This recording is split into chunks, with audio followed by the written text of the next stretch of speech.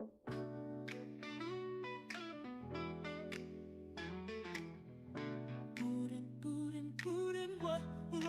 happened today?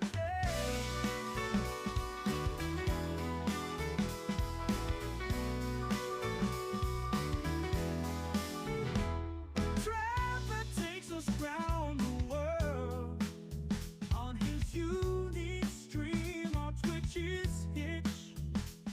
Twitch.tv/Hitch. We're ready to see what happens today.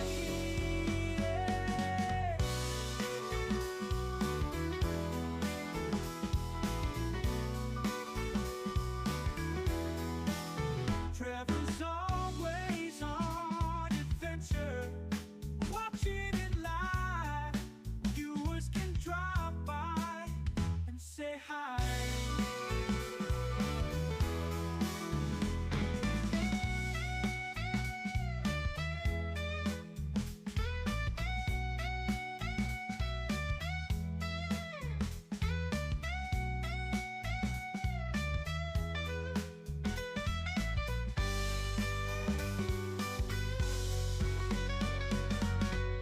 Trevor's always on adventure, watching it live.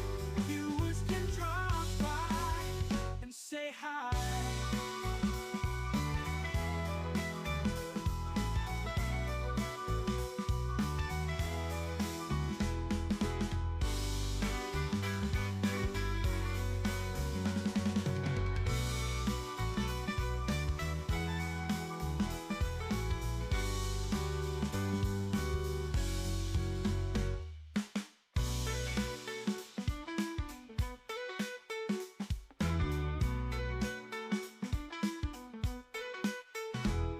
Trevor takes us round the world on his unique stream on Twitch's Hitch.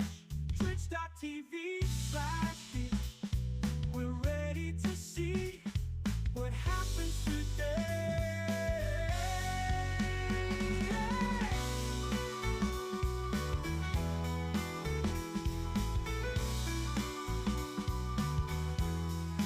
Trevor takes us round the world on his unique stream on Twitch's Hitch.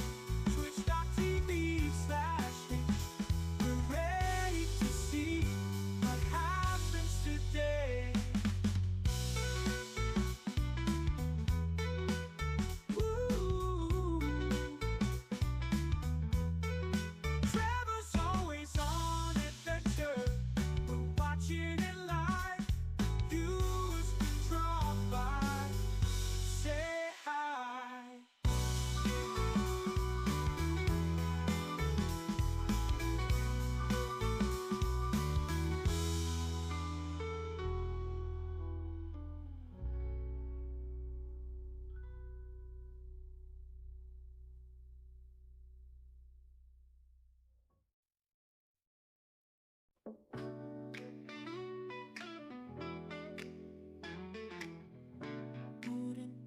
Putin, what happened today?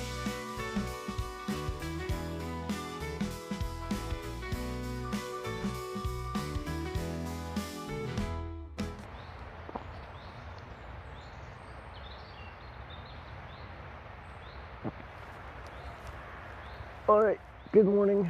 Welcome to Hitchhiking and TwitchCon Day 2. We're in just outside Bremen, Germany. Sleeping in some woods. Just sleeping in some woods. I slept okay. I woke up 7 times for all. I'll sleep again. Anyway. As I started the stream, I pulled up my Stream Buddy thing and it logged me out of Twitch, so I had to like swap SIM cards just to do text verification to log into my Twitch account. Which is annoying, but now I gotta swap it back. This phone doesn't have internet now, because I don't have roaming on that Canadian SIM card. Show you German wood bugs? I only found one tick. Well, so far. We'll see. I go to the bathroom this morning. We'll see. Oh, wait, now my chat isn't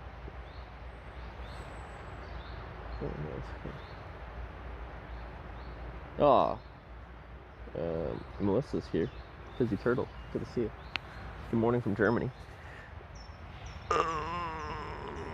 Okay.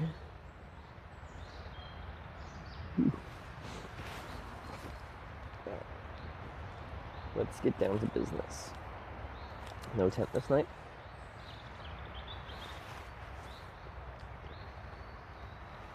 It's together now because of British Airways.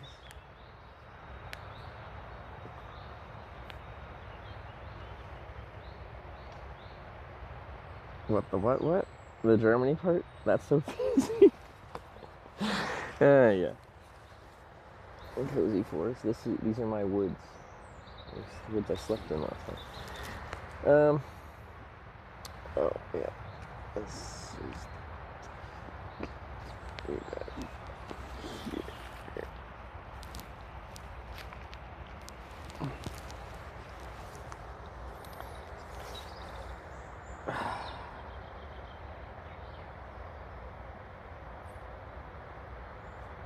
Okay, yeah, I gotta swap the SIM card back here. How do I do that? So this phone actually has internet.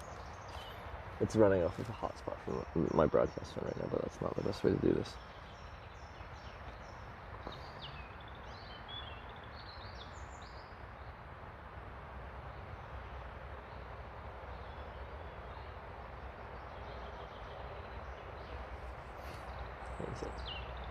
So if any alerts come up, like when we're going through Tizzy with the 37-month resub, thank you. Next couple minutes we won't have any like audible alerts. You sleep tentless. Yes, because I don't have a tent. I have no tent to sleep with a tent. Therefore I slept with no tent.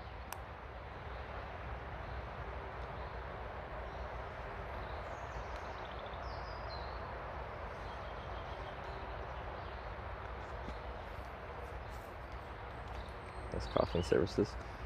I don't think we're gonna have much for breakfast here, unfortunately.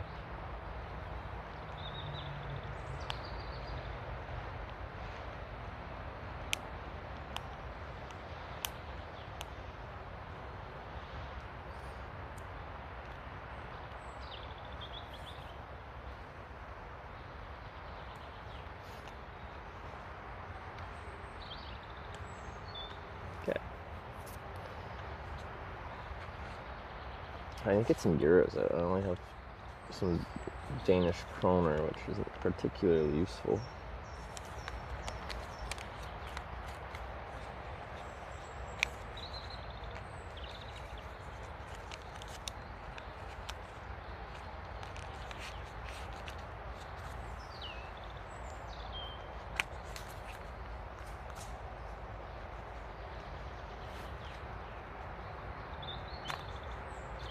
How many miles are you making a day? We did like 400 kilometers yesterday. We got about 400 kilometers to Rotterdam, which I want to get to tomorrow. If I can.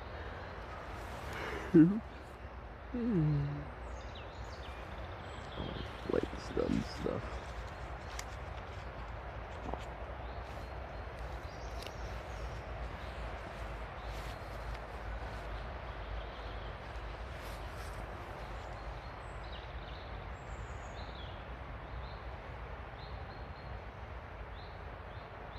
Sorry, just getting this second phone back up, swapping SIM cards. Cowboy camping? Yes, because British Airways lost my tent.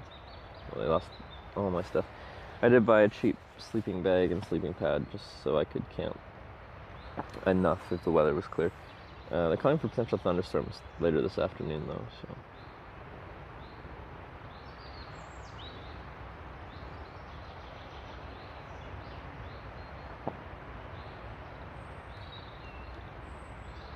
Okay.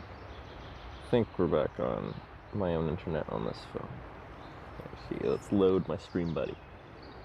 Okay. Join channel Hitch. Yeah.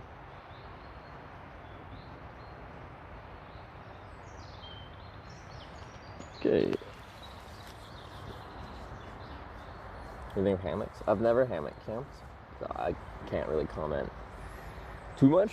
I know a lot of people enjoy it, and I would like to try it on some trip. These would be some great woods to handle camping. The tree spacing is nice.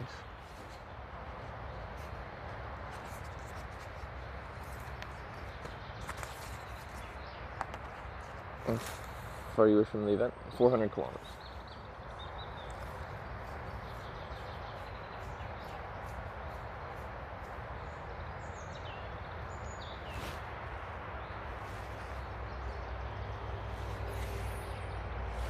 So I slept with my clothes on, which is rare, but I slept with my shirt tucked into my pants and my pants tucked into my socks. And then any access points here and here were like heavily deeted. The intention there being, I did find a tick. Actually, I was talking to Sarah on the phone. I just had my phone up, and I just saw, it was dark at this point, a tick like walking across the screen of my phone with a very distinctive shape, and I'm like, well, apparently there are ticks.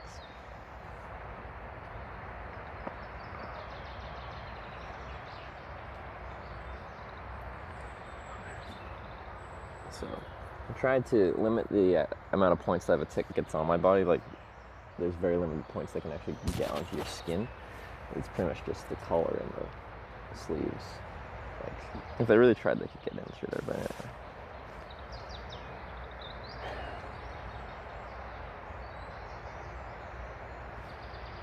Can you pull the microphone for a little? Is it quiet? It's usually exactly in this spot. Because I put this. Actually, I should turn this on. Power on. Battery high. Your device disconnected.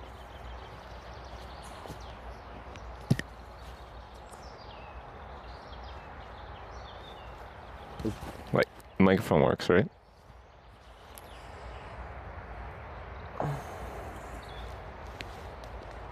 Because it could be quiet if we're running off the internal mic and it's just not working right now.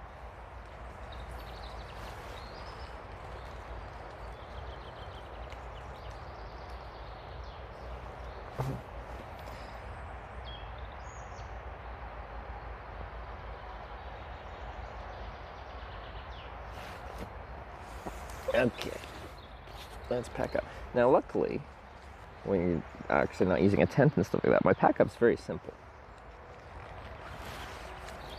Where'd I put my bag and straps though for this? I don't remember.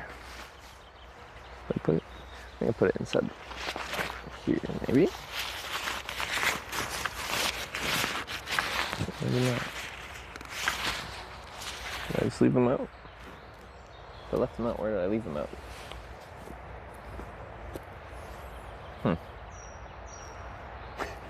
Just saying, pack up's easy, but I need a bag to put, well, this in. The fold-up pad doesn't really need anything. Other than that, could be. I don't think it was, though. Anyway, let's get my boots on and stand up. Check fruit.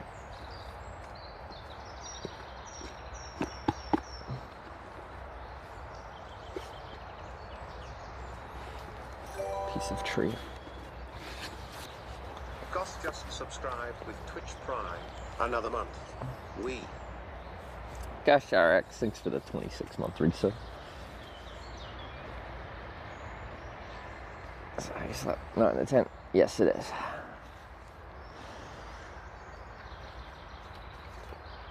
I would have slept in my tent, but British Airways lost it.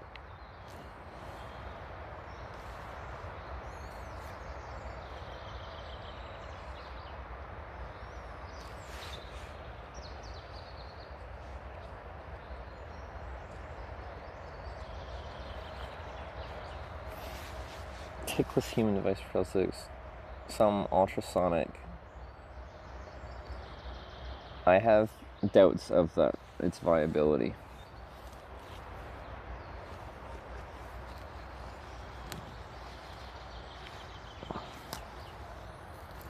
I don't know. I feel like I'm just out in the bush all the time and I've never heard of it before. I feel like I'm going to be talk of the town of not working well. But I do want to try its permethrin treatment on my clothing.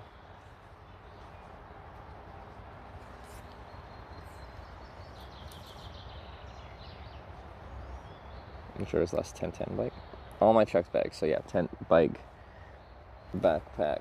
I bought a backpack just to do this trip for like a couple days of traveling, which is annoying because I don't need a new backpack. I've got lots. Well, actually, one of my backpacks is falling apart. Okay, so that's a sleeping pad or bag. Where did I put the...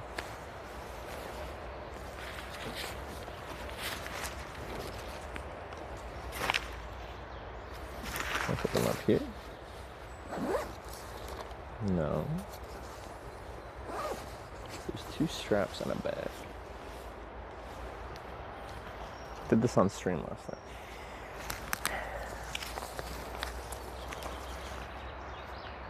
It's not there.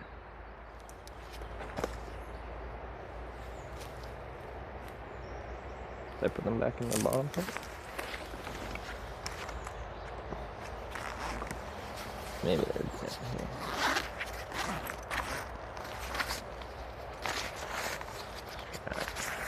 There we go. Strap bag. Perfect.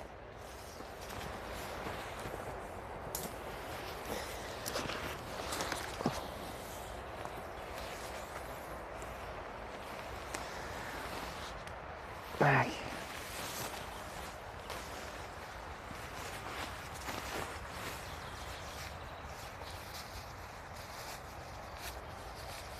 I had trouble sleeping. I woke up several times, but I didn't sleep, so it's okay. Give away backpack and finish. I actually did say that like yesterday. I'm like, I could just give it away to someone. Like shipping to Canada when you get your luggage. Potentially. I have a friend in Belgium that said he already has like a box of stuff that I dropped off another time when I was there. So I could drop off some more stuff there, probably. But at some point I'll just need to ship some stuff back home.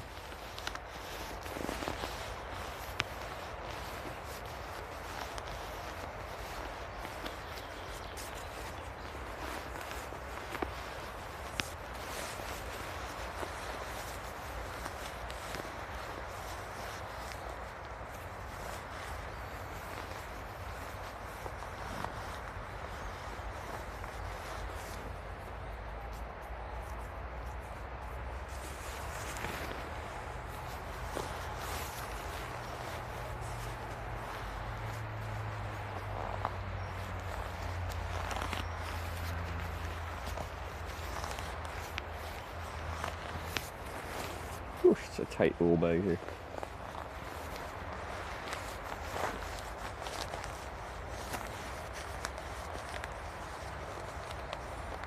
Alright, what we got there?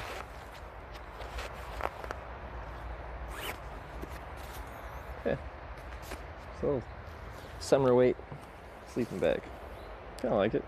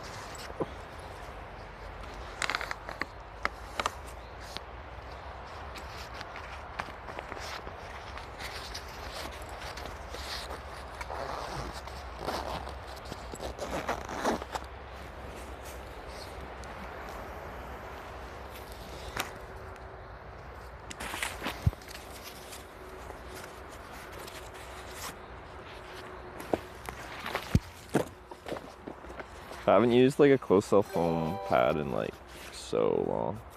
Kern's dog cheered 100 bits. Did you check for ticks? I didn't this morning. When I go to the bathroom this morning, I'm actually probably going to strip down a bit and check the most likely spots.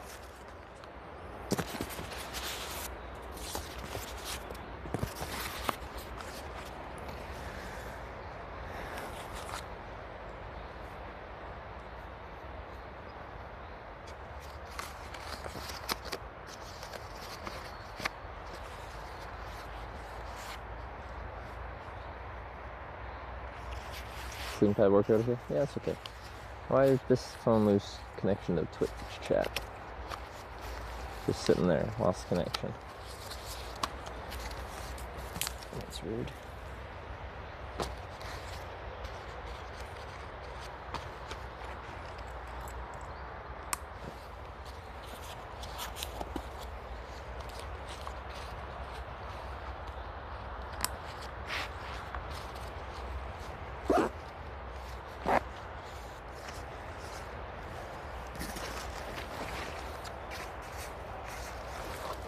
Some kind of mosquito tank. DEET. Bug spray. That's it. That's the extent.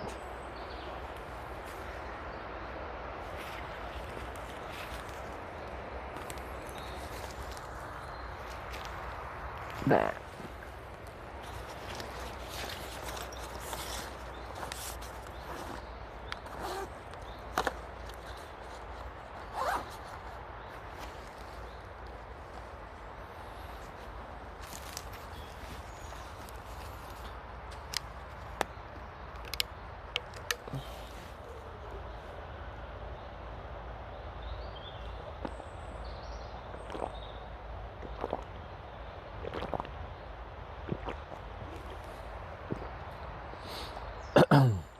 Well, backpack and sleeping pad, but no tent.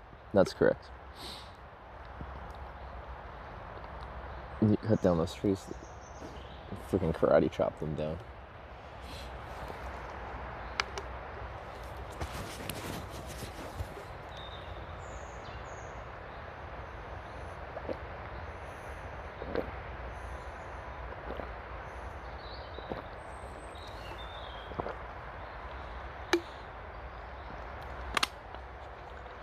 Considering the same time zone finally, we are.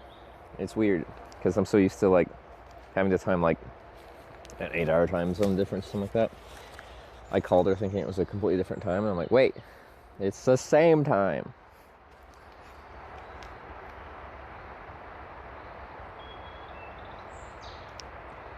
Get some high-end gear for necessity.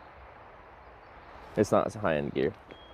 It's like the in-house brand for some outdoor gear shop. Oh, the brand's called TLT. This is the cheapest thing I could find that was functional for both the sleeping pad, sleeping bag, and backpack.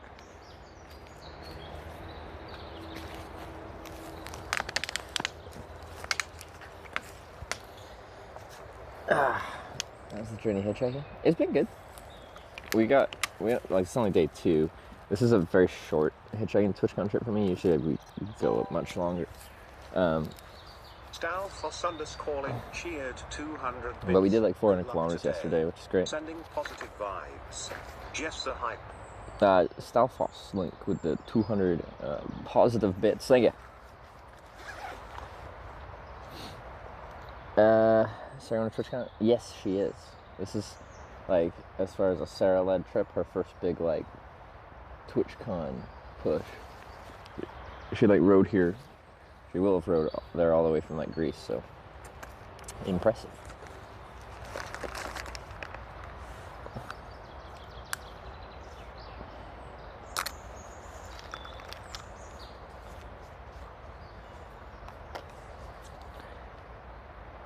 How do you sleep? Like I didn't get a full 8 hours or anything. I was on and off. It's fine.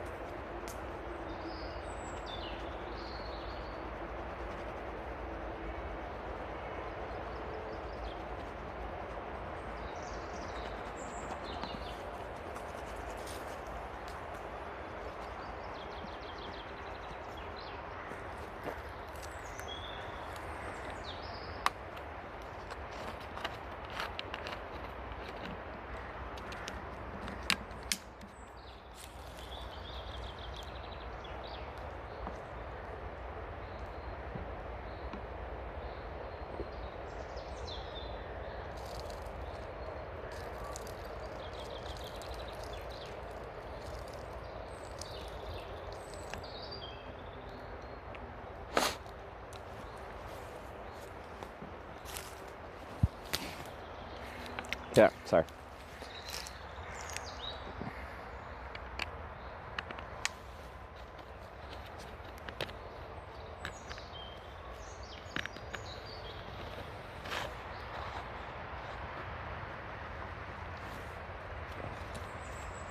It's basically insulated, don't use too much ground heat.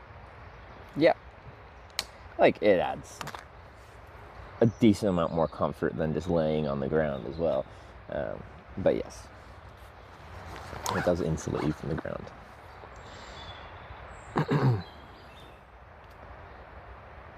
Been sleeping rather rough lately, like this, but even my old sleeping pad has a puncture and I tried to fix it, but it's still losing air. So I always wake up laying like directly on the ground on this trip, which is annoying. What woods are you in? The random service area near Bremen woods?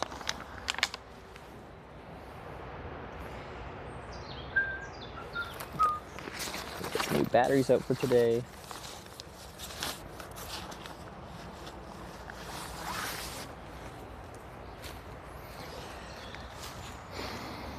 Could sleep in a hammock. I don't have a hammock. I didn't sleep in a tent because I don't have a tent. Wish I was lost it. Battery. This might screw up the audio and I might have to fix it, but we'll see. You tell me if it screws things up. This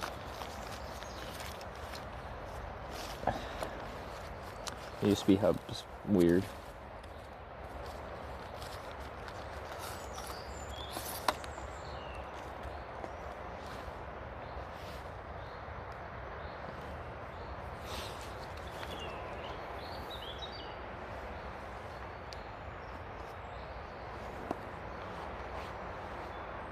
Okay.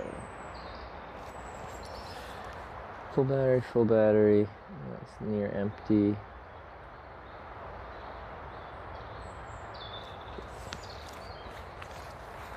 Empty battery.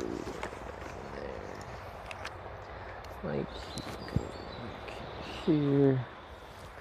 Headlamp we can lock. Go back in there.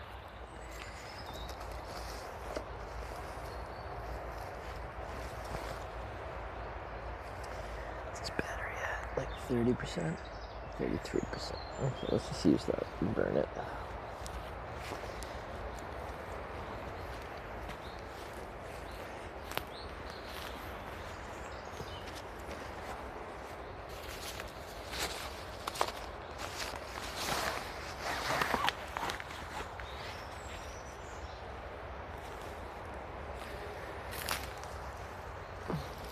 Tons of wood bugs are like sleeping on my little satchel bag. These dudes.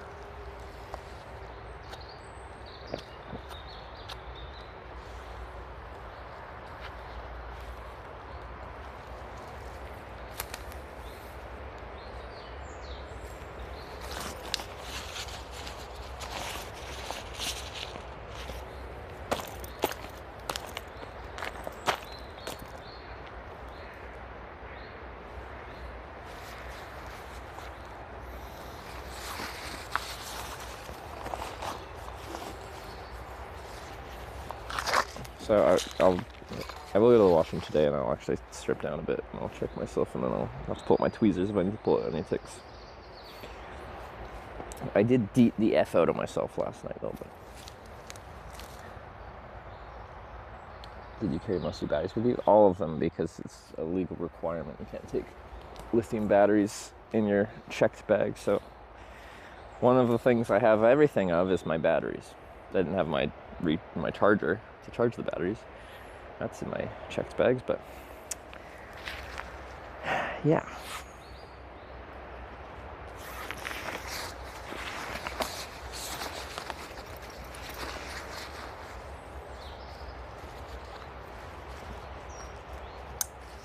I need a new sign now because I have a south sign and a Bremen sign. We're pretty much in Bremen now, and we don't necessarily need to go straight south. We're going southwest in general. This is packed weird, isn't it? Alright, it's fine.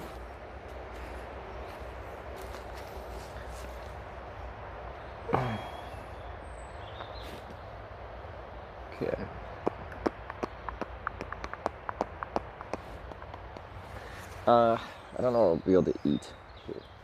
Probably a pastry. And some chocolate milk and a coffee. Fast Attack just subscribed with Twitch Prime. Fast Attack, thanks for the 3-month Prime. Thank you, thank you. So you covered lost bags more than once. Well, makes sense. People are like, why are you doing what you're doing? And I'm like, because I don't have my normal stuff. So it comes up all day long.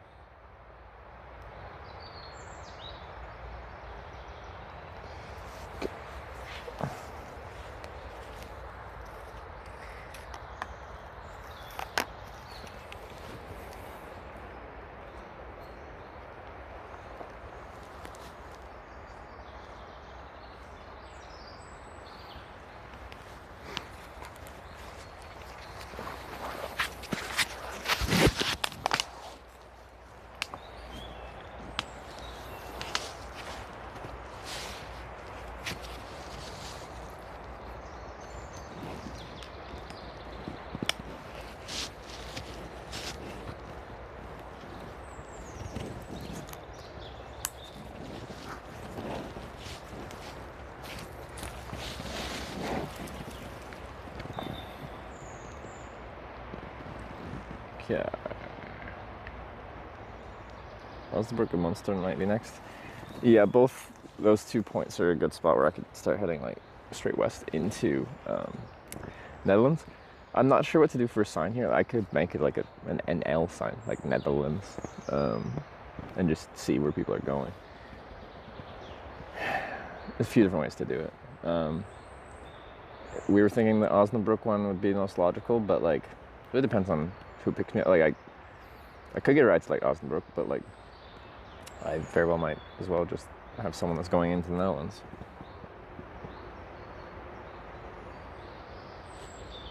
Let's get over here.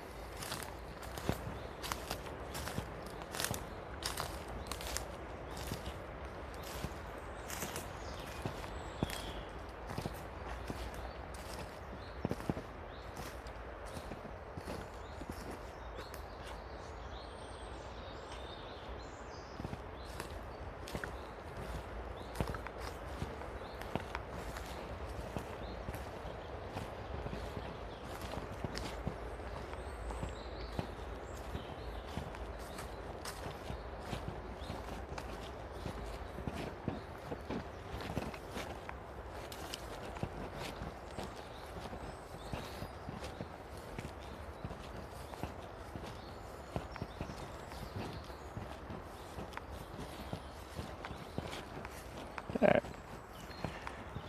Back to the road, connects to the service area. Service area is just over there. And if you look close enough, you can see that if you use your Amazon Prime account and connect it to your Twitch account, you get 1 free Prime sub a month. You don't have to pay. Get 1 for free.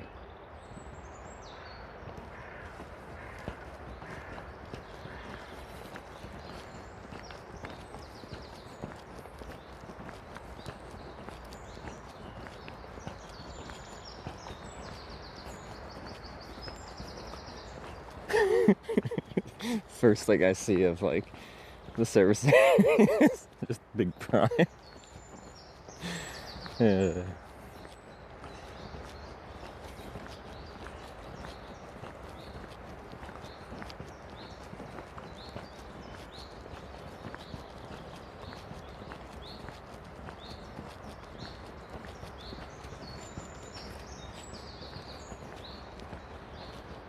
you're actually parked here now.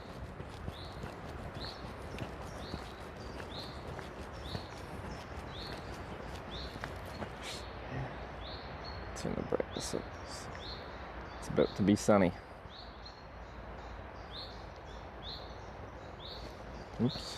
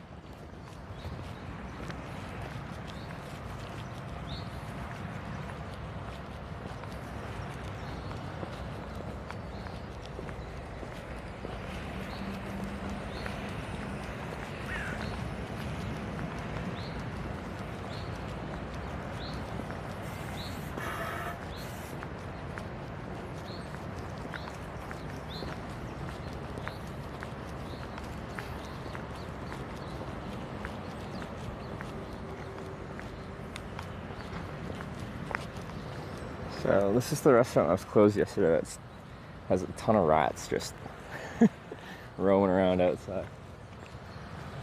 The only thing open is the little actual gas station, which does not have much for food.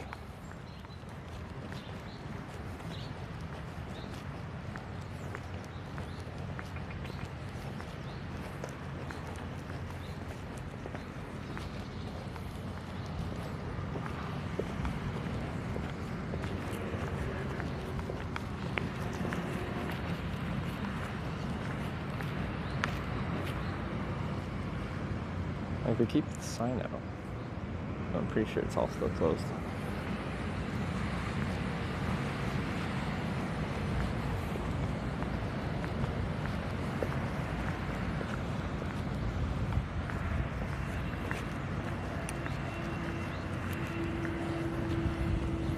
So I don't know where the best spot to stand will be here. ZoziX just subscribed with Twitch Prime. Thank you, Prime Truck. Zozy, thanks for the 5-month try. It's a little quiet, isn't it?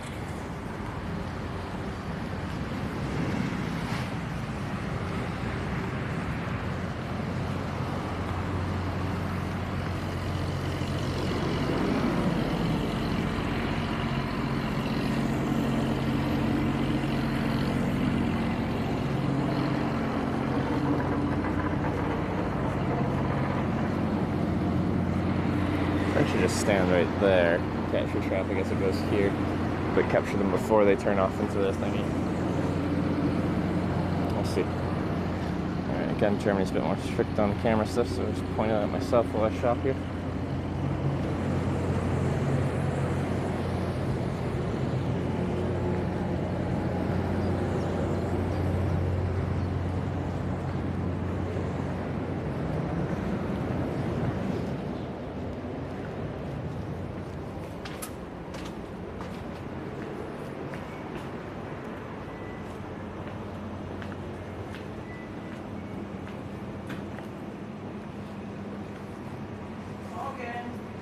Morgen.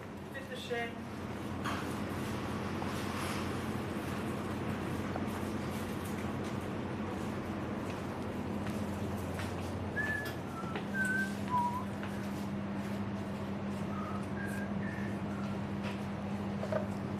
Alles reingepasst? Jawohl. Wunderbar. Ja, passt genau. Danke. Ja, wie viel Karton habe ich heute? 28. Wunderbar. Wo war das? Ja. Oh, I pay here. Gut, wenn du donnerstags kommst, dann habe ich die Truhe leer und dann packe ich gleich alles nach vorne. Ja. Danke. Tschüss. Tschüss. Sie kommen alleine zurecht? Hmm? Alles okay? It's okay. I think.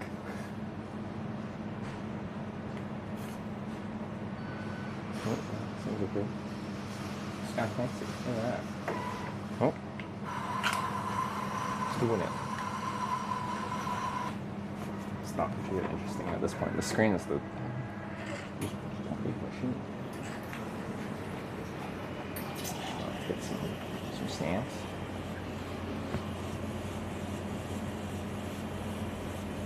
Some fricadelle mit Brötchen.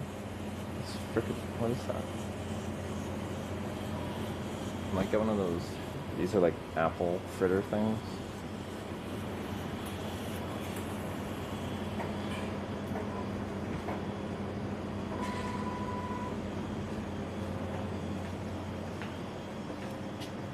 Alright. Please remove your product. Alright. I even switched it to English. Do they have lids? Yes, they do over here.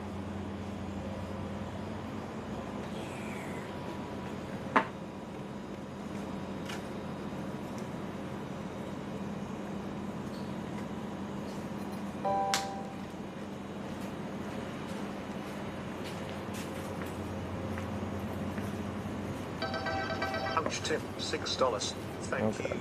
Oh. I need to pause that. I need to order.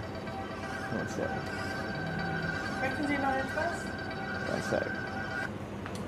Get ein Apfellecker. Yeah. Bitte. And ein chocolate croissant. Yeah, yeah.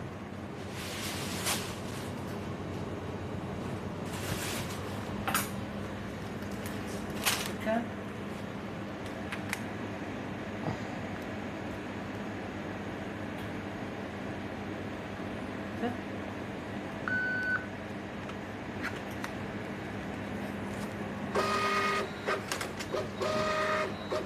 Danke. Dankeschön. Bitte.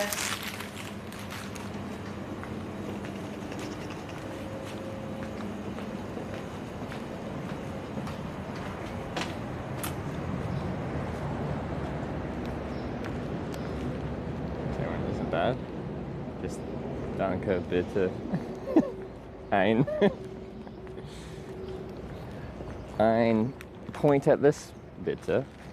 Nailed it. Pretty much fluent in German. Yeah, we're going back to the rats. Look at all these bikes. Nice.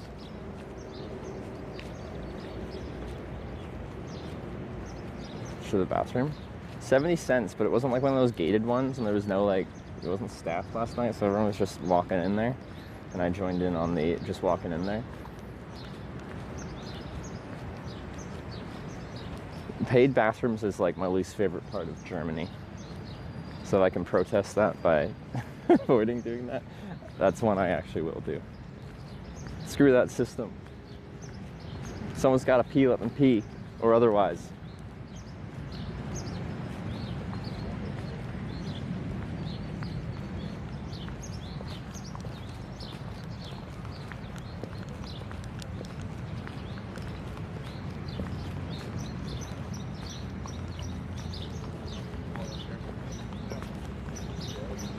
Sit up here again, have some breakfast with the rats.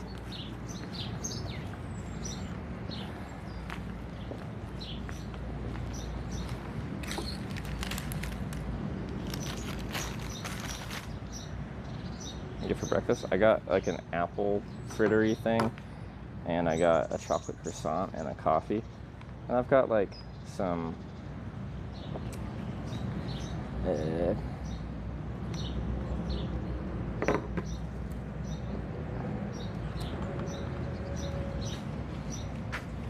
what's the word I'm looking for? Beef jerky, that's the word. For a little protein in my bag.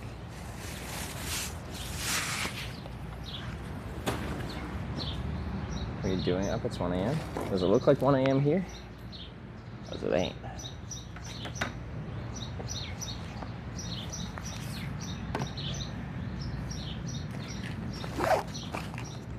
Get a little bright out.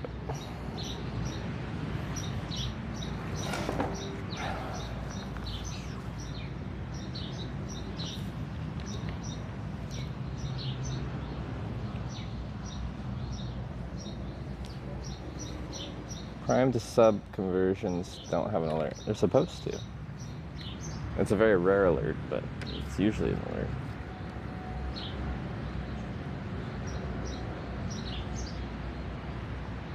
We had media share. Sorry, I paused it because I was about to order stuff, and I'm like,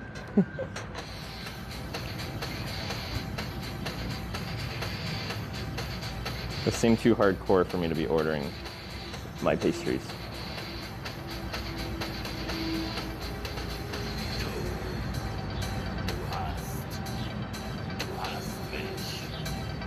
Oh, we got an email from Air France. Your baggage has arrived at the airport. Arrived at Billund Airport, will be delivered to the address you provided in your missing baggage form.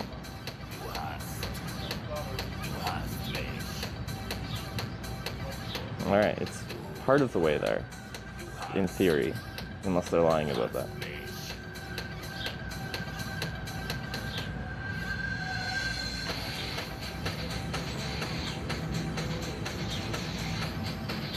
So when I asked for them to reroute it to Rotterdam, it was still in like London or whatever. My gear was, theoretically. And I'm like, would it be easier to just try to route it from land at Heathrow directly to Rotterdam, because I'm sure there's flights. And they're like, in theory, yes, but we don't trust British Airways to do that. So we recommend you keep your original itinerary, have them send it to where they're supposed to send it initially, and then we will personally get it on our flight to the Netherlands and get it to there. I'm like, you know what? That sounds reasonable. Music_core just subscribed with Twitch Prime. Yo. Mzig with the 3-month resub. Thanks for that. And while we were in there, Self-Text Scope with the $6 for the absolute banger of a morning song.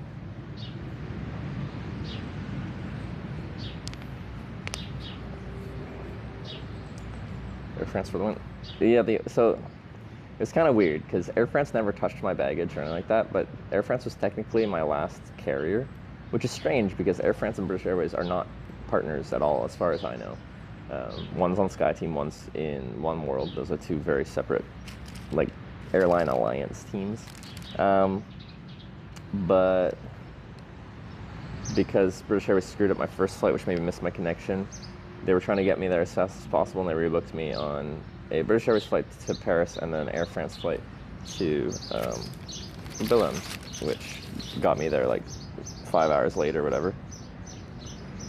But yeah. Oh yeah, so I had to make my baggage claim with my last carrier, the carrier that I arrived on, which was Air France, but you know, they never touched my baggage.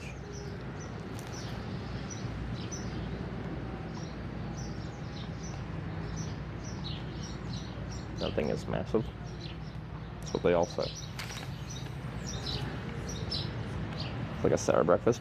Yeah, I wish I had better breakfast. So whenever I talk to Sarah, one of the few things that comes up is usually like, she'll say she watched me eating breakfast and was very jealous of my breakfast.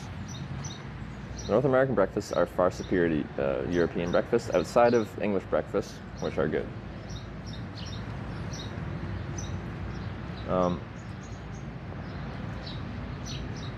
Yeah, I find European breakfasts very underwhelming.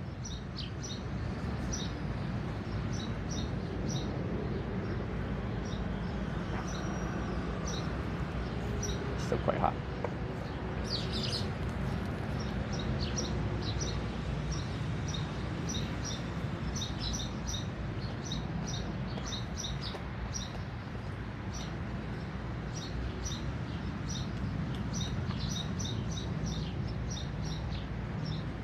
Tried Turkish food in Germany, maybe done there. Oh, I have. It's good. It's just not breakfast food. Most European places have great dinners. They have their own unique style of dinner and stuff like that. It's good. Breakfasts are where they falter.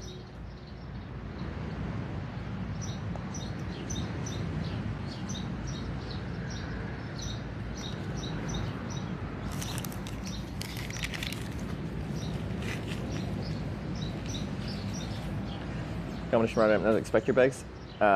Yeah, I called them like 2 days ago and said, like, you know, inquired. I'm like, is that possible? I'm staying from like Friday through Monday. I don't know what day exactly it would show up. And they said it's not a problem if it shows up when you're there. You don't even have to notify us. But since you don't know when it arrives, just send us an email with your confirmation number and your dates that you'll be there. Just so if we get it before you arrive, we know, like, whose this is, why this is here. So I sent them an email last night.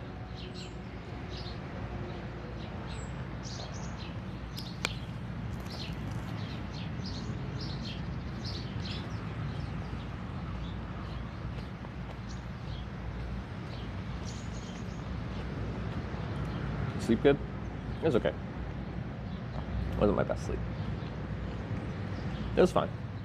And like, I'm just lucky that the weather's decent right now. I don't even have a rain jacket. So like, there's supposed to be potential thunderstorms this afternoon. If it rains, I don't have any rain protection.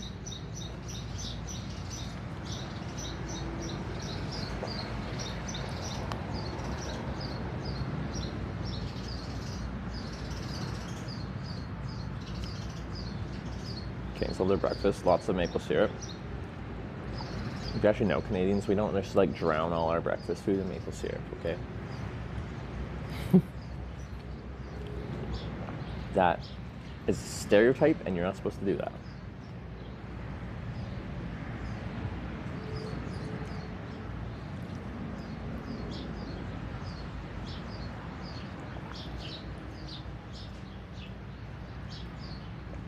Hotel confirm receipt email. I emailed them late last night, and it's decently early in the morning, so but to answer your question, no, they haven't responded to my email. I don't think they'll throw out my baggage, though.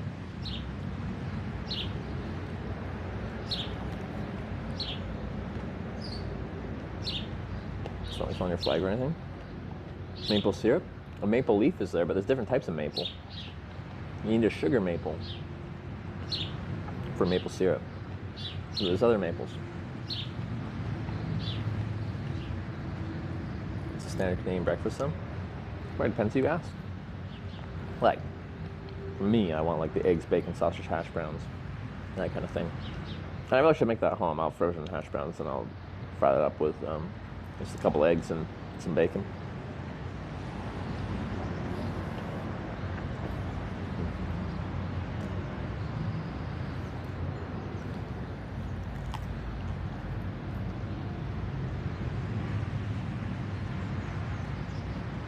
Police Chase Network, thanks for the raid. Police Chaser There it is. Network raided my stream with 117 viewers.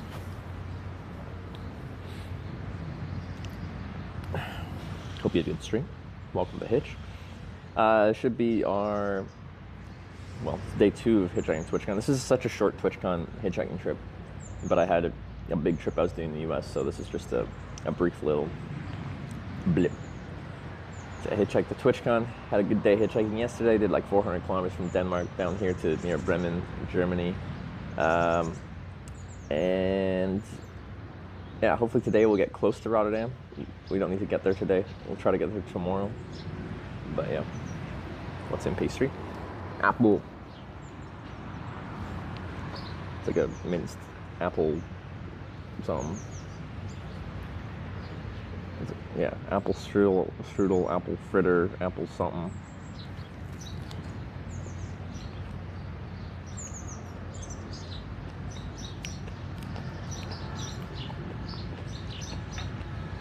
Should I see it? Is J3C also streaming super early, like TwitchCon day -1 now or something? This is gonna make noise because Twitch's app is horrible. It's not on yet. Okay. Bully. There it is. Twitch in there. Horrible app.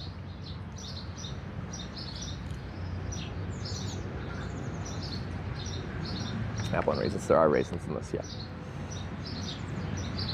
Which I like, but I could see that being a controversial just snacks for the rats. Listen, Polish or Ukrainian? It's Ukrainian.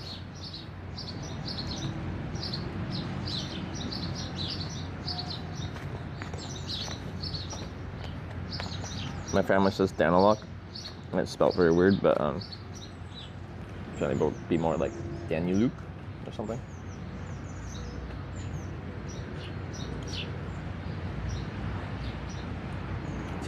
He was all anti-streaming TwitchCon coverage.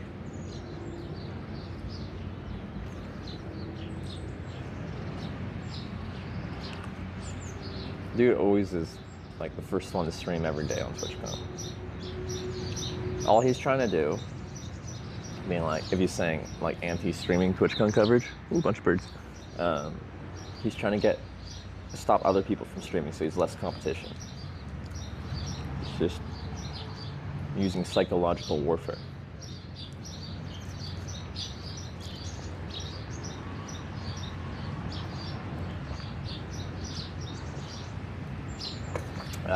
Plans after TwitchCon. So me and Sarah actually have plans. We have a few things we want to do.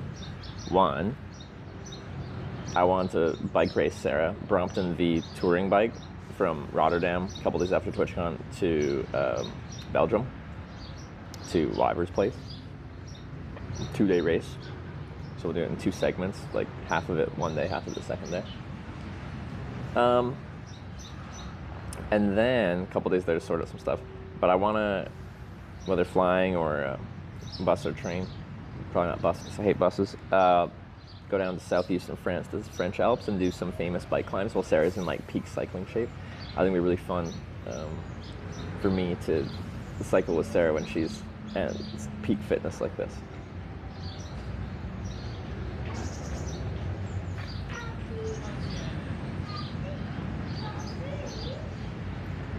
Said not this year. He's going to stream. When he streams, he's getting okay. So, Jay Streesy.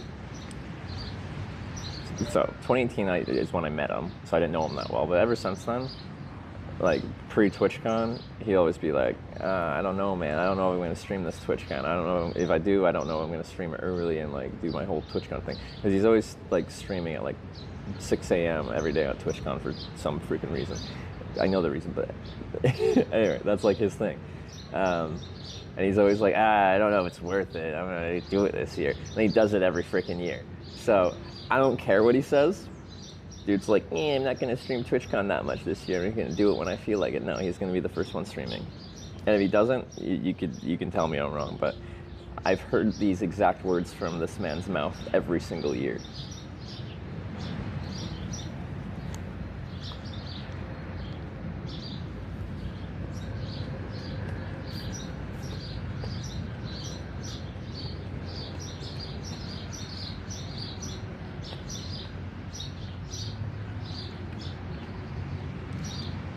Where's TwitchCon this year? Rotterdam for EU, and it's back to San Diego for NA.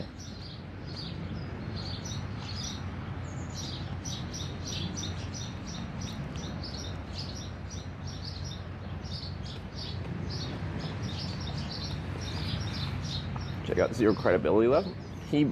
Boy who cried wolf about streaming at TwitchCon is me. I don't believe anything he says about it because he's going to do the opposite.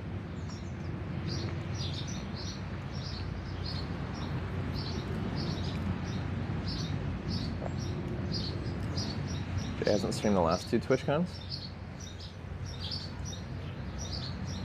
Vegas and Paris? Pretty sure he streamed them.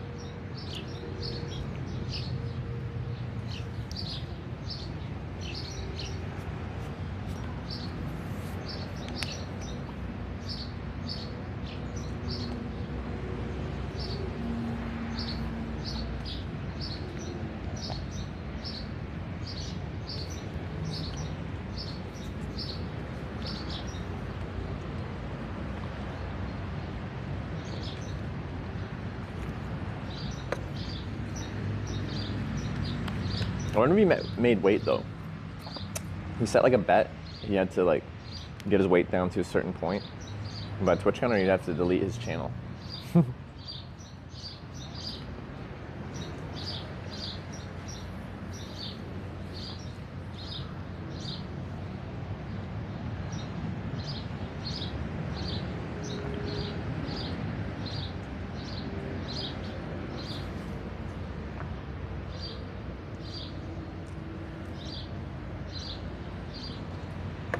He's actually doing a bunch of bike streams in Korea, where he lives now, on his 3rd channel.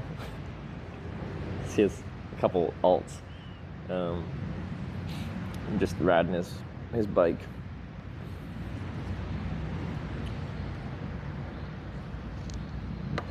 Okay, so I'm just taking a little bit easy, having some pastries for breakfast. I got another chocolate croissant here in my coffee. We'll put sunscreen on, and then I'll figure out where to hitchhike. Oh, I need a sign as well. What do you guys think for a sign? 3rd channel. Well, he had Jay Streesy, then he had Jay Streesy with like 2 Ys or 3 Ys or something like that. And now his 3rd channel is 3rd Monitor, which I actually think is a great like channel name for some of the IRL streams. It's just like people say they have it up on a 2nd or 3rd monitor while they're working. I think it's good. Same shirt, the yellow and black thing. It's a little like badge thing. Where is it? Down on the cuff somewhere. Oh, somewhere. I don't know why. It's just like a row of different colors. Anyway, style, fashion, symbol for something. Could be anything.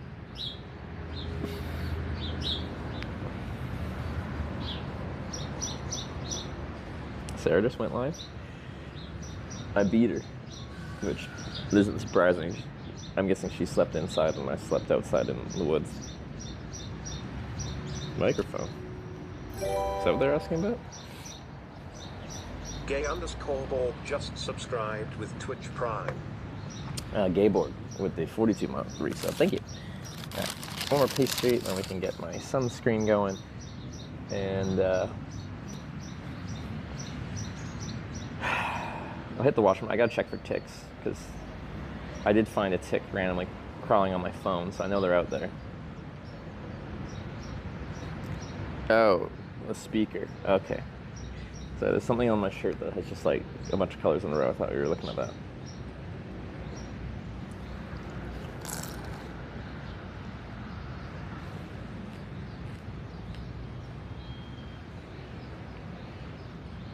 Jay's sick today. That's no fun.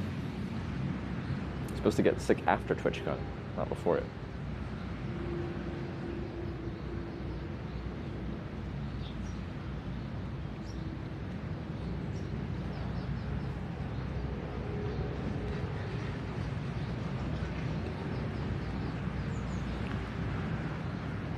High percentage of people actually do get sick after TwitchCon, which could screw up Sarah and my bike race if we did get sick, so.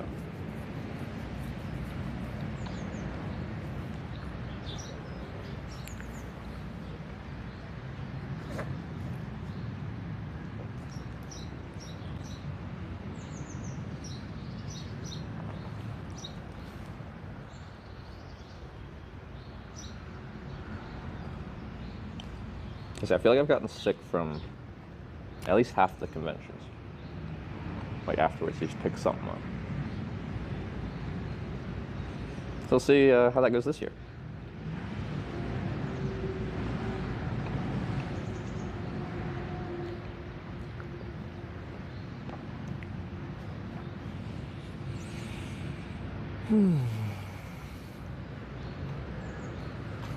Stream picking up badges. That's usually my goal.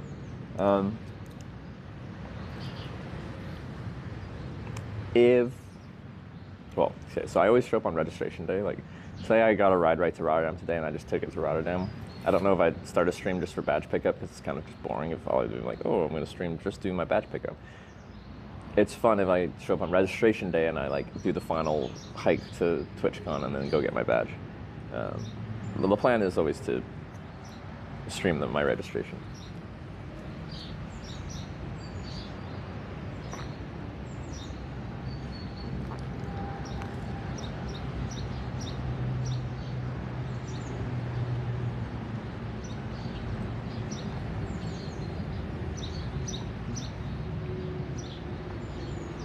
But I will be streaming Saturday at TwitchCon. You didn't book a hotel last night? There's no hotel here. You were telling me I should have just gone into Bremen and got a hotel. But like, once you're in a city in Germany, it's hard to get back out onto the Autobahn network. Like the on-ramps aren't very good here. So you're better to just stay on the Autobahn network and try to get rides to the next place that also has another service station like this, hop service stations. It's much better. It's Bremen. I do Osnabrück, then just NL. I think I should try to get right to Osnabrück first. I don't know. I think just from here, NL is probably fine. My concern with Osnabrück is like, I don't know, what if someone's like driving back home to the Netherlands and they just, I don't know, they live on the coast somewhere and they're like, Osnabrück? Where the heck is that? I don't know where Osnabrück is. Munster/Cologne might be a good sign. Yeah, going west at Munster was another option for routes we could take.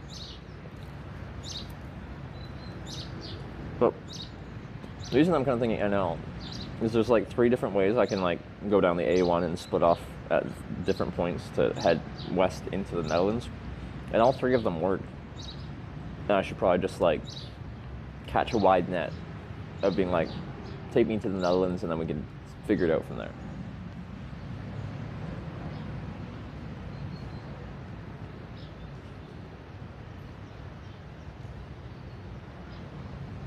Need to be at the junction of the motorway, change from 7 to 1. Well, ideally I would just not be at that junction because it's probably illegal to be at that junction, I'd get a ride taking that junction and heading that way.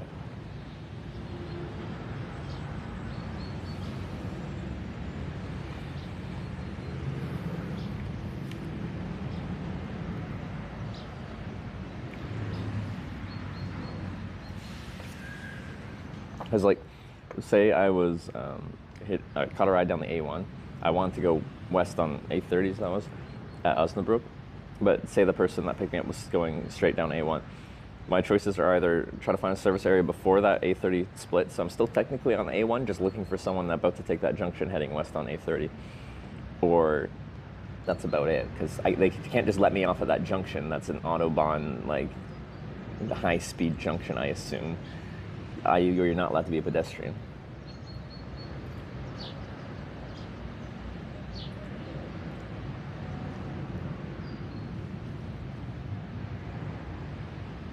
Try to find a truck stop, Autohof. Is this not? This is that. There's a million trucks here last night. A lot of them have left already, but trucks are not, pretty much anywhere I go, trucks are not my main method of transportation. Like, if I get a truck ride, that's great, and it happens sometimes, but a lot of trucks just can't pick you up these days.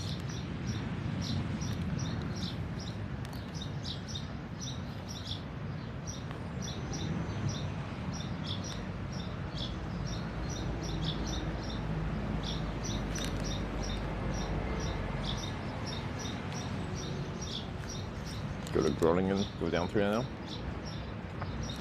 Is it the network? Like, the network's cut in and out a little bit on the Autobahn here, but it's like, it's fine. German network is really bad when you get off the big thoroughfares like this.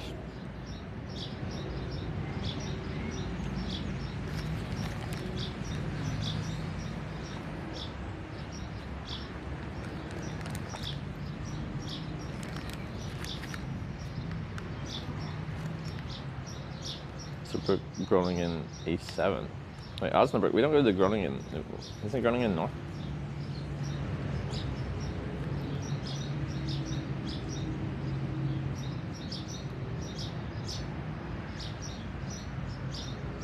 Truck drivers tend to be a bit depressive. I like truck drivers. I find them interesting people to talk to. I would disagree with that statement greatly. I feel like that's a very strange statement to make. I say I like getting picked up by truck drivers. One, because they're quite often going a long distance, but two, I'm high up, so I can kind of see everything around me quite easily. And then three, they travel a lot. They're around a lot of places, so they usually have a lot of stories to tell.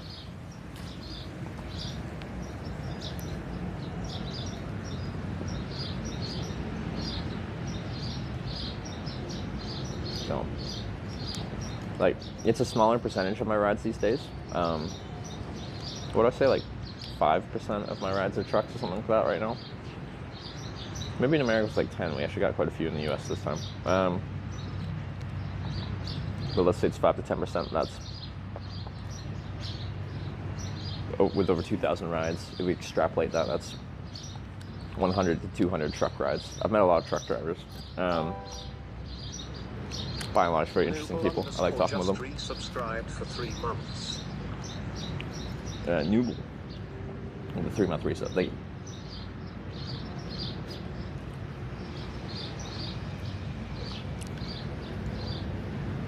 Nubble?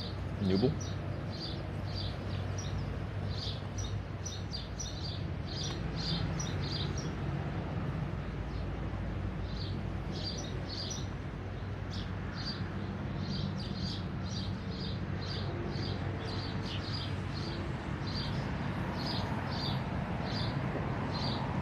Seems strange that they can't drive after 10 p.m. Like, when you want, truck drivers wanting to beat traffic, like when there's less traffic, isn't that a good time for trucks to be doing all their trucking? I've met lots of truck drivers that like sleep during the day and drive through the night just because they don't have to deal with traffic.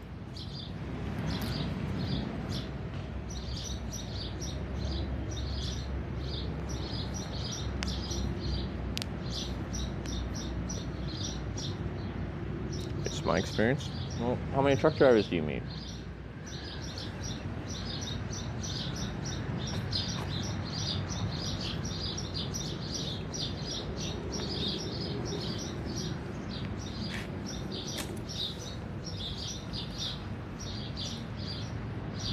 Sarah went live. I heard. Very excited for Sarah. For me, this TwitchCon trip is a fun short one, but it doesn't feel like a huge expedition. It's 2.5 days of travel. Pretty much 2 days, because I started late yesterday.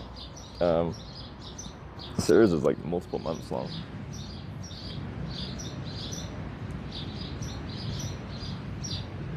They're kind of a few hundred, maybe. So where are you meeting all these truck drivers?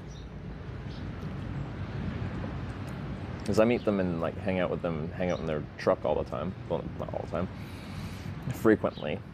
It's a small percentage of the people that pick me up, but it's just happens enough because of how much I hitchhike that I meet them regularly.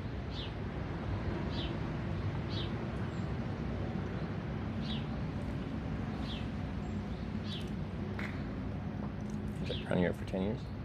Okay. Like, I don't know, we have very different experience talking to truck drivers.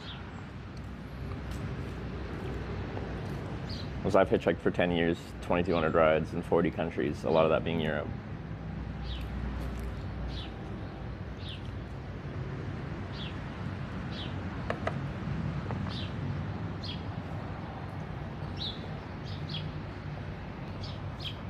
Rotterdam should buy a truck.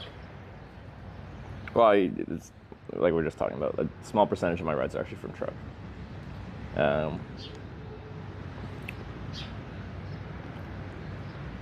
So I'm much more likely to get a personal vehicle, but I could get a truck, it could happen.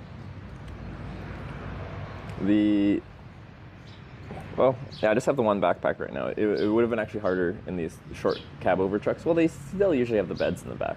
Now there'd be enough room to get my bike in there. I think people behave differently when being documented by camera. I hitchhiked for 4 years before I started filming. And a lot of that being in Europe. Like 20 of those countries were in Europe.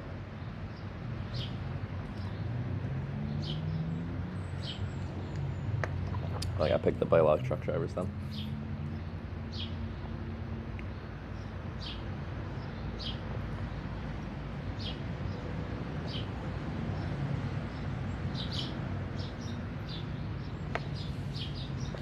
People open up some real difficult things for some reason.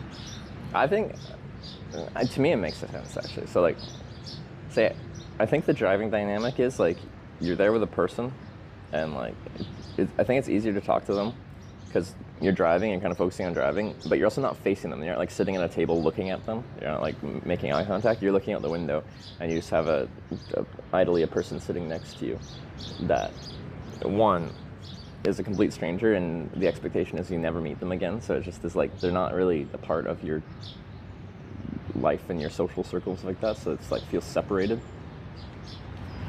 But I really think that looking forward rather than at each other thing makes people feel more comfortable once they get talking.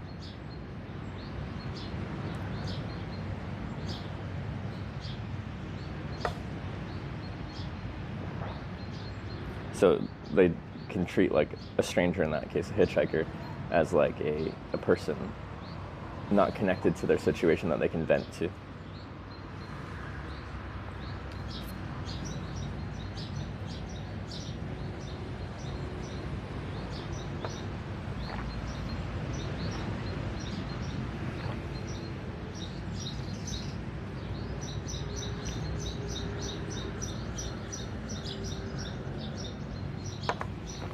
Heating up pretty quick. Let me do some sunscreen here. If I can find it. There it is. Trucks have left already? Yeah. I would have had to get up a lot earlier to try to catch all the trucks that were parked here, which would have been probably a good idea, but I fell asleep pretty late. I was talking to Sarah after I ended the stream for a bit, and it was close to midnight by the time we hung up. 11:40 or something.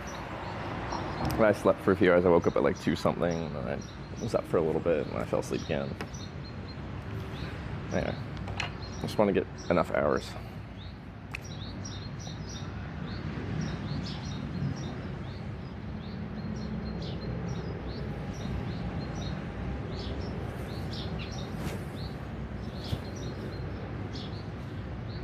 You would turn down a ride straight to Rotterdam today? I don't know what I'd do in that situation. I'd take the ride, but like there's a chance I'd just asked to get let out early, but I don't know.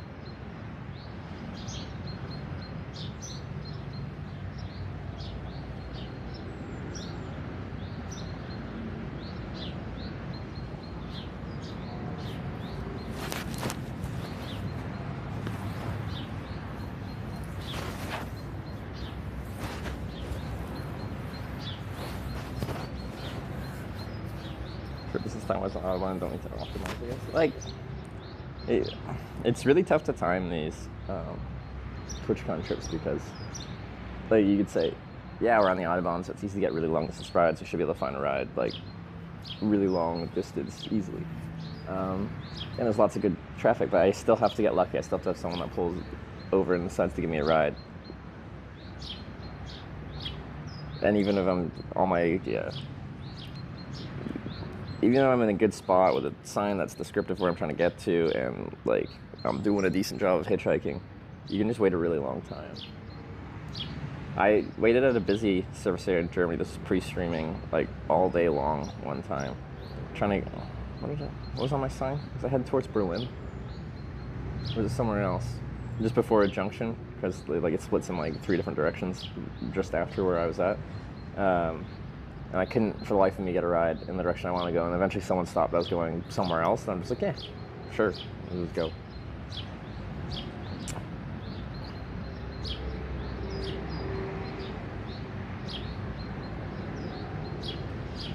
How long is your furthest ride? 3,300 kilometers from Deep River, Ontario, Canada, which is near Ottawa, to Lake Louise, Alberta. And I had one that was close, but a little bit shorter, in Russia, from Nizhny Novgorod to Novosibirsk. That was about 3,000 flat.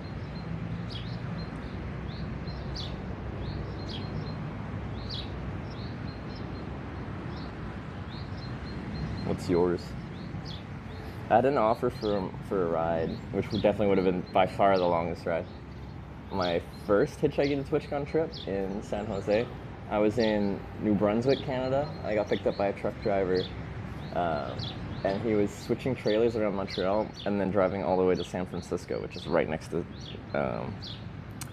San Jose there. And he's like, he said he could actually take me. He'd just have to actually contact his company, and he's allowed to take anyone he wants to. They just have to, once it's international, file like paperwork for it.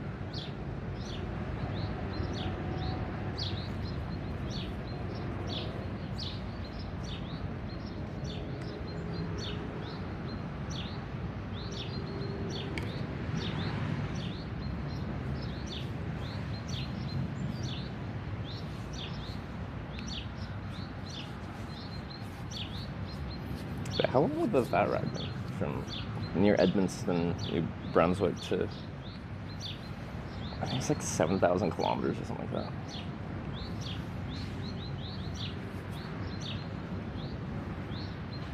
But yeah, I kind of limit my, now that I stream, like multiple day long rides aren't as fun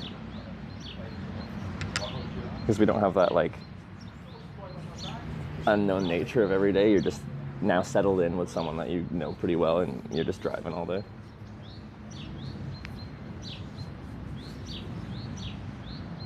Do you not take the ride? Oh, so I took the ride for the rest of the day.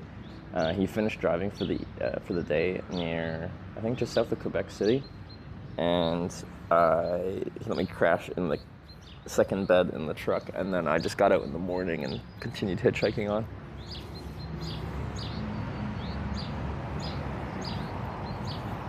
And this in southern Serbia to Gießen in the middle of Germany, line tours and detours, it was probably 1,800. Yeah, no, it was a good trip.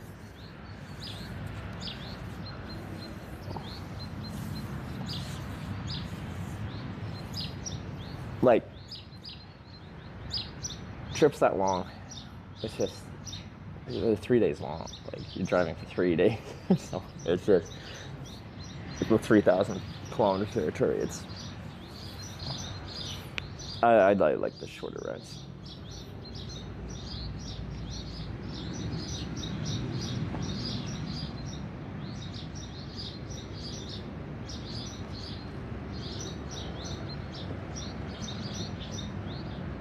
But yeah, doing a longer trip where you're doing like wine tours and stuff like that sounds fun. That sounds nice. We didn't stop at any wineries, but I got a ride in France in like a nice convertible going through like the wine region, and I'm like, this is so idyllic. Like, this is nice. Didn't do wine tours though. Bug spotted you last night? Well, I'm about to find out if I got any ticks on me. I did find a tick that was like crawling on my phone, and I crushed it and posted a picture on Discord. But I deeted the F out of myself, tucked my pants into my socks, my shirt into my pants, and gave them limited options to like actually get next to my skin. The main option is collar or sleeves. And yeah, I bathed in the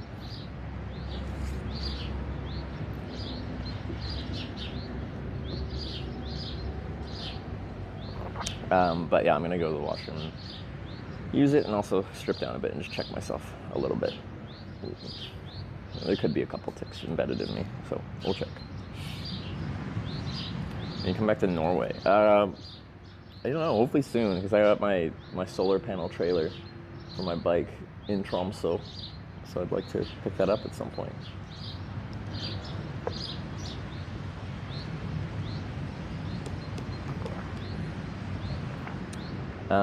Most of my coffee, and then we'll actually start doing stuff. I know I'm just chilling here in a little bit, but I'm just taking it a little bit easy.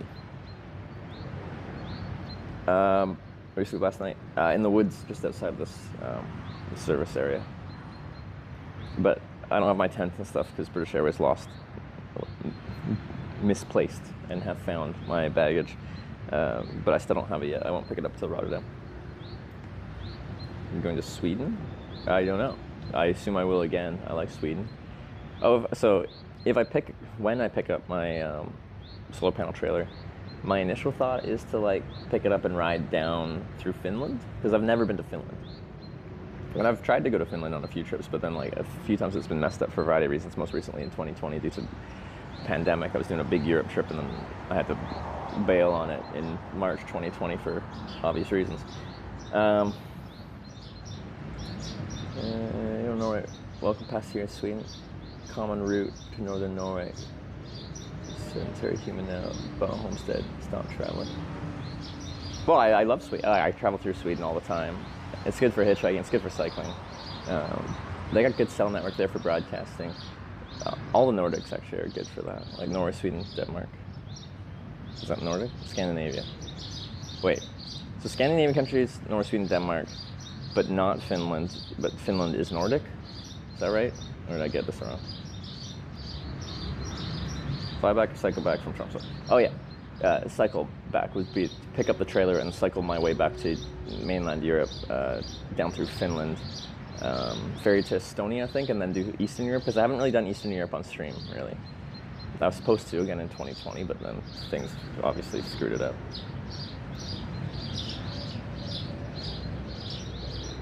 Yes, Finland's Nordic, but not Scandinavian. All right, got it.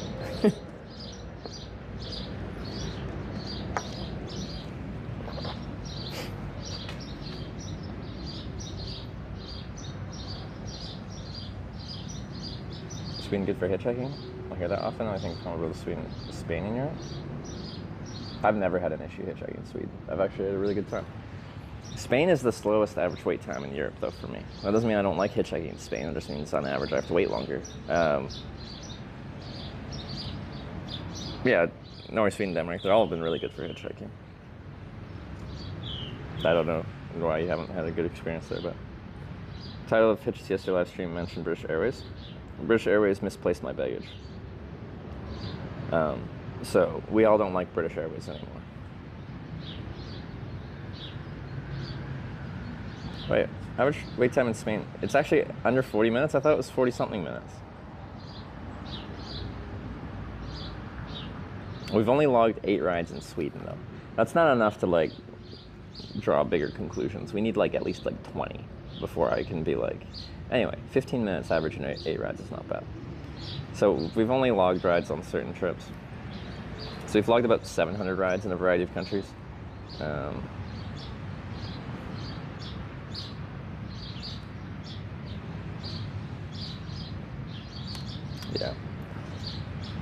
I have hitchhiked more in Sweden on multiple trips, but only 8 have apparently been logged.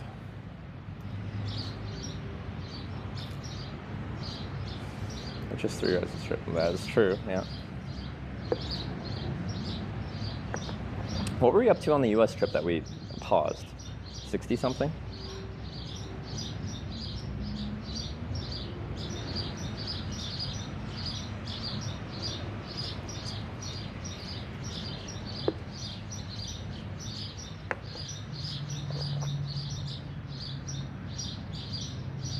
Only hitchhiked 2 times here in Sweden, both times. First car stop, first car. It's always a nice feeling. Well, my very first ride yesterday. So I come back to Europe after a while. First time sticking my thumb out on this trip. Very first car stop. Feels good, man.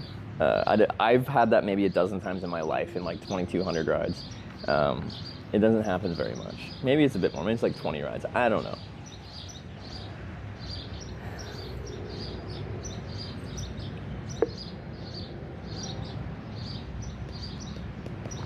But yeah, lucky.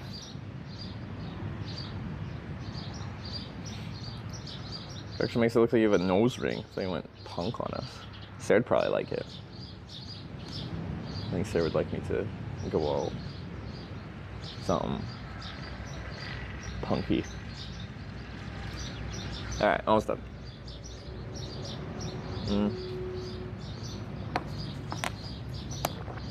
Should we just NL sign really quickly? Forgot. I could have just made a sign while we were doing just drinking the coffee part.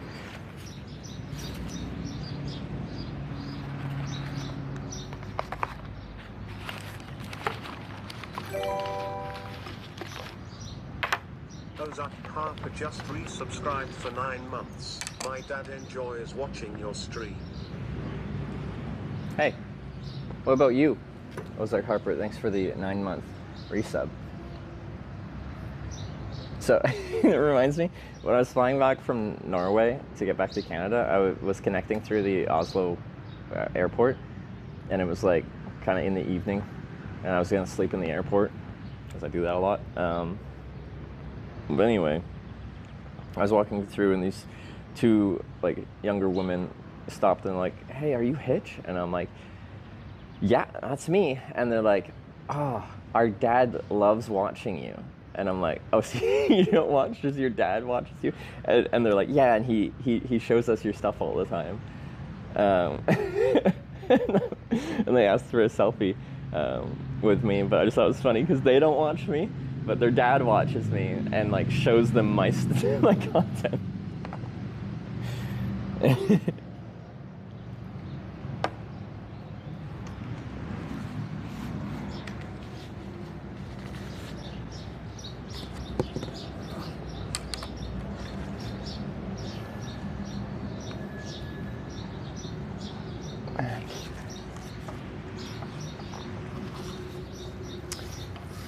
We'll just make a quick NL sign.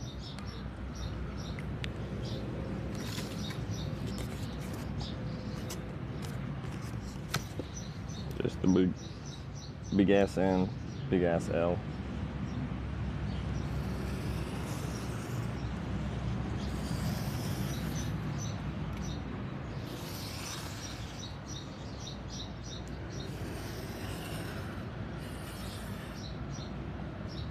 Wow.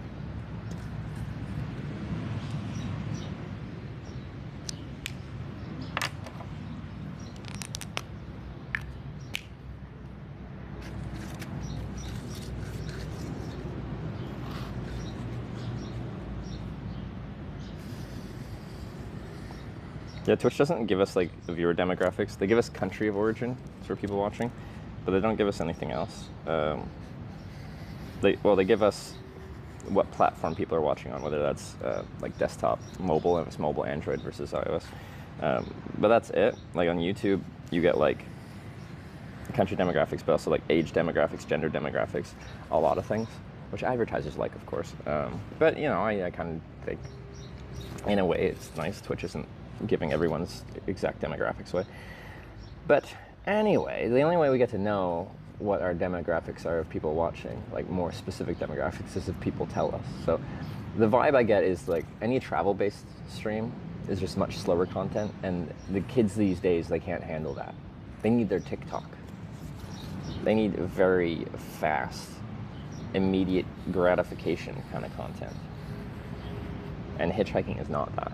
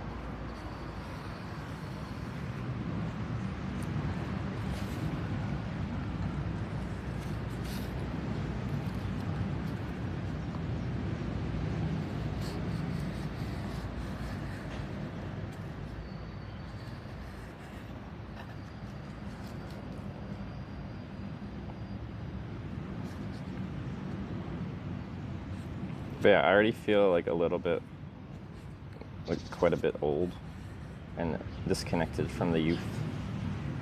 But I think that's a common thing. I am now 30. Getting a little bit more up there.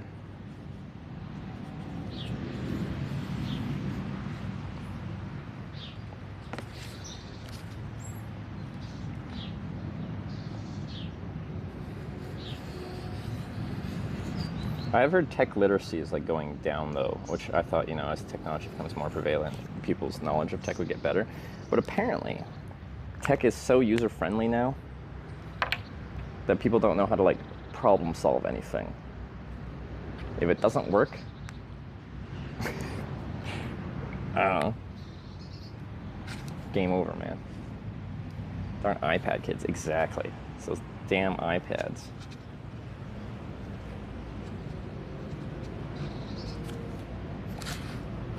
Okay, this is, I get too specific with my signs. I don't like it when it's all uneven at the ends of my letters.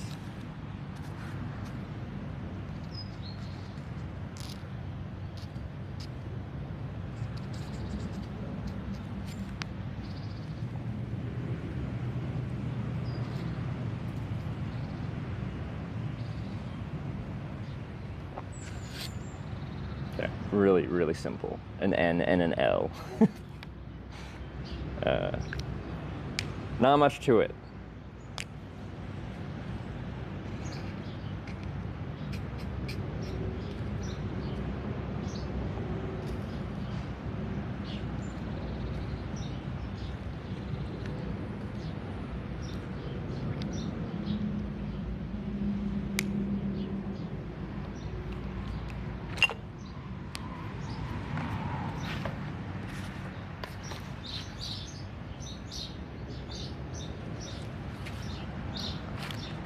Throw these out.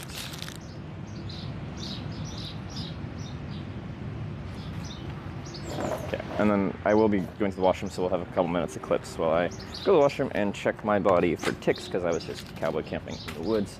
It means no tent, because I don't have a tent. I do. British Airways lost it. Temporarily.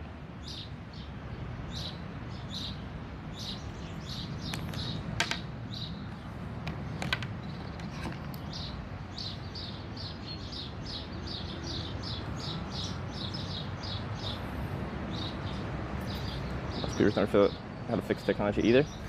I think like Gen X millennials are like earlier millennials, right? They like grew up with tech becoming more prevalent, but grew up with it in its infancy, where like if you wanted to be able to use it, you kind of had to learn it. It required some amount of like trial and error, and through that you learned a bit of competency. That's not to say I'm super competent, but I can troubleshoot something. But we've gotten to the point where there isn't really any troubleshooting.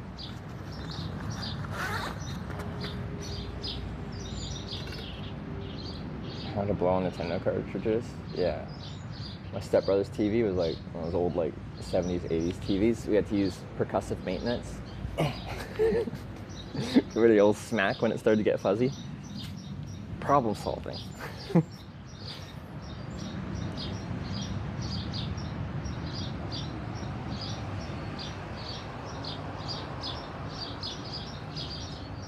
Wait, when did?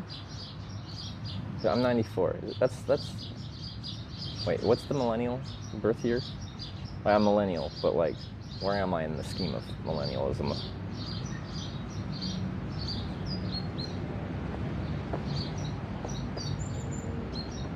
Took apart a few TVs, made them work. That's pretty cool. I never did that. I just hit the TVs.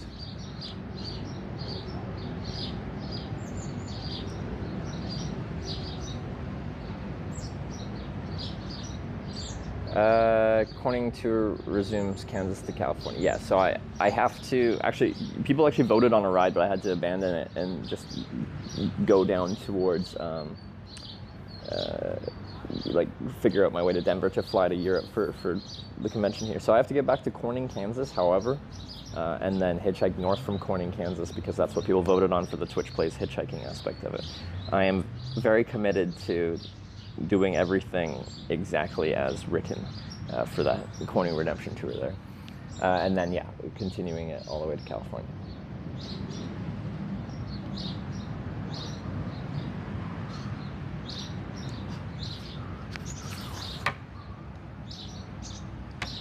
Let's go to Corning, Denmark. I didn't, because, yeah, British Airways screwed everything up.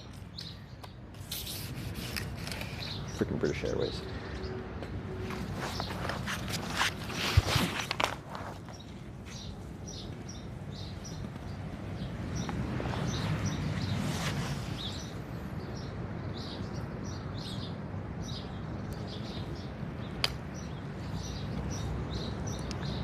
Still in a Swiss tourist there. It'll probably be French Alps around the Swiss, but the goal is to still do that.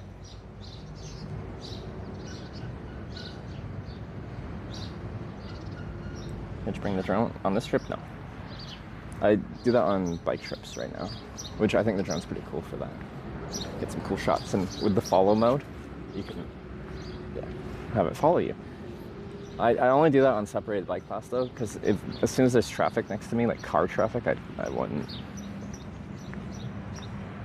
A new build? No. I've had this for years.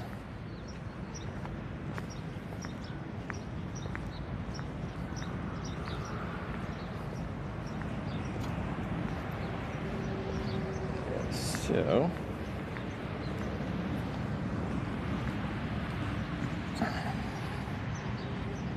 we're just going into this building. I gotta the washroom, but it'll take a moment because I actually got to check my body for ticks. No tent, and I can confirm there were ticks out there, so hopefully the 40% DEET did this job, but we'll find out. I might have to pull up my tweezers and do a little tweezing. So yeah, I'm going to privacy mode, and I'll be back shortly.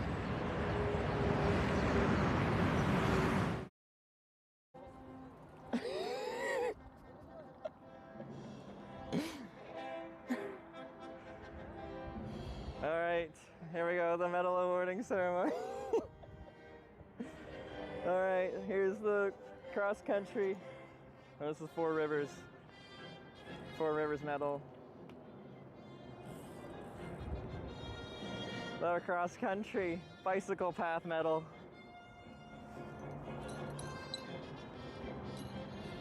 And last but certainly not least, the big one. The Grand Slam. Every single certification center, every stamp in Korea. We have it. Ladies and gentlemen. All 3 gold medals.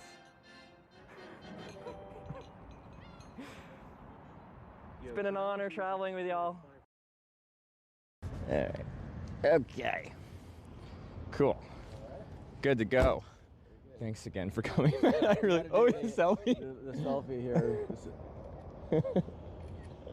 Oh, I'm not gonna want to see that picture.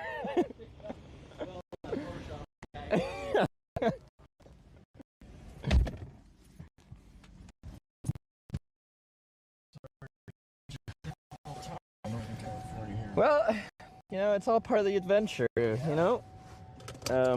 Luckily I've had, well, you bail me out, chat bail me out, a million people bailing me out. Most people don't have a whole bailout network of people willing to help them out when they're having a bad time. I think that's the moral of the morning is just getting bailed out by an entire community of very kind people. Yeah, I had my wife call the McDonald's and say, Okay. We'll do 3. 1, 2, 3, 4, 5. Free drink. You want a free drink? Free drink. Just a free drink, not a case or anything. Well, you can stop at 2, or you can take the last Do one. another one if you want. Either way, you still won the drink. I'm a winner. I'm gonna stop when I'm winning. All right. $2, sir. And I'd say of the guys that we rode with, none of them were women. Everybody except for maybe 2 out of maybe, let's say, like 8 were real talkative. Oh yeah. It was interesting because they knew about the area or how long they'd been there and their thoughts on the city. Yeah. And that is one of the things, like when I'm traveling in places I've never been before, it's usually local people that pick you up and they can give you like a good kind of, they'll tell you all about the town if they know it or about the area. Sometimes they'll do a little deep.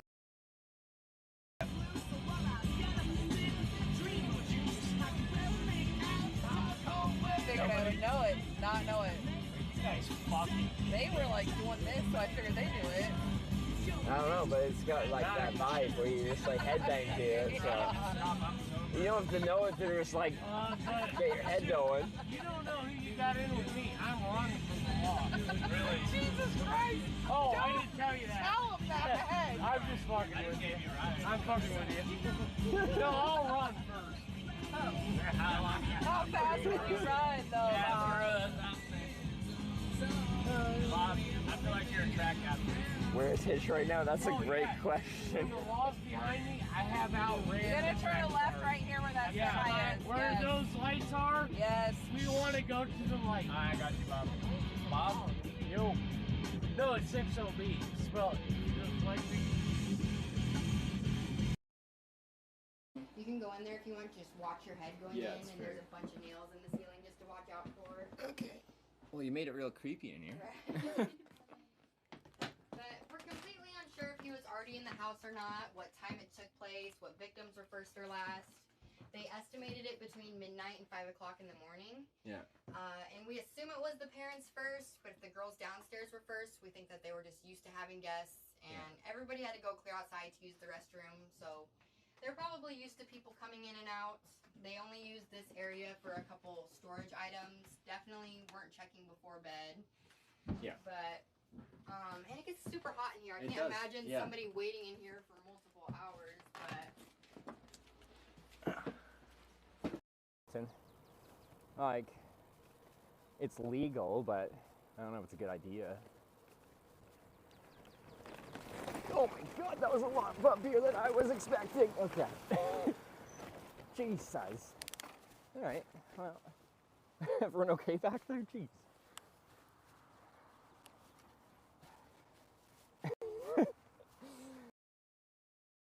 You had some job experience, but you also have this not too much, so you can step out of it.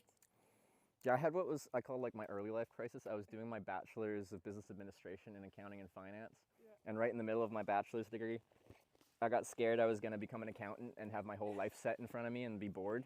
So I took a semester off and hitchhiked across Canada, and that was 10 years ago. And now I never went back to school. So you never finished your best? I never finished because I was planning to go back, and after every trip, I'm like, okay, now I'll go back to school. But then I found another trip I wanted to do, and I'd save money and go on that trip. And then. those trips, are you ready for the life of an accountant? No, I think I've screwed up my like mental like state where I don't know if I could handle a Monday to Friday 9 to 5 job now. Mm-hmm. I've just had so long of, well, 6 years of just planning a trip and then going and that being my job. It's so, I don't know if my brain would transition back into a traditional job. I might have to at some point. No, I'm getting off. But otherwise, If you're watching, you can get out and sign the viewer book while we're stopping for Mexican.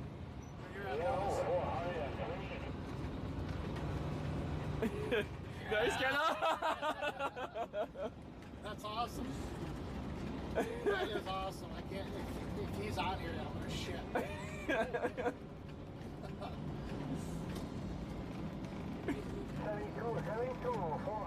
There's Monk's Bar and Grill too. I never ate there. Yeah. Shut up. Is it him? I think so. You gotta be shitting me. What the fuck are the chances? Well, there's 2,500 people. That's awesome. Go holler at him. Go holler.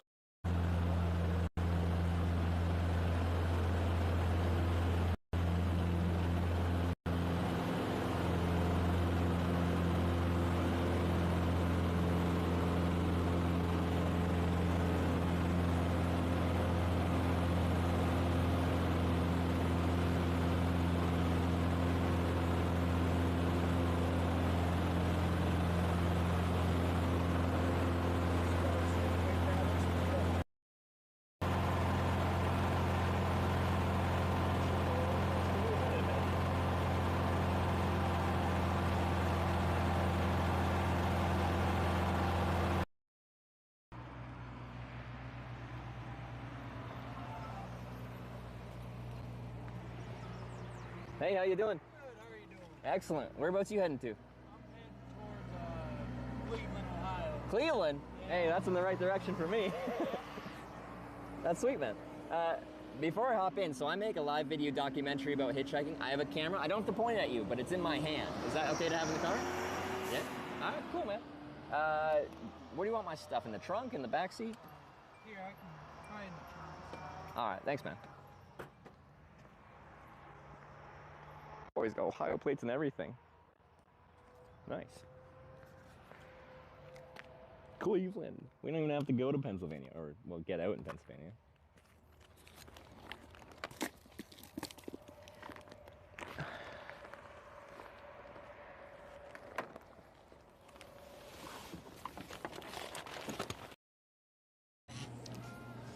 I was surprised. I talked to a few people, and they said the stuff here is like quite good. So Really? it comes pretty highly recommended. It is really good. If the gas is cheaper, you might end up stopping here more often for the food. Every trip is different.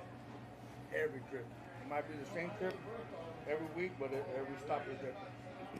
And you choose that, or just like based on fuel price? This PT Cruiser is having a bad day. Oh, this is awkward. They're right next to me. I might have to like mute if they're talking personal information. I'm not ruining nothing. No, you're good to go.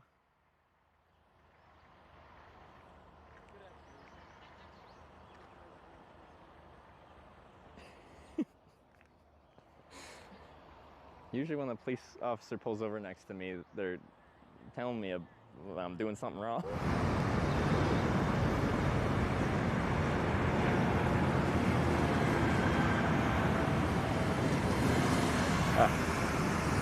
That's business. I'm just looking at this whole place and deciding where to hitchhike from. I don't think there's any good spots by the exit. I think our best bet is just actually up here where this guy's standing. So when cars fuel up over here, they'll see me. If they park here to just use the thing, they'll see me. If they are parking here, they wouldn't drive past me again, but if they parked there, they'd have time to like think about it, but then they wouldn't see me anymore, so I'd be over there.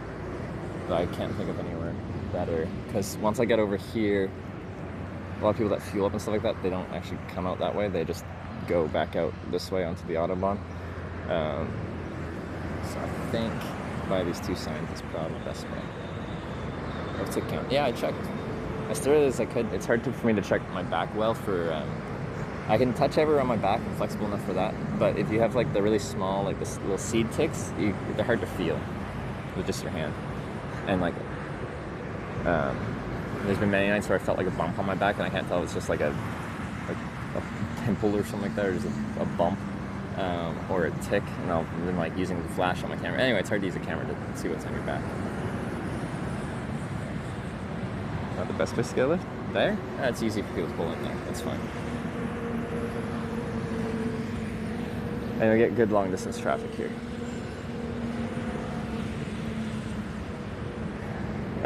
Probably when I see Sarah on Friday, I'll ask her to give me a little thorough check of my back.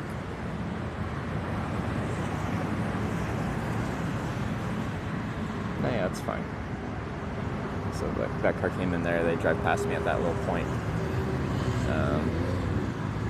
And these bikes were fueling up and now they're leaving. Actually, with just this smaller backpack, I could totally get a ride on a motorcycle. I don't know if I want to ride on a motorcycle on the Autobahn, but it'd be neat in a way.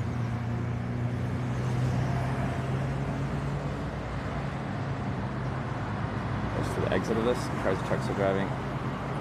Like I said, there's nowhere to go. Like there's no good shoulder over there. So there's a reason.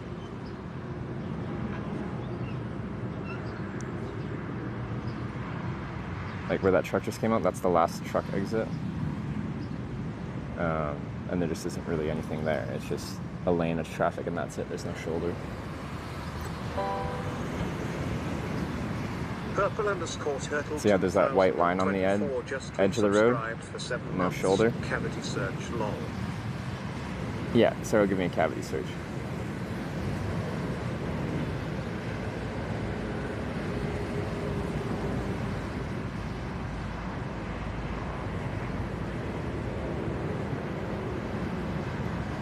I'm just gonna hold it slow.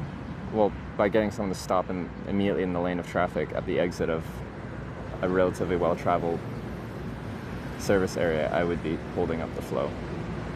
There's a truck leaving right there. Like, where would a car pull over there?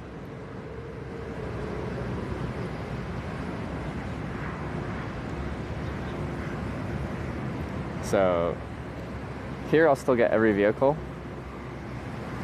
Just once they're parked, they won't drive past me again. Everyone will drive past me once. They just won't, do it twice. I think this spot's fine.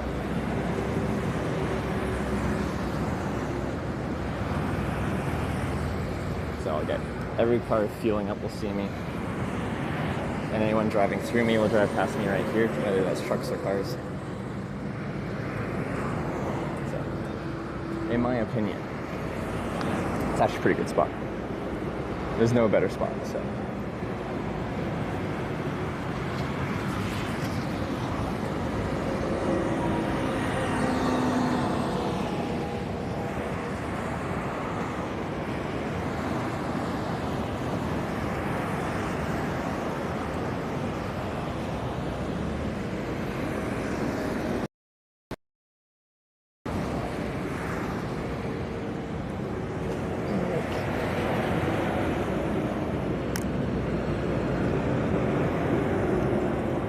Going some distance. Yeah. These service areas are good. A lot of people that stop here, they've already been driving a long way and they're continuing to drive a long way.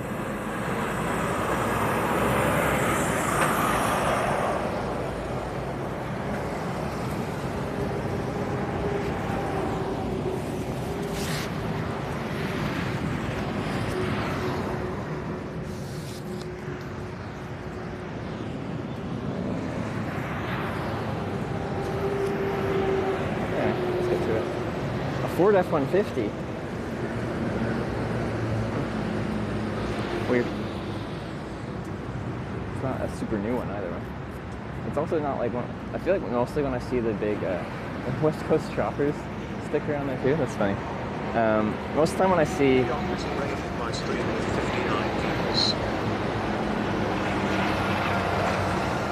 the big American pickup trucks, they got like the top of the line model. This one looks like a basic, like, non-crew cab. I think it's got an extended bed on it, too. Neon Missy. Hey, thanks for the raid.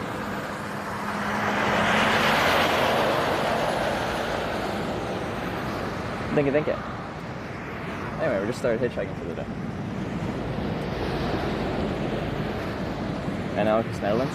Newfoundland. We're going to Newfoundland. Yeah, so we're going to Netherlands.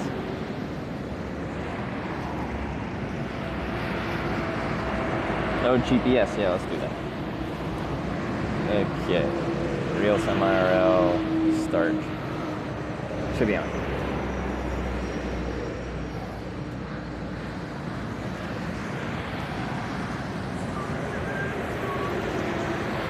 Did I get Purple Turtles 7-month resub? I don't know if I actually got that. Back to America for corny. Yes.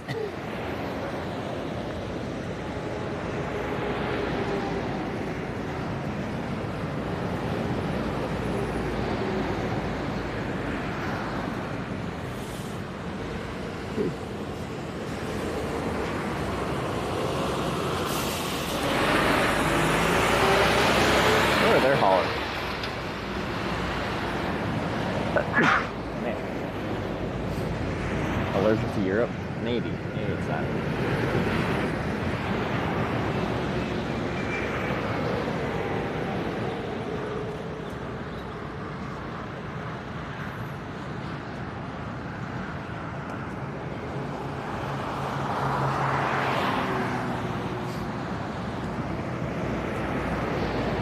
Desperado.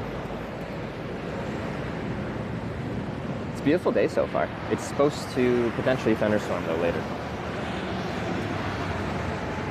So yeah, when I'm at these spots, people are like, this doesn't seem like a good spot, traffic is minimal. But there's like 6 cars fueling up their car right there, and they can like look at me and think about picking me up for the whole time they're fueling up.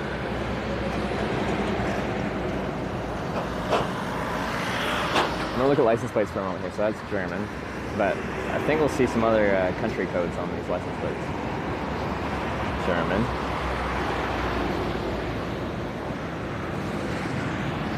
Some dreams. But the thing is, I don't remember my dreams. So I don't know. But I'd say it's likely.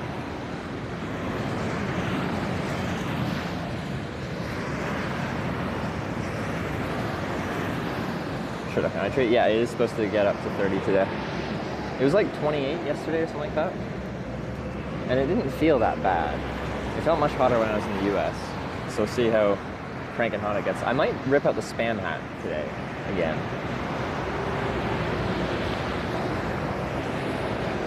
Especially with the heat. We're gonna end up going 190 kilometers an hour today. We did like 180 something yesterday.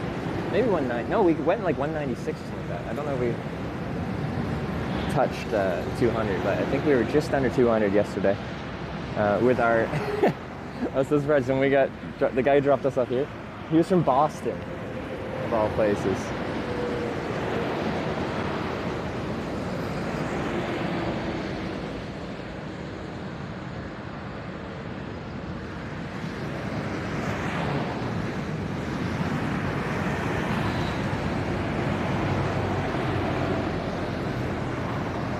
Desperado. Do do do do do do.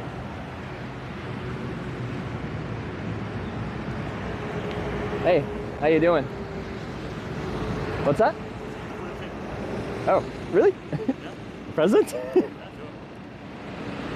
No go. Oh, thank you very much. Hey, have a good day. Are you just nice, or do you watch this? Oh, you watch it? What's your... Wait, oh, I don't have my viewer book. Do you want to say your username or no? That's Which? Mudukwan. Mudukwan? That's it. Mudukwan? Mudukwan. Something like that. Okay. I'll look for you in chat. Thank you so much. I really appreciate it. Have a good one. Hey. We got our first EU sniper. They got a... I couldn't understand his name. Noco Focus Cola Caffeine Soccer-Free Kolsrad. Anyone pick up his name?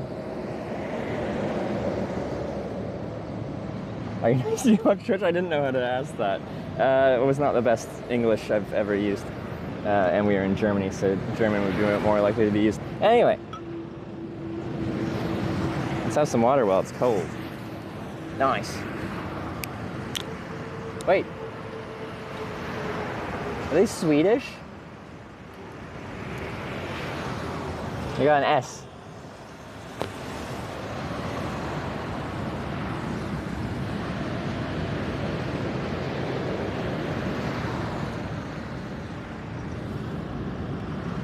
Oh, it's you, Motorcorn. Why is your name like Korean or something? Well, thank you so much for the water and the energy drink. I appreciate it. Thanks for coming. Are you going to TwitchCon? Sorry, I could not understand your name. I thought it was Murd or something, but Motorcorn.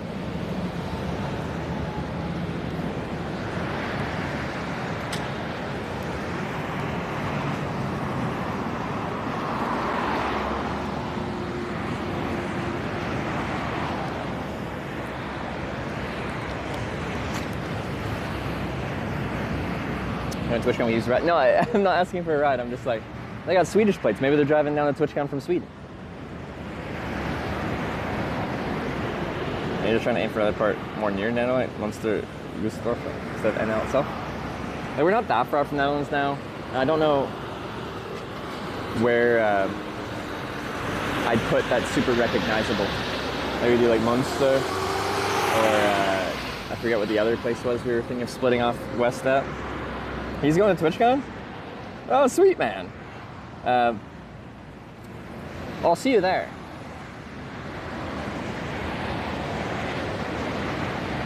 Want to give him a lift? You can't. It's not hitchhiking. Which he knows the rules. And I wish I had my viewer book with me. I'd get him to sign it. But we really like Motorcorn because he has a corn-themed username. And as we all know, I don't know if that was a boop boop for me. Any fan of corn is a friend of mine. Osnabrück, that one.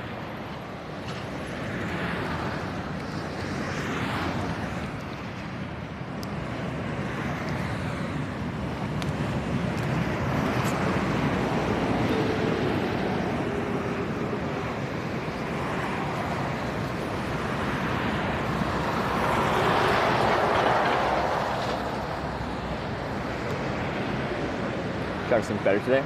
Well, we actually didn't try to hitchhike out of here, but it is more frequent traffic than when we were at the last service area just north of Hamburg yesterday evening.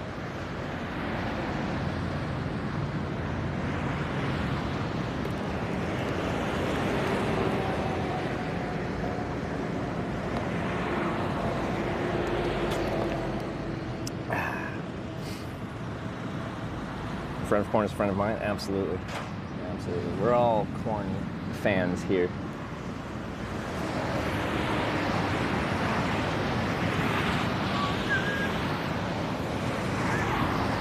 Ooh.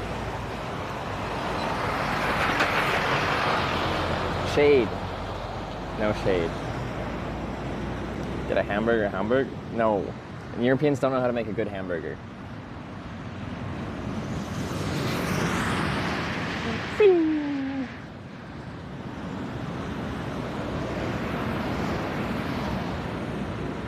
Alright, spam time? I kind of want to rip out the spam hat. Let's do it.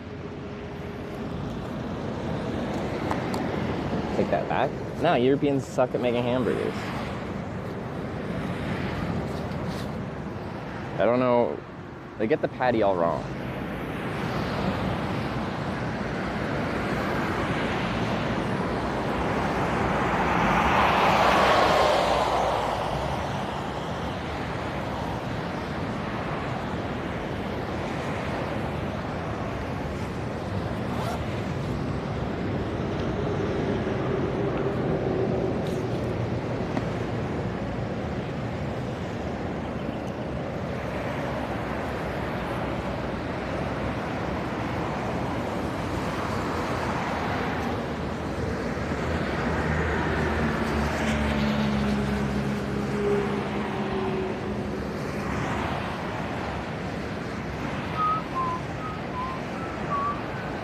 Your pants still fooling for socks? I can probably go out of bush mode. Yeah.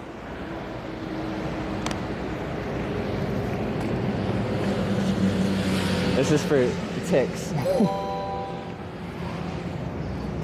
Imber 2424 just subscribed with Twitch Prime.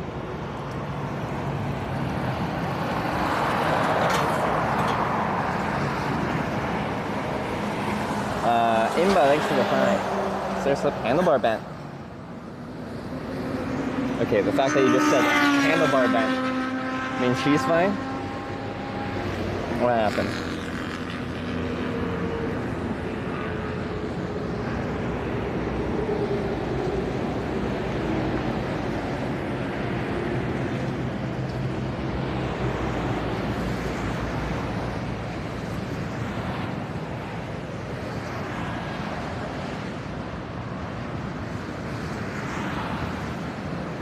You lower the chance of getting picked up by me at least. Are you vegetarian? Is that why?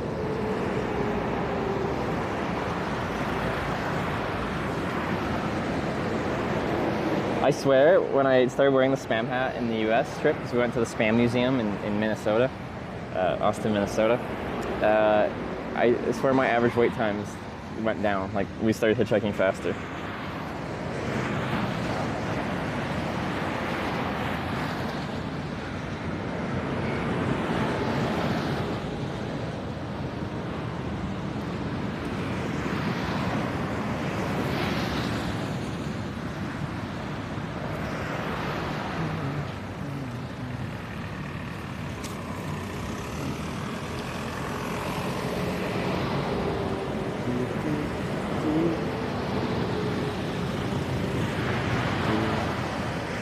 So you're waiting for a ride? No, I started the stream sleeping in the woods behind me here, and now we're here. Big grab wants to slip, we're trying to correct turn. Is she fine? That's really the main thing I care about.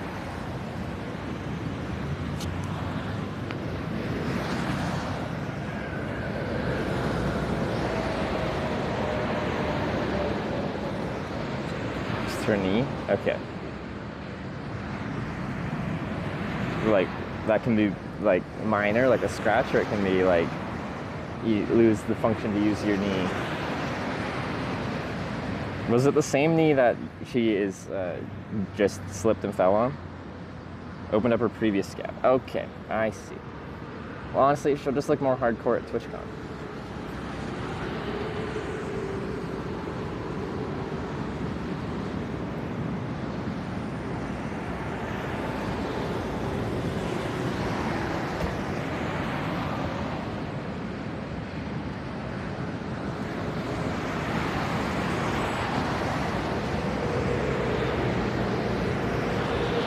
I only joke about that because it sounds like she's fine. If it sounded like she was like really hurt, and I wouldn't be making light of the situation.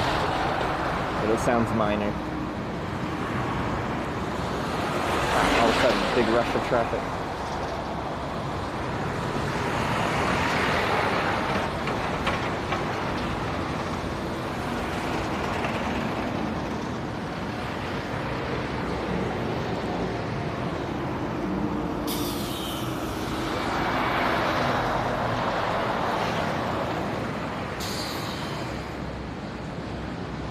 Bit of a break to shake it off. Yeah, I think that's needed after a fall. You get like a bit of an adrenaline dump. You get a little shaky.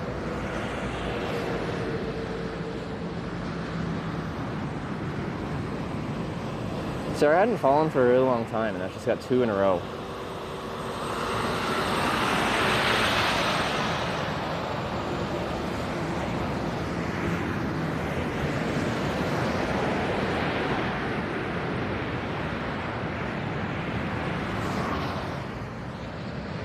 How do you sleep? Okay. I will definitely not good, but it was okay.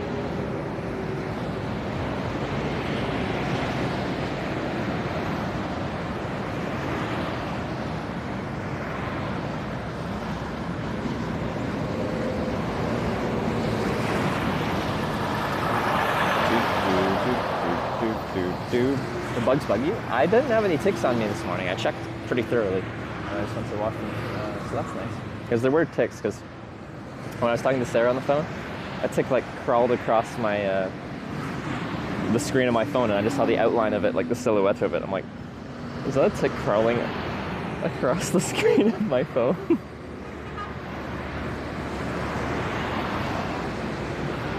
But yeah, so I'm guessing they're around, but none crawled and bit on me because I bathed in DEET. I used a lot.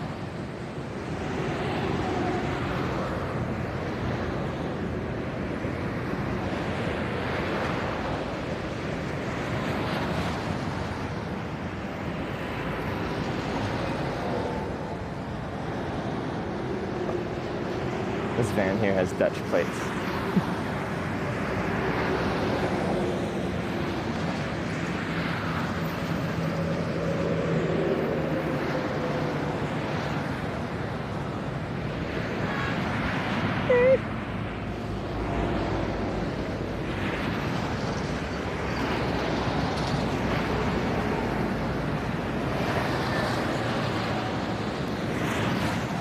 I don't think they're gonna offer me a ride though, but you never know.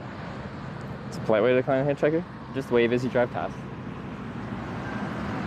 Even like not acknowledging the hitchhiker isn't impolite. It's normal.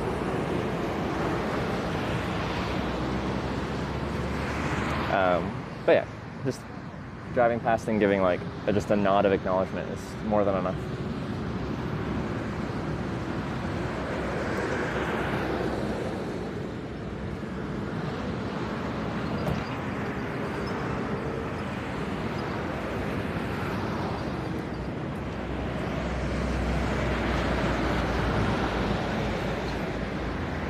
Well, a hitchhiker shouldn't be upset about anyone that doesn't want to take a hitchhiker.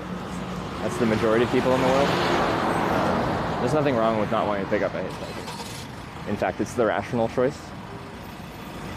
So I have no negative thoughts about anyone that has never, will never pick up a hitchhiker. It's fine.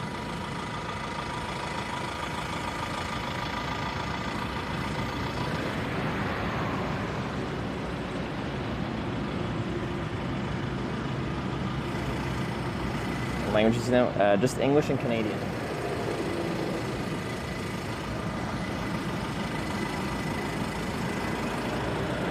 Just out for a rip, are ya, bud? Just out for a rip. Hitchhiking in Germany, an easy way. Hitchhiking in Germany, once you're on the Autobahn network, can be quite fast.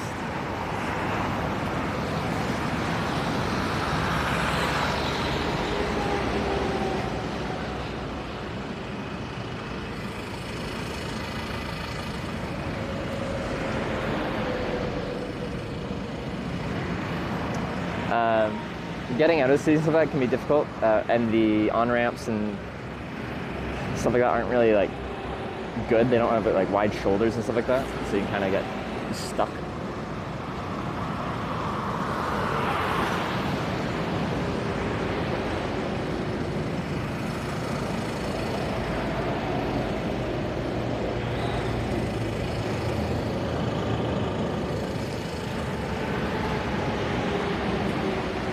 Activate butt cam mode? No, because behind me is where cars drive. So if I put the camera behind me, the curb's right here. So that wouldn't be an option right now.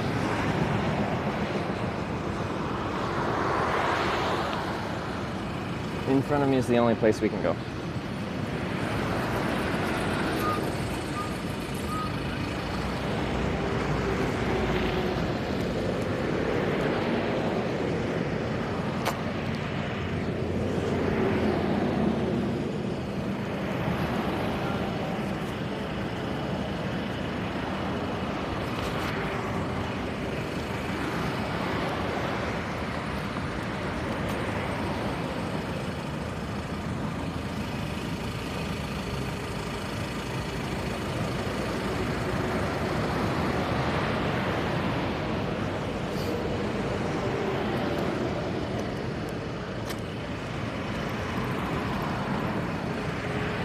I'm gonna check in on Sarah real quick.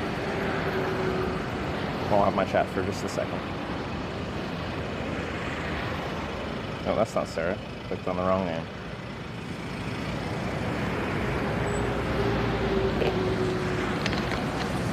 Now I've got to do it with sore knees. Oh.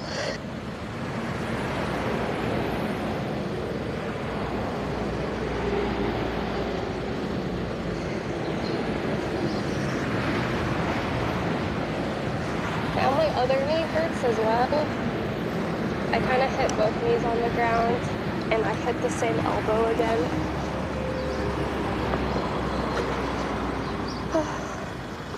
I can't.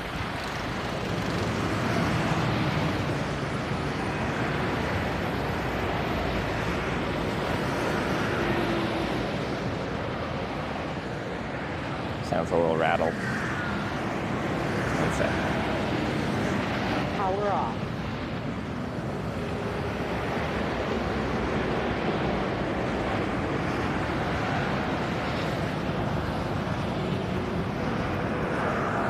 I can pause the timer for a second. If we're running the timer even, I don't know.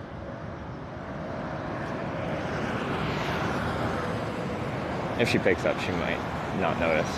I have my phone on silent when I'm streaming, so.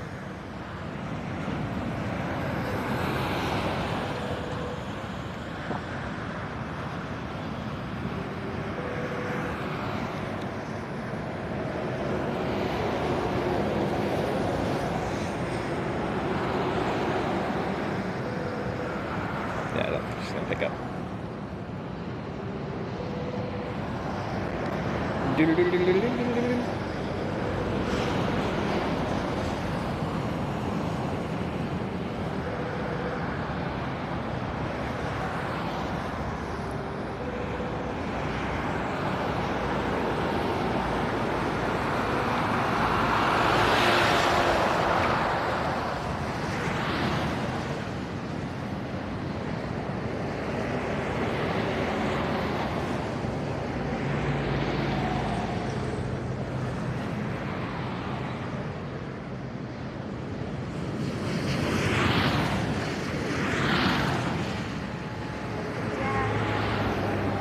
Oh, Trevor's calling me.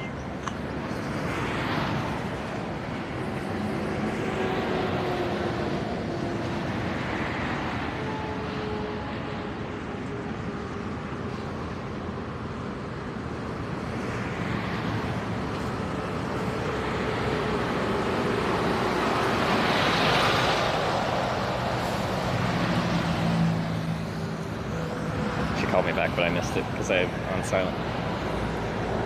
Hey. Hey. How are you feeling? Sore? Is it pretty minor, all things considered? Or a little, like not as bad as your last one?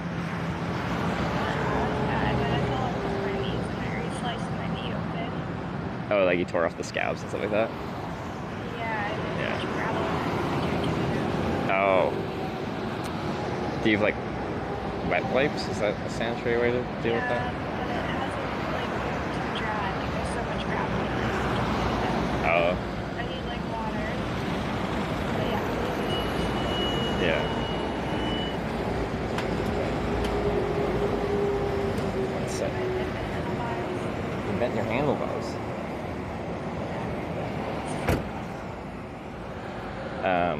Not so much that it's hard to use them. Oh, okay. Oh, okay. Walking on your knees feel okay? It's not like joint damage? Yeah. Okay. Because you just started today, didn't you? Yeah, I've done 5 kilometers. 5 kilometers? Like last time. Yeah. I got 100 more to go. Oh, God. And then, if you do your 100 today, how many kilometers to finish tomorrow? 65. 65? Yeah. I just landed on my same side, so like I really need to hit my arm and on my wrist. Yeah. So you're making your TwitchCon finishes so dramatic. I did say I wanted to be there. Yeah, that's not like, the event. You're.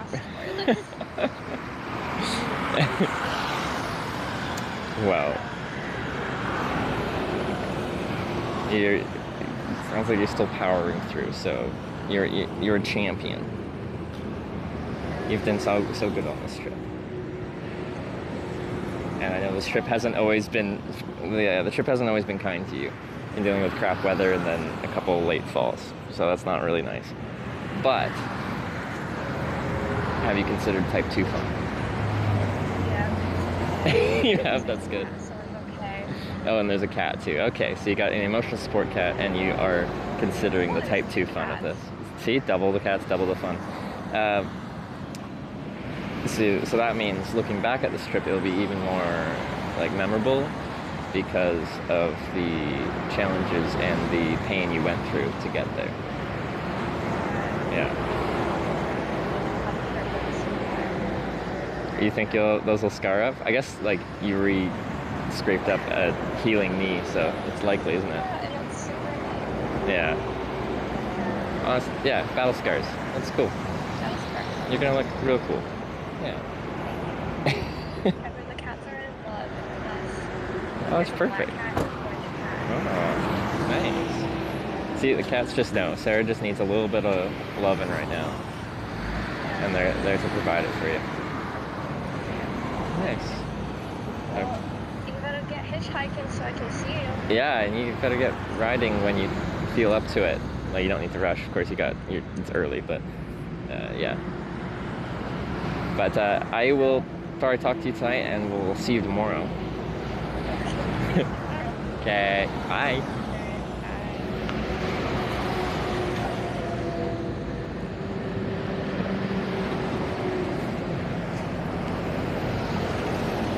Power on.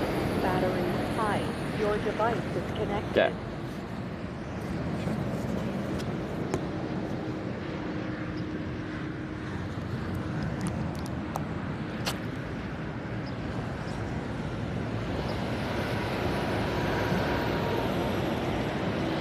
Alright, she seems okay.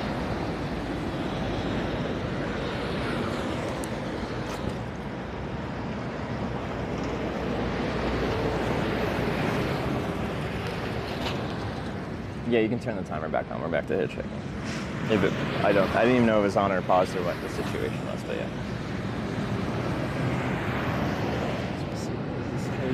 Yeah, it's not very well. As soon as I'm back to hitchhiking. Like, I don't stick my thumb out. I'm just waiting for my next tire to come by. I know that's how we usually start it, but we can do it.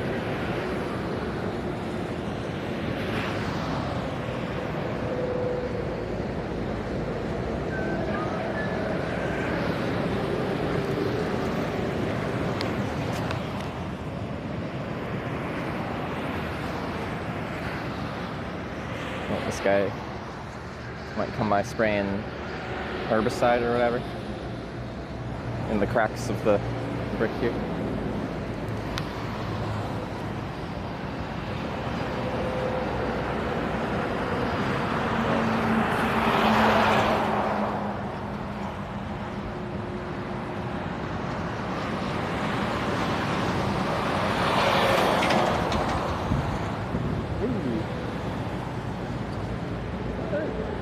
Right, it's deep. That's it. That was a different country code.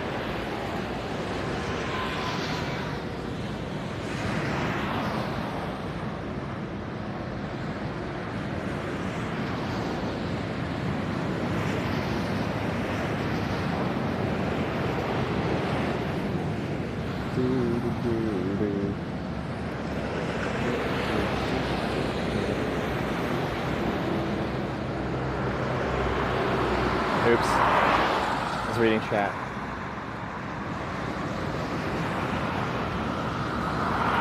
The cars that just come like ripping down here. Like, where are you? So you're going to the truck parking. Skip the car parking. Are they just gonna drive back out on the Autobahn? No, they just stopped in the middle of the. Now they're reversing. Interesting. Okay. That's her, like, she's not able to deal with the bike. Sarah's chat baby her. Like, she's incapable of doing anything. It bothers me. Sarah's chat bothers me.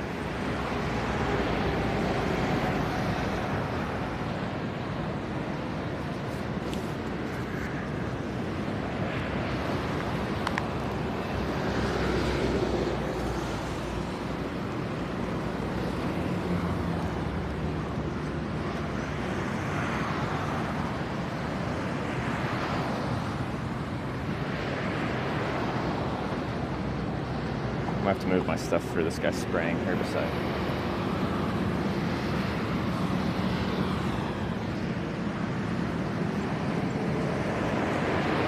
You're just jealous of her chat telling her everything she has to do and everything she can't do?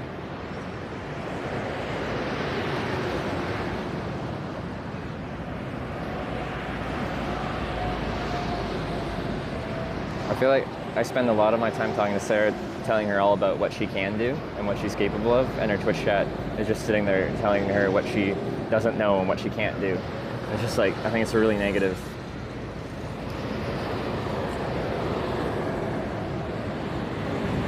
And somewhere in there, it's from a place. Going to.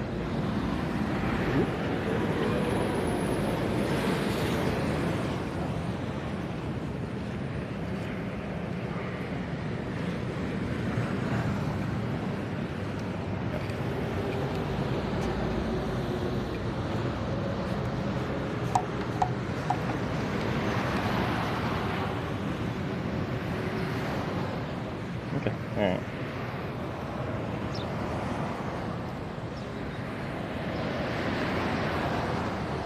This is spraying all the weeds. I was offering to move my stuff because like it's probably on top of some weeds that are now not sprayed. I'd be kind of like, yeah. Anyway, it's fine. He didn't seem bothered.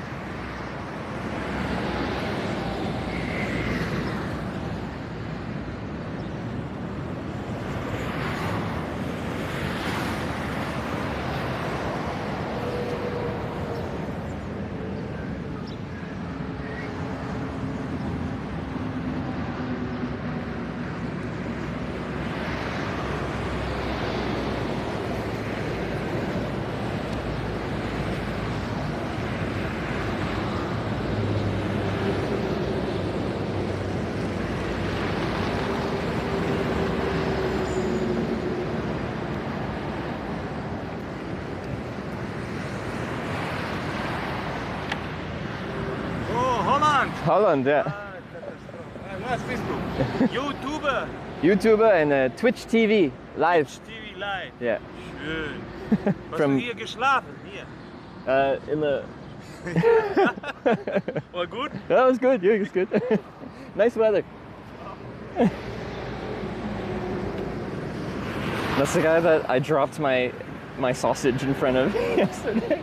I picked it up from the counter after paying 5.5 years for this freaking sausage, and then the cardboard thing bent and it just dumped out on the ground. I was hoping I wouldn't see him again because I'm still embarrassed about it.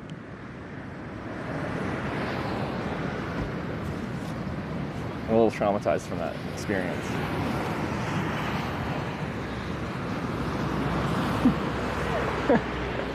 It's a two-seater with 2 people in it, so they probably can't pick me up. Oh, Sweden? Hey, with the dog. You're with it? Yeah, I love dogs. Where are you going? Where are you going? Well, Rotterdam, but anywhere into Netherlands. We'll drop you off somewhere in Holland. In Holland? Okay, that works. I don't know if you see there, so I actually make a live video documentary about hitchhiking. I've done it for 6 years in 30 some odd countries. I have a camera. I haven't pointed at anyone. It's got to be in my hand. Is that okay to have in the van with you guys? Yeah. Yeah? All right. Thank you so much. All right. Thank you. Woo, Swedes. Who was ripping on Sweden? They were wrong. We had a Swedish viewer come by, and now we have these Swedes. Somewhere in Holland. We don't know where. It doesn't really matter. It's a small country. A sniper? I don't think so. Girlfriend looked very weirded out by the camera thing.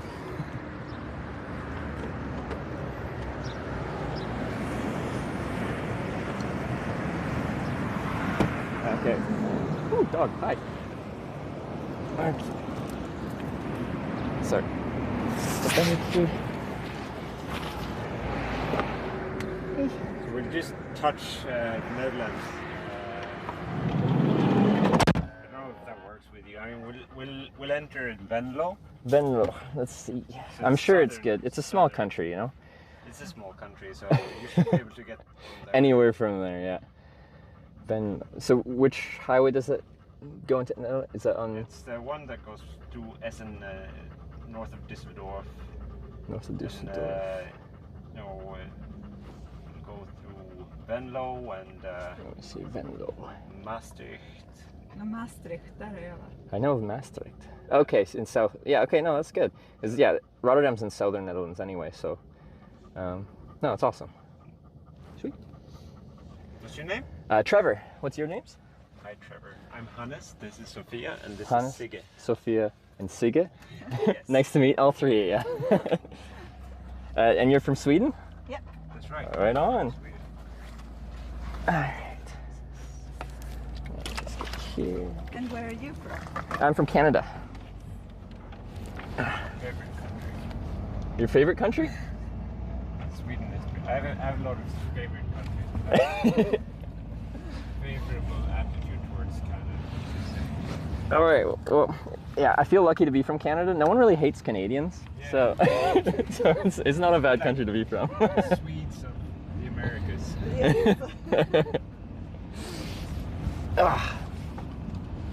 But I went through Sweden last summer. I was doing a bike trip. Oh no, actually I didn't do the biking part through Sweden. I hitchhiked down through Sweden last summer on my way from Norway to Paris for a convention. And how was it hitchhiking through Sweden? I've never had an issue. I've done it like on 3 or 4 trips, and I've always gotten around fast. People have been friendly. Okay. I got picked up quickly. No complaints. And where you been heading? I mean, what's your trip itinerary? So I'm going to Rotterdam for a convention as well. So the video I talked about, it's broadcast on Twitch TV, and then there's a convention for Twitch, so called TwitchCon in Rotterdam this weekend. So I'm just trying to get there.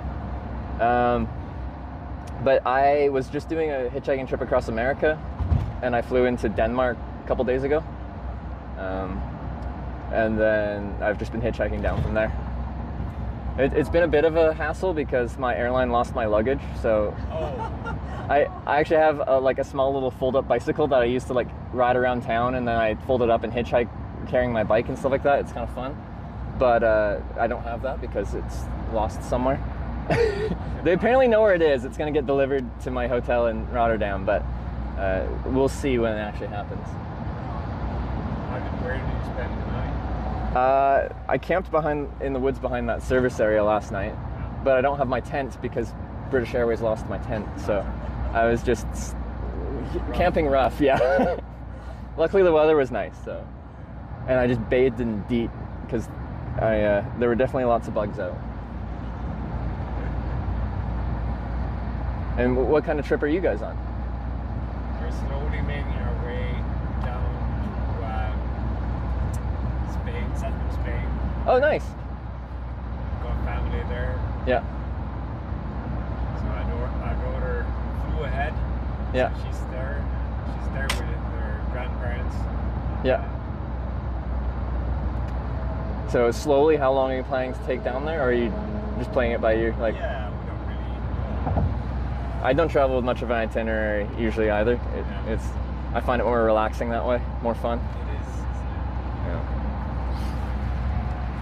But assuming this is your home while you travel, you sleep in the van here? Yeah. It's the first time we're trying it. Oh, is it really?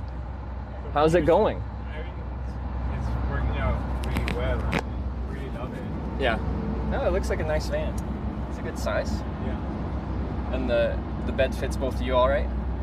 Yeah. Yeah. And then the roof pops up, so there are 2 beds up there as well. Oh! So you sleep up top rather than down here? Right now we're sleeping down here. Oh, but okay. then we'll pick up our daughter and she will go with us back. And then I'll probably sleep up there. Nice. Cool. Do you know how long this trip will be in total? Like all the way down to Spain and back? I guess about a month. A month? Yeah. Nice. And are you just on vacation or? Yeah. Yeah. You keep getting picked up by people on like. Semi-vacation. I'll be working from there. Oh, okay. And I'm just on vacation. And you're just on vacation. because a lot of people that watch this are from like America and stuff, and they get jealous hearing about Europeans getting like multiple weeks long vacations a couple times a year, because they get like no guaranteed paid time off. Where like, what do you get in Sweden? Is it like 6 weeks or something? Yeah, if you're lucky. I mean, I guess it's either 5 or 6 weeks. Yeah. A year. Yeah. So then you have to choose how to divide it. But you know, after Corona, those times, it's also really relaxed with working remote. So I'll be working from Spain for 2 weeks now. And oh, okay, yeah. Nobody's really managing me, so. Yeah. So what's with the documentary? So for 4 years, I just hitchhiked without a camera for fun, because I actually just like it. I like the people, I like the adventure of it.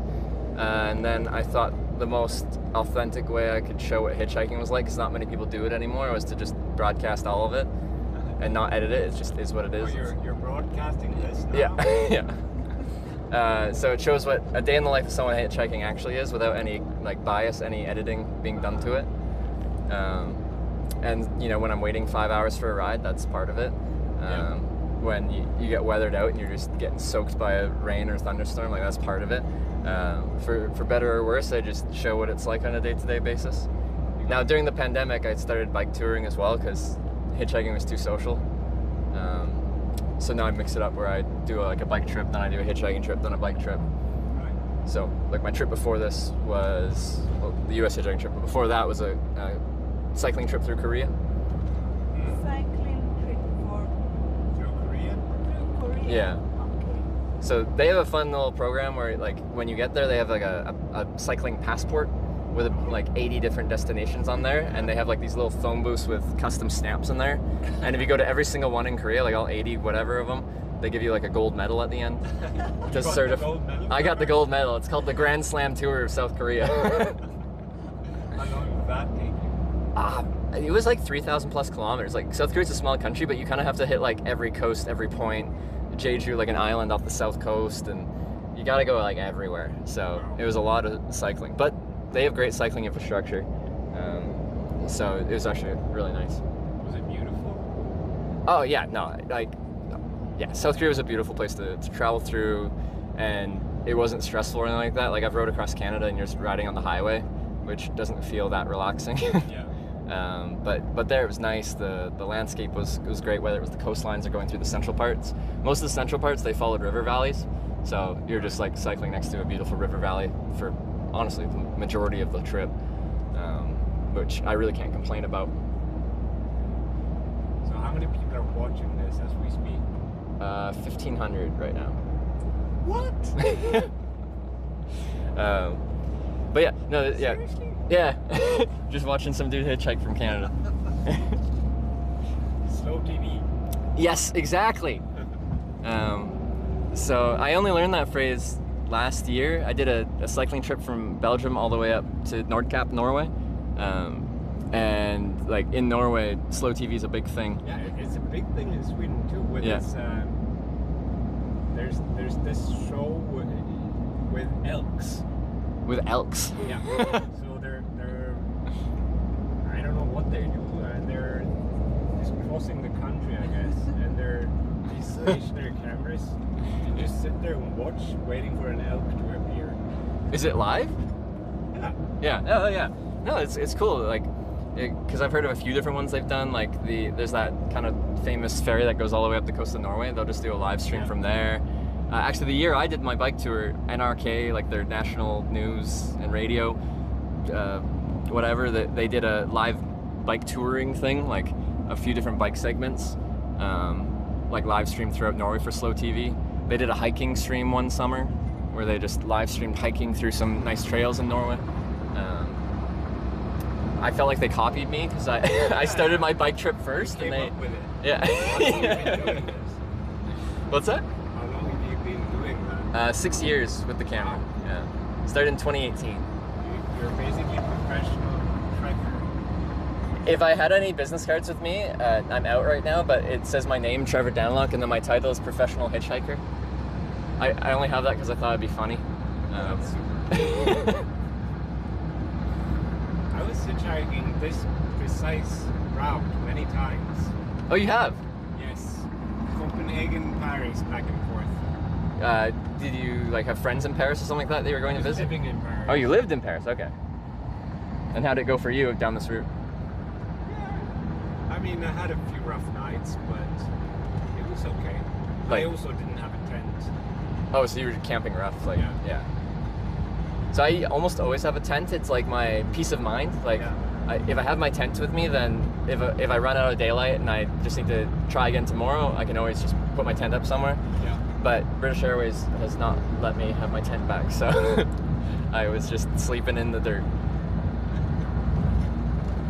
Well, you got your sleeping bag. So I picked up a really cheap one in Denmark, and one of those just like foam sleeping pads because they're really cheap and you can't puncture them. Sorry? You didn't get the tent. I didn't want to buy a whole tent, you know? I know you could get a cheap one, maybe I should have, but because there was only a few days travel from Denmark to Rotterdam. Especially on the like German Autobahn stuff, you can usually zip around pretty fast. If you're lucky. I don't know how, like... Do you ever get people rejecting you that they wanted to pick you up, but then they don't when they understand that you're broadcasting it? About 5%, 1 in 20. Negative about that. It says they don't. I'm like, I get it, but I do have to bring.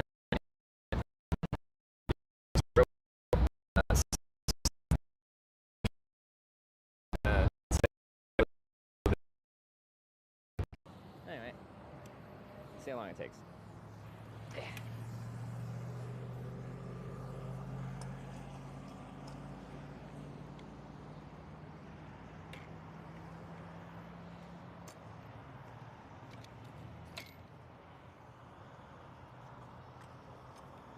Done.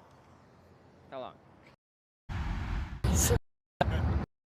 My transportation and accommodation are minimal, but yeah, it still gets expensive, but it's enough to keep me going. Very inspiring. How old are you?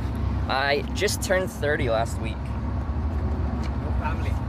What's that? No family. Well, no kids or anything. I have a girlfriend that I'm meeting in Rotterdam for this convention. All right. Yeah. So she's a trekker as well. Not when I met her. She worked at a hospital, but I brought her on a trip through Europe. I bought a tandem bicycle and we rode from Bordeaux, France to Oslo. And then after that, she started doing her own stuff, and now she bought her own touring bike and stuff. And she's doing a tour from Greece to Rotterdam for this convention. So we're meeting up there, which I'm very proud of her because she didn't really know how to ride a bike much when I met her 3.5 years ago, and now like she's essentially crossing all of Europe in one trip on her own. Wow. She's Canadian too? She is. She is. Whereabouts in Canada are you from? I'm from the far west coast, Vancouver Island, and then she's from the Rocky Mountains, so near the BC-Alberta border. Have you been to Canada? I haven't No. been, but you hear people say it's really beautiful, and Vancouver is a nice city. Yes, Vancouver is a really nice city. Very expensive city, though. So I just moved actually from my home Vancouver Island and all that to Alberta to Edmonton because it's much cheaper. Because I'm out of the country for so long. Yeah. Like, I was paying, well, one, I have a girlfriend, and I was paying for a 29 square meter micro suite, and that's that's not very much space for two people. But to size up to something reasonable, I would have had to pay an obscene amount of money when it's sitting there empty. Yeah.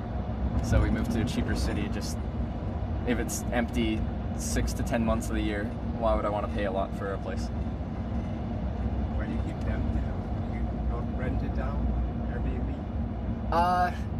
Potentially. A lot of Airbnb is getting really restricted in a lot of places in Canada because it's hurting people's ability to actually rent places properly. So Victoria just banned Airbnb essentially. Oh, really? Yeah. And a lot of places doing that. But yeah, not sure what we'll do in the future. I'd love to own a place, but like again, they'll just sit empty. So I'm like, maybe a place with like a rental suite, and we can just use the rental suite and rent out the main part or something. Would it be in Canada? It'd be in Canada. Well, my girlfriend wants to live in like Australia, but I like Canada.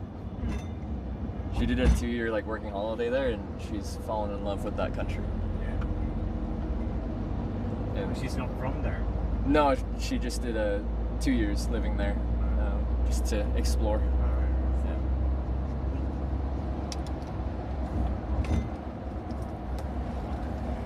Have both of you done a lot of traveling?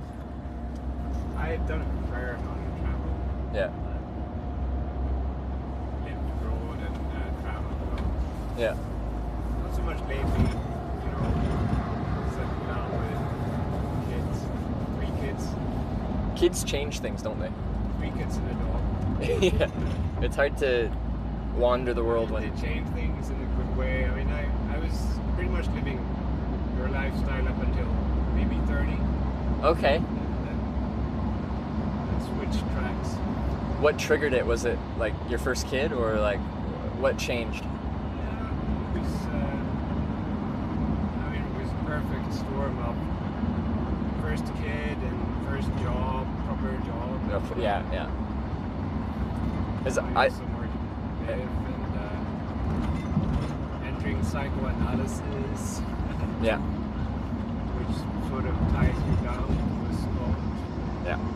But it was good, you know. It was good. At that time, it was exactly what I wanted. Yeah. With my girlfriend, we've talked about it too. It's just like, if we want like kids or anything ever, like our lifestyle has to change quite a bit. Because like Sarah's been on a trip for 4 months, my partner. Yeah. And then I've been on a trip for, well, just like a month and a half, maybe, two months, maybe. But like, we'll need some home stability if we were ever gonna have like an actual house and kids potentially and stuff like that. So we'd have to figure out something else to do. So I might need a lifestyle change at some point. I remember vividly because I was pretty much living on and off the road. I was a travel guide and jobs and I was about 28. I started studying and I remember so well the first time I got there, and I was just 100% realized that if I don't enter university now, I would never do it. Yeah. It was like truly a fork in the road. So I did, and it was a good thing. What type of career did you pursue? Not much in terms of a career, but I studied journalism. Oh, okay. And I've done a million different things. I feel like a little variety in that way, like, makes for an interesting life. Yes. Like, I was taking accounting and finance in college, and that's kind of what triggered me to start traveling the way I was. I was scared I was gonna get my accounting degree and like get my first job as an accountant and then be stuck in that life forever. And I'm like, I want to explore a little bit, so I hitchhiked across Canada, and then I'm like, ooh, that was fun, let's do more. And then rather going back to school, I just kept like working, saving money, then quitting my job, and then traveling until the money ran out, and then repeating for years until I started filming this. That makes sense. Why don't you pick up journalism?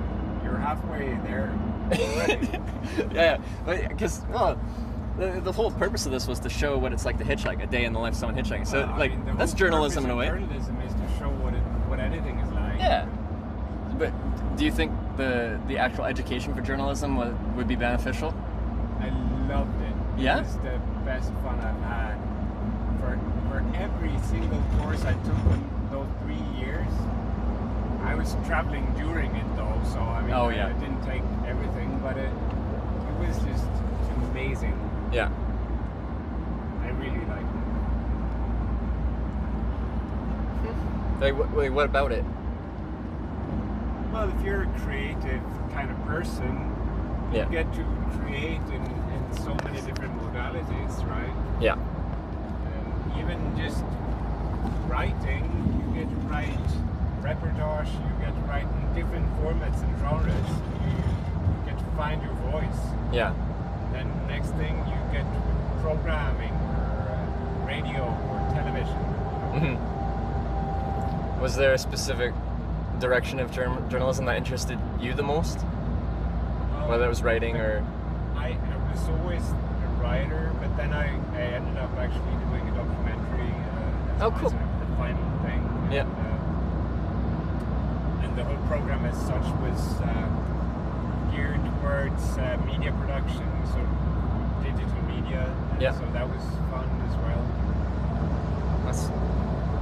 That's pretty cool.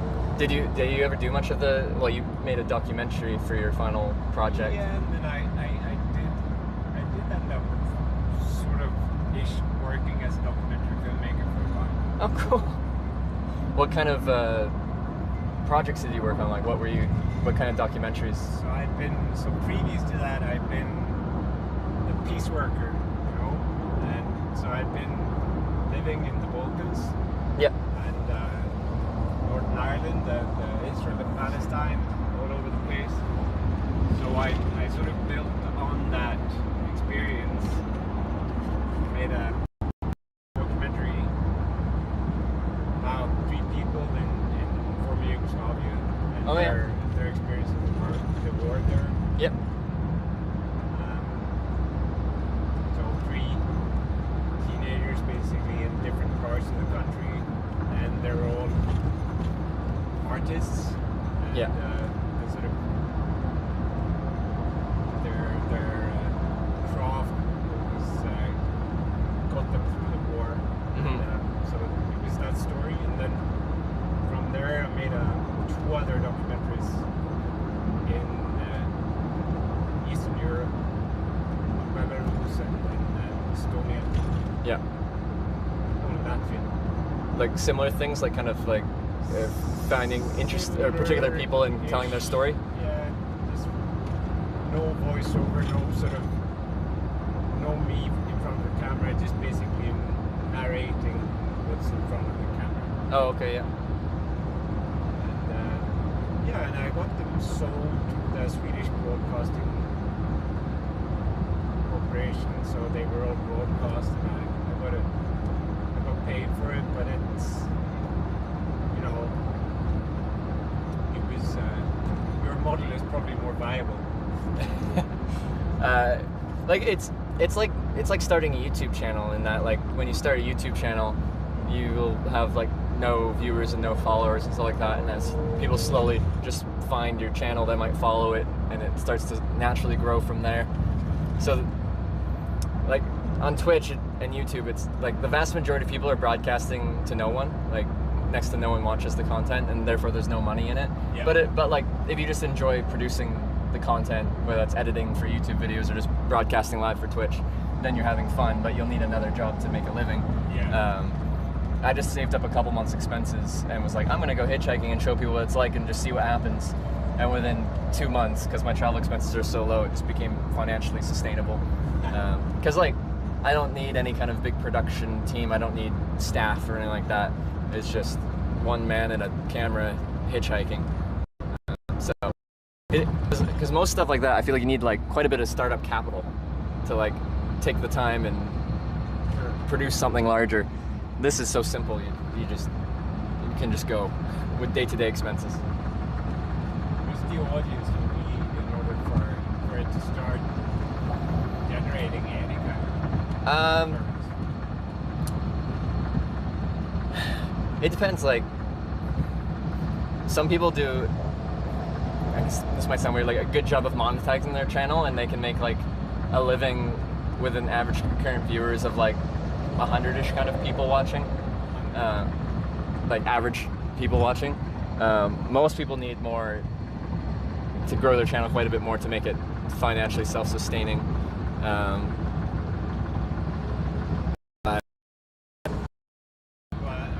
Is that 100 people watching on Twitch or on YouTube? Or This is, I'm saying like live viewers on Twitch. Twitch is the main platform, and then I do broadcast on YouTube as well, but it's much smaller. The focus has usually been Twitch, because Twitch's focus is the live content. YouTube is, they have live streaming, but the main focus is like that produced, edited, uploaded content. I thought Twitch was mostly gaming. It is. Historically, until Pokemon Go, it was only gaming. You weren't even allowed to go outside. You're breaking the rules if you did that. And then there's a video game that went outside, and then they opened it up. So my career is thanks to...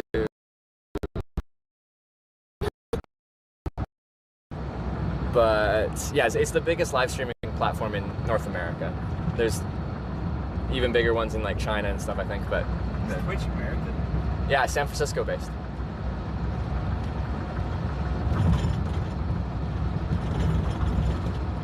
So you know of Twitch then? Yeah, I know all it.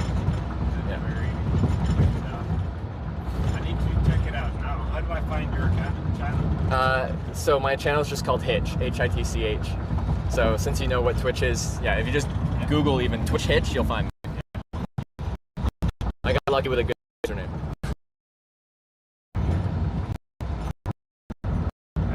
Want to check it out? I'd love to. Slow-thoughts.com. Slow thoughts with a hyphen in the middle. Yeah. All right. The documentaries are on there. Are they? Whoa, yeah. Check them out. Oh, I just realized that I got 1,500 potential new. Yeah, I know. You can promote your brand. Financially viable. I'm just putting it in my It's too chat. early to quit my day job. Yeah. So slowthoughts.com with the hyphen? Yes. There. Find it? There's an elephant on it. I typed it in chat, but it didn't show us a link. I mean, you guys find it?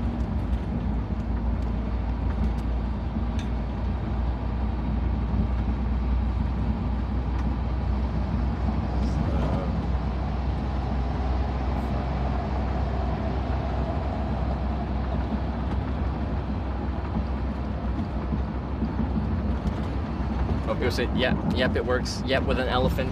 We found it. Did you draw that elephant? My daughter drew that elephant. Okay.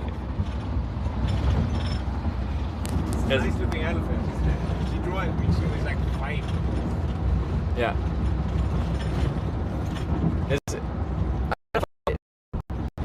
From my life now, that is. I grew up very analytical. That's what school for accounting and finance. Yeah. I stumbled into hitchhiking as just a way of seeking adventure and stuff. I grew to love that, and then I wanted a platform to share that with, and I've changed my life substantially since the teenage me that was very analytical and quiet to now what I do now. It's interesting. Yeah. I mean,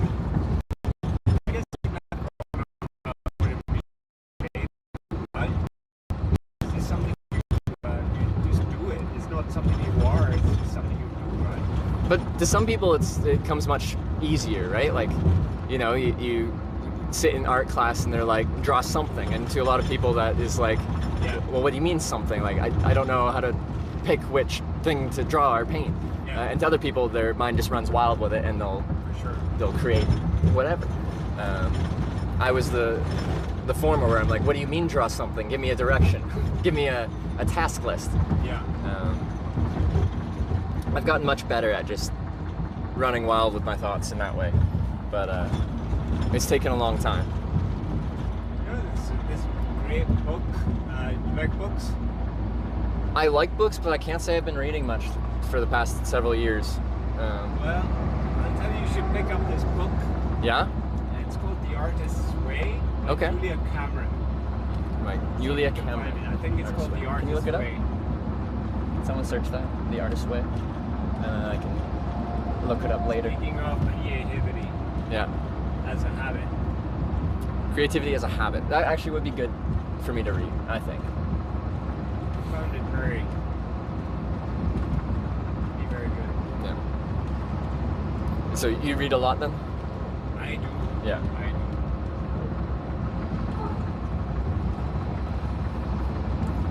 Oh, it's funny, I sort of went the opposite way from what you this drive because I started out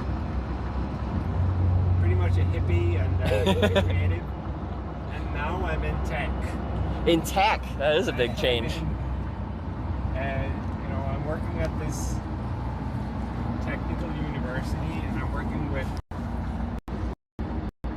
crazy stuff like quantum technology. Sounds cool.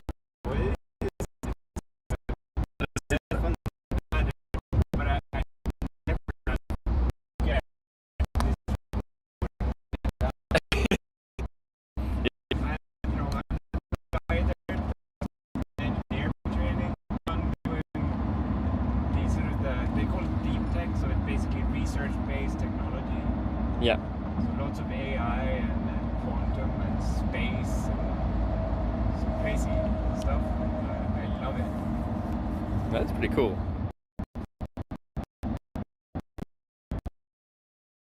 Why is that?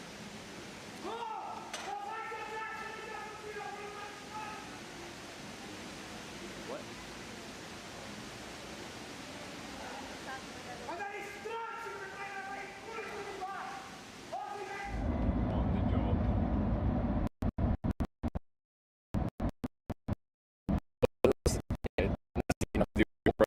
You got into the without having to do another kind of training program.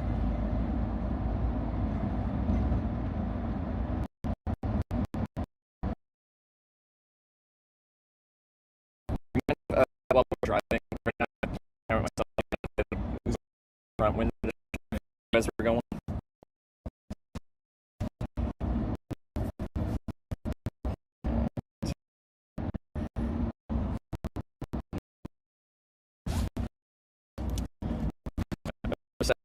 Stuff because like it's hard to find specific like camera equipment and stuff like that. Camera as well. No, like for hitchhiking I just use some a bit proper because I need that stabilization. But it's like the mounts and the tripods and some of the adapters and stuff like that were in my check bag, so it's hard to find that really specific.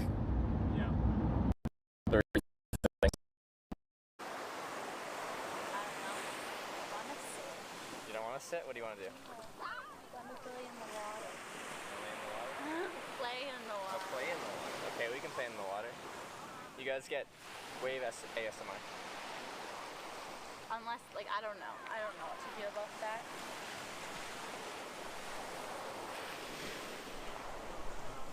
How's the water? It's nice. That's really nice. Super nice. It's kind of rocky on the bottom, and it gets collab for sponsored charity stream.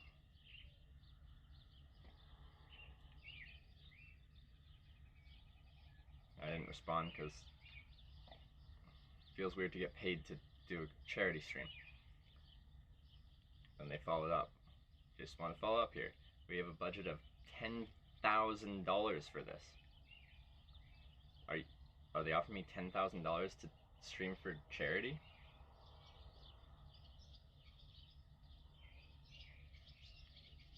Probably just give that money to the charity. That seems unethical.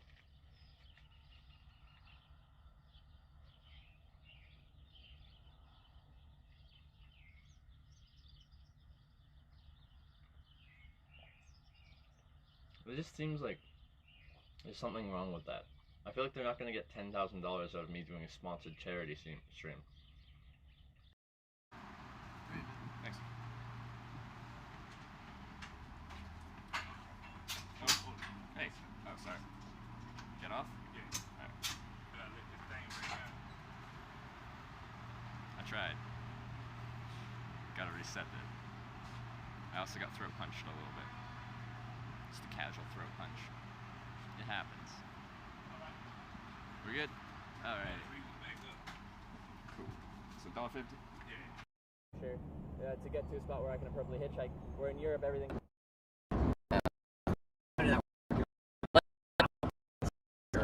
It was so funny. So, transitors, my car, they essentially fly from Novosibirsk out to Western Russia or Eastern Europe. and they pick up like cars with all-wheel drive and stuff like that, and they drive them back to Novosibirsk, where apparently they can sell them for more. So they fly out and then drive back, fly out and drive back, and they drive as a convoy, talking on CB radios and stuff like that, just as a team. And every night they'll share like a motel and get like really drunk and then continue driving the next day. So it was 3 days of, you know, drive all day, get like party with Russian guys in their motel at night, and then continue driving the next day. But like a lot of the day was just silent in the car because I had a translator, but like when you're driving all day, it's quite a bit of effort to talk through a translator. Yeah. So you'll do it for the first like 30 minutes or something of the ride, but then you'll just settle into the ride and just chill. So a 3,000 kilometer ride where I'm not really talking much gets a little boring. That's a long ride. Yeah, very long ride. Been to Japan? 3 times, yeah. Wow. No problem with the language there? Language barrier is also a thing there. Less than Russia, but still, most people that pick me up, I had to talk through a translator. But what do you mean translator? So Google Translate, and you can talk back and forth through it. So just a cell phone these days really helps being able to communicate where you couldn't otherwise. I kept going back because when I'm hitchhiking in small town Japan, they're really surprised to see a foreigner, especially a foreigner hitchhiking. Yeah. So you get, again, the curiosity where people are like, they just want to know what your story, where you're from. Yeah. So they'll pick you up, and once they find out you're from Canada and you want to explore Japan and see what it has to offer, quite often they'll like invite you home, and you get to really experience Japanese culture from a personal perspective, because you're kind of getting an experience you can't pay money for. Like if you're in Tokyo and Osaka, stuff like that, like you stay in hotels and you eat where you pay to eat and stuff like that, but to be invited into someone's home and eat at their dinner table and sleep in their spare bed and stuff like that, like you get a sense of Japanese money really well. So go like that, where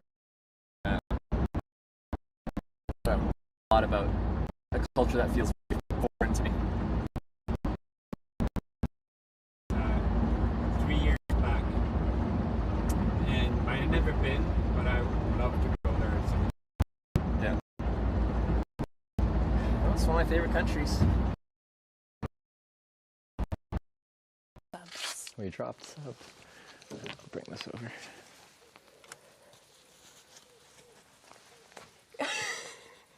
Trevor, it's lower than face level.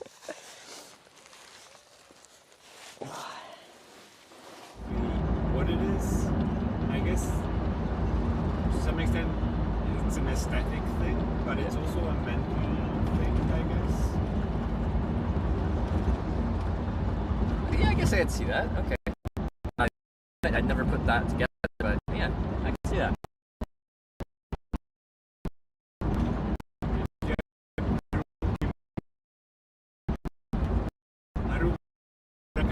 No.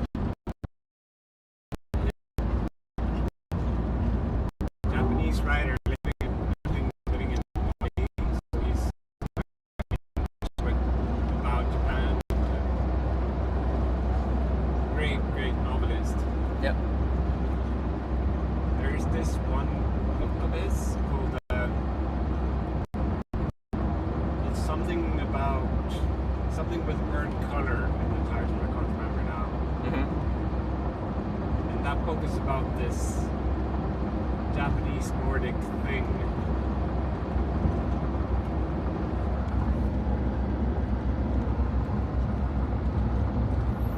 The connection there that you talked about. Yeah. It's interesting. Now I want to read that too. Yeah. You're building a reading list for me. Yeah.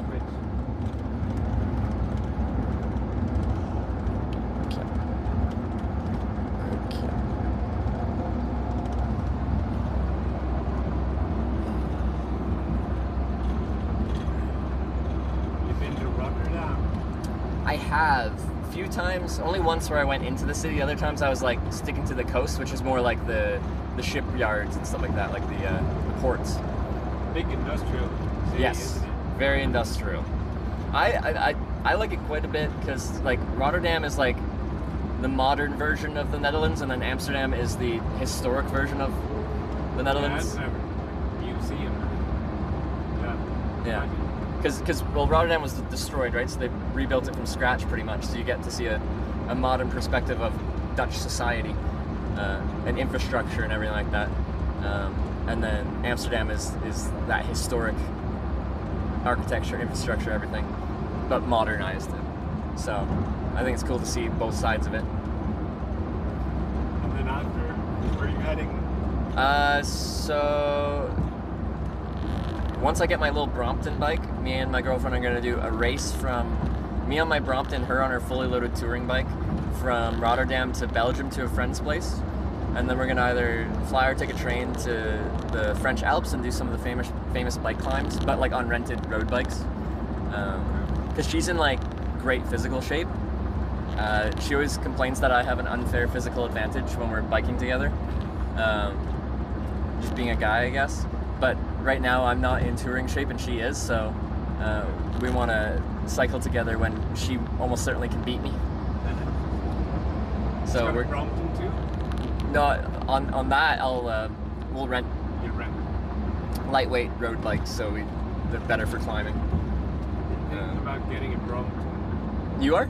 Well, you know, it would be nice to have one with us when we have two of them. And they're so convenient and they fold up so small. You like them, yeah? I love it so much.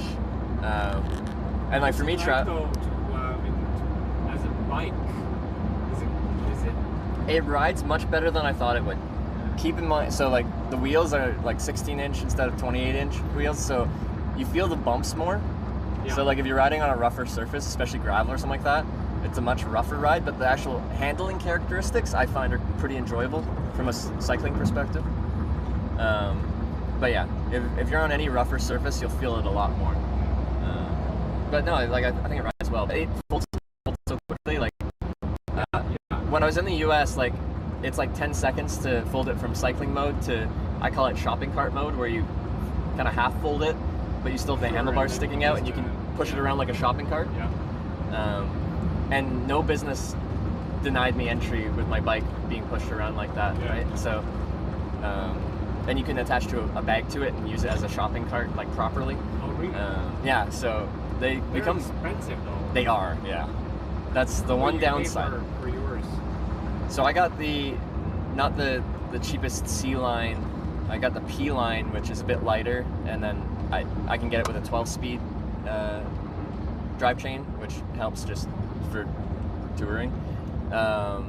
It was like 4,000 Canadian, so that's like just under 3,000 euros. Yeah. And then they go all the way up to, they have a fully titanium model, the T line, and that went up to like 9,000 Canadian, so like 6,000 euros. So, but even the base model is expensive. So, but saving like 5 pounds in weight to get my model is also nice because I carry that bike a lot. Like, so I'm hitchhiking, I have it folded up next to me, but a car pulls over like 100 meters behind me. I got to pick up my bag and then pick up my bike and, and chase it down. It's a lot of weight to haul around.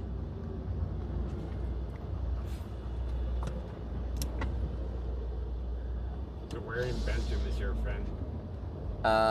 Just outside Ghent.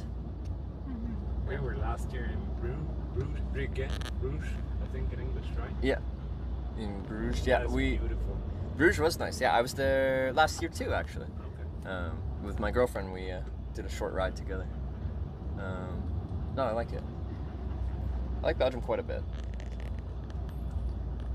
But the cycling infrastructure isn't quite as good as the Netherlands, which it's still good. It's just Dutch cycling infrastructure is so good. Yeah, they're cycling maniacs. Yeah, which I love. That's Yeah, cool. It is. Them and the Danes as well. Yes. Yeah, cycling infrastructure in Denmark was great. And the thing, when we rode the tandem bike through Europe, it was one of our favorite countries with Denmark because they have these places called shelters. All over and just out in the nature, but usually very accessible to towns and stuff like that you can just sleep at for free. And sometimes they're in like gorgeous _Gulp natural just places. subscribed with Twitch. So we really enjoyed riding through there because the cycling was good, but then we always had like a cool place to sleep at night. Where like, it's kind of the opposite in the Netherlands where it's hard to find somewhere to just camp at night that isn't paid. I've always hated paying for a place to set up a tent because, you know, it's just a piece of grass or gravel. Sweden's got this law where you're by law allowed to camp out. So Norway, Sweden, and Scotland are like the three big countries where they like isn't it like Almensraten or what is it? Yeah. And I loved it. So when I did that tour through Norway, I never had concerns about where to sleep because I can essentially sleep anywhere within restrictions. Like you have to be 150 meters from someone's private residence, and there's a few things, but there's so many legal spots to camp in Norway. Where like, some countries police it really hard. And generally the more tourism there is, the harder they police it.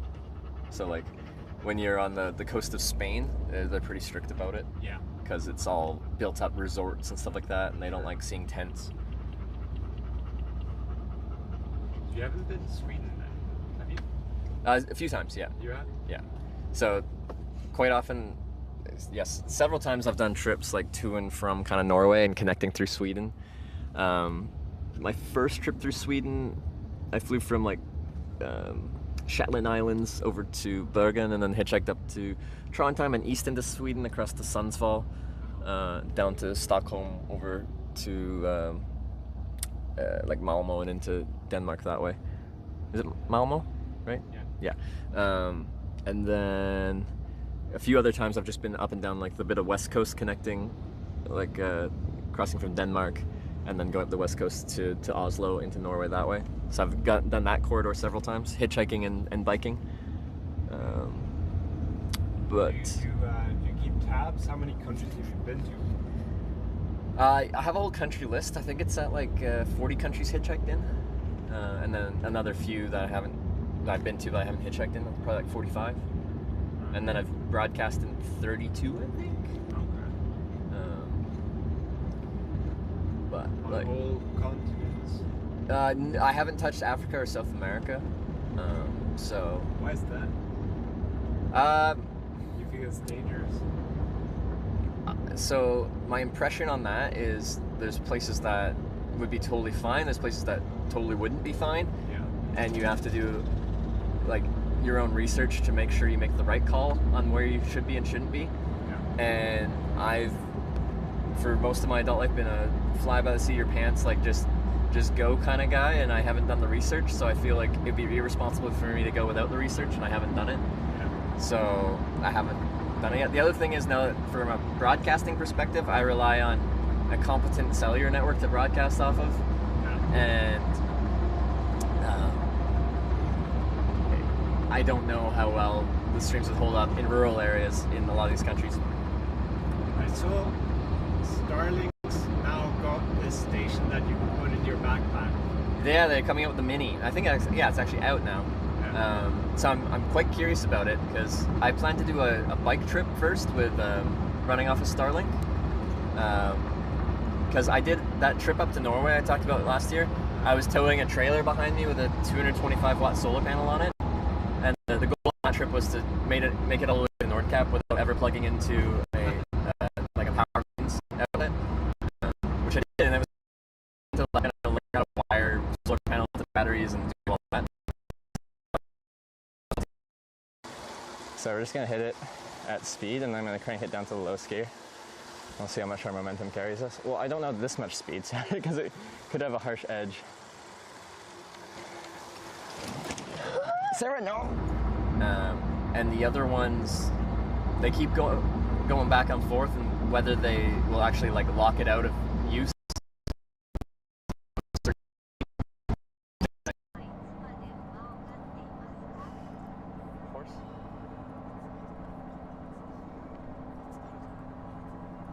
I hope that's translated right, because if she didn't tell me she had a horse, and I'm asking about her horse, that would just be weird. They have one Starlink dish that it has been approved, like, to be used in motion, but the other ones haven't. So I think it's some kind of regulation thing. or they're just trying to sell the more expensive dish. I don't know. One of the two.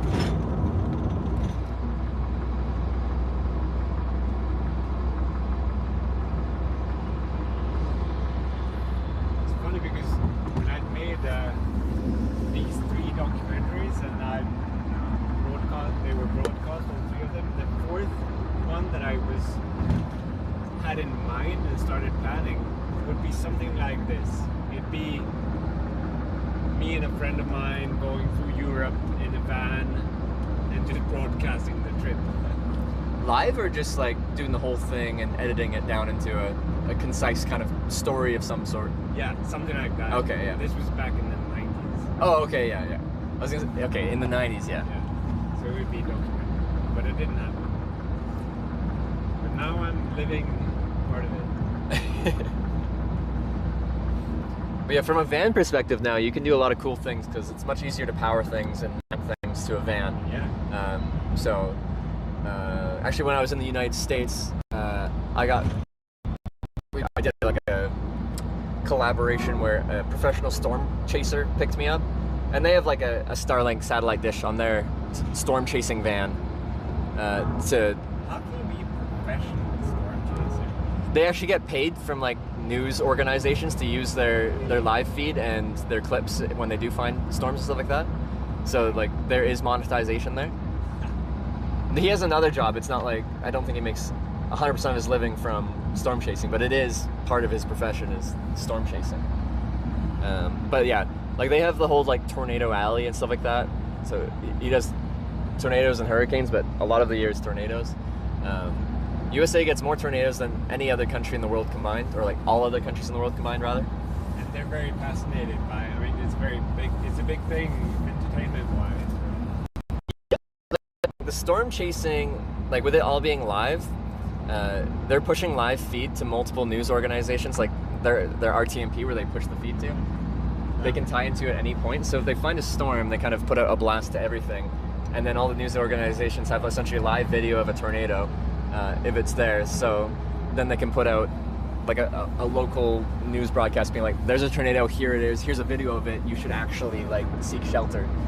So apparently the amount of deaths have gone down dramatically since.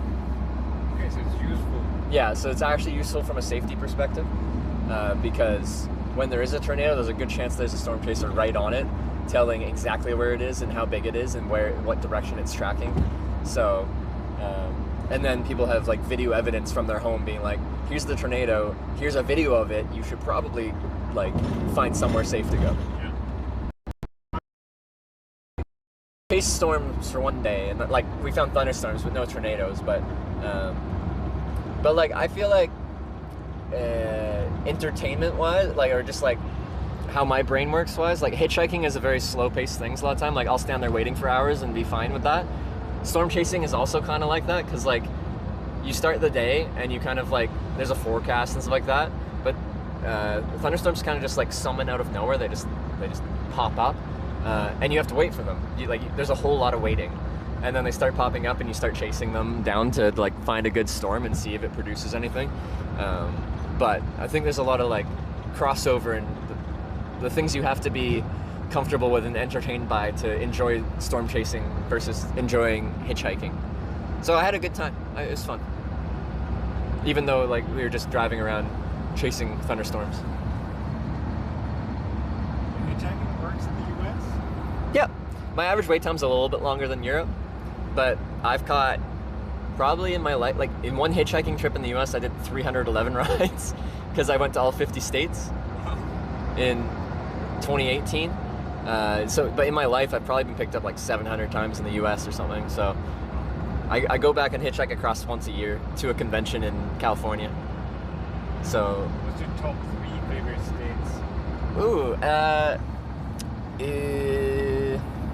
Let's go. I'm from the west coast of Canada, so I really love the Pacific Northwest. So like the coast of Washington State is gorgeous. Like Highway 101 on the west coast is gorgeous.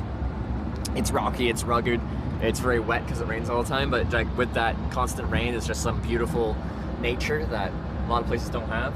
I love Colorado for the mountains, but beyond the mountains, it's like a very diverse state. On the east, it's got plains, like just dead flat. In the middle, it's got mountains. In the southwest, it's a desert. It's just like a very diverse place as far as landscapes are concerned. And you know, I like mountains and skiing, so if you want to do that, then you can do that. And then third one's tough. Like maybe to Colorado, and then what's that? Yeah, what's the third? I'm gonna go with this. Might sound like a weird one. North Carolina. They have these They have these outer banks where there's islands and like chains off the east coast, and there's like some Ocracoke, Hatteras, and stuff like that, and they kind of have like that island surfing, windsurfing. I can't even place it mentally. It's not on the coast, North Carolina, is it? Yeah, it's on the east coast. Like kind of like if you look at the whole east coast, it's in the middle, kind of. So like the middle between like Maine and Florida. It's kind of halfway down the coast. But I just like the kind of atmosphere out there because it was like the one island, Ocracoke, like everyone just drives around on golf carts. Like they don't drive cars. Like they do have cars, but just to get around, it seems all like chill and relaxed, and you just, I don't know, it's got a nice vibe. Okay. So that's kind of the wild card one. But like also I really like Northeast, like Vermont and New Hampshire and stuff up there. Those are beautiful states, and the people there are really chill and nice. People there are all rich, aren't they? Well, closer to the coast of like, in the coast of Maine and stuff like that, they might get expensive. But if you get like upstate into the woods and the Appalachians and stuff like that, I wouldn't call them excessively wealthy. It's same for like New York State. People when you say New York, people think New York City, which is expensive. But if you go upstate, and all the way up to like Buffalo and stuff like that, I wouldn't consider it a wealthy state out there. Yeah. So it really depends where you're at. What's the situation with camping out in the US? Camping? I just do it regardless. It's like crawling with policemen. Yeah, but they don't crawl through the woods at night. Like if someone sees me and they report me, then like maybe the police would come out. I've never had the police give me a bother in the US for camping. The only place I've actually had the police move me along was in Japan, and that was only once. So in my entire like 10 years of hitchhiking and wild camping, I've only been moved once. And I was camped in like a central city park next to like a castle in Japan, and I'm like, yeah, fair enough. Not a point. Yeah. But he's just like, through a translator, like, you can't camp here, but you can camp over here. And he's like, let me show you. And we walked like 100, 200 meters, and then he's like, you can camp here. That's very simple. Yeah, so it wasn't even a bad experience. It's just like, yeah, man, you gotta move. So I'm more concerned, rather than police in the US for camping, I'm more concerned about, like, if I ended up on private property by accident and someone comes out, like, yeah, exactly. Because people are also like, oh, you can just camp, like, knock on, like, a farmer's door in rural America. And I'm like, I feel like right now people are very, like, high-strung, like, nervous about everything. Yeah. And, like, they'll just, like, do the whole, like, stand your ground, castle doctrine, like, be like, I felt threatened by this guy knocking on my door when I was just, like, meant to ask if I could camp on his cornfield. Yeah. So I don't knock on doors in America. But isn't that noticeable also on the road with people when you're hitchhiking, that they're jumpy and very sort of high-strung? Yeah, so America's the only country where people pull over and then they'll tell me directly, they're like, just so you know I have a gun on me, so don't do anything stupid. Wow. But I've gotten very used to it, and honestly, like, they're scared of me, and they're just setting the ground rules. They're just like, don't make me use this. And I'm like, I'm not gonna give you a reason to use that, so we're on the same terms. Like, just, I don't care if you have a gun, just, I'm not gonna give you a reason to use it, so don't use it. Well, we have a dog. Is it a guard dog? It's completely useless. Yeah. I find that very unique. I actually really like hitchhiking in the United States because, what I say usually is like, I run into people with big personalities with a much higher frequency in the United States. Like they believe things very strongly, or they believe weird things, and I get lots of conspiracy theorists and people that just are very interesting to talk to because they're just so different to people you meet on a day-to-day basis usually. Is it very different from Canada in that sense? A little bit, but there's so much crossover between US and Canada. Like US like media and culture is so big, it permeates into Canada just because we're neighbors. There's no crazy thing with the political landscape in the US. You don't really get that polarization going in Canada, do you? It's rubbing off. It's actually quite polarized in Canada right now. Not to get too much into it, but Canada's so weird, and US politics is so huge and polarized, and everyone hates everyone, that like even Canadians will be flying like US political flags and stuff like that, which seems stupid. Like, they're not your politicians. Why are you flying a US politician's flag? A lot of American culture rubs off in Canada, and unfortunately the polarized politics, I think, also is starting to rub off on Canada as well. Is that something you want to stay away from, talking politics when you're hitchhiking? Yeah, I try to avoid politics. And does it work? I mean, can you? I can steer it. If they say lightly, but I'm usually pretty good at directing the conversation elsewhere in a way that like doesn't bother the person. I can usually try to keep it light. Well, it doesn't have to stay light. We can talk about serious topics, but like politics is just antagonizing, and everyone's set in their opinion, and like no hitchhiker or vice versa is gonna like change people's opinion about how they feel. So, and it's the same for like my chat with my stream and stuff like that. Like, essentially, rule is no politics. Like, if you start talking politics, they chat with you too. Yeah. So, like, when I'm standing there hitchhiking, there's. I mean, what are they saying when they chat with you? Like when I'm hitchhiking and when I'm actively talking to them, there'll be a whole lot. It's like an ongoing Q&A and just banter. Sometimes they'll even like play songs for me. They can like use media share. Part of the monetization is they like donate money and can play a song and stuff like that. Just plays through my speaker. So it's not just you have a hardcore fan club there. Coming back. So what's I think with this really long content, a lot of people that watch something like this is people that are actually like working, and they're allowed to have a second or third monitor up with just something on there that you don't have to. It doesn't have to have 100% of your attention all day long. It's like play music.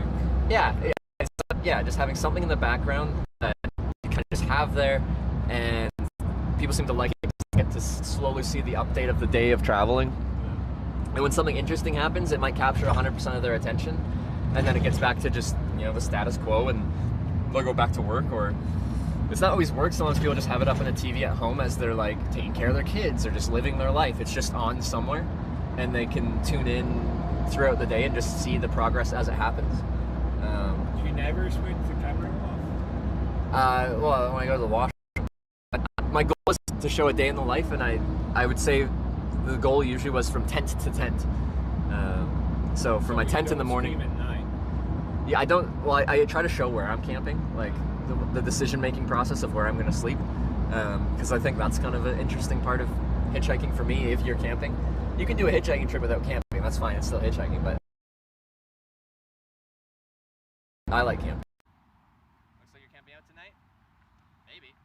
I've been here like maybe just under an hour, about an hour. In hitchhiking terms, this still isn't a long time. I'm just getting started. By trade, but So you hitchhiking. don't wanna go on record.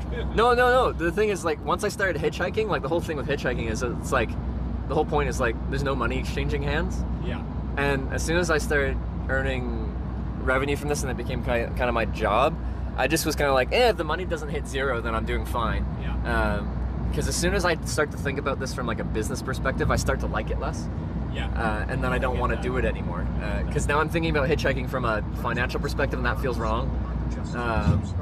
So I honestly don't even track my expenses, much to my accountant's disappointment. Because I don't log my expenses very well, which is an important part of like filing my taxes. But it really depends. Like most days I'll spend not very much money. My biggest expense nowadays is food. Yeah. Because so pre-broadcasting, I only had as much money as I saved working like normal minimum wage jobs in Canada. So I did everything possible to spend no money, including like I used to dumpster dive for food and stuff. Like I was really cheap.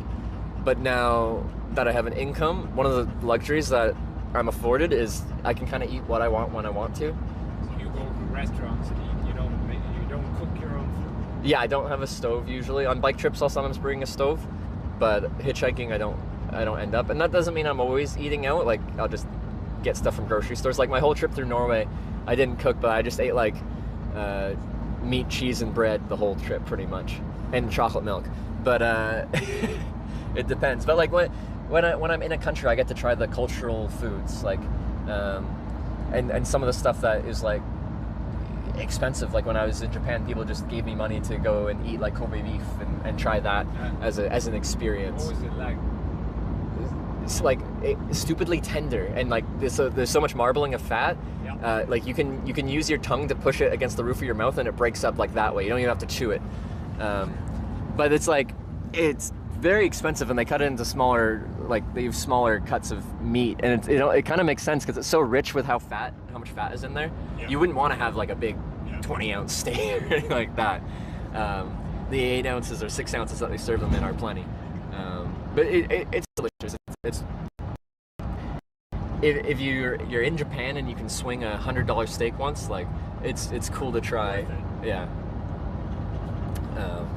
What are your favorite countries in Europe? Top 3. Favorites. Norway. I went up the whole west coast of Norway through the fjords. Yes. That is crazy beautiful. Yeah. Yes. No, gorgeous area there. And like because it's pretty far north, people were telling me how gorgeous it was like the entire trip. And it was absolutely stunning, but so much of the coastline is, in my mind, like comparably beautiful and a lot less busy. Sure. Because also in the Lofoten, like they don't allow the wild camping, like the Almanzraten. Like it's a specific region where they actually say no, you can't camp. Yeah. If you tug away enough, you still can, but like they get so many tourists that they restrict that. Right. So and then when you're traveling through there, like treat you as a number, and like we're just a bit less friendly and stuff like that because of everyone's going there. When you're in the smaller towns that are less busy, you're riding your bike through, like the people just seemed more open to, just friendlier. But yeah, like the whole west coast was stunning. It looks like you're going a long ways. I am. Where'd you start? Vancouver Island. Sorry? Vancouver Island. Oh, really? Holy fuck, dude. That's my home. Where are you going? Newfoundland, if they'll let me up there. Really, eh? Yeah. Good for you, man. How long is it taking you to get there? And I did have to cancel that trip shortly after it, but I loved Italy. It was a great time. I had a backpack with a water bottle holder in the front shoulder kind of bag thing, but it perfectly fit a bottle of wine. So I just have like a bottle of wine. I wouldn't be drinking through the day, but it's just ready to go for the evening when I finish my day. And I heard mixed things about Venice, but when I was there, it's actually when COVID was like starting to bump up. So like it actually wasn't very busy there. Travel had already started to slow down. Yeah. And all the things I heard that were bad about Venice was like how busy it was, and that made it just like. You guys want to see the glorious view out the window.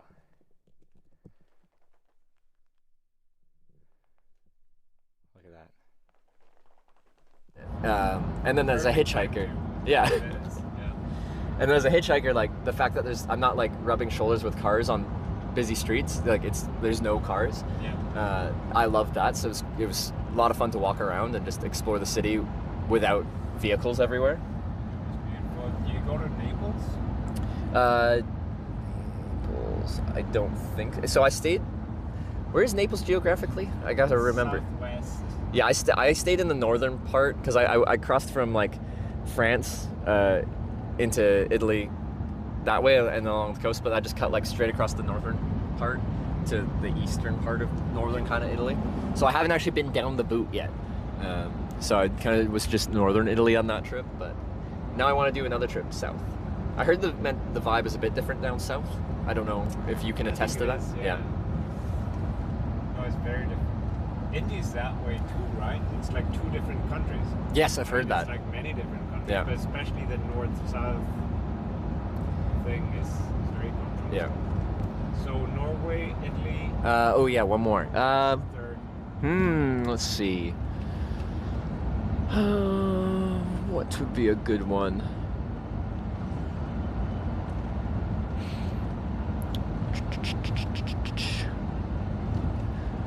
Let's go Ireland. It's tied for the fastest average wait times for hitchhiking because we log statistics on this a little bit. It's like 7-minute average wait time for Ireland. And then yeah, the people are just so friendly there. It's a beautiful country. And I really like UK and Ireland, like the pub culture there. There's such a social place where like when I would show up there with a big backpack with cardboard shoved in it, like, and you're showing up to people's like local watering hole where they hang out after work, like people just come up and want to meet you, hear your story. And it was a great way to meet people. It's just go to a small town pub in Ireland. So yeah. Good choice. I used to live in Belfast, Northern Ireland. Oh really? And then I used to work as a travel guide in the Republic of Ireland. Oh yeah. A travel guide, like travel in a guide city or like for you know old people wanting to see the country. So driving by bus throughout the country. Wait, so were you on the bus with like the microphone, like talk? Nice. Kind of thing. Yeah.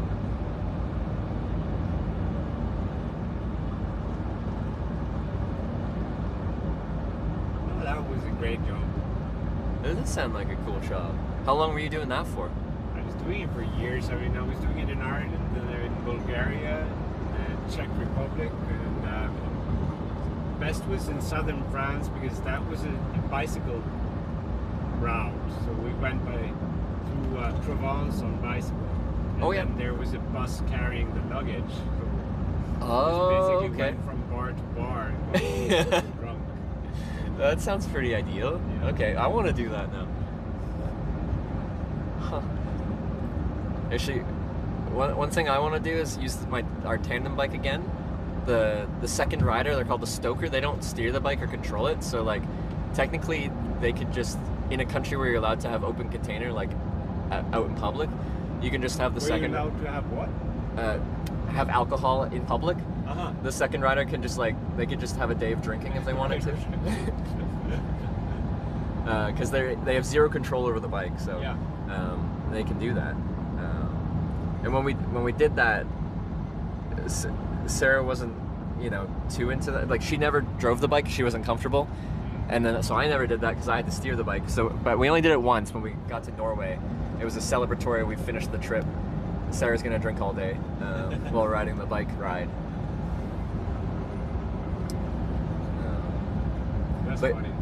But yeah, like Europe is so amazing for cycling compared to North America because like it was probably one of the routes where you were in southern France. Like they have all the Eurovelo routes spread out all over the continent, and a lot of them are just amazing, beautiful, maintained, separate paths from the road.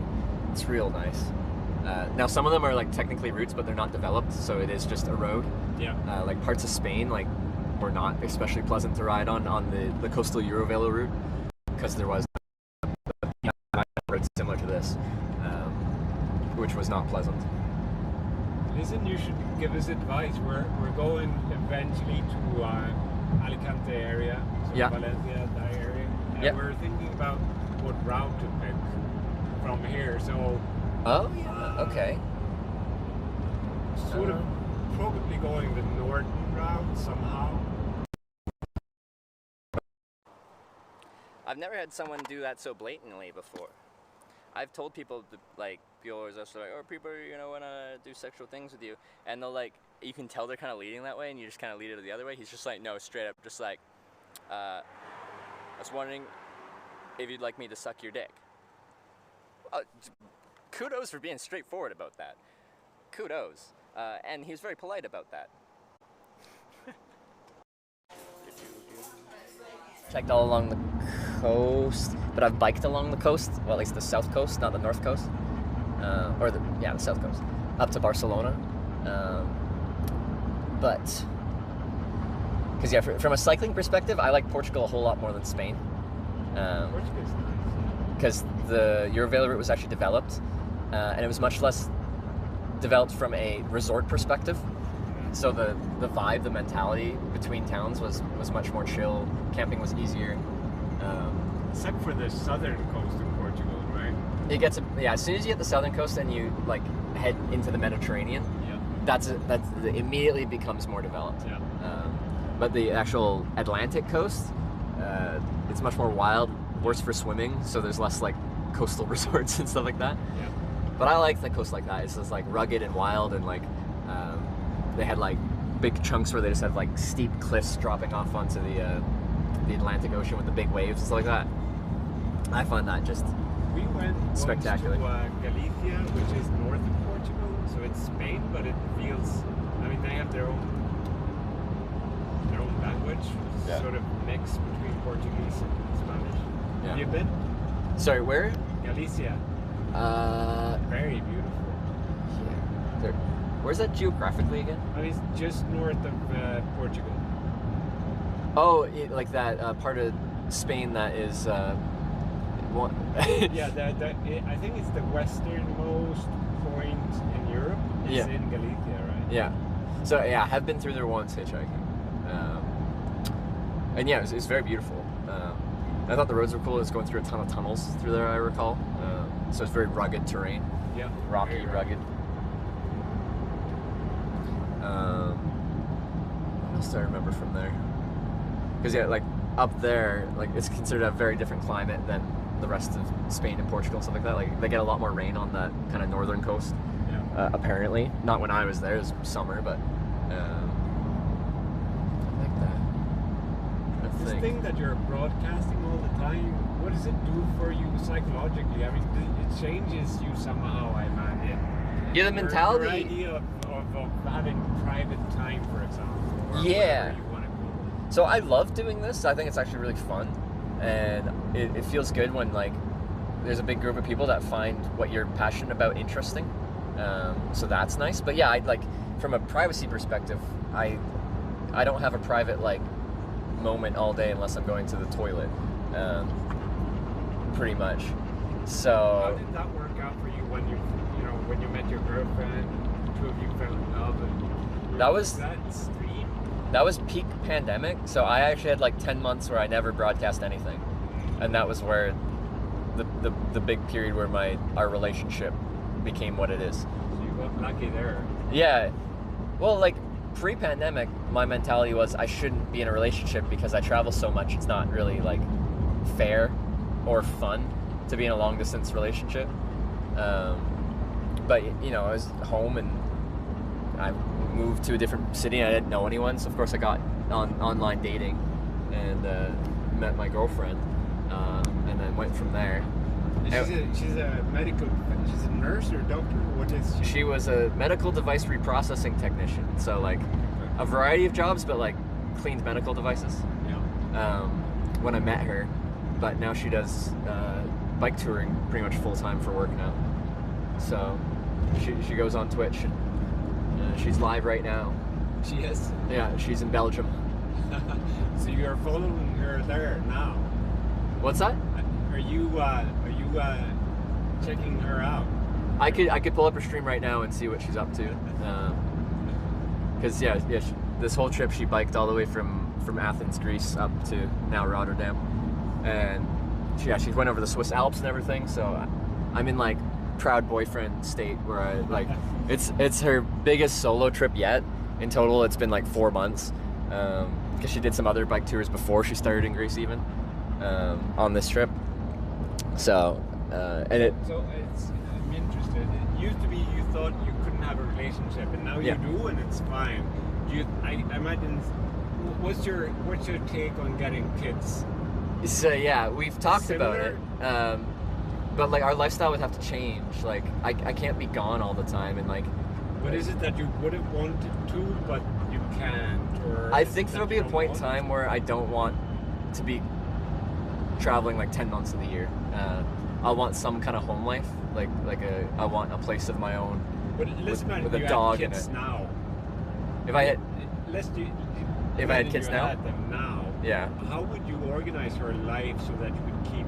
I mean, I don't do you know. think it would be possible to keep? I think this nomadic lifestyle.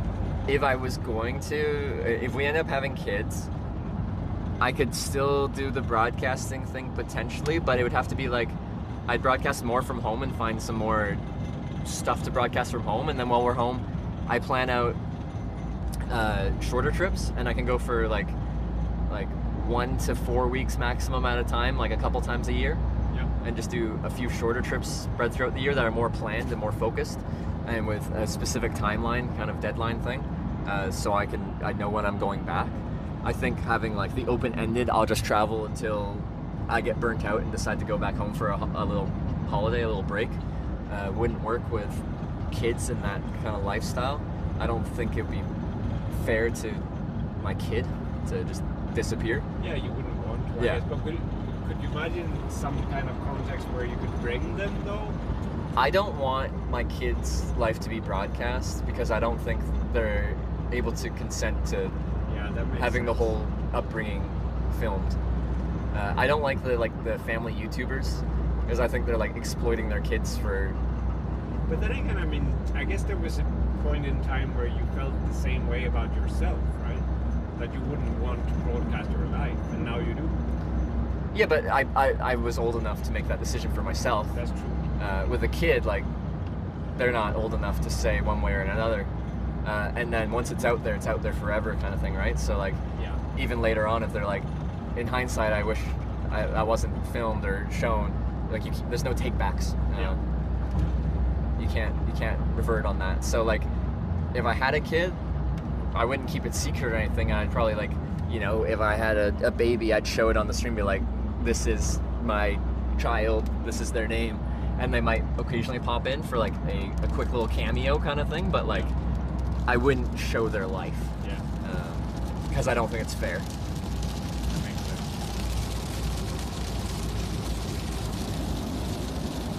But yeah, no, like at some point, like Sarah wants kids for sure at some point, and it's not like we've got time, but she's just like, there is a biological clock here we're working with. Like, she doesn't want it. She's 27. So she's like, I definitely want kids by 35, right? Because at 35, apparently that is medically considered a geriatric. Well, no, like a you're essentially an old mother, and there's a bad sounding term for that. Is it? What's the term I'm thinking about, guys? But it's not you. Because that's anyway. She wants to have kids before 35. That's 8 years from now, so there's lots of time. The deadline there. But that is the deadline, kind of thing. Yeah. Okay. So she doesn't want to be a especially older mother. What just happened now? Did someone reach out to you with a term? Yeah. If you're curious, like, just on the broadcasting phone, there's like a chat running, so they can hear me speaking, and I just asked for confirmation on the word I was using.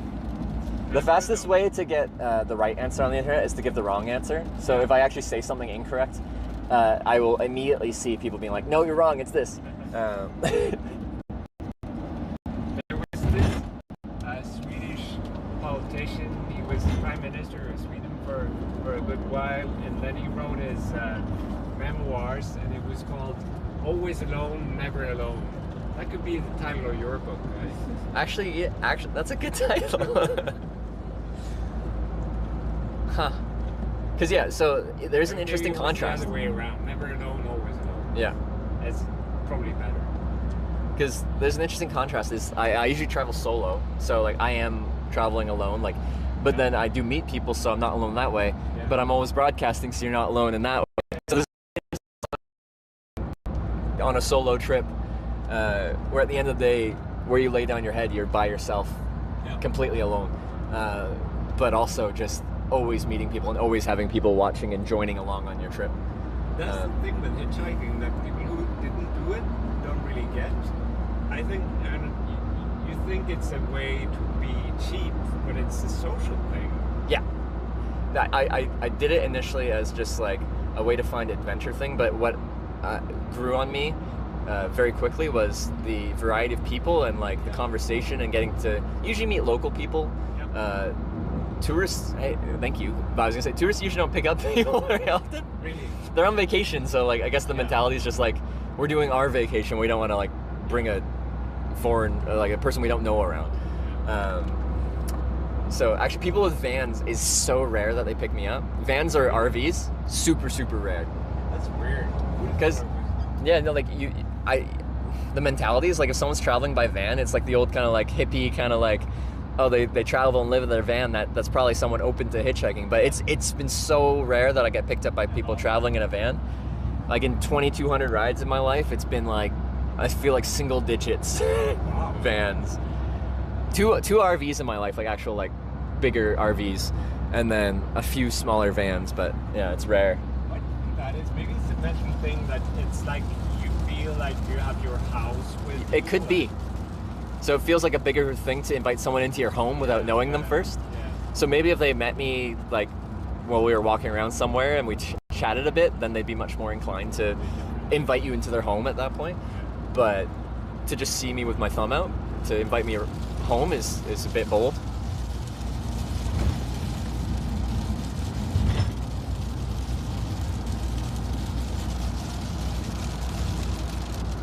Yeah, someone said this, but I can tell by like your questioning, like you are like you have a journalistic mind, and yeah, good at asking questions and like good questions that like make you think. It's also my job. I'm working the work I'm doing now since a few years back. It's it doesn't really even have a name, but what I do is I meet with inventors, scientists, and they wanna try and see if they can build a company around their invention. Yeah. And I help them do that. So I talk to a lot of people. Yeah. So do you have a lot of experience? I'm your teacher today, Hitch. We're going to teach the basics of hitchhiking. The most important things about hitchhiking is one. So what it's good for. Yeah. And then I'm trying to help them find, the next step and trying to figure out what they built, basically. So it's usually for a product specifically, not like a not like a service company or something. Or some thingy. Okay. And prior to doing that, did you have experience taking a product and bringing it to market? Yeah, I mean, because I built basically three companies, or two proper ones. Oh yeah. Really, what type of companies did you build? So the first one was like a production studio. When I did those films, I started a production studio, and we did magazines and we did films and a bit of everything. And we also had a gallery. Okay. So we ran that for about a year, and then it didn't work out, or it wasn't all that much fun. And then the second company was in the publishing industry. At that point, this was sort of just at the point where you got ebooks coming on the market. Okay. And also print on demand was not a thing there, or it was. Everyone started to think about print on demand, but it didn't exist. So me and a few friends, we built a software company that allowed publishers to publish their books without printing, without keeping them in stock, basically. Yeah. So it was doing that, and it was also doing aggregation of ebooks and audiobooks. Yeah. So like that company would, like as someone purchases a book, they'd print just that copy and then mail it from. Okay, that's cool. So I did that for 15 years, 12 years, and then in the middle of that, I spun out a company that did ebook distribution for libraries. Okay, yeah. That's interesting. There's a lot of things that do like that direct purchase production kind of thing now. Like in the streaming world, a lot of it's like merchandise. Rather than buying, you know, hundreds of shirts and hoodies and stuff like that, it's just printed on demand. So you don't have branded hoodies. My girlfriend made some, but I don't promote it, so there isn't really that much merchandise out there. But it exists. It exists. But like I feel like I struggle with branding too. Like I don't know what direction to go with, like for how to like. We like my stepsister made a logo. She did some like went to school for graphic design and stuff like that. But I'm still not set on like the branding. It's just like a silhouette of me with my thumb out and then like text that says Hitch underneath. But I don't know. That's where my creativity starts failing me, when I have to make like creative artistic choices. Yeah. That's where I struggle with being like giving good input on what I like, because like I don't know what I like in that way from a like an art perspective.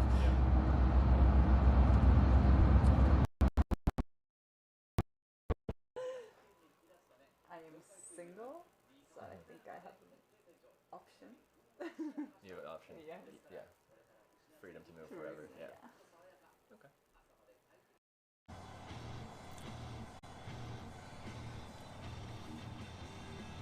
So they make it pretty simple now. It's become standard, but back when we started that thing in 2008, this isn't a thing at all. Yeah. Now there isn't much like profit for the broadcaster at that point, because it is a really slick service they provide, but like on a $30 t-shirt, you might get $5 from it. Right. The rest goes to the cost and the profit for the company that does the manufacturing and distribution. Yeah.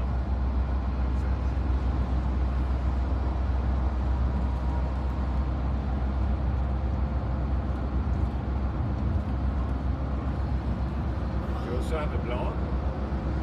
No, there's no like print, like written stuff about it. Like people ask if there's what do they ask me all the time?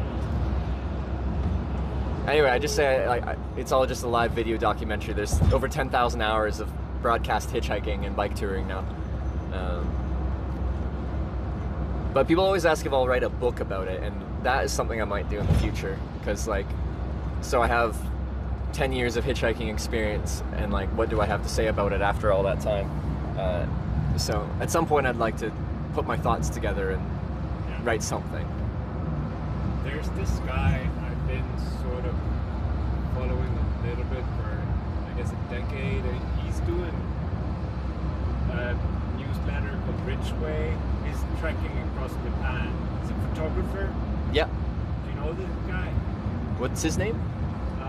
Because I know someone trekking across Japan, but they're streaming it, so yeah. I don't know if he's blogging it as well. He's living in Tokyo, or he's trekking. He's basically doing what you're doing. Yeah. His newsletter is called Ridgeway, I think. Ridgeway. I can't remember what his name is. Who's the Japanese or the guy that's walking through Japan? I know, because I know someone that's walking the length of Japan from south to north, from Kagoshima up to Hokkaido. Yeah, I think he's been in a new newsletter for each route he's trekking. He's also doing these beautiful books. I guess he's a graphic designer and a photographer. Yep.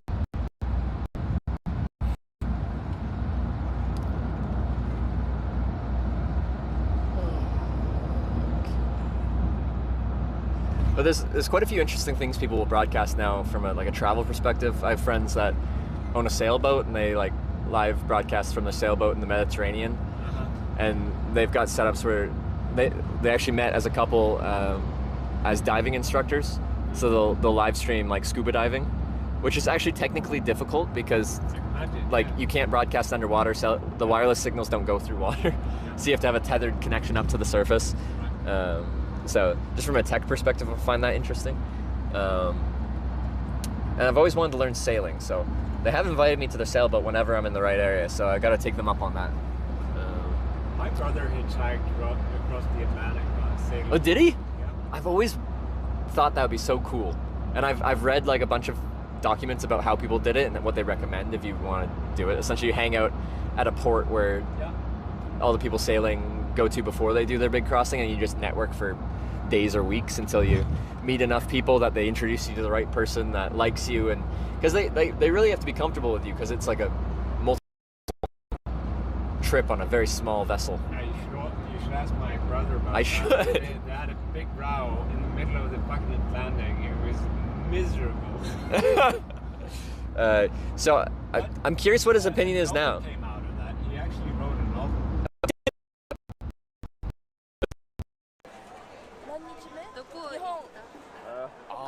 Well, where did you travel before? You can say country names in English. It's gonna be good. English? Yeah, just go from the start. Canada. Okay. Interesting experience. That's fantastic. Copy that. It's like this type 1 and 2 thinking, right? Yeah. Fast and slow. So a lot of traveling when you're traveling a bit rougher or hitchhiking or something like that, there's a lot of type 2 fun.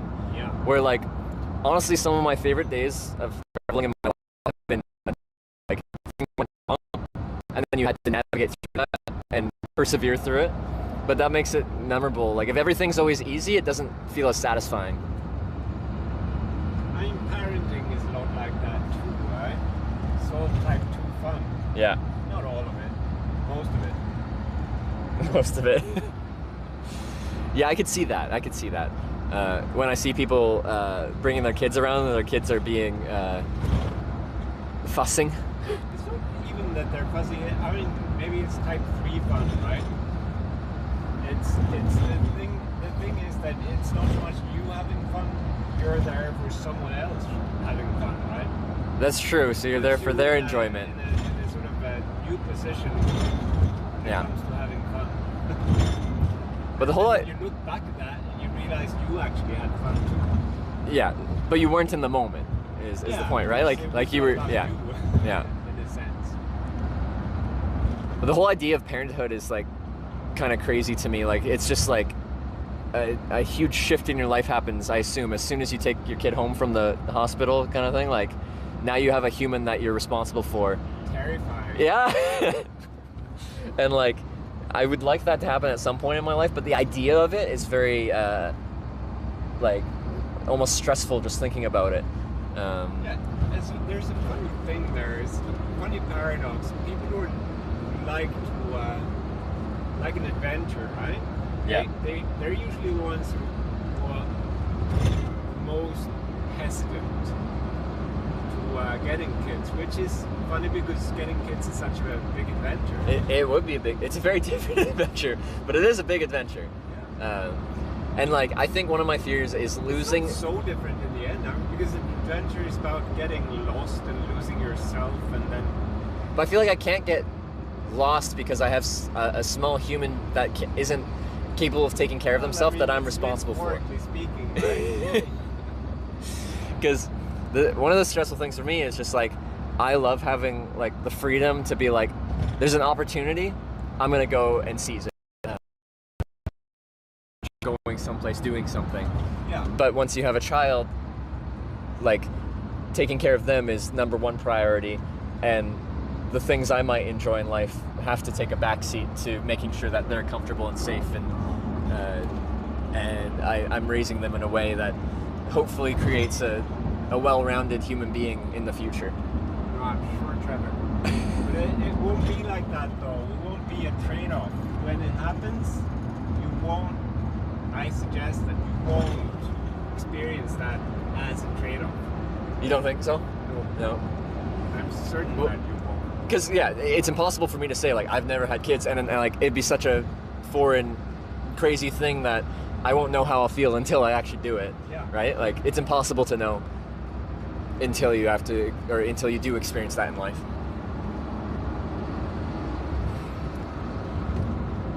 Do you feel like your mentality changed when you first had kids? Like how you thought about things, how you lived life? Yeah.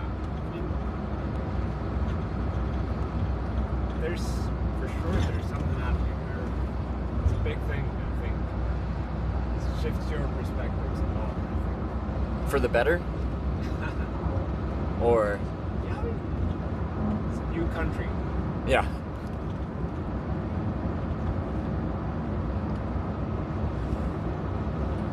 How many kids did you have? Or do you have, sorry? The two of us, we've got one kid. Yeah. I had 2 kids in previous marriage before that. Okay. 3 daughters. Are they all grown up now? Our kid is the one that was in Spain. She is 11 years old. Oh, okay. Wait, But the other 2 are 17 and 20. So they're leaving home now. Okay. How did your 11-year-old get to Spain?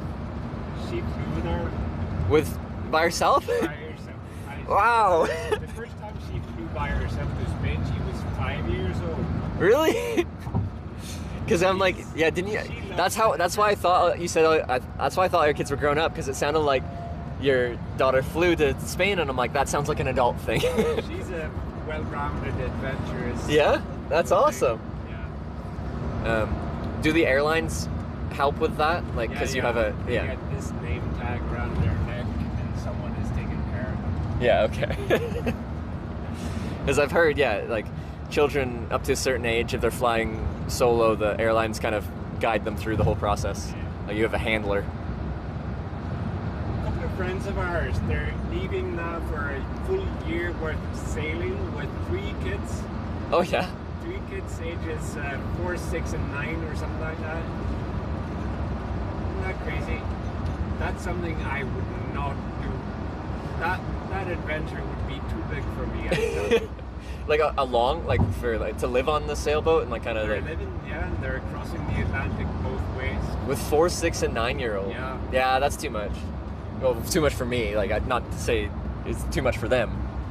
No, I mean, we'll see how it goes. The guy is a pilot and she's a doctor, so they can probably take care of themselves. Yeah. Pilot and a doctor sailing across the Atlantic with 3 kids. Huh. Yeah, one of my interests, I guess, passions is like I love aviation. I love flying.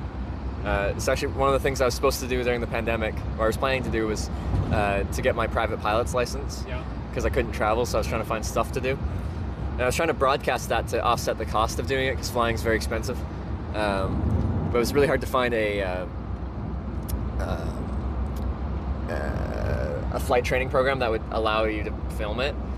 Which makes a lot of sense. Flying's very regulated, and like if they make a mistake in instructing you and that's just broadcast, like that looks very badly on the flight training company. Where I don't have that same liability because I'm the student. I'm expected to make mistakes.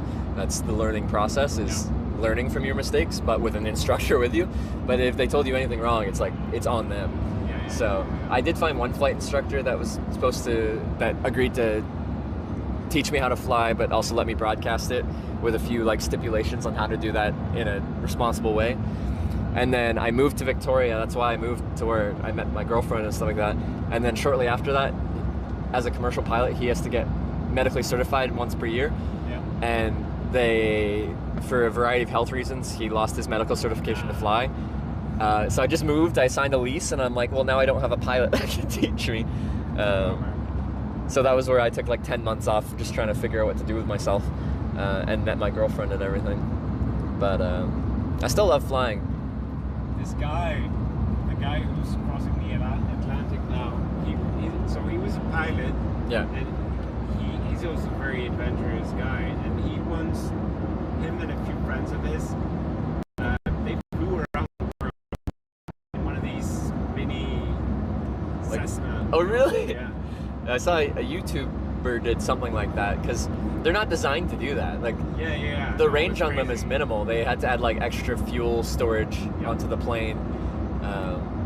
But it's kind of cool. Like, if I did get into flying, it'd be kind of like an aspirational thing to do that I'd love to do, because and you fly like the old flight ferry routes that airplanes don't really do anymore. Like, to cross the Atlantic, you'll generally, like, if you're from the US, you would fly to Newfoundland, to like St. John's or Gander, and then fly to Greenland and refuel in Greenland, and then fly to Iceland and refuel in Iceland, and then fly to Scotland, refuel in Scotland. Then you're you're open to anywhere in Europe at that point. But like, what a trip that would be. But like, kind of terrifying. You're in a single engine, piston driven airplane that doesn't have the same reliability as like the big turbine jets that we all fly in commercially. And like with one engine, if you lose your engine and you're in the middle between Greenland and Iceland, you're in the North Atlantic, like you can put it out an SOS, but unless there happens to be like a ship right next to you, like within gliding distance, you don't really have much time once you ditch in the water, right? So the thought of that is terrifying, but it sounds like quite the epic adventure. Again, I mean, Death Wish is always going to be part of your driver if you like adventures, right? Well, yeah, like everything that is adventurous in life seems to carry some elevated risk compared to like working as an accountant and commuting to your accountant job every day. You have a good benchmark there. Was my previous career path, was my potential accountancy career path. Doors kind of alternative reality. Everything is going to seem adventurous. But with that said, I feel like people don't always realize the danger just driving has. For most people, the most dangerous thing we do on a day-to-day basis is just driving. It is actually a fairly dangerous thing. We're driving fast and everyone's driving fast around you, and if one person makes a mistake, that can be that. Usually the most terrifying part of hitchhiking for me is the driving part of it. Some people pick me up and they can be the kindest, most pleasant person, but they can be just a miserable driver. I'm sure you've experienced that as well. Yes. Yeah. Yes, indeed. One was really bad. It was this guy, he needed to get to London and in a certain amount of time. Yeah. He was a professional driver, I think. And he'd been going for like 24 hours straight, and he picked me up so that I could keep him away. Yeah. And he was going slower and slower. I mean, we went through all the night, and we ended up in the Netherlands in this tiny roads in the countryside. And he was so tired, and we go slower and slower, and then just simply going towards the edge of the road, and I had to constantly find something new to talk to. Really testing your like conversational skills. Yeah, you gotta force the conversation with a really tired man, so they're not probably the best conversationalist at that point. And he wasn't just like, do you have a license, can you drive? No, he didn't. Because I've had that happen. That never happened, actually. Because like, That happened to you? yeah, a few times. Like most of the time it's like someone picks me up, they're driving a long way, they drive for a few hours, and they're like, actually I'm getting kind of tired, like do you have a license, can you take over? Right. But I had it twice in America where someone pulled over. Once the lady was like, she pulled over and was immediately like, hey, do you have a license? I'm like, yeah. And she's like, can you drive? I'm really tired. And I'm like, sure. So I drove myself from Utah to Las Vegas. And she was driving all the way to California, was just exhausted. But like I had to stream at that point. I'm like, can you just hold my camera upright out the front window? She's like, yeah, all right. And the other time in America, someone pulled over again, was like, hey, do you have a license? I'm like, yeah. He's like, cool, my license is suspended. Can you drive my car? Even better. There's this industry in the US, or there used to be, right, where you do that thing that you described the Russians did, where you the transit driving. And you drive back. Yeah. You get paid for it. Yeah, so there's people that like if you buy a car, you like, but you bought it from a different place, you can have someone drive it, and like they get a free or lightly paid trip out of it, and then you get your car delivered for cheap rather than putting it on a truck or something like that. I think it's a pretty common thing, but like, you know, you have to kind of keep an open net as far as places you're willing to drive to and from and stuff like that, because although there's probably some easy corridors and stuff like that, like if you're in a major city, like I don't know, like your New Yorks and your maybe New York to like Florida or something like that. There's probably like a lot of stuff just transporting up and down the east coast of the US and stuff. But yeah, there's a lot of kind of neat stuff like that these days where it's just all posted online, and you just, if you see the opportunity, you can take it. You're not gonna like make a ton of money from it, but if you got a free schedule and you just want to explore a little bit and not be out of a ton of cash, there's a lot of stuff like that. And then even like hitchhiking is less necessary now, like in Europe, like BlaBlaCar and stuff like that, where people will post like, I'm driving from here to here. So like So it's like an app for hitchhiking, basically. Yeah, but you just chip him for gas money. So like. That's a German thing. French, I think. But I think it's spread. Maybe in different countries there's a different name. That's just starting in North America too. I tried to do it once because flights in Canada are very expensive, and I didn't have a car at that point. And the person denied me. I'm like, what the heck, man? This truly feels like hitchhiking. I offered to pay for part of your gas, and you said no. But yeah, no, like, so if you're going a few hundred kilometers, like, you might end up like paying like $20 in gas money, but it's cheaper than like quite often the bus, and more enjoyable than the bus. Actually, one of the key triggers that made me start hitchhiking was I hated the Greyhound bus in Canada. And when I was going to college, I used to take the Greyhound bus from where I was going to college to my hometown, kind of, or like where I was from, and I hated that thing. And it took twice as long as driving, and the first time I hitchhiked was like on that route, and I got picked up in 20 minutes, and they took me right to my friend's front door, like where I was going. And like, it was a nice person, interesting conversation, and I didn't have to deal with that freaking bus. Yeah, I hate buses. I love trains though. Yes. You do trains? Rarely, because when I come out here, I'm like on a hitchhiking or biking trip. But I want to do more train stuff because I also like trains. But Canada doesn't really do trains, neither does America. We don't really believe in infrastructure that isn't for cars. Best country for trains is India. Really? India's great with trains. Yeah. And there, it's like a Mad Max movie. You know, they're sitting on top of the train. I've seen that. Yeah. I haven't been there. I've just seen video. Yeah. You haven't been to India? Yeah. No. That should be on your bucket list, man. It is. What's the top 3 countries in Asia? You know, so I've been to a few countries in Asia, but like I have not been to that many. From a hitchhiking perspective, I've only hitchhiked in Japan and Malaysia. Is that it? Yeah, that's it. I've been to a few more. That was a bike trip. So I've biked in Korea. But yeah, it's the only Asian countries I've like traveled in those ways. So yeah, I'm pretty limited on Asia, but I want to do more Southeast Asia. When I went through Malaysia, it was like the wet season, and as a Canadian, I'm like cold-blooded, and the obscene humidity and the thunderstorms every evening made it just like miserably wet for me. Like the air just felt like I was choking on it. It's crazy, isn't Yeah. it? I'm not used to that. And then like I like camping outside. I never slept outside in Malaysia. I couldn't. Like the humidity was suffocating for me. So when because I flew to Singapore and then I crossed into Malaysia and started hitchhiking up through there. When I got to Kuala Lumpur, I just flew to New Zealand because it was like 9 degrees and raining there, and I'm like, yes, cold weather.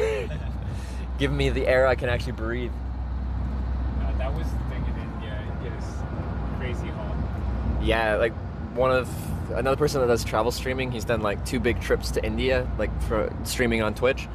And like there's a lot of challenges there because like just keeping your tech cool is a challenge. Like he melted a broadcasting box, like the plastic just completely melted in on itself because it's so hot out there. I don't handle the heat well. And like humans are adaptable. Given enough time, I'll get used to it. I won't like it, but like I'll get used to it, I guess. I like the cold more because in my mind you can fight it. Like you can wear extra layers if you feel a little cold. If you move, you create heat, and like you can force yourself to be more comfortable in it. But with the heat, if you have to be out in it, like you're just out in it. You can only take off so much clothes. The thing is, with India, it's worth it though because it's such a mind-blowing environment. It's like nothing else. Yeah. At least it was in the 90s when I was there. I'm curious how much has changed since the 90s. It changed. Because a lot of things have changed quite a bit. The mentality, though, is what's so alluring. It's people are just profoundly different in their attitude towards life, I think. Because I'm curious how much has changed. Because India is like very rapidly modernizing and industrializing. Patchy, though. I mean, there's a lot of poverty in the middle of that too, right? Yes, no, there absolutely is. I think like what's the percentage of people like with electricity and stuff like that has gone up drastically in the past decade even. Yeah. That's not to say there is a ton of poverty, but I think it's improved in that way substantially. But I'm curious how that's changed, like the experience from a through there. Yeah, I guess it's a lot less chaotic. I was doing 3 months in Bangladesh, India, and Nepal. Yeah. 1994. In 94? Yes. I'm a 94 model. Now you are? Yeah. People I sniped were in Hachu and Jake and all them were driving to Austin. Yeah. Yeah, I got to meet Cook, Hachu, Tianyi, Wawa, Jake and all them. What did they end up? My girlfriend at the time, and then people didn't hear from us. I think that we sent one telegram in 3 months saying we were alive. Yeah. A telegram. That's a Actual telegram. it's a phrase I haven't heard in a long time. It was the thing. Yeah. Because it was too expensive to call them.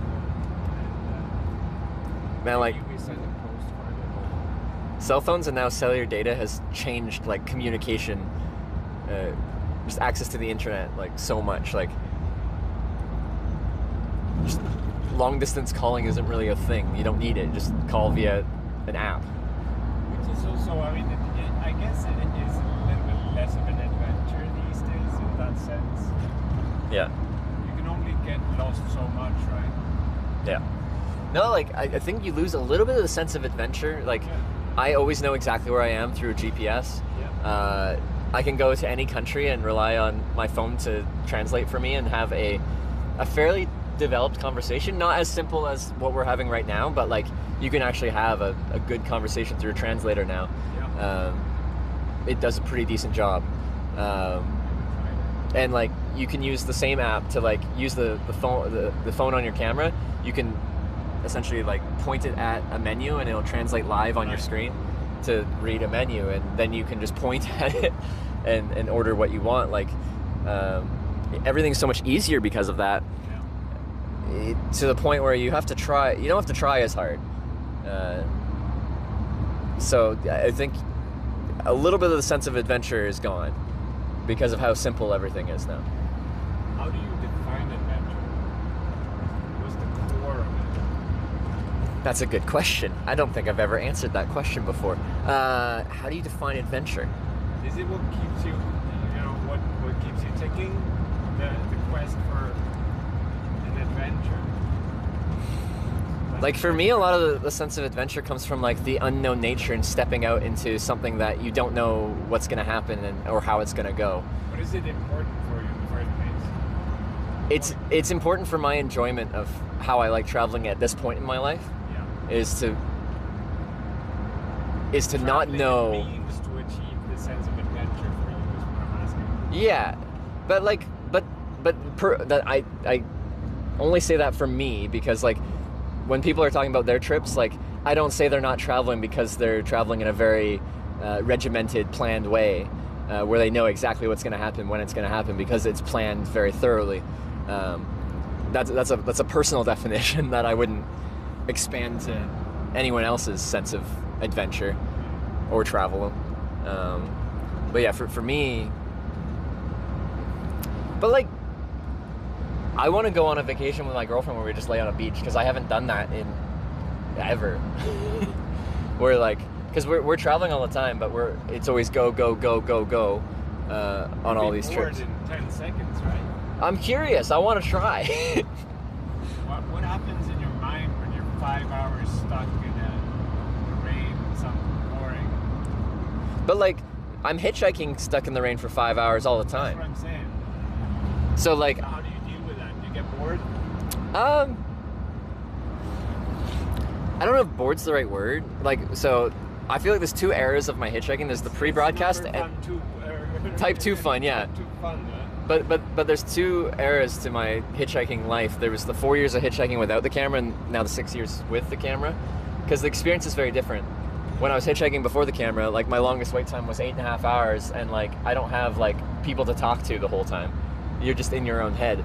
But I actually didn't mind that. I found it like meditative, almost. Like I found it almost relaxing, the process of trying to catch a ride, and I never really got frustrated because I almost never had a deadline. Like I didn't have to be anywhere like then, right now. I need a ride right now. I never had that mentality. I'm like, I'll get a ride whenever I get a ride, and that's fine.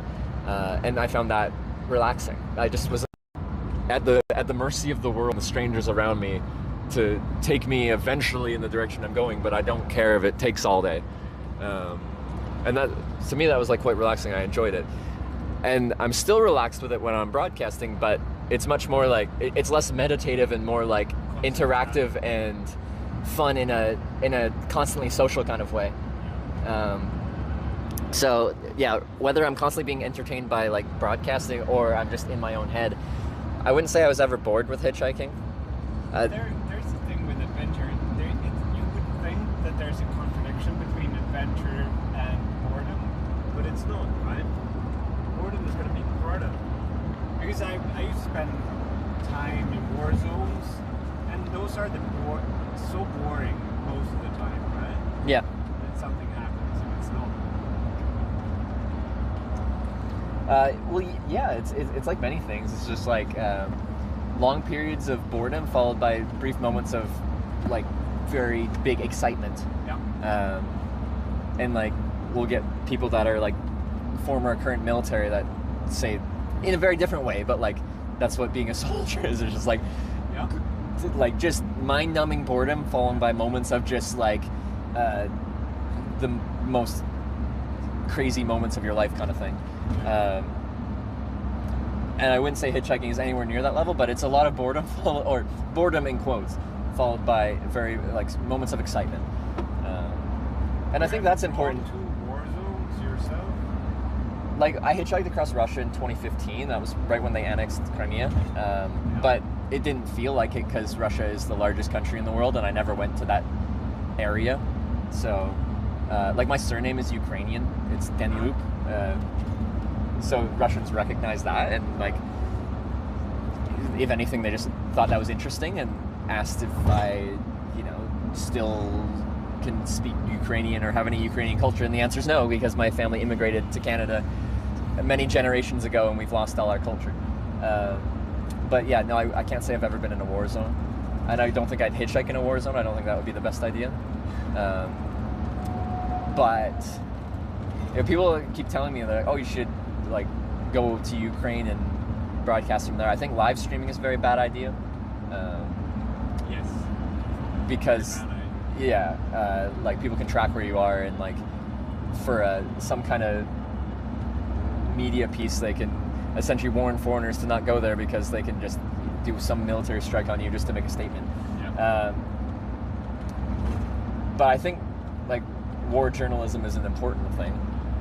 I just don't think what I do would ever make sense to do it there, unless I changed my mentality and was doing something completely different. Situation. I caught my girlfriend of 5 years. I was with her for 5 years at the time, back in when I was like 19. Yeah. And she had a daughter that I raised up since she was 5 months old. Yeah. And I had to go to jail for some unpaid fines for 90 days. I come home from jail, and I come into the house, and I find her and my cousin having sex together, and my little girl is nearby. So it was a knee-jerk reaction. I hit him, and I hit her.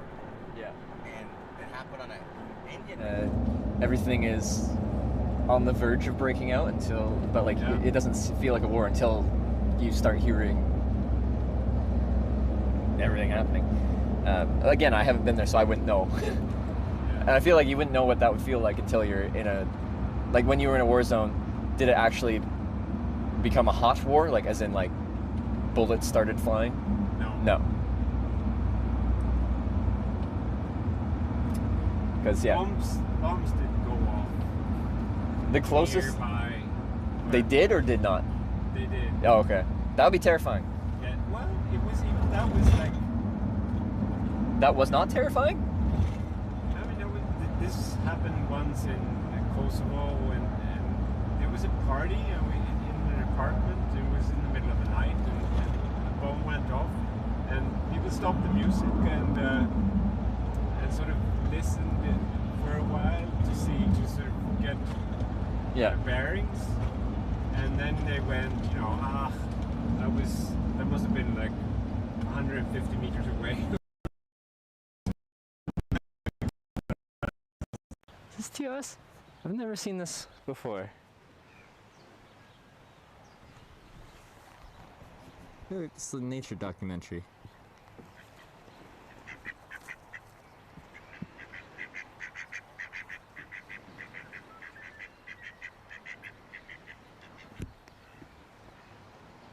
Yeah. Yeah, I was doing some weird shit. You backtracked a bunch. Yeah, no, I did.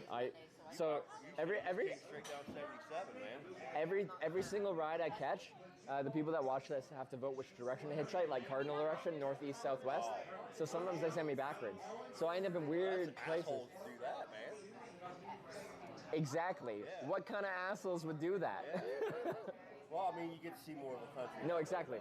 So I've ended up in some really cool towns that I didn't expect to be find myself in.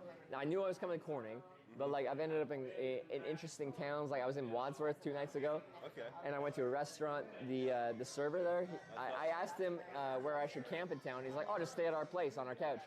So I did, and all his roommates were pilots. Come the next morning, they're like, "Hey, I'm gonna take my plane for a flight, a Cessna 150, very small plane." He's like, "Do you want to go see Lake Erie from the sky? Like, do you want to go in my plane?" And I'm like, "Yeah, I would love to see Ohio from." Demon Days with the gifted sub to Jay Streezy has blue balls. Jesus. And then we'll have the legal experts coming in, being like, something like that. Okay.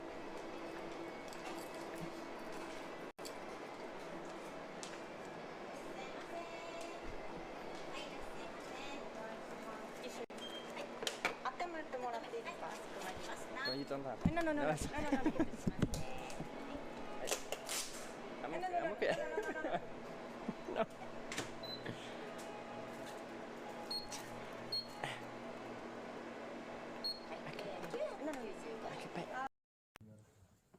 يا ربي صل على محمد يا ربي صل عليه وسلم يا رب. I was like setting up my tent, and then all of a sudden my whole world went from silent to like, and like you could see the reflections of the explosions off the low clouds and stuff like that. Yeah. Which was, yeah, like you could feel that in your core even.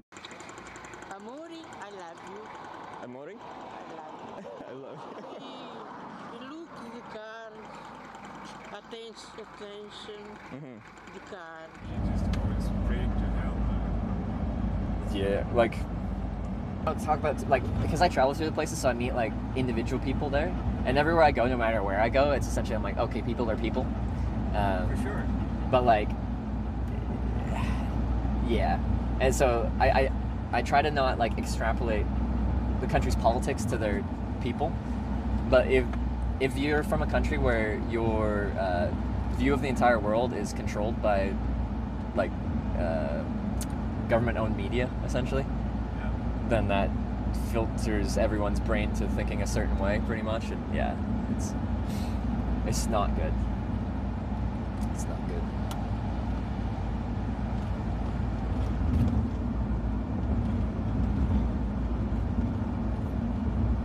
Spain was like that for a long time. People were really wonderful, but the system was fucked up. And you get that in lots of countries. The thing with Russia is it never seems to be ending. Yeah, I think everyone was optimistic after the fall of the Soviet Union. Yeah. And then we learned pretty quickly. Yeah. Optimism might have been misplaced.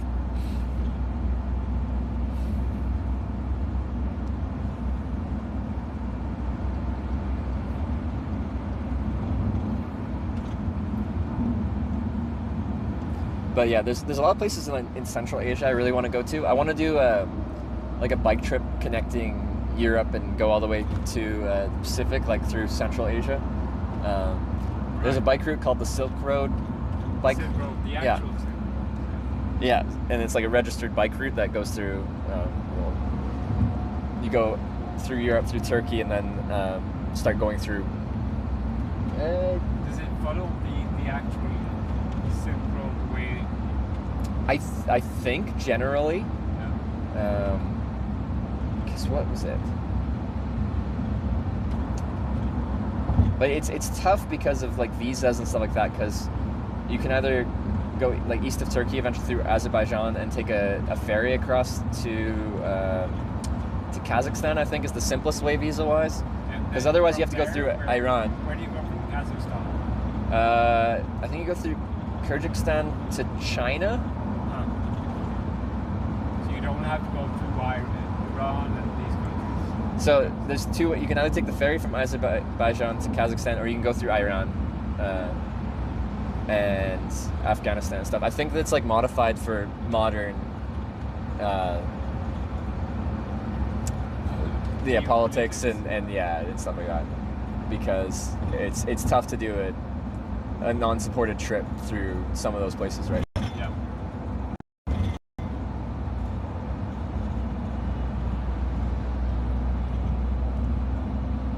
So if you picked up one language to get fluent in, apart from English, which would it be?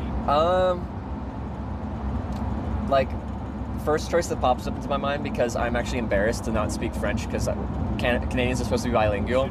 I should be bilingual English-French. Like, objectively, I should know French.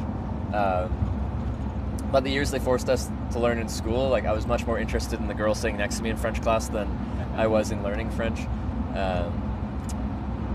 And then, of course, I can learn at any point. It's just like you put it off because, like I said, you get lazy as an English speaker because it just works well enough everywhere that you never feel like you're unable to communicate. I want to know how you learn French. How was that? When I come back from Vietnam, I was screwed up. Yeah. And I did a lot of drugs then. I did lots of drugs, different kinds. Would you say that was LSD, all of it. I done it all. Yeah. Would you say that was very common with people returning from Vietnam? Yeah. Well, that's who I did it with. Veterans. Yeah. Okay. You know, because here's the Tennessee River and Kentucky Lake. All right. There's the Tennessee. That's quite beautiful.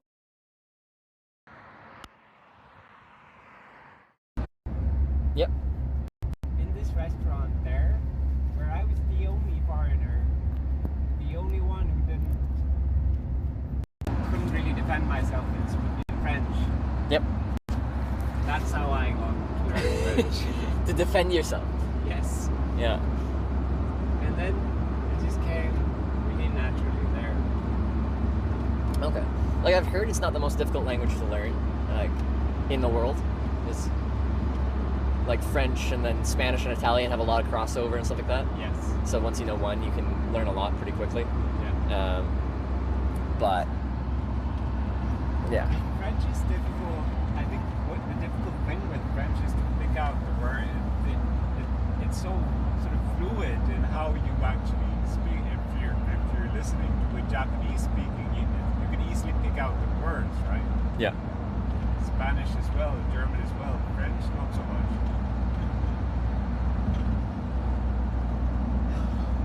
And then there's real difficult language like Finnish and stuff like that, where there isn't much crossover between it and other languages. It's just its own thing. But yeah, like it seems like in Western culture, a lot of people have a fascination with Japan and anime and stuff like that. So a lot of people are learning Japanese at this moment. And I actually quite like the language. I think it's quite cool. But yeah, I didn't learn too much Japanese. But I did have to like change my name in Japan because my name Trevor. They don't really understand that. But if you just go into translate. What did you change it to? Well, like if I say Trevor into my Google Translate and it says it in Japanese, it's Toreba. Toreba-san. Yeah, Toreba. So, yeah, I would introduce myself as Toreba.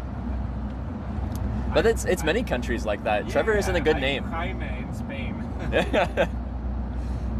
But like hitchhiking across Russia as well. I'm like, my name's Trevor, and they're like Chavi, and I'm like, no. Anyway, close enough.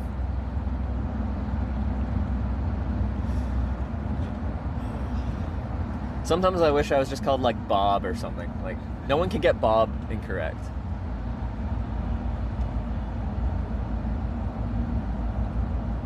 One of the Japanese craftspeople, they have this tradition of changing names when they reach a certain level of mastery. Yeah. Oh, they actually changed their like proper name or like their title? They change their names. Oh. I think that's a very poetic thing. It is kind of cool. And then, so I was watching this video about like the longest running hotel in the world is in Japan, and it's like over 1,000 years or something like that. Wow. And it's always stayed in the family. But the key there is that if they have someone working at the hotel from like a young age, and like they don't have someone in the family that wants to work there, they'll essentially like adopt this adult person into their family to keep it as a family-run hotel business, and then they'll carry on the family business by adding new family members. That's wonderful. Have you been staying there? No, I haven't stayed there, but I should go at some point. Where is it? I don't actually know. I just watched like kind of a documentary on it not too long ago, but it's in like the mountains somewhere. I think it's something like that. Someone's gonna correct me if I'm wrong. But yeah, it's. That's weird. You hear these soup kitchens in Asia that's been running for 100 years with the same soup, right? Yes, yeah, like the never-ending stew or whatever it is. Yeah, they have a better name for it, but yeah. Which sounds gross, but I think like, yeah, because like like there's stuff there that's been 100 years, but just like by cycling through it, it technically, statistically, doesn't really have anything remaining from really not too long ago. Someone said 1,300 years, 53 generations. It was the hotel. 1,300 years. Yeah, 53 generations. Like, what's the going rate for a truck lot, like a truck stop lot lizard? To be honest with you.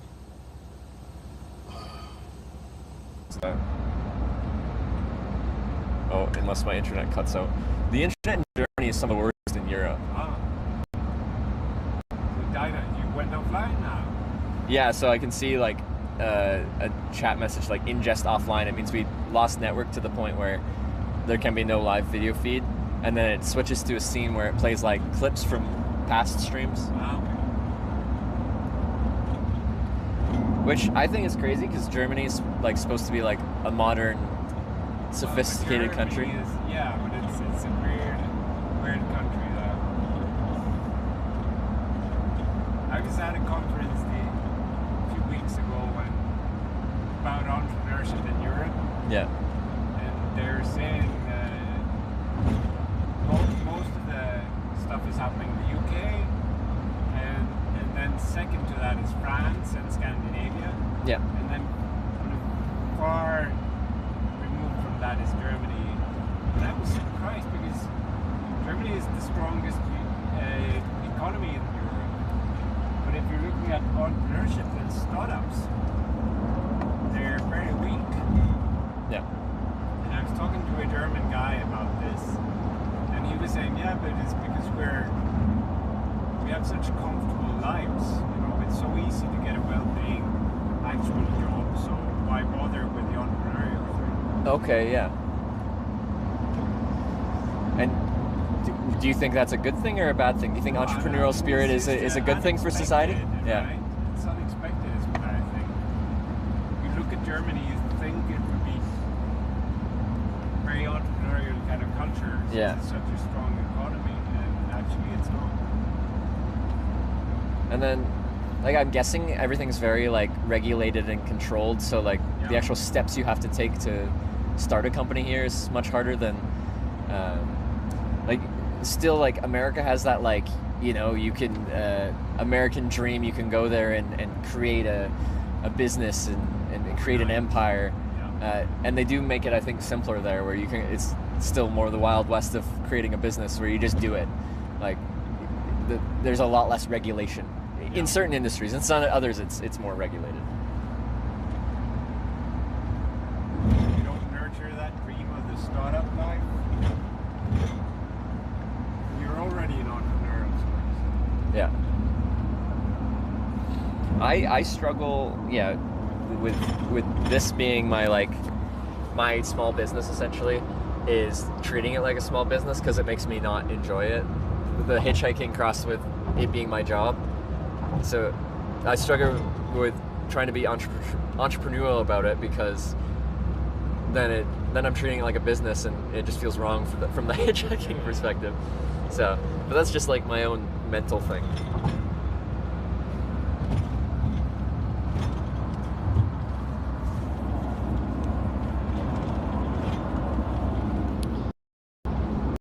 I had lots of friends in the publishing industry, and they had this similar thing. They got into the industry because they loved books, and then they started hating books because they were in the industry. It's a super common thing. Like, there's a saying that you shouldn't let your hobby become your career, because it will no longer be a hobby, and you won't like it anymore. And that's tough. As soon as you take something that you like and now you rely on it to sustain your life, it's tough to not change the mentality of how you think about it. So maybe this is me just trying to hold on to my passion for this type of travel by not associating it with it being a business and all that. Is trying to keep the charm of it alive in my brain. So what's happening on this TwitchCon thing? It's you knew Twitch as like a gaming platform, so a lot of the panels and the businesses that have booths there and stuff like that are like video game producers and computer companies and computer peripheral companies. So there's a limited amount of stuff at the actual convention for someone that's more travel focused. There's a couple things, but for me, it's fun to build a trip out of getting there. Usually I don't have a deadline on a trip, but this is one of the few times where it's just I have to get there because it starts on Friday pretty much, and I got to get there. What are you gonna do there? Have fun. Yeah. So there's a group of people that stream traveling on Twitch, and it makes sense. Most of them travel to the Twitch convention because, well, they are broadcasting travel anyway. You might as well go to the platform's convention for it. There, Yeah. Do you ever meet your viewers? Yeah. So a lot go to TwitchCon, but beyond that, wherever I am in the world, I invite people to come by when I'm hitchhiking or biking, and they can come by, say hi. I actually have a whole book, the viewer book, and when people come by and find me in real life, they can sign and get their name into the viewer book because they put the effort in to find me out in the world. Wow. How many names do you have in there? Over 100 for sure. But I only started doing it 2021, I think. A viewer came up with the idea and they actually brought me a little notebook. But now I just bring it ever. Right now I don't have it because it was in my checked bag that British Airways lost. Hate those guys. No, there's a huge tech issue in London Heathrow, and there's a news article tons of people luggage got all screwed up a couple days ago when I was flying, so I was part of a bigger thing there. But I actually had a record on this past US trip, so half of my viewership is US based usually. So when I'm traveling to the United States, a lot more people come by. Also, Americans are much more open to driving long distances. Yeah. So sometimes people will drive 2 hours to just come by, say hi, bring me a snack and then go. But that doesn't happen so much in Europe. Actually, where you picked me up though, someone, a viewer did come by and give me a water and an energy drink and say hi. Yeah. That was the first on this trip actually. But I had. So I'd say on average, Twitch is a very, the average age on Twitch is quite young. Yeah. But for the travel broadcasts, it's a good chunk older for the average age. And I say the youth of today don't have the attention span for something that's really the slow TV we talked about. Yeah. They need that instant gratification, that TikTok kind of media. So that, yeah, the people that are interested in watching the long form travel, on average, are I don't say old, but older than the average on Twitch.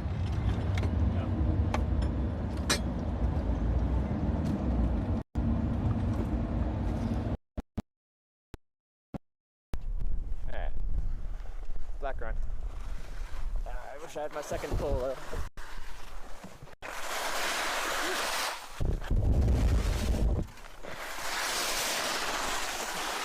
Ice, ice, baby.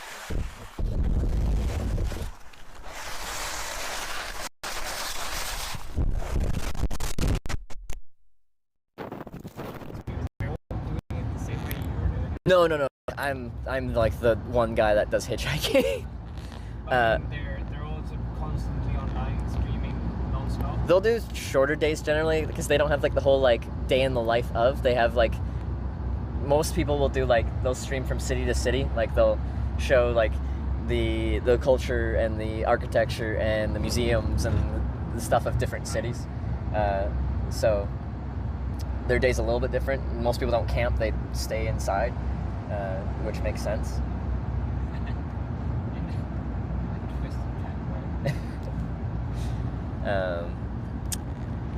But like there's still just like, you feel like you're in a specific club on the platform because most of it's gaming based. Yeah. And any kind of travel just feels very different than being at home broadcasting video games. So you kind of have this thing in common, this connection of going out into the world and exploring it, regardless of what you are exploring from a travel perspective. It's all kind of in a category that brings us together. So a lot of the people that I know best in this industry are all people that travel and broadcast that. And then live off of it.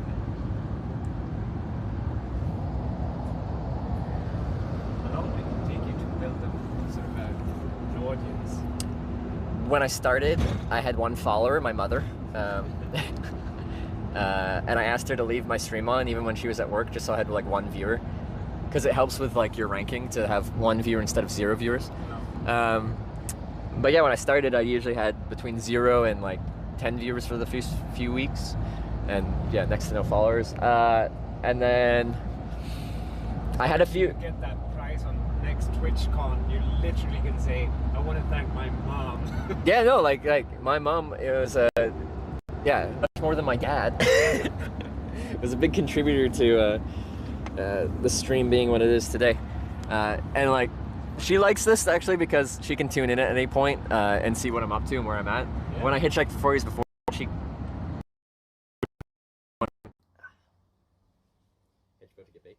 I don't actually smoke anything, really. Not a smoker. It is legal. If I came from Mexico, so there is like no one have cars. Like, okay. You know, like here. Yeah. So if they are asking for a ride or something, it's like nice from your part to pick them up and take them. You know what I mean? That's why. It's very nice, very generous of you to pick me up. So thank you. Yeah, man. I mean. Doing it. Okay. 3, 2, 1. All the way. Go. Yeah.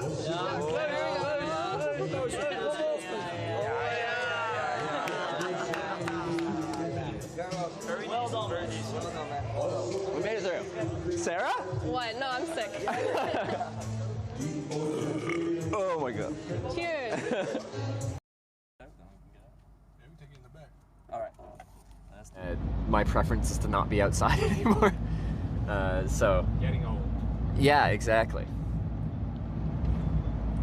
But like, I still don't mind sleeping rough and stuff like that. Like, I don't have a tent right now because British Airways. So I just slept in the woods on the ground last night. That's fine.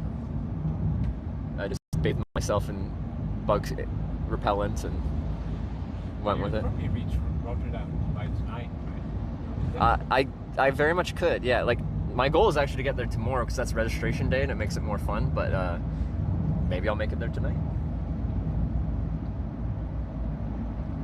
I don't know where we are exactly. How far are we from the border? We are around Dortmund to Venlo, where you're going. We are 115 kilometers, apparently an hour and a half, according to Google.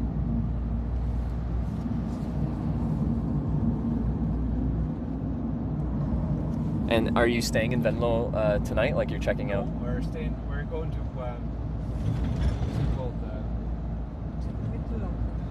Well, there's a campsite on the other side of the border in France, and it's in the middle of the woods. It's the oldest. They say it's the oldest sort of nature reserve in France. Yeah. There's a campsite in the middle of it. Oh, okay, yeah. It's near a town called Valenciennes. Valenciennes, in France. Oh, so you're still driving quite a bit past. Yeah. Okay. And then after that, the idea is to find a spot where my parents brought me when I was a kid, and I have these vivid memories of this campsite. It's outside of Nantes. Yeah. Where beautiful campsite by the ocean, these pine trees. In France? Or? Yes, outside of Nantes. Nantes, okay. Northwest of Bordeaux it would be. Yeah. In a place called La Boule. But that place has got like 20 different campsites, so let's see if I find the one. Yeah. Do you usually book in advance? No. We tried, because this was really our first proper. Oh yeah, this is your first, okay, yeah. So we did actually try, but it doesn't seem to be a thing with campsites. I don't think you're supposed to, at least not in Germany. You just show up here? Yeah. Okay. Because yeah, like I'm like in peak tourist season. I'm like, is it hard to find a place? But I guess yeah, this is your first trip, so you haven't experienced that yet. Because we've had that before, and I get like annoyed. Like I'll show up to a campground on the rare chance where I feel like I should and get a shower and stuff like that, and you'll show up there and they're like, sorry, we're full. I'm like, I'm a man with a backpack and a one-person tent. I take up like 5 square feet. You can't find a place for me. Yeah. But like some of it's like coming back to regulation. It's just like we have a maximum capacity, and if some inspector came by and they're like, well, how many campsites do you have? And you know, like 100. And how many campers do you have? 101. Well, now you're only allowed to have 100. Now you're breaking the rules. There's a nice thing in America. There's a few states where if you are walking, biking, or paddling, they have a no turnaround policy. They have to accommodate you at state campgrounds. So like, which I think makes sense because like it. If you're like, quite often these things are very spread out, and if you're committed to going there that day, and you get there and they're just like, sorry, nothing here. There's nowhere else to go. You're there or nowhere. Like like if you turn them down, they're just gonna be wild camping illegally in the woods surrounding that area or wherever, because that's all you got.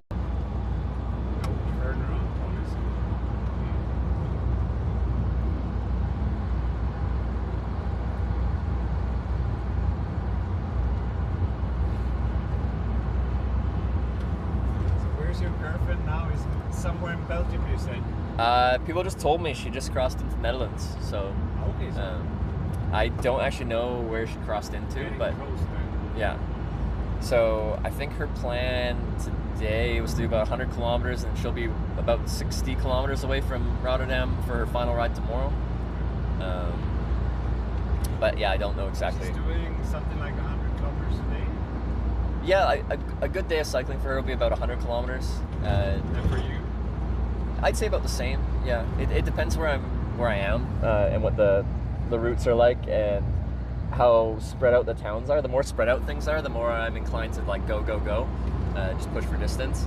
But like when I was no, that's with my proper touring bike, because I haven't actually toured on my Brompton. My Brompton is my hitchhiking logistics vehicle. My touring bike is my traveling bike. But like in Portugal, I was doing a lot of days in like the 40-kilometer range because I'd stop in every single town and keep stopping for coffee and pastries and stuff. And if you keep stopping and checking out the towns and going to the beaches, then you're not going very far. Yeah.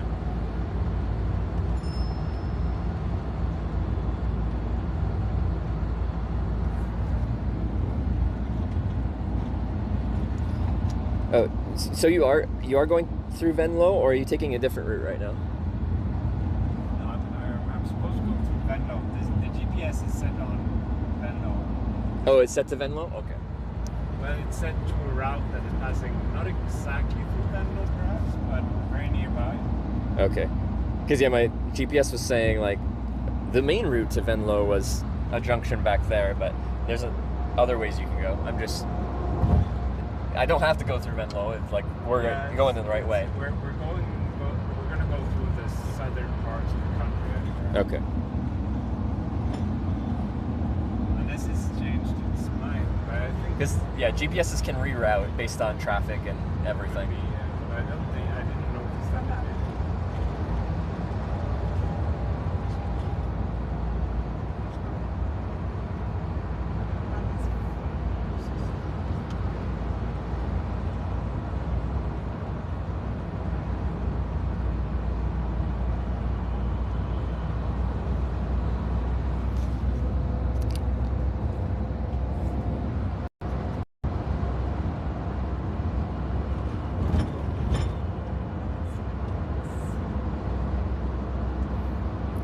I don't know if I've been through Venlo before. I've been through like Maastricht and stuff like that.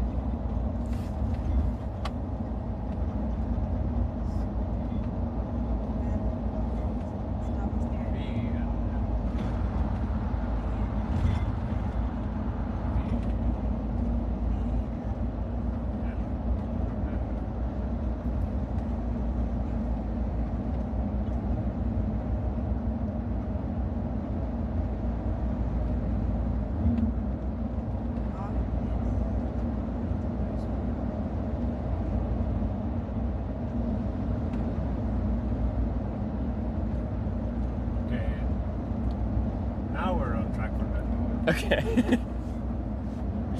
think it changed its mind, but now we're back on track for Venlo. And like, you don't have to detour to take me through Venlo, like even southern. No, we're not. We're not okay. detouring. We don't really have a tour.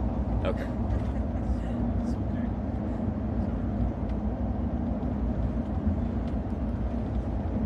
Vi vill att vi ska svänga av här nu.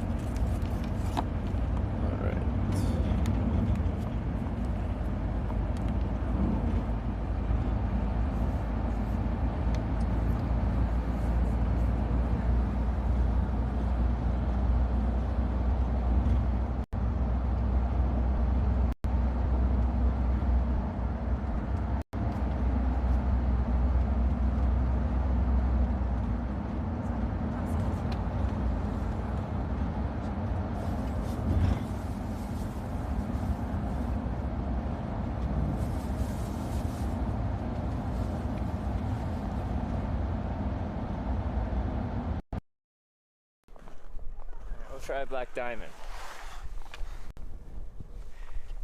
Steeper.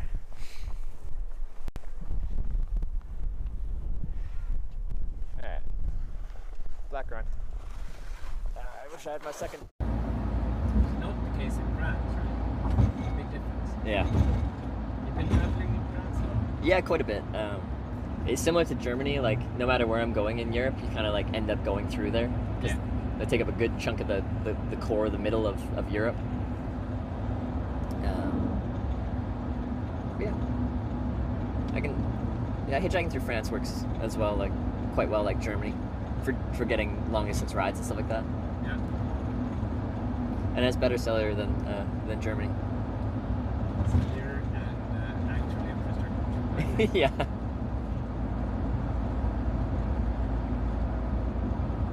Playing with the idea when going back of taking the boat, the ferry from northern Spain to Ireland, and then Yep. driving back through Ireland, the UK, because then from there you can take the ferry to Gothenburg. There's a ferry from UK to Gothenburg. I'm guessing it's not going to be too straight, because it just follows the coastline.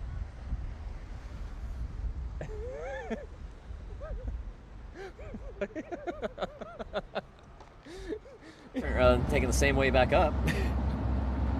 Yeah. I wonder how long that ferry is. Well, both of those are pretty long ferries. Both from northern Those Spain are to both Ireland. like 24 hours Yeah. at least,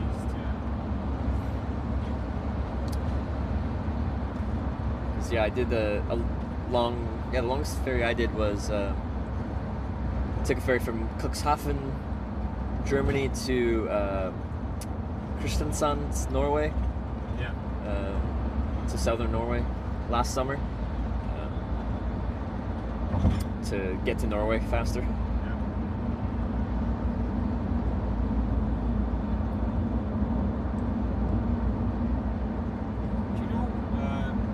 So we met last summer, we met some Japanese people, bikers, who had gotten their motorbikes on a ship to Spain, and then flew in, and then had a bike. Oh yeah. trip. Do you know, because I'm just playing with the idea of shipping this car to Japan. Yeah. Do you think it works? Is there a sort of solution for that? I'm sure there's some way to do it. I don't know if it's like economically viable or not, because I haven't looked into it. Also, Japan has quite strict emission standards for vehicles. So after X number of years, essentially cars have to be exported or destroyed. So you don't see too many older cars in Japan.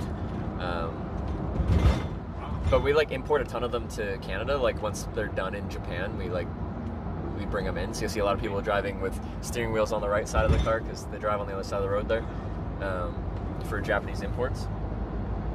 How old can they be before they need to? Guys, do you know if the internet's working right now? Freaking Germany. People ship vehicles from Japan. I know that. Yeah, because everything I know about shipping vehicles is like from Japan. Like it's actually there's quite a culture around Japanese import. But the other way I've never even heard about.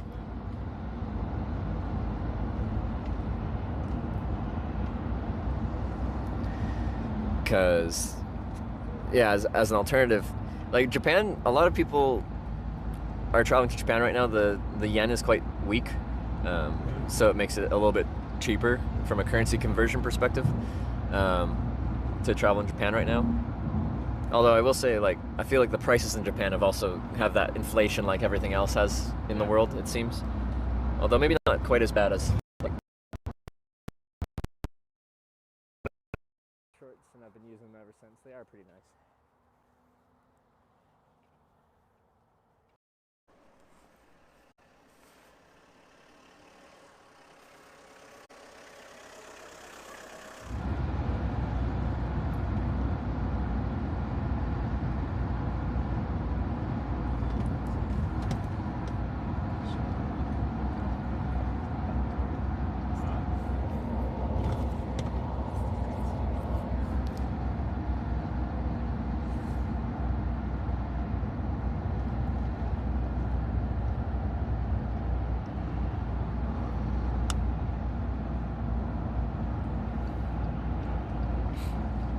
How long would you want to spend in Japan that it would make sense to cargo freight a van over? Because I feel like you'd have to spend a long time there to make that worth it. You'd spend at least like 3 or 4 months on. Yeah. Because otherwise you could probably just rent a van and it'd be cheaper. Yeah. Because you'd still have to ship it back after too. And that's a long way. And a motorcycle is a lot smaller than that. They are. Yeah.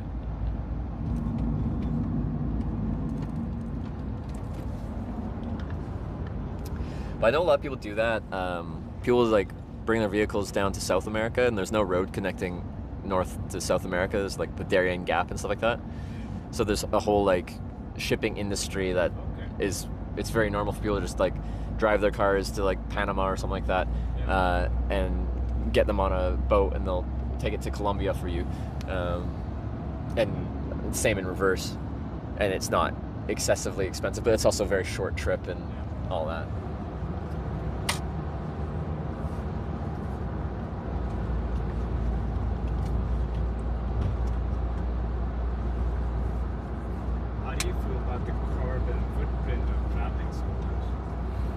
Like, I think as far as someone that travels all the time, the method I have for traveling is like about as, except for flying to places.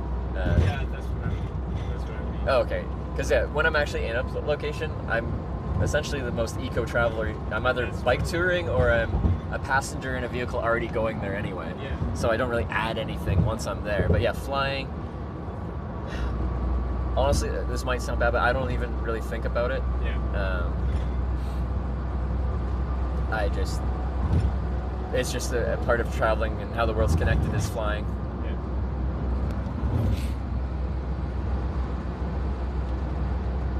Is that something you think about when you're traveling? Is the environmental? We're not flying. It's not that. It's that the dog, right? And he really doesn't like flying. Oh yeah, okay. But it's I guess it is also something that you start thinking more and more. Yeah. I don't know. Yeah.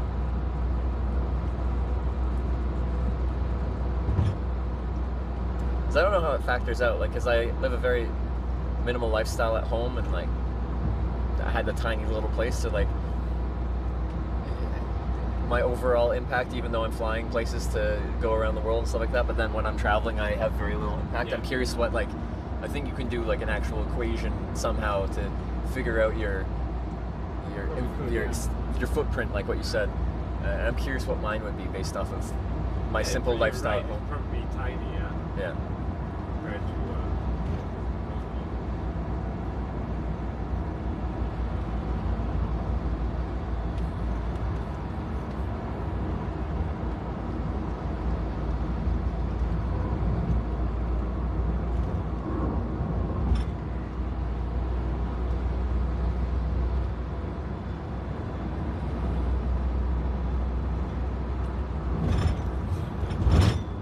Like, currently, do you pick up every hitchhiker you see if you see them, since you have a history of hitchhiking yourself?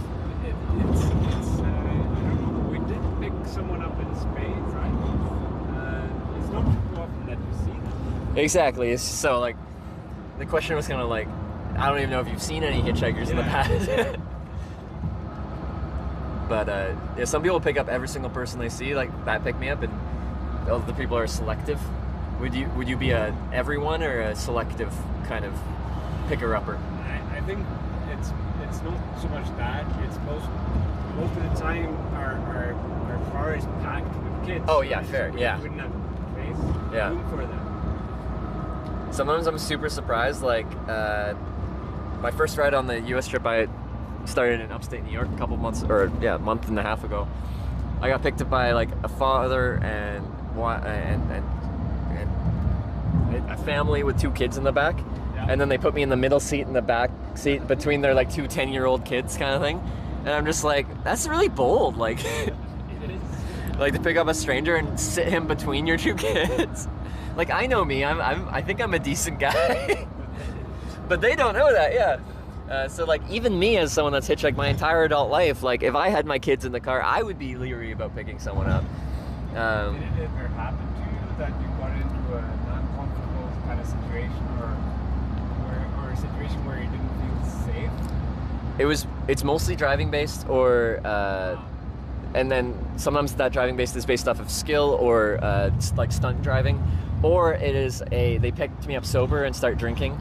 Yeah. And then you can tell they're becoming inebriated, kind of thing. So that's scary. Yeah. So one of my rules is I don't hitchhike at night, specifically for, well, there's a couple reasons for that, but one of them is people start drinking in the evening, and when I used to hitchhike at night, you'd get more people that were drinking and driving. Yeah. And then beyond that, it's like it's harder for cars to see you at night, so you just have an increased risk of interacting with cars at night. So again, this happened because I was cycling across across Canada. At that point, I was in Saskatchewan, and I ran into another guy cycling across Canada, and he said, "Get into a otherwise sort of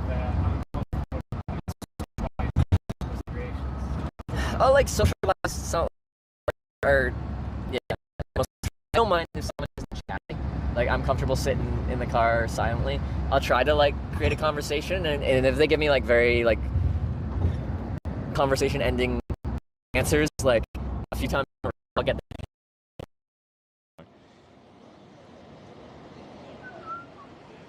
Whoa! Oh my God! That was a big one. You guys see that thing? And eventually, the conversation kind of dries up, and you're just kind of vibing and hanging out.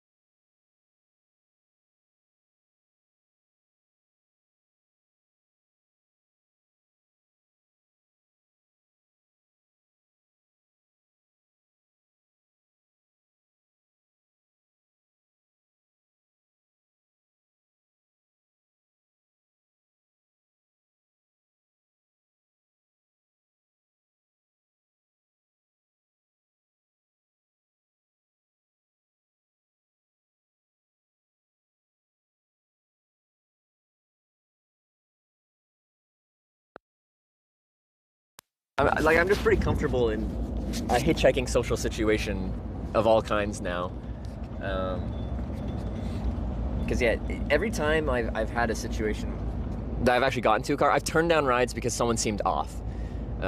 Like they just seem not sane. Yeah. And my goal is to try to have a conversation before I get in the car, so I can assess their level of sanity, their level of sobriety. Quite often you can tell within like a word of someone speaking what their state of mind is, right? So but just through figuring out where they're going and if that is the correct direction, you can learn a lot about where someone's head is at. It's quite rare I have to turn down a ride because of how they come across. I will lose rides most frequently just because like they're turning off in a different direction that's not helpful. Like where they're going might make the whole hitchhiking trip more difficult rather than actually get me somewhere useful. And then yeah, the other thing we lose a ride for is, as we talked about earlier, sometimes people aren't comfortable with the camera, which again, totally get it. Yeah. No negative thoughts about that.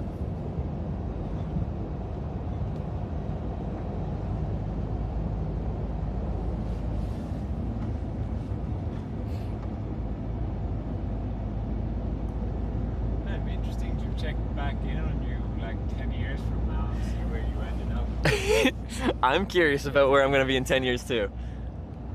It might be a difficult place to climb down from. I mean, you're living a very interesting life now.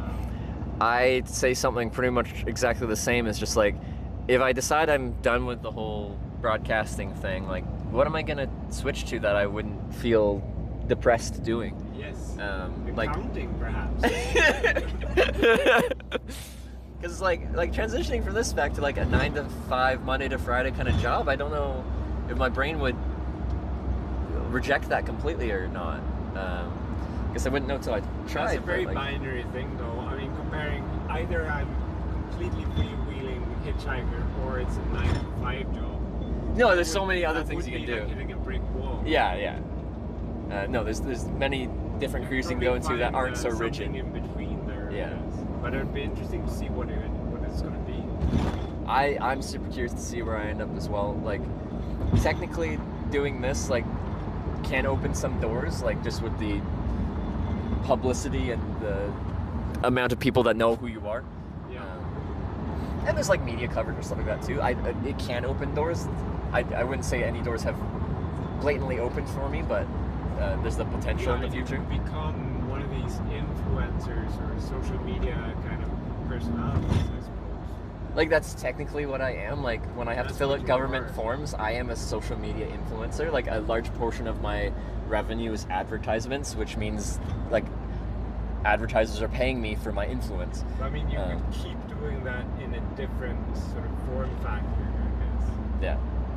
My sister-in-law is doing that, and she's staying put in her farm in the middle of nowhere in Sweden, and she's just farming her garden and tending her 3 kids, and that's it. And she's big on Instagram, and she's living off of that. Is it? That's her whole income is Well, or a large portion of it. Large portion of it is my brother's salary, I would say, but she might not be able to live off of it independently from him. Yeah. But still. No, that's cool. No, like there can be a lot of money to be made in this. Not that my goal is to become rich or anything like that. My goal in life would be to feel comfortable and not stressed about my finances. If we're just talking about the financial side of things, is to be able to have like a house and potentially a comfortable place to have kids and a dog at some point, which seems like you need to be, by my standards, rich to afford that. It's like on the island where I'm from, well, where I was living in Victoria, a starter house is like $1 million. That's expensive. Yeah. Now, so like the level of income you need to be able to afford $1 million house is, to my standards, kind of obscene. Canada is a big place, huh? It's a big place, yeah. So there would be parts of it where yes, it's dirt cheap. Yeah, but you're gonna be far away from a city if you need like city amenities. Like we moved to a much cheaper place recently, Edmonton, because it was cheaper, but it also still has a decent airport. Because we travel for work, so we kind of need an okay airport. Yeah. So you can go to really rural places and not pay much, but you're stuck. Yeah. Because traveling through the U.S. as well, I was going through like rural America, and I'd be in a small town in Ohio, and I'd ask like how much a basic nice but not run down home is, and they're like, oh, it's like $80,000, and I'm like, that's great. Yeah. I can afford the down payment. Let's do it. But then you are in rural Ohio, and there's limited things to do, I guess. And like, I guess technically, if I was broadcasting more from home, like as long as you have a decent internet connection, you can be anywhere. Yeah. So you don't need to be in a city with tons of stuff. So you can live in a low cost of living place and still have the same job. But I used to work a lot with programmers and people in that profession. A lot of them have actually gone really sort of off grid now and live, I don't know, super remote areas. Yeah. It doesn't matter, right? As long as they have a connection.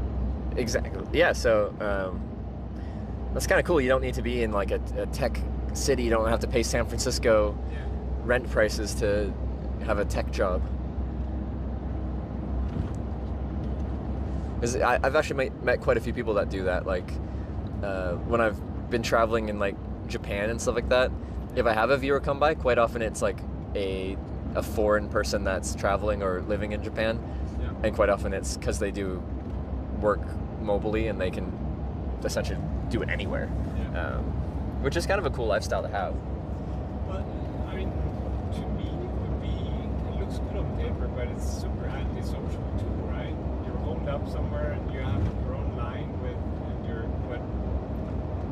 I guess it depends if you can find a social group outside of your work to keep you feeling social, and that can be really difficult. Like it can be, especially if you're a nomad.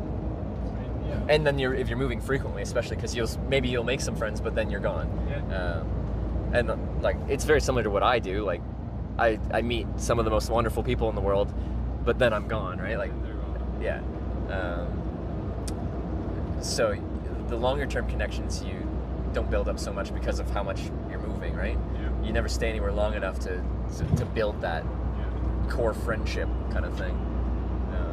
And even like my friends from before that, like I'm home so infrequently, you feel out of touch with just how everyone's life progresses, and they're all kind of part of that evolving as a person, kind of growing up and getting jobs and getting married, having kids, and like those folks, are they following you on? Yeah, you know, some of my friends, they'll tune in and follow me and say hi and stuff like that. But I feel disconnected from the friend group because I'm not there enough to feel like I'm in the friend group. So I'd say that's a con of traveling full-time for work and stuff like that, is it's to the detriment of like your connections to family and friends back home. That's sort of what got to me eventually. Yeah. So that might be one of the, whether it's like wanting to start my own family or just feeling tired of being alone. Like we talked about, there's like, it's this weird crossover of being alone and very not alone.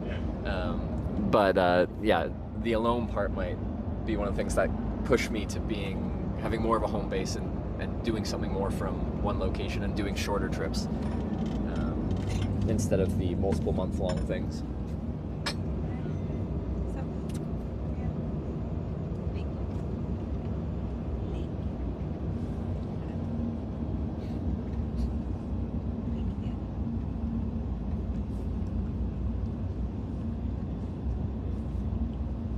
What do you think of your current work-life balance with what you currently have on your plate? Is it I love it. I think it's very balanced for me. Yeah. I think I'm pretty much managing my time the way I want.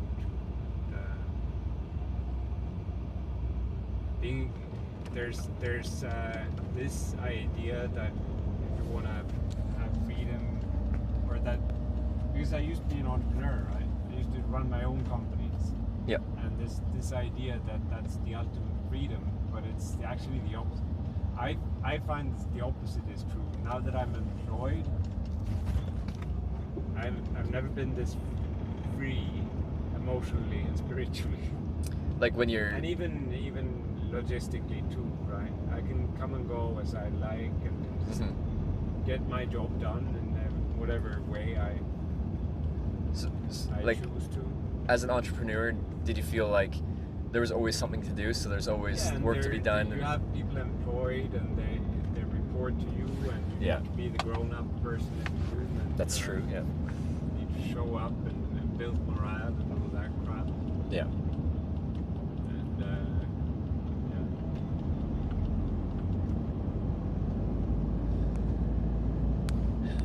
So yeah, it feels like it'd be much simpler to just have a job and a paycheck and not have to do all the things required to run a business and grow a business.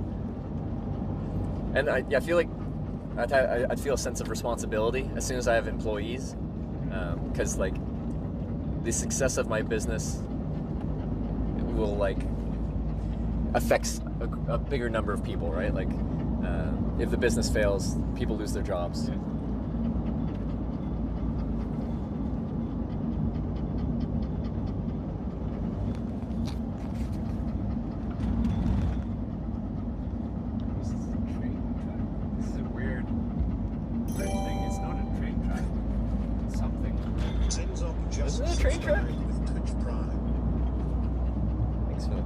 Thanks for the Prime.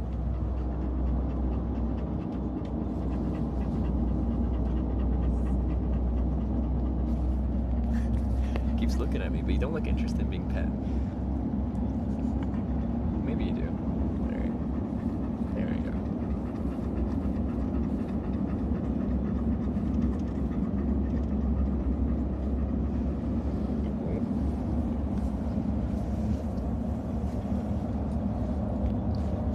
Any rats from yesterday's in chat? You said about this 1300-year-old. It might have just been like a YouTube video, like, so maybe not even a. Has anyone seen that video that I'm talking about? I can tell them what it was. I don't remember where I saw it. Oh. Yeah, there's a bus driving on there. So is it just a separate bus route? Yes. Oh. That's kind of unique.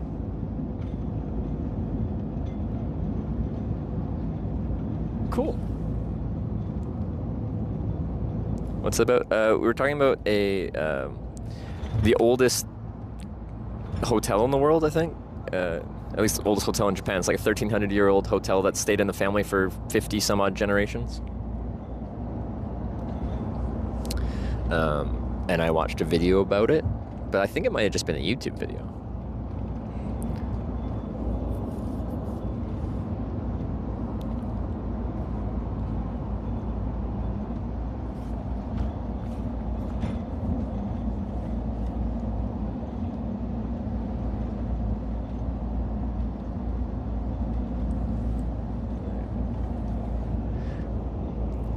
Apparently we're in Essen right now.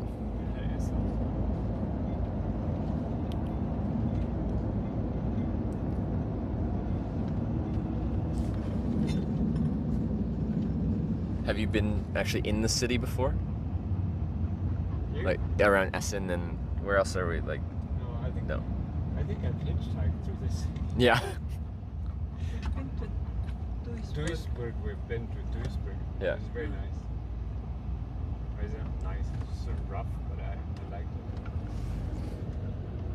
Oh, apparently it's called "How the World's Oldest Hotel Survived." So probably if you just Google that, like it'd pull up the video. I think it was. Was that on YouTube where you found it?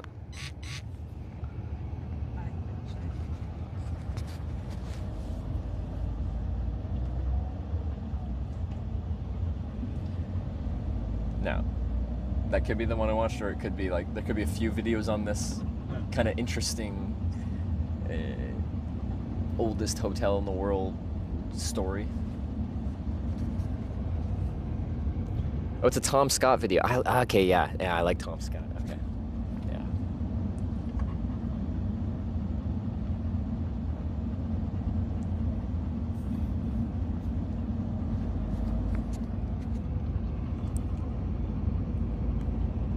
It's better than artificial intelligence, that thing. You always have people online you could ask.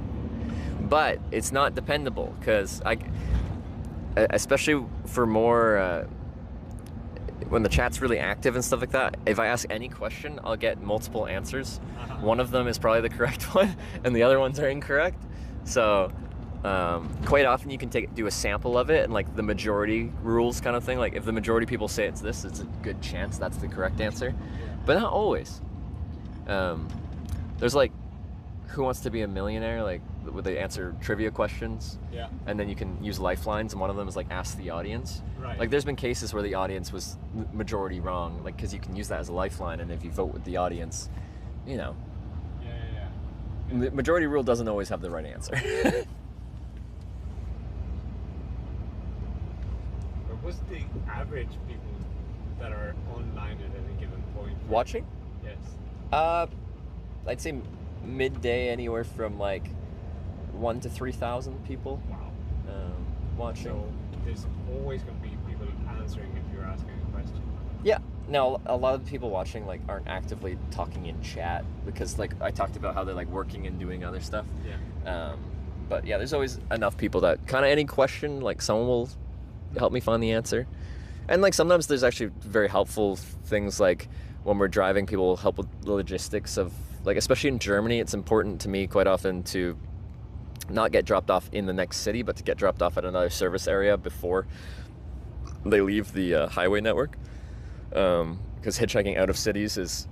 Yeah, actually, you might want to ask them now where's the optimum? Because we don't want to go inside of Venlo. Yeah, right? that makes sense. So we should ask your network what's a good drop-off spot. Yeah. Between, I guess, anywhere. I don't know where we're. Between here and Valenciennes. Because, yeah, if you're taking a 40, like, it goes right around the edge of Venlo, and then I'm guessing you're heading south just after that? I guess, yeah. I guess we're hitting Maastricht. Right? Yes. So probably south on A73? Yeah, 46.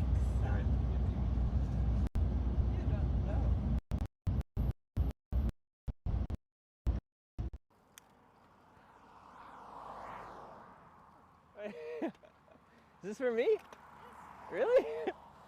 Oh my lord, what'd you guys bring me? Milk. Oh, 2 500.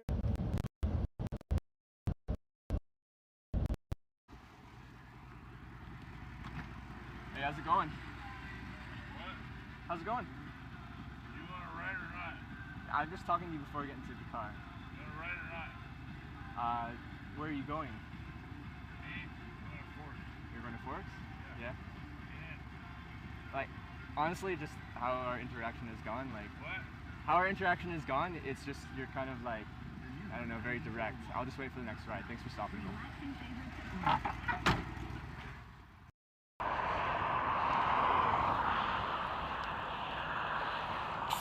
Oh no!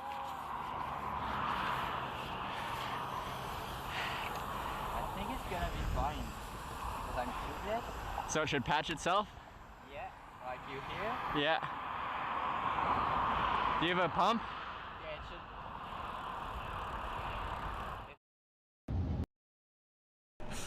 Oh, that's cool. How long have you been the mayor for? I've been the mayor for 3 years. 3 years? Do you Yeah. enjoy it? I love it. It's great. Yeah? Yeah. It's interesting. Did you have like aspirations to like get into politics to that level, or? Not when I was your age. No? How'd that come to be? I'm kind of trying to guess that you may be in your mid-20s. Right smack dab in the middle, 25. Right, yeah. there you go. No, at 25 I couldn't have cared less about, I cared about issues, Okay. but not about politics. Yeah. And it was just like, then when my kids were born, it was like, oh, I live in a beautiful place and I don't want it to get wrecked. Okay. So I used to whinge about it. Yeah. And people go, well, don't whinge anymore, do something Do something about it. So, So that's what I did you something did. about it. There you go. And my community supported me to do it because you can see on the right there, all that clearing that's gone on. Yeah. There's no trees left there all the way down, and people are really unhappy about that. They're just sick to death of it. Is this for development? Yeah. Yeah. For more housing. Ah, okay. Between 1 and 100. Try to guess the number. 83. That isn't a number. Guess a number between 1 and 100. 83. 83 is greater than my chosen number. Det är så himla mycket vägar här. Så Stanna bakom den. Men gör så att det står in med campingen igen.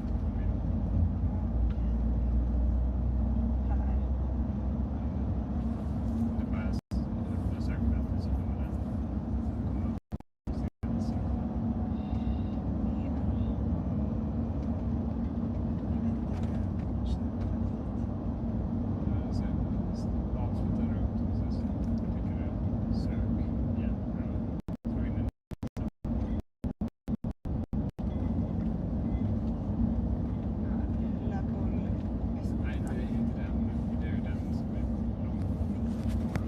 Okay, I think we're back. If they're going to Venlo but splitting south on A73, I think is the route. We get dropped off.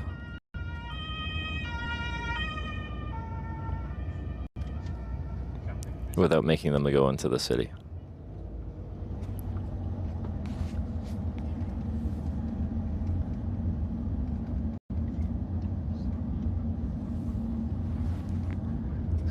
Truck stop just past 7367 interchange. They can loop back on 73.4. 7367.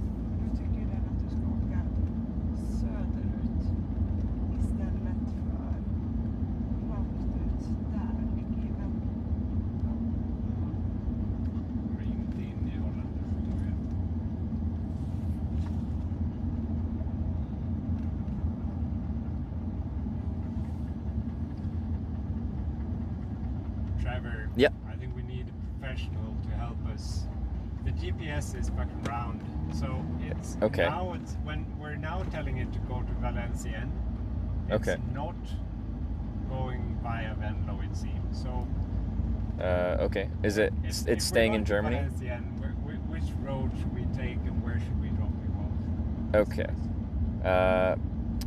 To go to Venlo, correct? No, to Venlo perhaps, but we're Oh, going okay. to Valenciennes.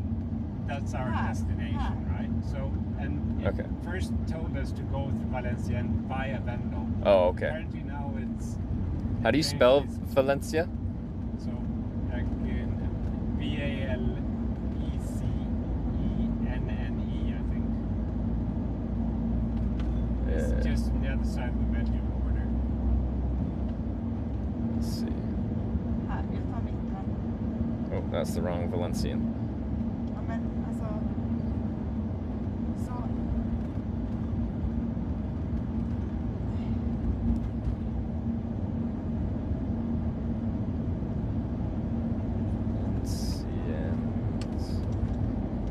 Okay, I see that. Let's see.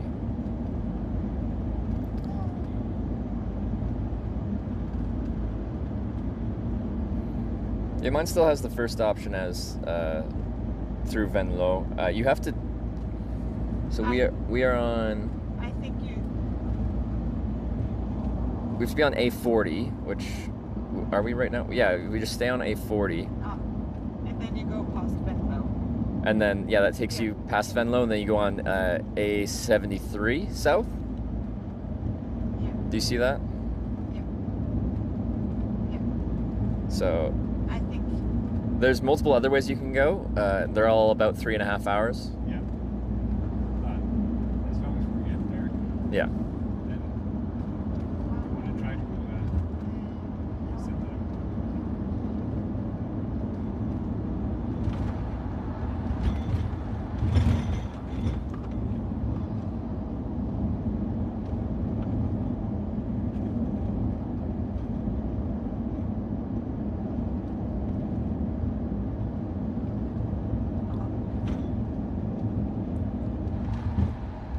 And then I just have to decide where to get you guys to drop me off now.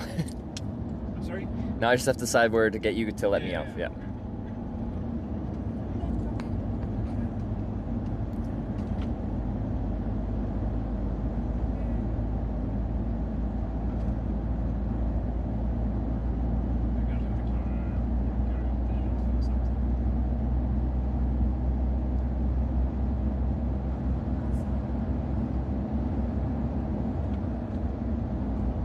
Efter Venlo så ska du nu åka till något jättekonstigt ställe som jag inte vet. Nej, jag vet inte. Det är någonting på det. Eller nej, nej. Nej, nej. Men det är någonting som jag som inte utan att jag har förstått det. Du ska stoppa in Valenciennes. Ja, det är för rakt efter Valenciennes. Jaha.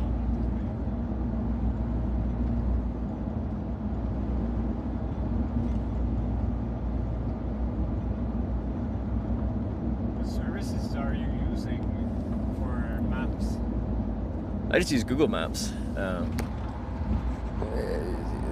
It hasn't led me too wrong. Although for bike navigation, it will lead me wrong sometimes. So there's better bike navigation, but for just like driving, and I use it a lot for finding hitchhiking spots between satellite view and street view. It can help me like scout out a spot that has a good shoulder to hitchhike on and stuff. Are you using Google as well? Well, we're sort of toggling between that and Apple Maps. Oh, okay, yeah. I use Google. Okay. Oh, okay. I don't think we're entirely happy with either, right? What you want to do when you're camping like this, when you're road tripping, you want to have a map or an app that allows you to sort of plan a journey with stops in between, which those apps can do that, Mhm. but it's really buggy, I find. Yeah, I've never used it to like add stops and stuff like that to it, so I don't know how slick the implementation is. Because it's actually kind of funny. Like, there's a group of people that really like planning the logistics on trips. So like, especially on bike trips, there'll be like a group of people that like try to create like a GPX like navigation file that I can just download it into any mapping software, and like essentially give me turn-by-turn directions on like the best bike route based off of what their standard of the best bike route is. So I've had trips where like, even beyond not having to like pull out paper maps, people will like GPS track like an entire route that they say is ideal, and then I can just listen to my navigation just tell me where to go, which is that got a bit much for me. Like, it's cool, and like they do it for my girlfriend Sarah on her bike tours, but like you get to the point where you don't even know where you are because you're not navigating yourself. You just start listening to turn-by-turn directions, and I want to know where I am. Like, I enjoy the navigation part of traveling. I do in theory, but I find it very difficult when I'm driving because Oh yeah, while driving, yeah. While driving, yeah. I really don't know where I am. Yeah. Like now, for example, I guess we're still in Germany, but we would be heading towards the border, right? Venlo is like right at the border.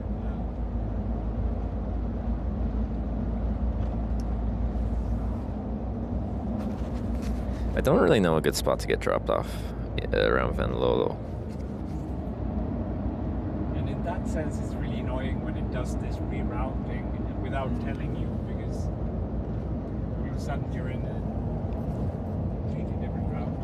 Yes, so I feel like they should be telling you like an alert that says you've been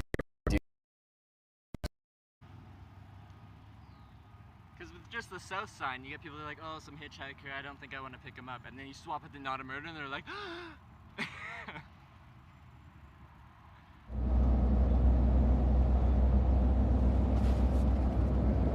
Well, there's a truck stop at the border.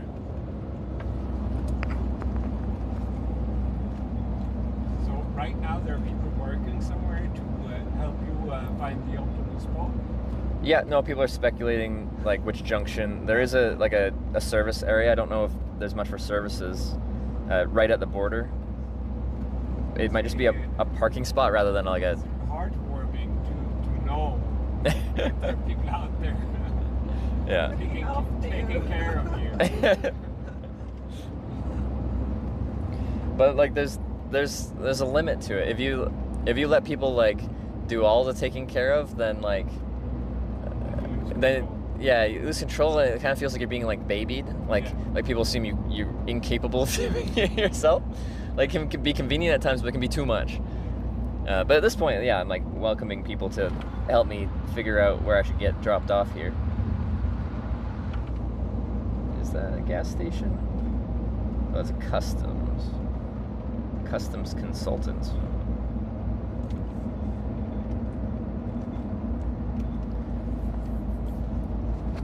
That truck stop, is it just a parking area? I don't think there's any services.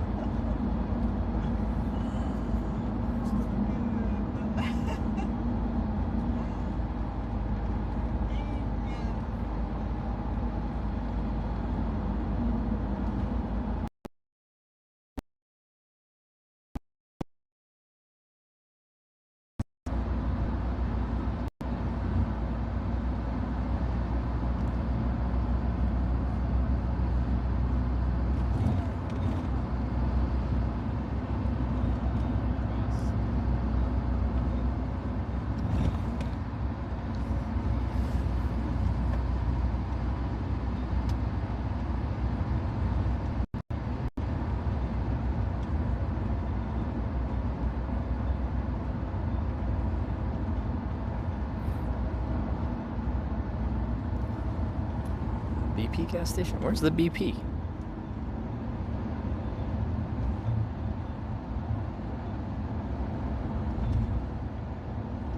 Oh, yeah, okay. Yeah, that'd be fine enough.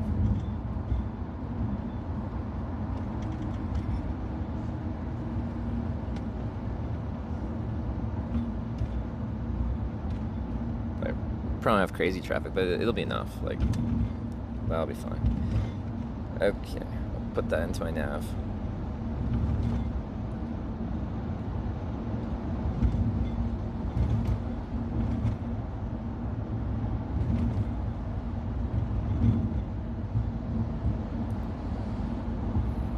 Okay, so right before you head south on A73, there's a small gas station connected to the highway there, and you can just like zip out, drop me off, and then get back on, and then just 47 kilometers, 30 minutes.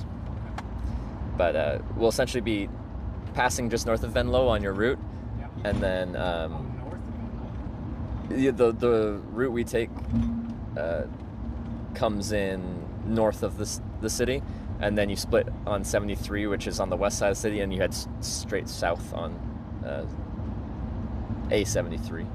So you kind of go around the city on the route that you're taking, without going into the city, of course. It's like 2 kilometers before the junction where you split off, changing highways.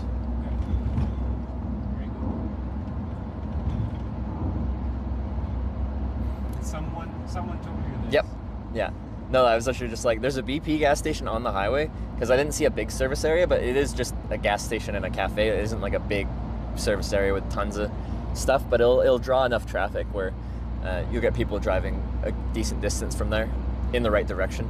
Well, it's actually before that junction, so the challenge there will actually be people will be going west on A67, which is what I want, but they'll also be going like north on A73, south on A73 where you're going. So from a hitchhiking perspective, if you can go after a junction, that's ideal, but it's hard to do because quite often I get dropped off at those because someone's turning off a different way, and I need to find a ride going a different direction. So I end up in these junctions where probably when you're there, the majority of traffic's going a way that doesn't help you. You just have to find the right person that's willing to pick up a hitchhiker that's going the right way. I've done that. So. Yeah, because you've hitchhiked the route Copenhagen to Paris. So yeah, these highway junctions, yeah, they can be great to hitchhike on, but yeah, minority of the traffic heading past you is actually probably going your way. How many men encounters to girls do this? About 15. Oh wait, that pick me up or No, that travel and that travel like you travel. I think it's close to a 50-50 split, but they're not hitchhiking, right? No. They're mostly like flying to a city and then walking around the city and showing tourism that way, and Not like hitchhiking. not hitchhiking. No, because No. the country Women don't do it at all? They don't broadcast hitchhiking, that's for sure. But I have met women hitchhikers, and they've gotten by okay. Some of the women I've met that hitchhike have much stricter rules than me. Like I met one girl who would only accept rides from other women or like entire like family units, like husband, wife, kids kind of thing. And they'd politely turn down rides from just single or groups of men because it's just different, unfortunately. And I see that watching my girlfriend. She's not hitchhiking, she's doing a bike tour. And it's not the broadcasting, it's just traveling in general.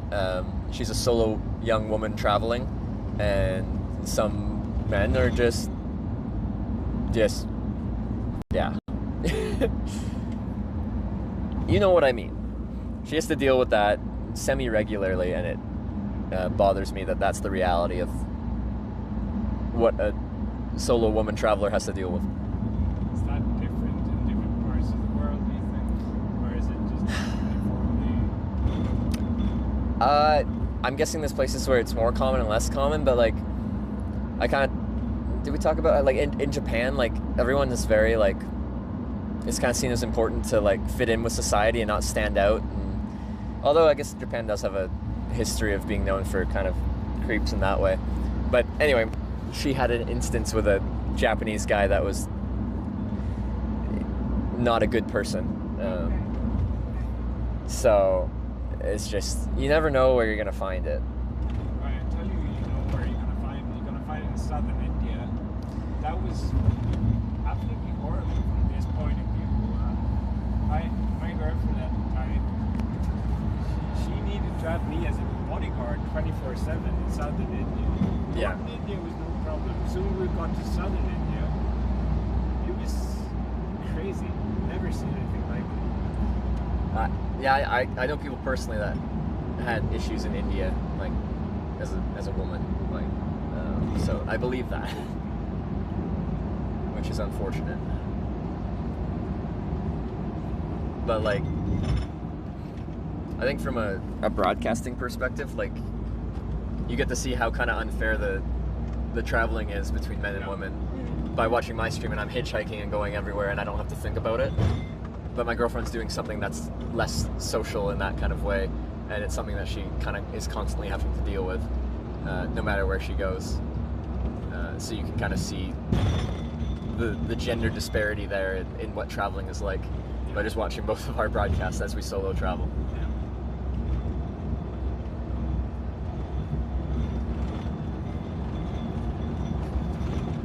So Can she broadcast where she is hiking or at night? So she broadcasts the video, but like I have live GPS tracking on me, so people can like, if they wonder where I am, they can always like visually just find it on a map. She doesn't have that, but still, like, you know, between landmarks and road signs and stuff like that, it's not hard to find out where you are. But like she polices much harder on, like, if she is camping, she puts a lot more emphasis on not showing her location. And like I try to not show exactly where I'm at, but again, it's something I don't think about as much as she has to.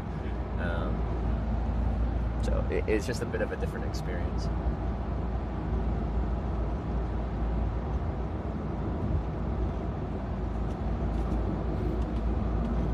That's true. Yeah, even staying in hostels for her now is stressful, just based on the people she has to deal with. It's because she's by herself. If you're with a group, like the group keeps you kind of safe, like whether it's a group of girls, mixed, but like it's the solo part where, because hostels are great for being social, so you go there and you want to be social, but like people take that solo woman traveler as like a sign that they can act inappropriately, and it shouldn't be.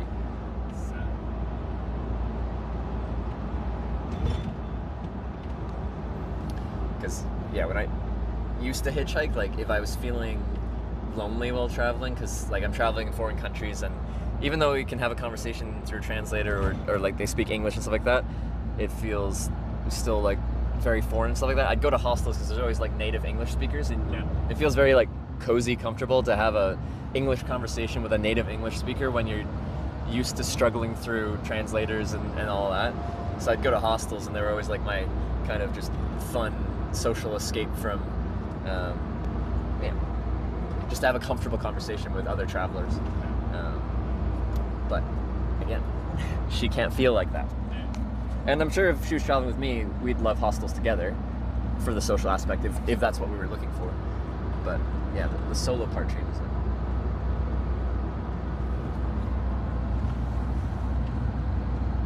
Yeah, I will have to change to Dutch networks shortly here.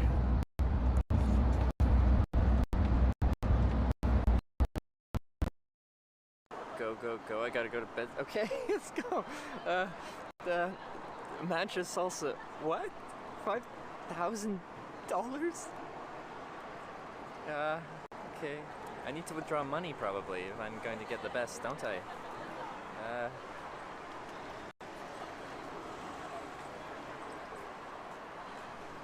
Okay. Over here. Okay, this place over here, it's open.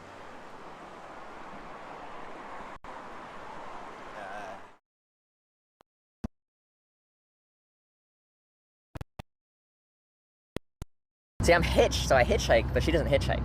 I do want to take her on some short hitchhikes in like some pleasant places to hitchhike, not America, like New Zealand or something maybe, I don't know. Because I think she'd like it if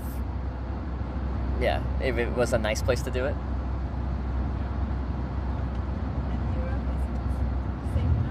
Oh no, like yeah, no. There's lots of places in Europe that I'd take her for sure. It would just be more like we'd pick and choose our spots. Oh, police!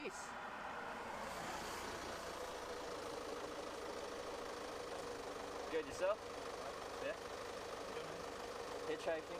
I make a documentary on hitchhiking. Really travel pretty much anywhere in Europe and not think about it.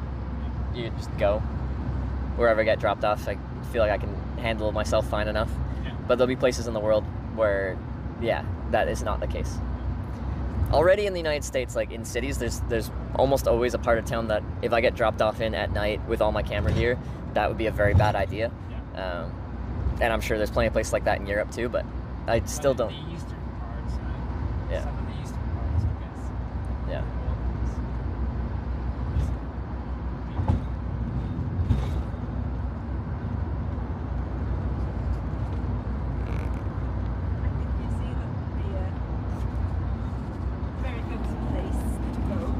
New Zealand? Yeah. Yeah. I've been there for a year.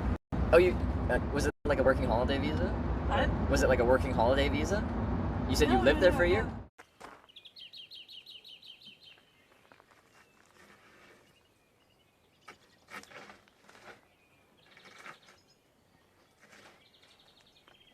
Yeah. But they spoke English, so. So I was. Pardon? Do you cycle? Yes. Yeah. No, it was very nice. No dangerous animals. Yeah, there's not too much to be concerned about in New Zealand. And a very big roads. Australia is a different thing there. And wildlife, yeah. Wildlife. But like, so I've hitchhiked like 2 big trips in Australia. Well, okay, I saw some big spiders, but they weren't the venomous ones. And then, it's the further north you go, that's when you get into like crocodile territory. Okay. But like if you're south in Sydney and Melbourne and stuff like that, they don't have those. So I feel like Australia is like selective in its deadly wildlife. But still, like, I have a pretty like amicable view with wildlife in general. There's very few like animals out there that mean humans harm. Like, there's very few things that see us as prey. It's like lions and tigers and polar bears are like the 3 things that will actually hunt humans. Everything else will just get territorial, or most things want nothing to do with you, but if they get backed into a corner, it can, you know, mess things up.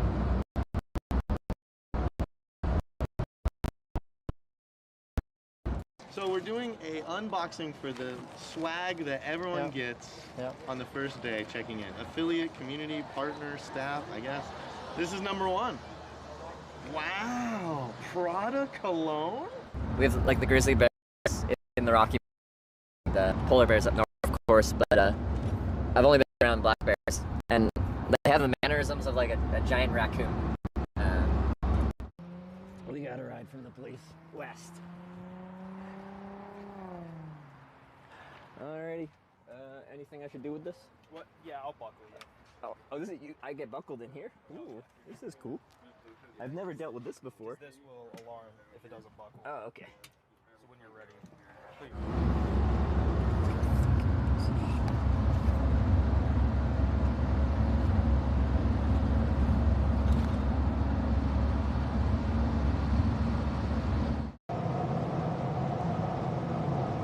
What is this?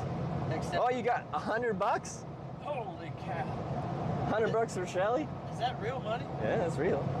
Wait, $100 for Matthew? Multiple hundreds? No, what?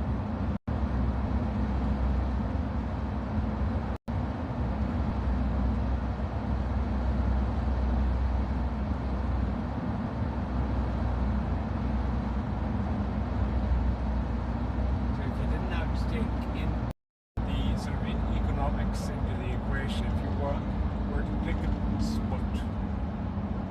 Sorry, what was that? If you were to pick a spot to live permanently and you didn't have to think about the economics of it, where would it be, you think?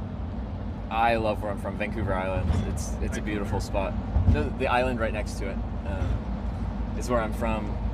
I just like being on an island. I feel like there's like a specific like vibe, culture to island life that's different from the mainland.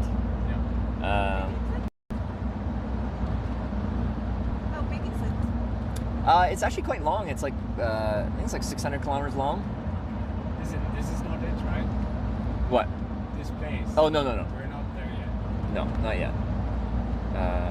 We will cross into the Netherlands, and then it's like right after the border. So Vancouver Island is not. So there's Vancouver, the city of Vancouver. Yeah. And then Vancouver Island is a completely different thing. Completely different. And then on Vancouver Island, there's the capital city of the province of British Columbia, Victoria. That's where you grew up. I'm from a town 3 hours north of there, called Comox. But yeah, a lot of people move out to the west coast to like Vancouver Island, especially when they retire, because we don't have like winters like the rest of Canada does. It doesn't really snow unless you go into the mountains. A lot of people get tired of shoveling their driveway, so they go to somewhere where it doesn't snow. Yeah. But it's beautiful nature. You're on the coast, so you get the water. There's an island mountain range. You can ski and surf on the same day if you want in the winter. Lots of great trails. Anything outdoors it's a great place to be, and which I do enjoy. Sounds great.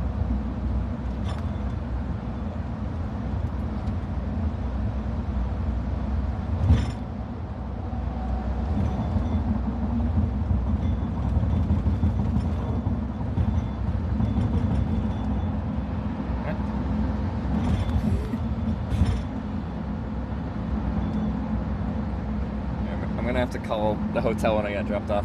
I'm getting my baggage sent to my hotel in Rotterdam, so I sent them an email confirming that that's fine, because they told me to after I called them, and they sent me a confirmation saying confirmation of parking garage. We'd like to announce we've reserved a parking space for you. I'm like, and they're like, this is now non-refundable. I'm like, no. Read my email. It's my baggage. I didn't use the word car the entire time.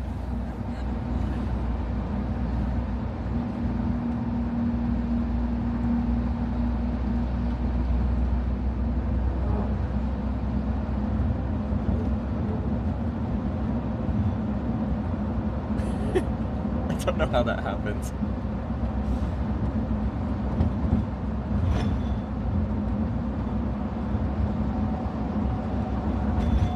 Because in a city like Rotterdam, you wouldn't really be able to camp. Yeah, city camping is a lot tougher because then you're going like full homeless vibe, and it depends on how accepting a city of homeless people. But there's a good chance you get moved along. So yeah, I try to be out of sight, out of mind, and it's harder to be out of sight, out of mind when you're in a city, because everywhere's kind of occupied for something. Even if it's a park, it's quite like developed and open and lit and everything.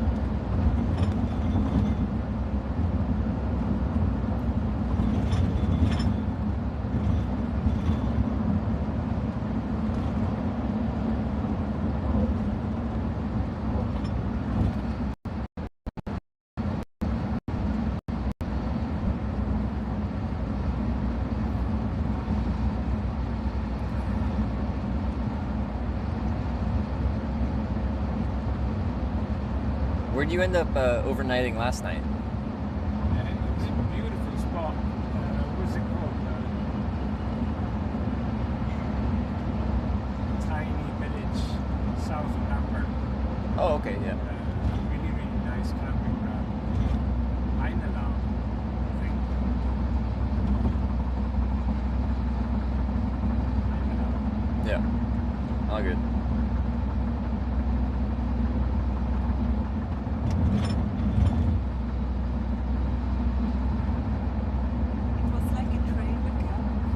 A which? Trailer camp. A trailer camp. Yeah.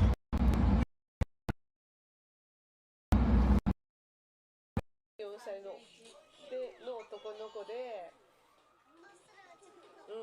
で、日本、で、何を仕事してるとって言ったら、なんかね、grounds, but we don't really have that in Canada. A campground is like people bring. You stay there when you're traveling, and maybe you post up for a while. You could, like, some people stay for like a month through the summer and stuff like that.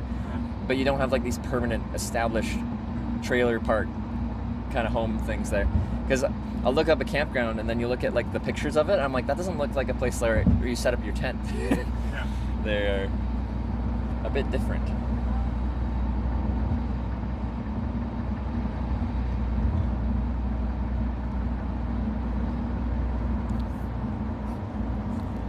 Okay, so yeah, we'll lose network as I switch over to Dutch network here pretty shortly.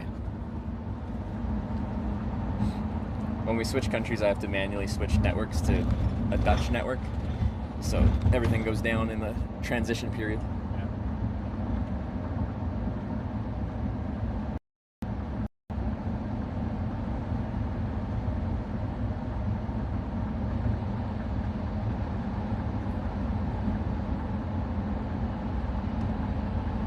Find that the number of viewers go down when you're stuck somewhere and it's just boring? It's kind of the opposite, actually, which is kind of funny. So the longer I'm hitchhiking, my viewership kind of slowly climbs. It's once I get picked up.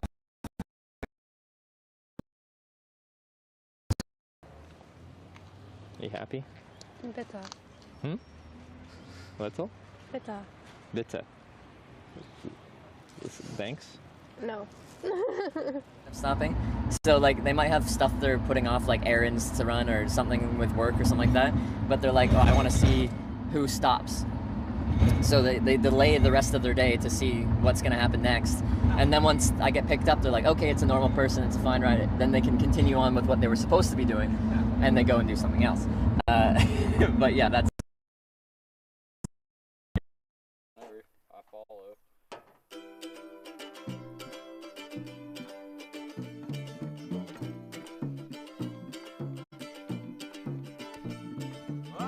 Just subscribed with Twitch Prime.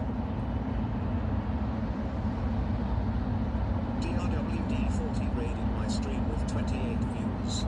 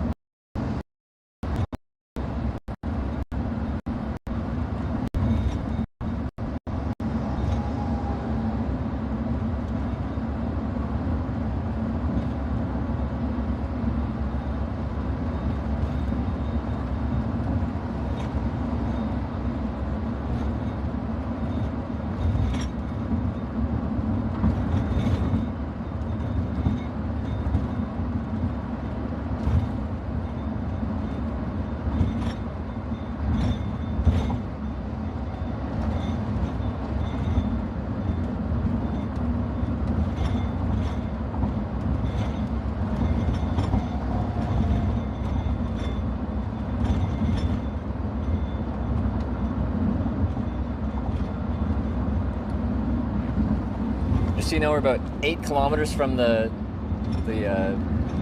gas station. It's a BP.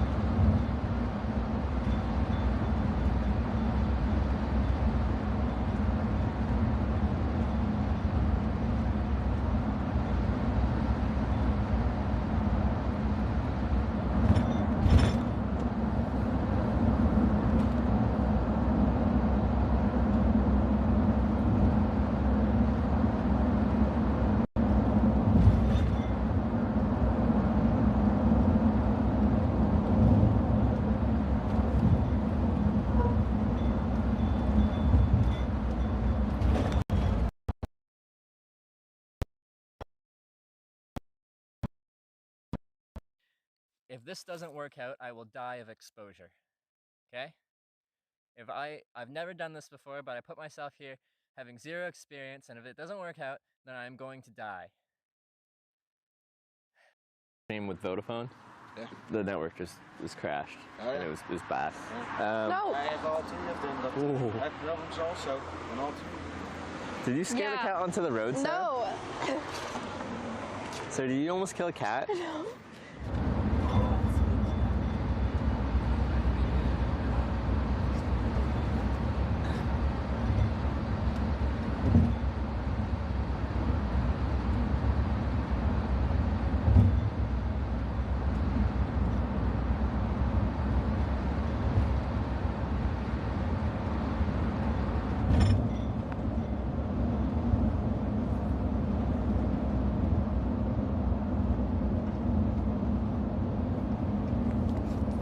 Alright, I got one Dutch network and it already looks a lot better.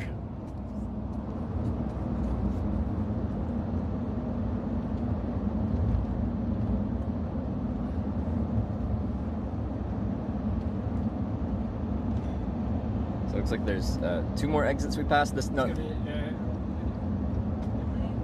no, you were still good. So you passed 2 more exits, and then my gas station will be on the right, and then you guys will be taking the exit after that and heading south.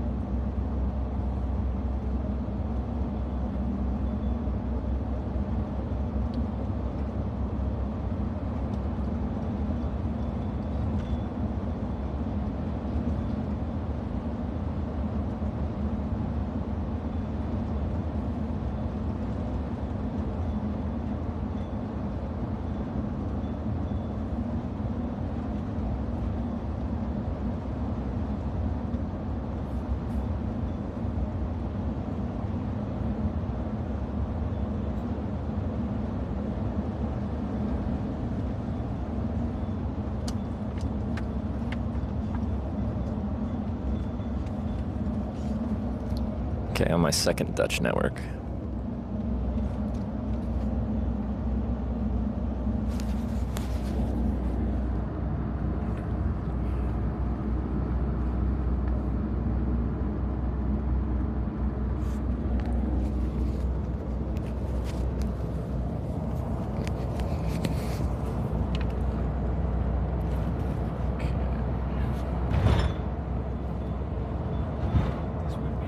Yeah, it'll be the one up here.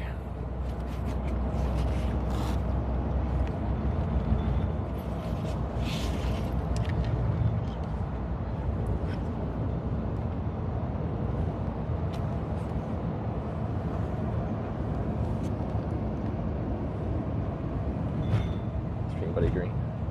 Doesn't say Stream Buddy though. Oh yeah, it looks pretty busy.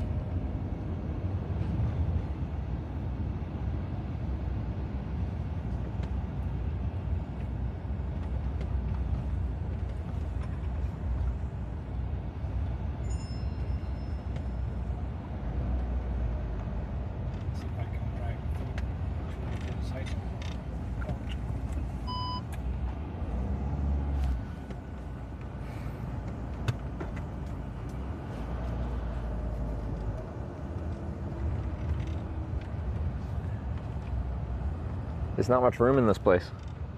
Cars everywhere. I want to park somewhere to walk the dog. Oh, okay, yeah. This is, yeah, it was really.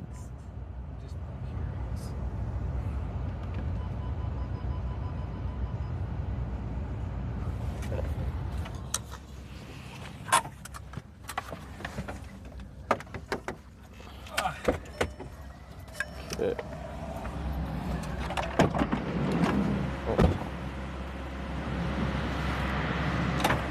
They're so chill. Yeah.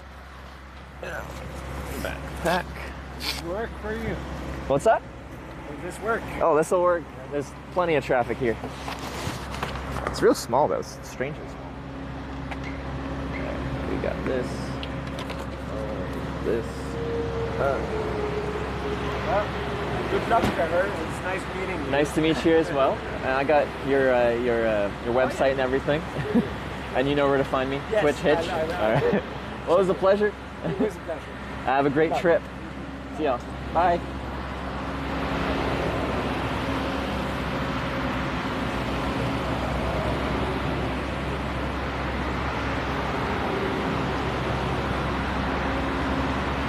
All right.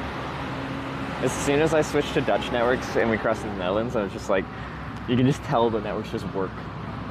German networks just don't work.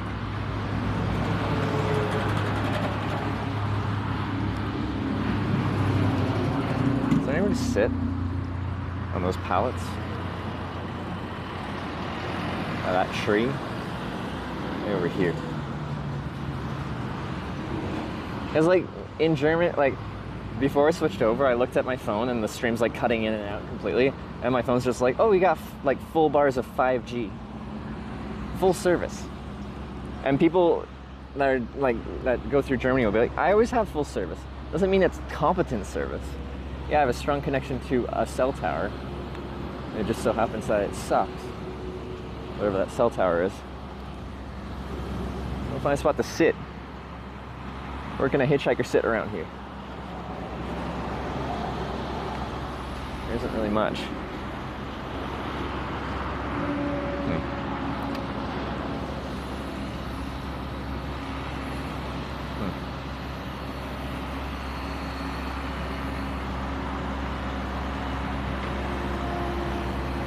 So my phone's been slowly just dying through that whole ride. It's plugged in and charging, but just depleting its charge, which is very annoying. An issue with some of the going through the USB-C because like they had AC in there. It was cool, so it shouldn't be overheating.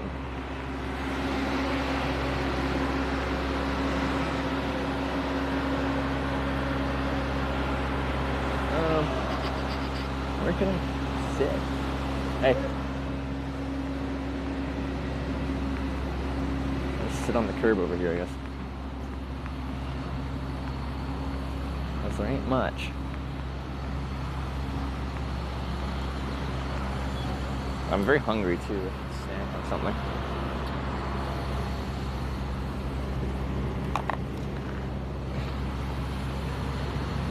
I need a new sign too.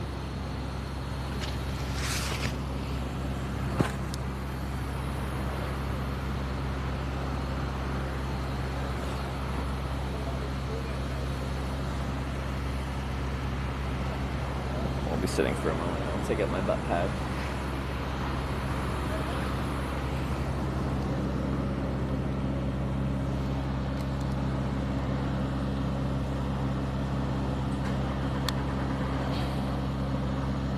Rotterdam sign? You know, we might be able to from here. Let me look at a map in here in a second.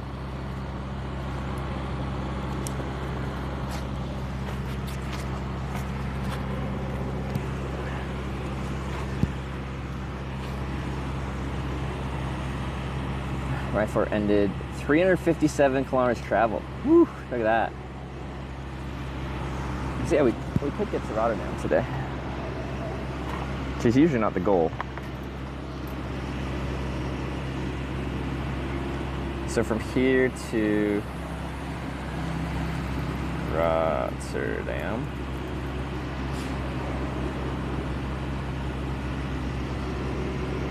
You can sleep in my bed.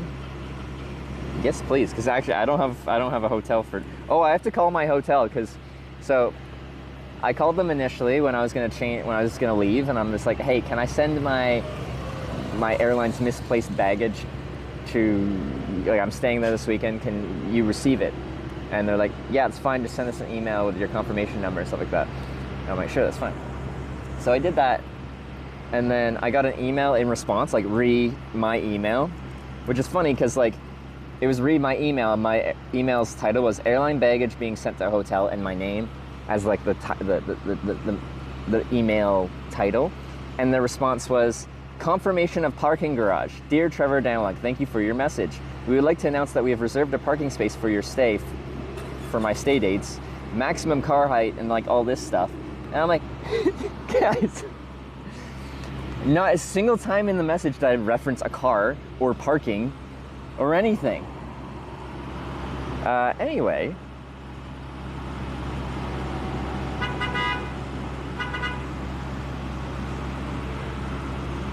So I gotta call them really quick.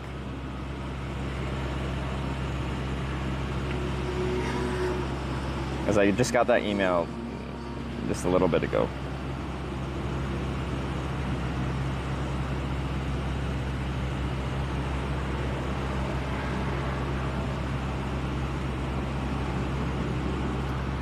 Okay.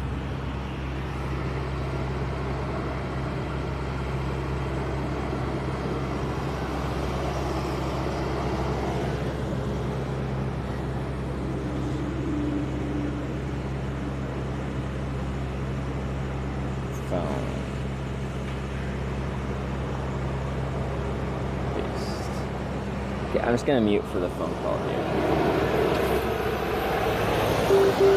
Oh shit.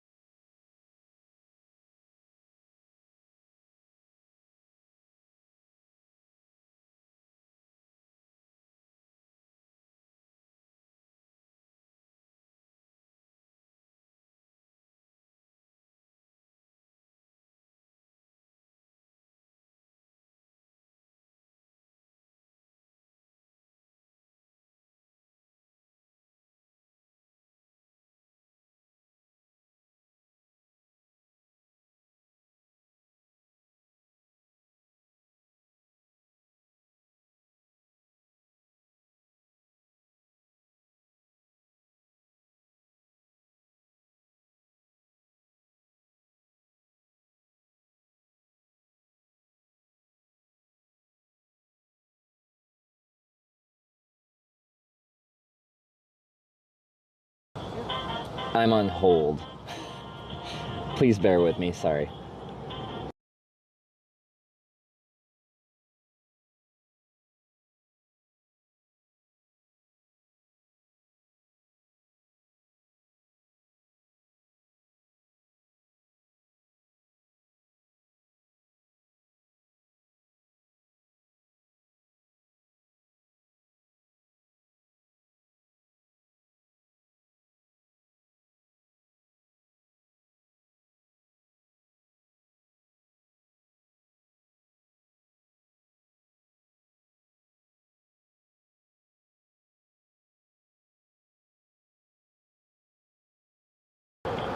Yeah, maybe I should just put it in privacy mode so you guys can watch clips instead of just see me on the phone. Let's do that.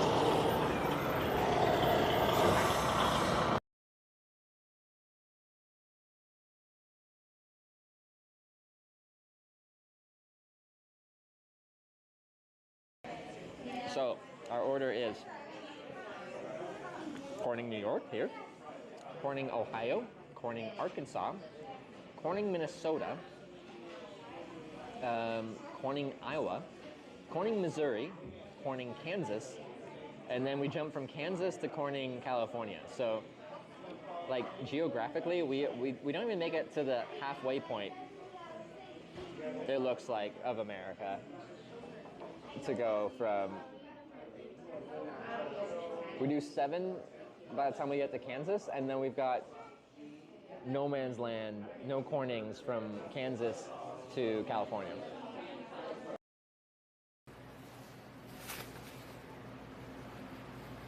Why are you here? No one likes this place. Specifically, this is not it.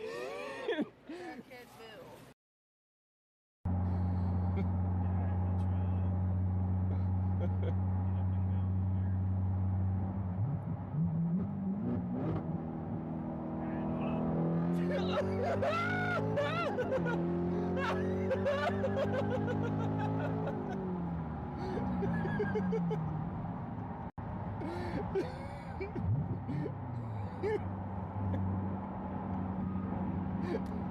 Apparently I need a Corvette too. Everybody needs one.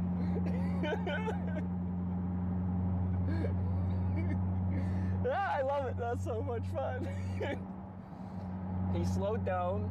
There's like a gap there, and then he just, you know, picked up a little bit. All right. Composure.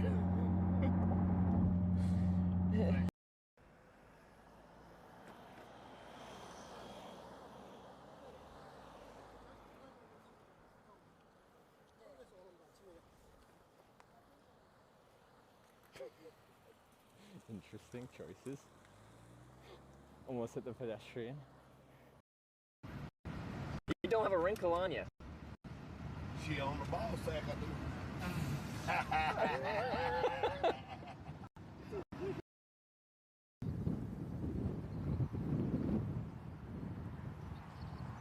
Oh.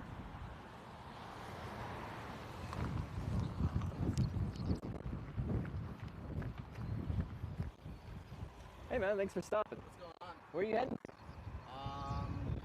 Hamburg, Iowa. Hamburg, Iowa. So that's a bit down the road, isn't it? Yeah. Yeah, I'm trying to go to a town called Bremen. It's a little bit further, but yeah, that would help me out if you'd take me a bit down that way.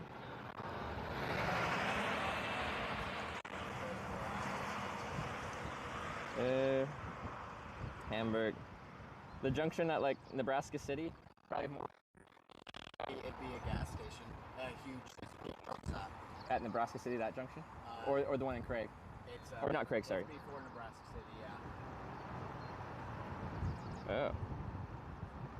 Where is that? Sorry, sometimes I get dropped off places and there's nothing there. So, you know.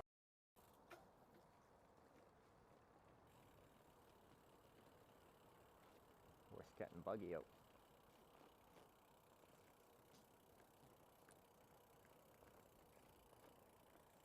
That was where I proposed to my wife? Really? Well, now I feel like I should camp in it.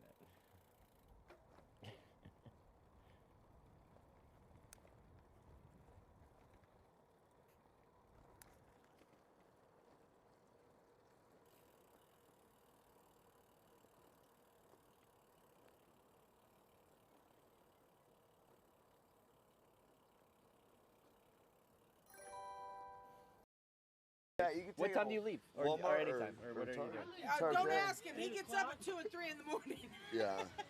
Like, I get up early, just maybe not that early. No, I don't leave till like 8 o'clock in the morning. Oh, okay. No, that's good. Yeah. Okay. Order.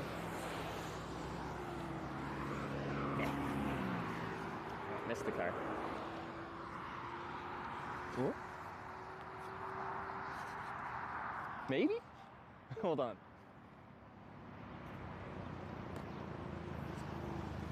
Hey. I'm heading that way if you want to ride. Down 90? Yeah. West, yeah? Yeah. Okay, that would help me out. Do you know how far, like, into Pennsylvania or just a few exits down? So I'm going like 219, like Orchard Park area. Okay. Do you know how far? I'm Canadian, I just don't know the stuff. Where are you headed? Like you're going to like... Oh, like Ohio and then like to Cleveland and then south down from there. So, but anywhere that gets me past Buffalo would help me, really. Gotcha. So that would help. Before I get in, I do make a live video documentary about what it's like to hitchhike in different countries. I've done this in like 40 countries. I have a camera. Is that okay to have in the car? I don't have to point at you, but it's in my hand. Yeah, okay. And then I have a bike as well. I don't know if you can see that thing there. Yeah. You got storage in the trunk? Yeah. Okay. All right, sweet. Thank you.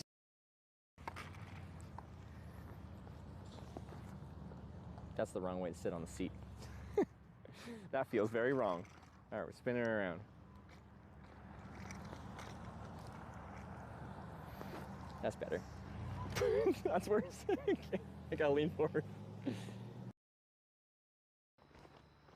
Your device is disconnected. Pairing.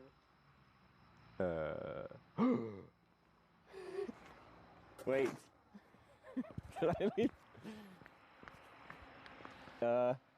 Tell him to come back. That's my chat phone. That's what was disconnected. It's still on his little stand. I think.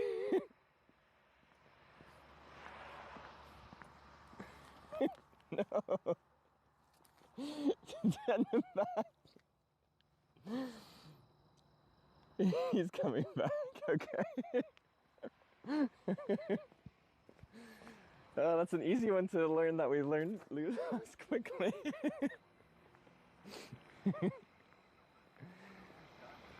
Oops.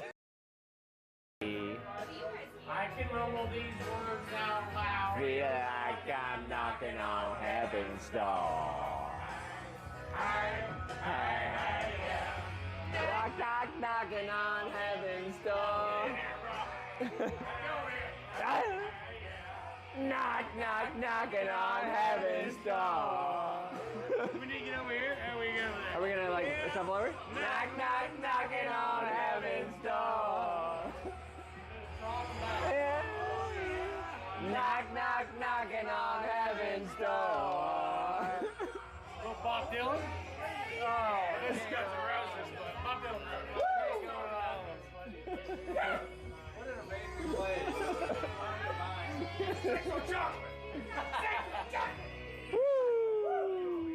Corning, Iowa, man. It's the place to be, Corning, Iowa. Hell yeah.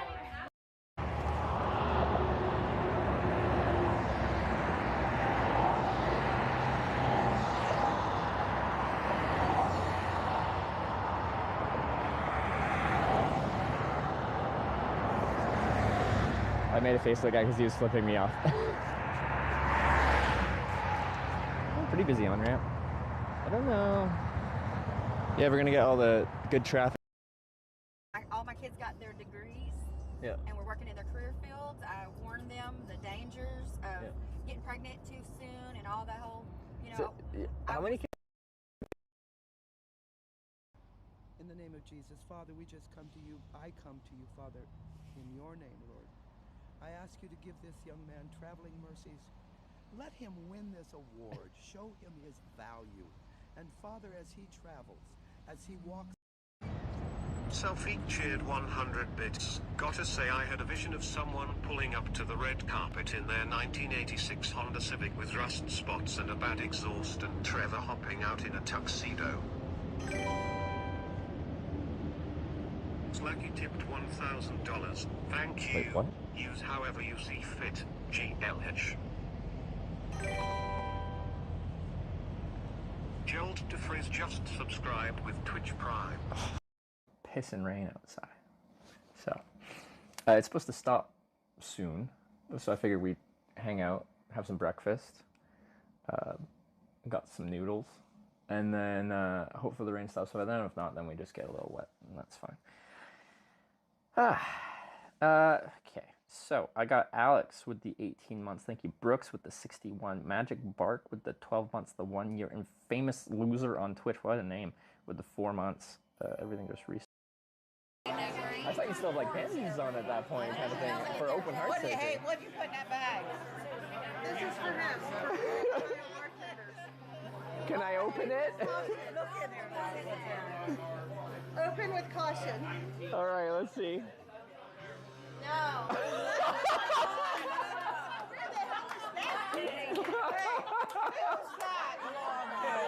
Oh no! And a little actual. She has to give away that's a lot for her to give that up. You should be pretty special. What is? I'm doing this off camera. What in the hell? What in the actual hell? I want to see what they say about that. I think they saw it. What the hell is this? I've never seen that shot glass ever. Out driving around. Oh, were you? Man. Yeah. What were you doing? Driving around town doing what with Jesus? Just singing. Singing? Yeah. Like the gospel, the good word? Yeah. Yeah? With, like, just to yourself or along to music on the radio? Actually, I listen to it on these headphones. Oh, on headphones, okay. Okay. Keeping my heart, things like that. Okay, cool, man. Well, I really appreciate the ride. Yeah, no problem, man. And, like, don't let me stop you. If you want to do some singing, you can do some singing. Man, I'll probably make some hits on your video. If it looks like he's going to be good to go, I'll get down the house and get a goat. A goat? Yeah. What do you mean a goat? Sometimes you gotta fuck a goat to get a... Ride a goat, fuck a goat. There's a very big difference there. It just depends on how excited the goat is. Show him his value. And Father, as he travels, as he walks these roads like you walked so many roads, Lord, I ask you to be with him. I ask you to minister to him. I ask you to expose yourself and show yourself to him. And then, Lord, show him himself through your eyes so he can see the glory that you have in store for him. And angels, host of heaven, you are commanded to surround and protect Trevor. Surround him and keep him from all hurt, harm, and danger. In Jesus' name. Amen. God bless you, my dear. Thank you so much. I better see you in heaven. I'll see you there. Really black smoke. Oh shit. I hope everybody's okay. Oh my goodness, brother. Oh Lord. Look at the baby. Did you see the baby? Oh yeah, she's holding it. It didn't look like they rolled it or anything, so it didn't look like a proper... Oh my goodness.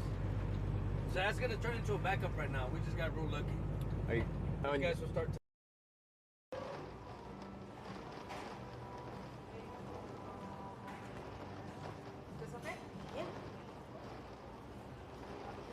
I'll only actually switch.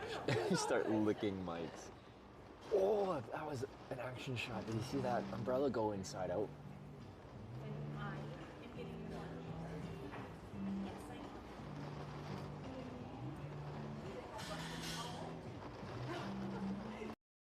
Then we got a ride today from just outside Columbus all the way through Indiana. And we're already in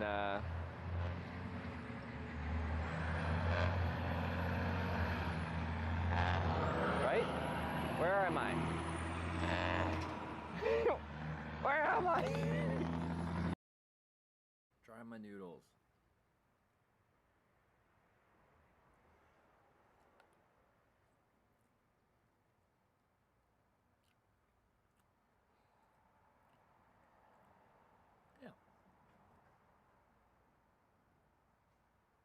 Pour the water out? Why do you need to pour the water out?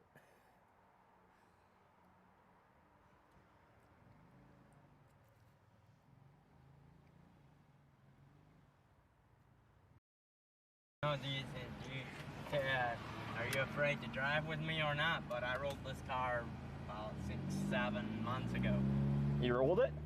Yeah, so what happened was it was well, it still is misaligned, but it's got good tires on it now. Okay. And the tires were really bad at that time. Yeah. And the road was wet, and I took the curve way too fast. Oh, yeah. So, like, for the car being rolled, like, you know, it's got a little damage, but it didn't look too bad for rolling it. No, I mean, it rolled all the way over.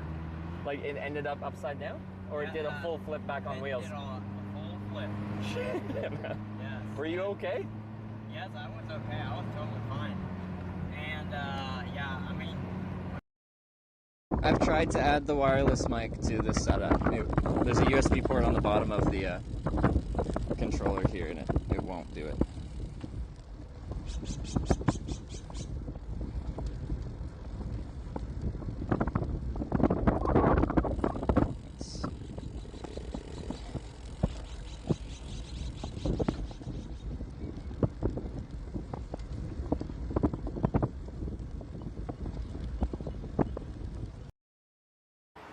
Well, eventually California, but it's a long way. Yeah, I guess. saw you yesterday up in Sheridan.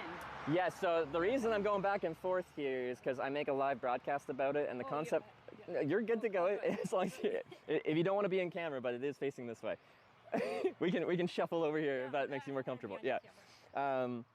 Every single ride. Yeah, every single ride I get, the people that watch it vote which direction to go. So right now they're being mean to me and making me go back and forth.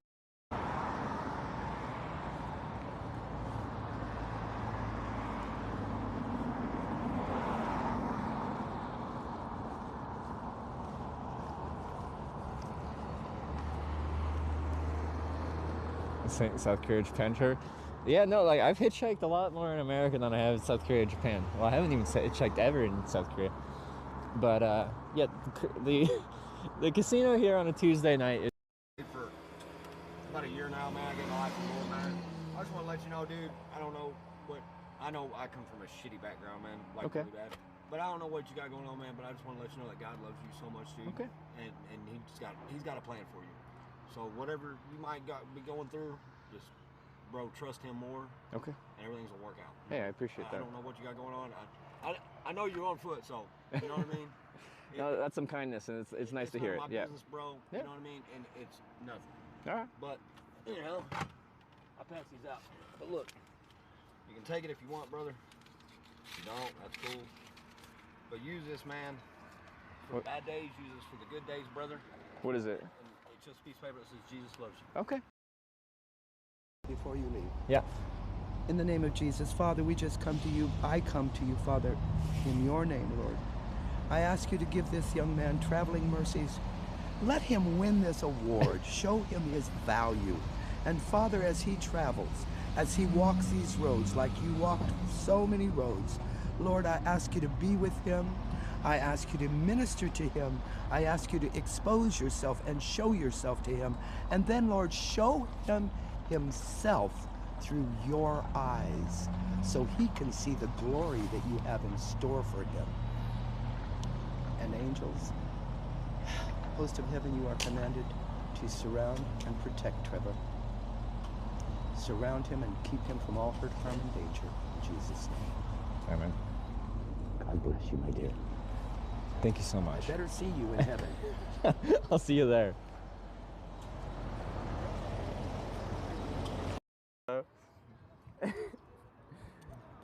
Here's the Four Rivers bicycle path, and then the backs that people are asking about. Four Rivers of Korea.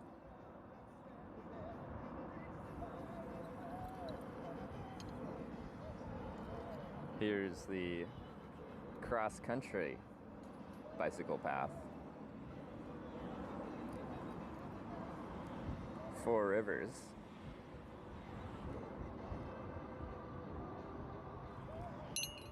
And the big boy. Oh. Grand Slam. Grand Slam, baby. Cycle Road Grand Slam.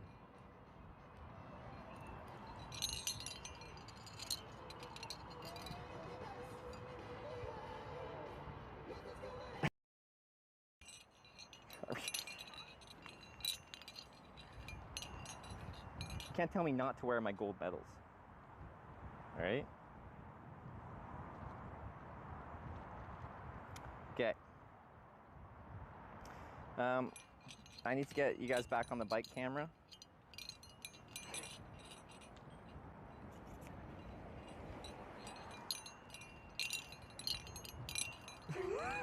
I think I might wear one while I'm riding the bike.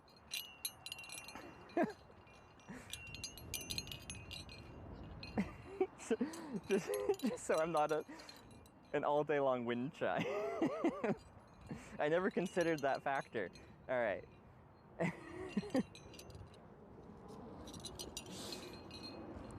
Okay. No.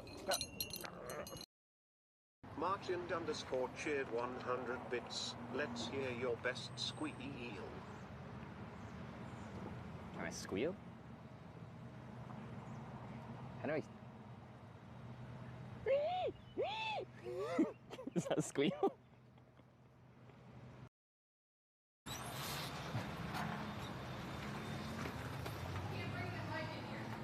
It folds up though. But now it's not a bike. It's a shopping cart. See?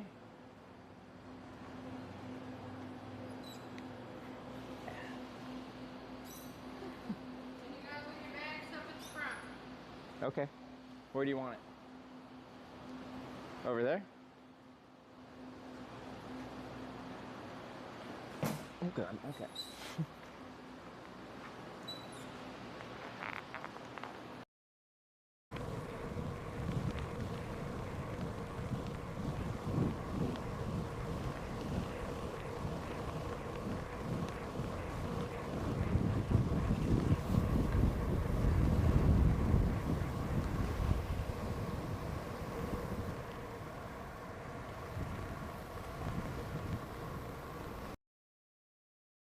If you hear a news story about hitchhiking, it's not about some guy that had a nice trip, Right. and met some nice people, and went on an adventure. Yeah. I like visiting with people. I enjoyed that part about Ubering in Washington, D.C. Yeah. Really never Ubered much, like one other time. And I'd say of the guys that we rode with, none of them were women. Everybody except for maybe 2 out of maybe, let's say, like 8 were real talkative. Oh, yeah. It was interesting because they knew about the area or how long they'd been there, and their thoughts on the city. Yeah. And that is one of the things, like when I'm traveling in places I've never been before, it's usually local people that pick you up, and they can give you like a good kind of, they'll tell you all about the town if they know it, or about the area. Sometimes they'll do a little detour and be like, oh, look at this. Oh, no worries. So you say hitchhiking was easy there, but it was just...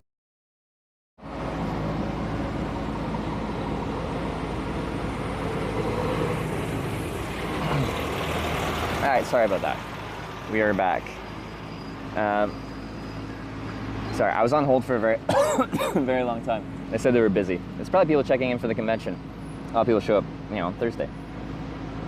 Yeah, all sorted. So yeah, they did that in error. So they're not charging me for parking when I don't have anything to park with.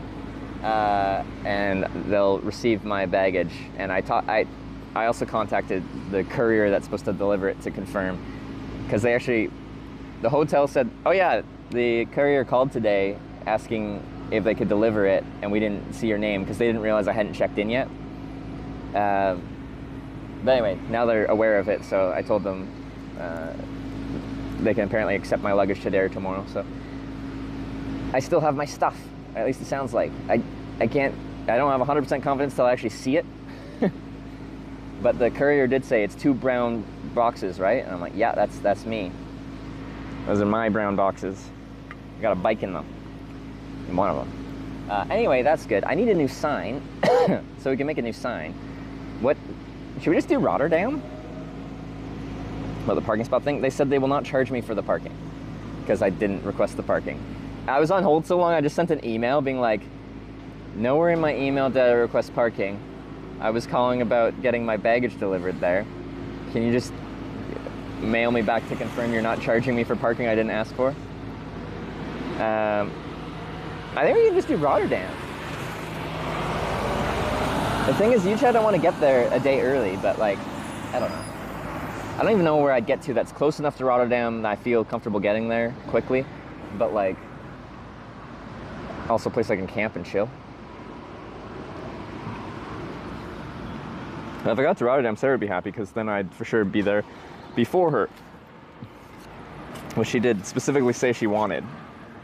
She didn't want to be there first. Alright. Rot sign? Oh, I think we'll spell out the whole thing.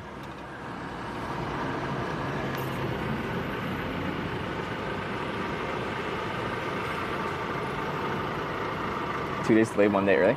Yeah, I'm so surprised at how efficient, like, each ride has been so, like, good. Even my first ride that was super short, it got me to a service area that was a really good spot to find a long distance ride. So, I don't know. No tables? There's like no seating out here. This place is very small, and it's absolute mayhem because there's people just parked all over the place. Oh, I need to turn this back on. And these commercial trucks are coming through here, but then there's nowhere for them to park. Otherwise, they like block every lane of traffic. Anyway, it's mayhem. I missed a Kenichi Tao with the gifted sub. Thank you. Also missed Dr. WD40 with the raid when I was getting close to dropped off. Jork Gaming with the 3-month resub. Oh, Kenichi Tao, you also had a 9-month resub like an hour ago almost. Thank you for that. That's where Sarah's staying tonight. Where is she staying tonight? Maybe she doesn't publicly say that usually. Rotterdam, anywhere, Liverpool, or Rome? Because Rotterdam is anywhere alone. What? I have no idea what that means. You had a message that is complete nonsensical to me.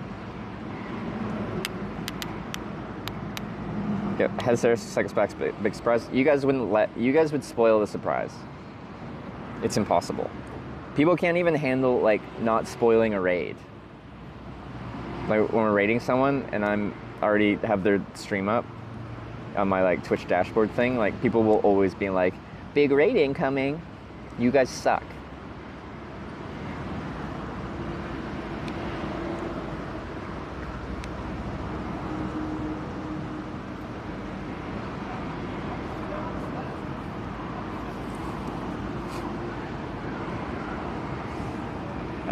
Are we just doing a full Rotterdam? Rotterdam.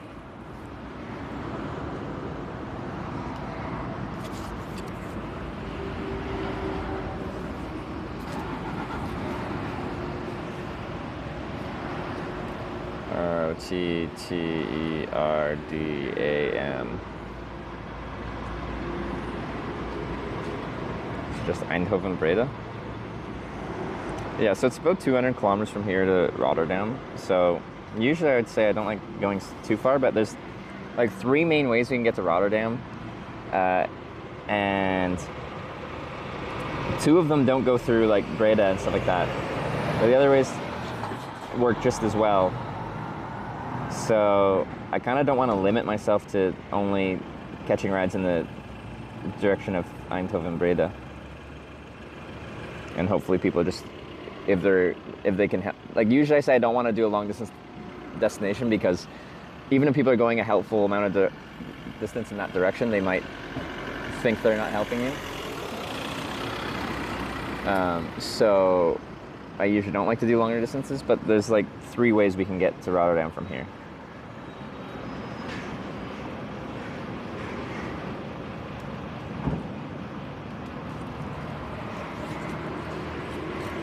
Rotterdam is fine. I want to spell the whole thing. Let me work.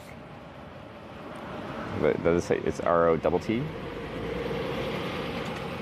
R-O-T-T-E-R-D-A-M. Yeah, it's easy to spell. R-O-T-T-E-R-D-A-M.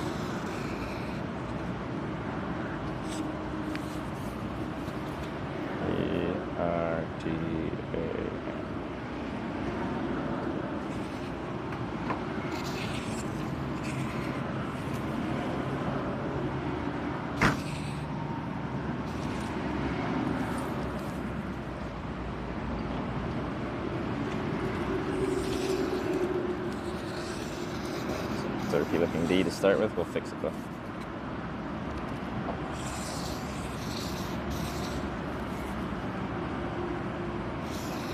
I started fairly neat, but it doesn't really matter because we gotta go over with the big pen anyway. Anyway, first outline. I'm sure you can even see it. Like it's very harsh. Also, I think my battery's not really charging, right? So the stream could just die for fun. Funsies. What is that? Sitting at equilibrium right now. Okay.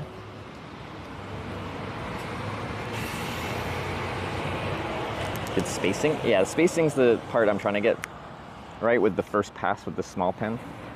Once we get the spacing right, we can kind of clean up the letters as much or as little as possible, or as we want. Do do do do do do do do do do do do.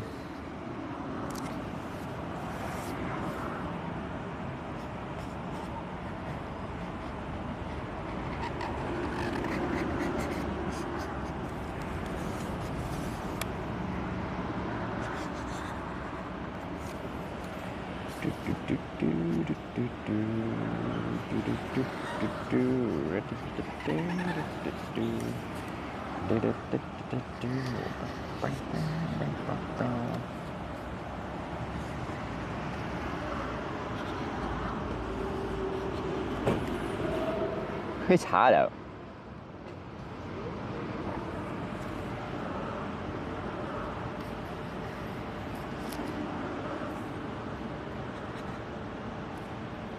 I hate writing on the... There's a piece of tape right in the middle of this and I can see it. Anyway, it's annoying to write on.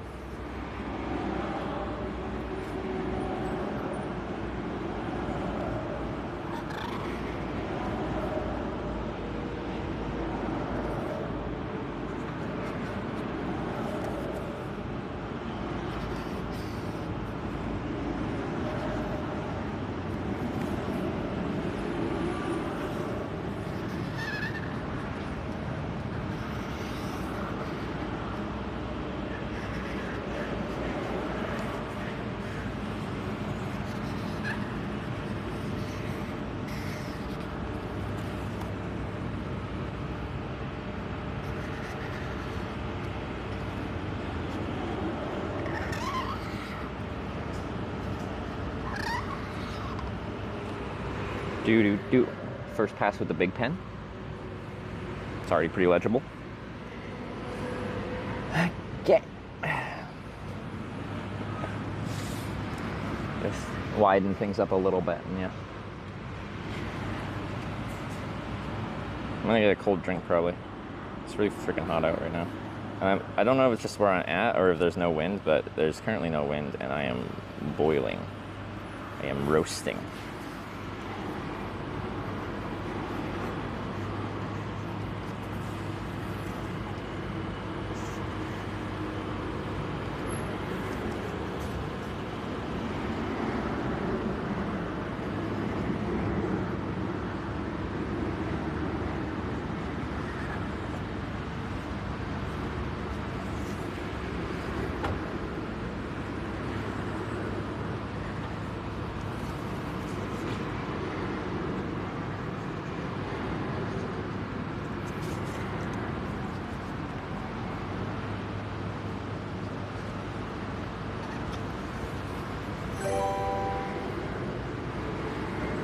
Monkey a Trumpet just subscribed with Twitch Prime.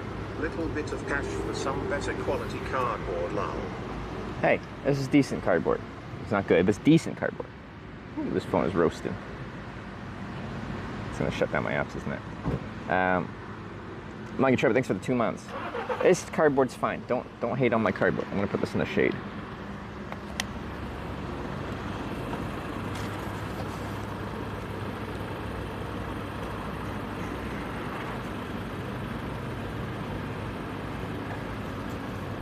High quality cardboard from a Danish outdoor gear shop where I bought this backpack.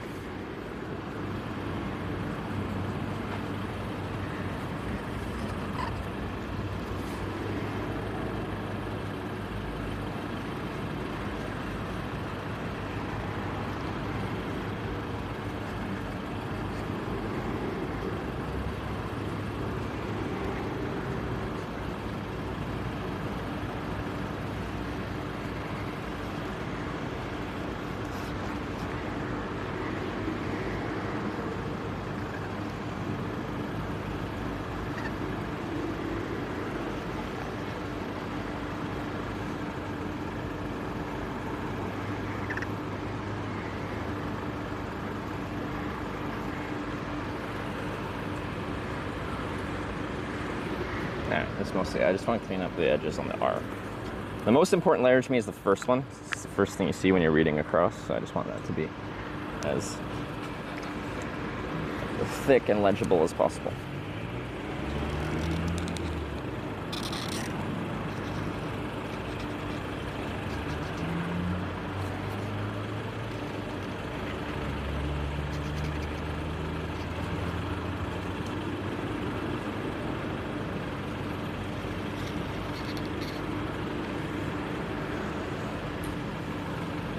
That looks horribly out of place.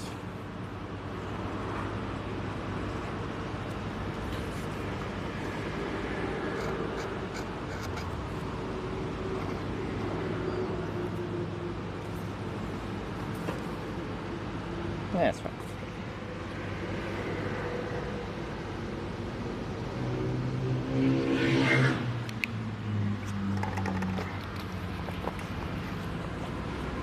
All right, completed. Potentially final sign we need for this trip. We'll see. Usually I actually make a TwitchCon sign as well, but that's on registration day, before registration day.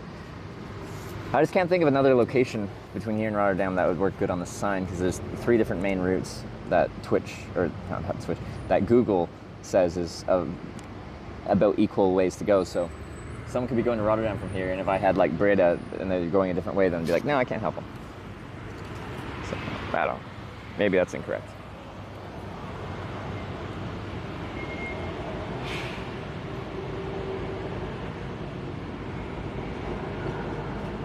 The T's? You don't like the T's? What's wrong with the T's? I like doing little, you call them serifs at the bottom, because it designates it the T rather than just like a plus.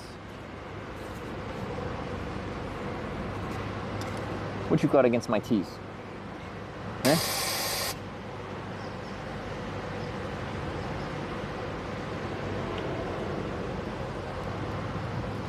The M, it's not even that bad. It's not great, but it's fine. These look like crosses? What kind of cross has a fucking serif on it? Sorry for swearing. No one's ever said that about my T's, and I'm offended.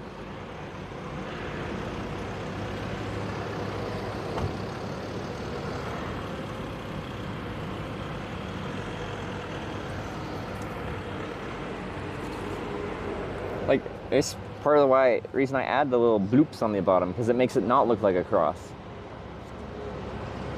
Alright?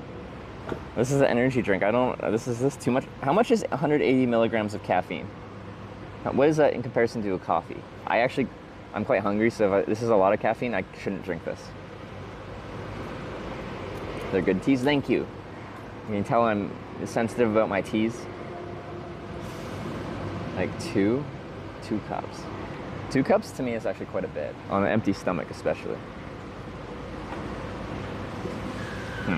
Alright, I'm going to put this in this side here. Let's finish this fuse tea, but we'll put it in the side here as well until I throw it out. I got like a liter of water remaining too. Damn Santa. The thing is, like, energy's good.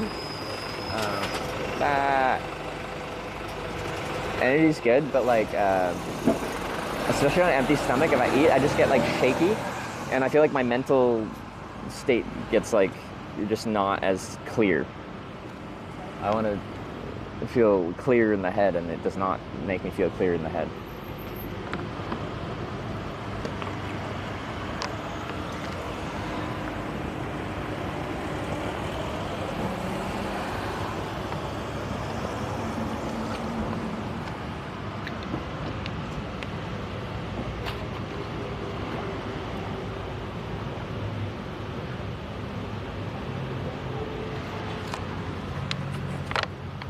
But I love coffee, so I like having a cup of coffee in the morning with food. It has to be with food. Anyway, let's put this. So, oh, that needs to be closed. So I'll dump all the contents out. I'm gonna put the current sign, so you'll see ROTT on the back here as I'm walking around. So if someone's like, oh, is that Rotterdam? I can get it right while I'm just wandering around. But yeah, I'm gonna get a cold drink because I am warm. Do do do do do do do do do do do. I have the freaking on hold music from my hotel stuck in my head.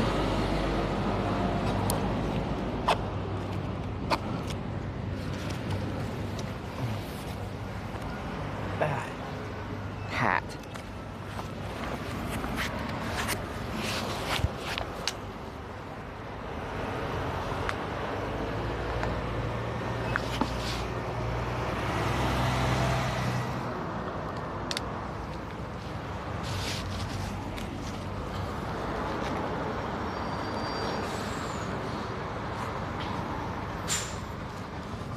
Okay.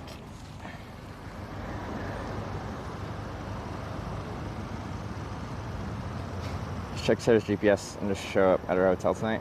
Checking this 5 o'clock. Then race tomorrow. Hold up, where is she? GPS. I don't have access to her GPS.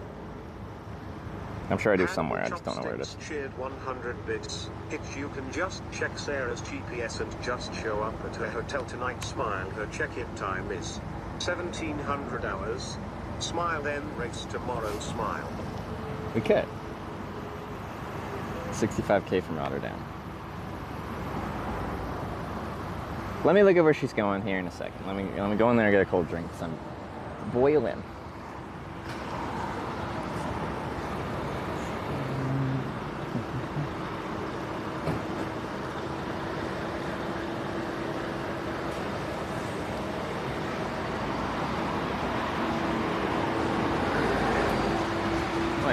We're not in Germany anymore. Anyway, I still just pointed at my face while we're in here.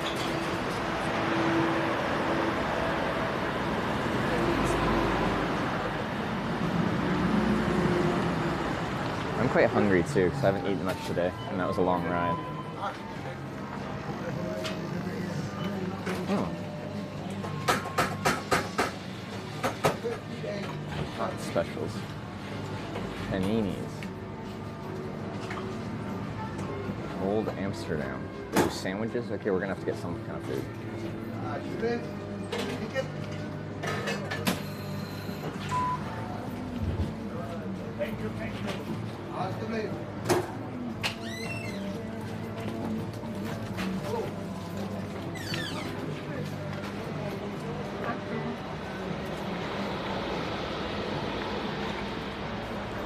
Ooh, dare I trust the sausage Bruges? Maybe.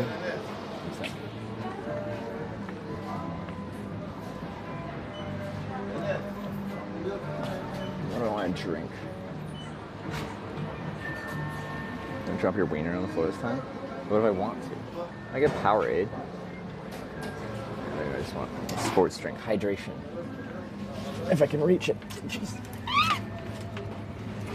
I gotta reach all the way to the back.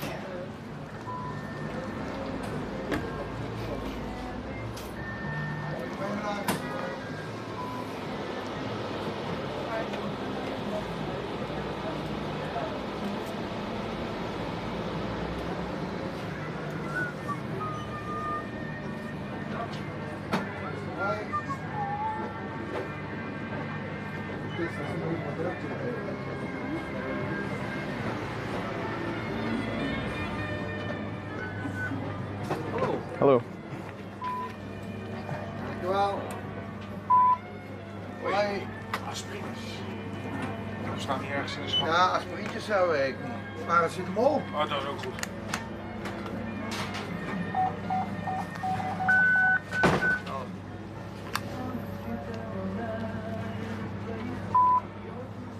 Do you need a receipt?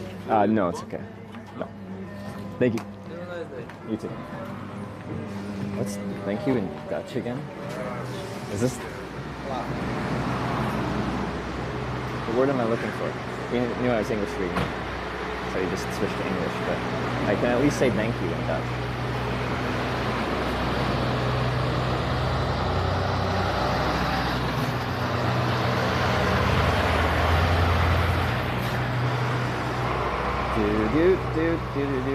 Yeah, I'm just sitting on the floor. And that's a little bit dirty. Dank.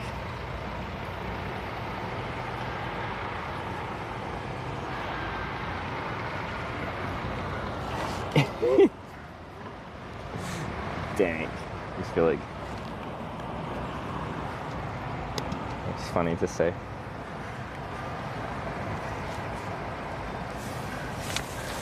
Dry bread and sausage again? We'll see. We'll see if this one's dry and unpleasant or if it's decent.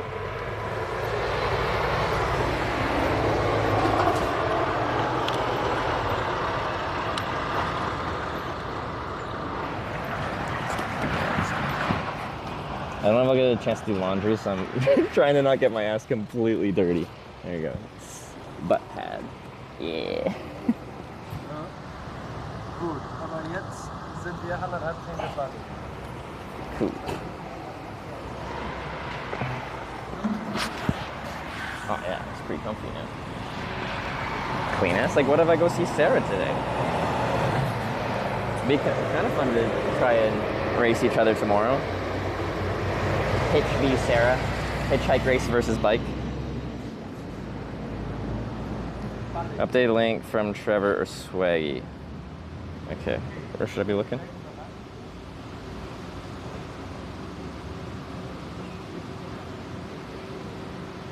Put sunscreen on? Yeah, I have sunscreen on. Oh. Is this overheating or did I already break this cable? I think I broke this cable. Yeah, this cable's broken. Sent as Discord DM. Okay. Figure out the parking spot? Yes. The parking spot is not being charged. GPS mod mapping. Okay. On Discord DM. Okay, let me. Okay, I think I see it.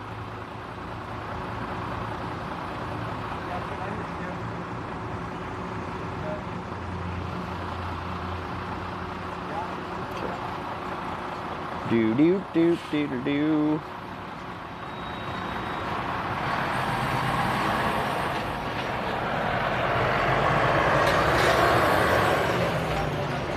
Oh, that's gonna be a really difficult spot to hitchhike. Is that her current location, or is that where she's finishing? That's where she currently is, isn't it? Where is she finishing? That'll be harder to get to than Rotterdam.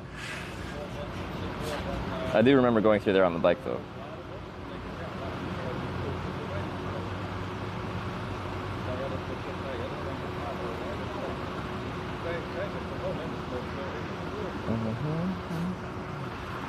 Okay, let's eat this sausage. Sausage Bruges.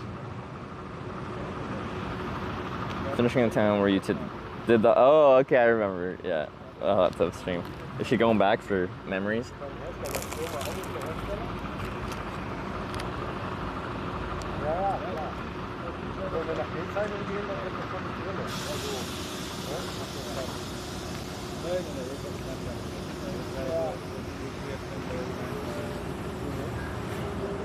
Hey, looking for it was fully booked. No, that'd been funny. The whole hotel or just that specific room? Because we had to. They were almost booked out, but they had like the jacuzzi suite remaining, so we paid too much money, and we're like, well, we might as well use the jacuzzi. It's pretty good. I like the sausage brew.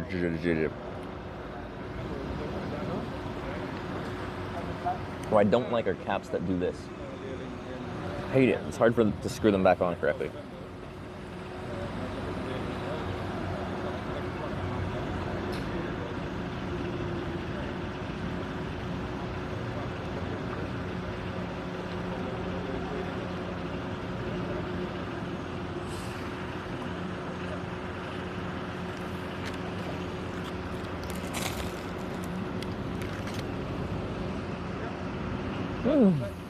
Yeah, I like this. For a gas station sausage roll, this is pretty stellar.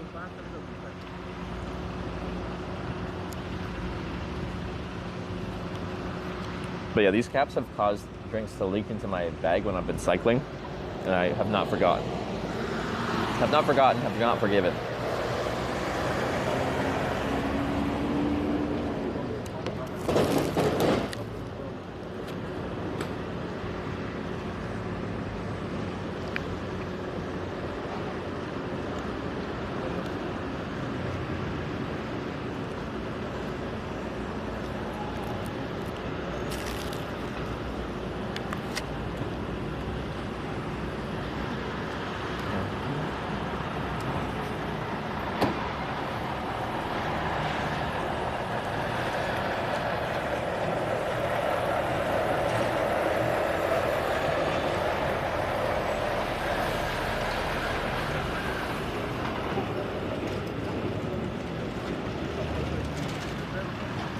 I don't know where a good spot to hitchhike is. This place is so small. There's no spots. Is there a good couple? Both hate those lids.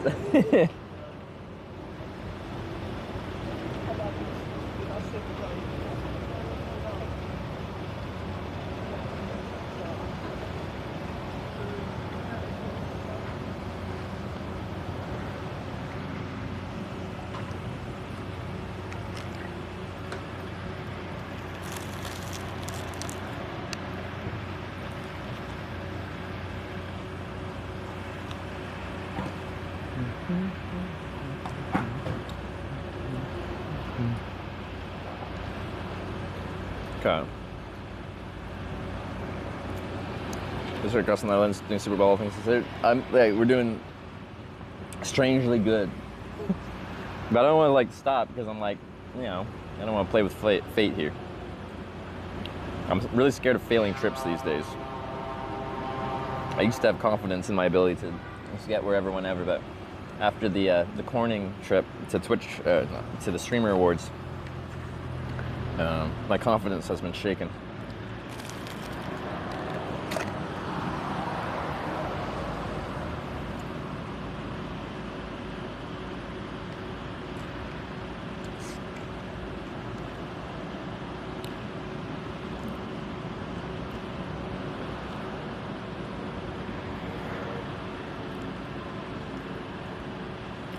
If it wasn't super awkward to get to, I'd be tempted to hitchhike to where Sarah is. But it's like further than just going to Rotterdam. It's pretty much to get there, we probably have to go to Rotterdam and then hitchhike out of Rotterdam.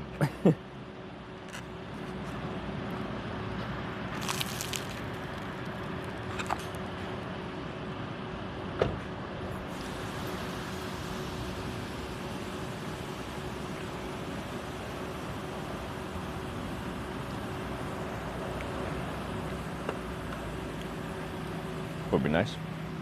No, I think that'll be fun. And then racing to Rotterdam, bike versus hitchhiking, it'll be funny the next day, but I don't think it's possible.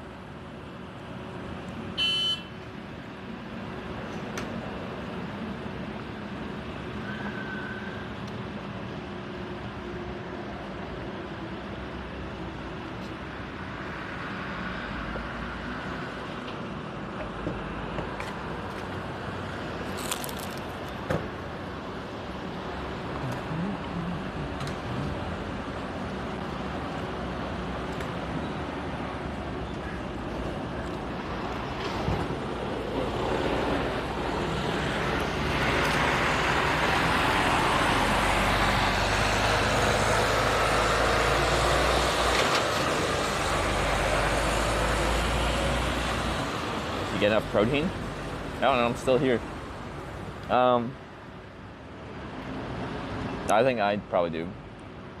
I think Sarah struggles with that more because she's vegetarian. I eat a lot of meat when I'm traveling. Netherlands already ride from Bremen straight to the Netherlands? Yes. We're right on the German border, but yeah. We got like a 3-hour ride from Bremen. Through a bunch of places, including like Essen and stuff like that. Anyway, we're very far south actually. So we're coming into Netherlands from kind of the southeast corner. Not quite, like Maastricht is further south down there, but anyway, pretty southeast. And we kind of just have to go mostly west, a little north, I think. Is that right? Yeah, yeah, definitely northwest.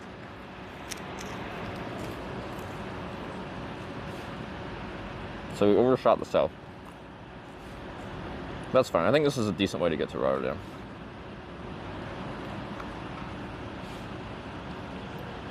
Most people target Osnabrück or Munster from Bremen. Yeah, I just had a sign that said NL, Netherlands.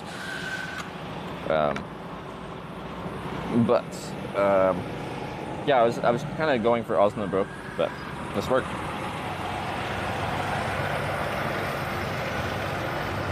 Frickin' knows. I've been to Netherlands many times. I've eaten all the Dutch things you're supposed to eat. And I'm sure I will again. I'm sure I will again, including on this trip.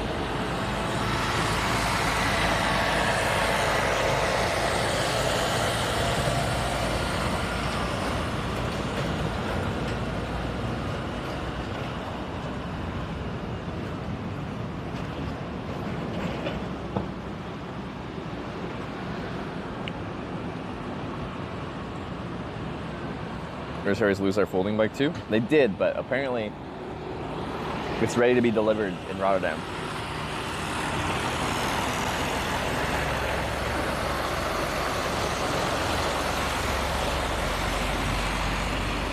Damn, these are so tight in here.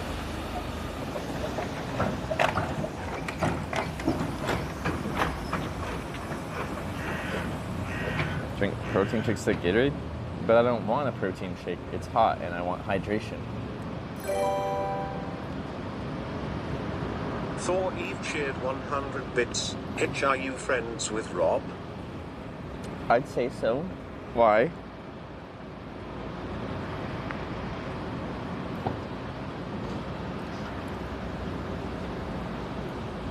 I don't know. I feel like insecure answering that, because what if he doesn't feel the same way about me? You know? If I was just like, yeah, we're friends, and then he's like, Hitch, who's that guy?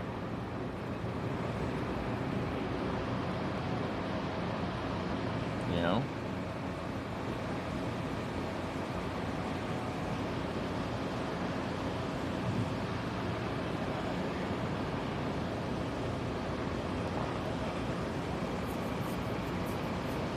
That would be Rob Con answer? It would. Wouldn't it?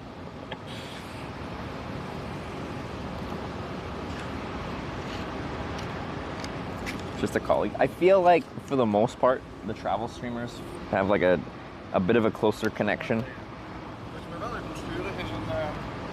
It's like, it's not an especially large part of Twitch, travel broadcasting. So I think there's like a certain amount of camaraderie there.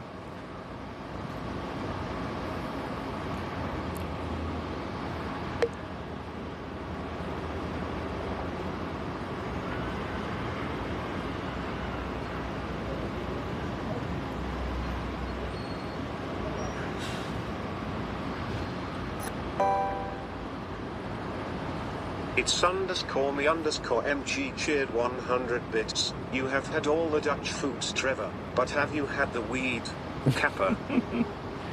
Yep. Back in the Netherlands. Let's talk about the weed. I know, it's a joke. But just on that topic, I find it funny, like, Amsterdam especially, it's like famous for weed and stuff. HWKS cheered 100 bits. Is our next destination Eindhoven, where goats' hoofs are cloven? The final target is Rotterdam. With all the rain, Midwest is losing dams. Close quarters at his very spot. Go fully weather nice, not too hot. We got the daily poetry, Oscar Haas. Thank you very much. Thank you. Watch your long ass night. I know you knew the whole reference, but I felt like I had to address the whole weed thing. Because I'm Canadian. Weed's been fully legalized and taxed and everything like that for like 7 years or something. The fact that you can go to a coffee shop and buy weed in Amsterdam is not a novelty. It's the bare minimum. But beyond that, I feel like the Dutch way of doing... Okay, the sun's reflecting off of this truck. It's shiny... Anyway, hurts my eyeballs. The way they do like weed here in the Netherlands feels very like archaic and outdated. Me and Sarah, when we were here for TwitchCon, whatever, last year before, 2 years ago, we wanted to find an edible. We wanted to find an edible because I don't like smoking. We don't like smoking at all. And they have them here, but we went to go buy one from a shop and they had 2 edibles. And they were like baked goods. And they're like, this one is not very strong and this one is strong. And I'm like, okay, well, what does that mean? Like, how many milligrams of THC is in this edible? And they're like, we don't do that here. This one is strong and this one is not strong. And I'm like, that is the most subjective thing in reference to weed. What do you mean strong? Strong to one person is nothing to another.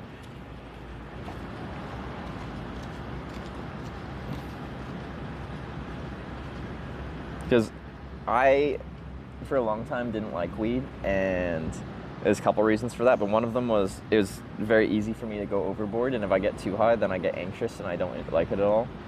It's just a bad time all around. But if I find the right balance, then it can be fine in a relaxing environment kind of thing. It's never been a social thing for me, so I wouldn't like take it to go out and do something. But like relaxing in the evening with Sarah, watching a show or something like that, yeah, that's fine. But I want to know exactly what I'm getting.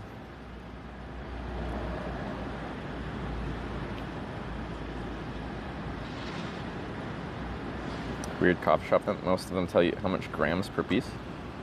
Like milligrams of THC, or how many grams the piece of edible weighs. Because those are very different things.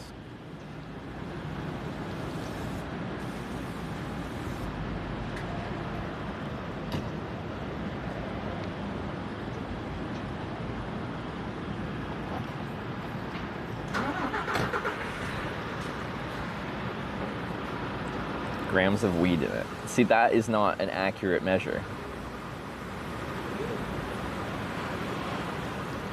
Ooh. That doesn't tell me.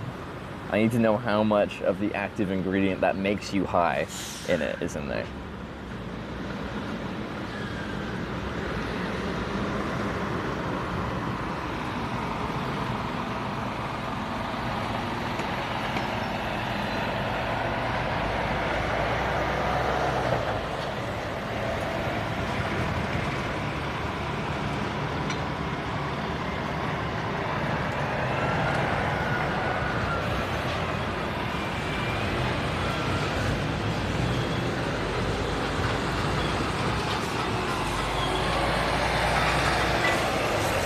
Look at this place, it's cranking with traffic. We get to kind of scout out how the traffic flows. There's also traffic that flows on the other side of this building. So that's where I'm like, I don't know where to stand. Where should I be?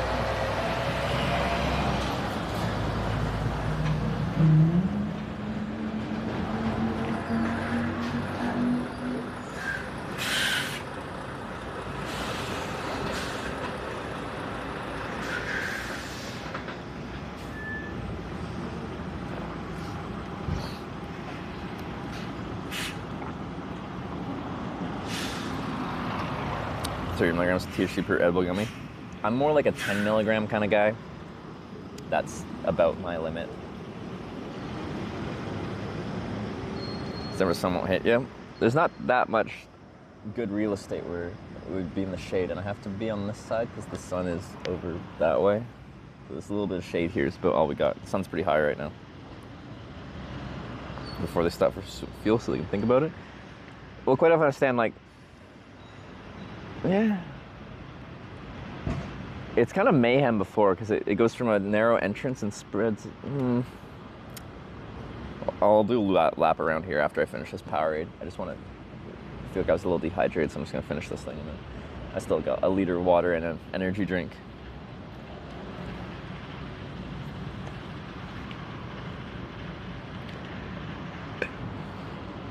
Speak any Dutch? Do I remember any Dutch? Me and Sarah used to count to 3. When we were down the tandem bike, we'd count out our gear changes because we had to stop pedaling for like a fraction of a second, or just let off the power. But I only remember because a lot of the 1, 2, 3s are very similar between like Dutch and German. Is easier. It's more distinct. But the ein, to, tre. Wait. Is that more? That's more like Norwegian, isn't it? I don't remember. In, twee, drie. Oh, okay. Anyway, they're too similar to me. My brain can't differentiate them. Oh, yeah. There's the 1, 2, 3. I forgot we still had that command.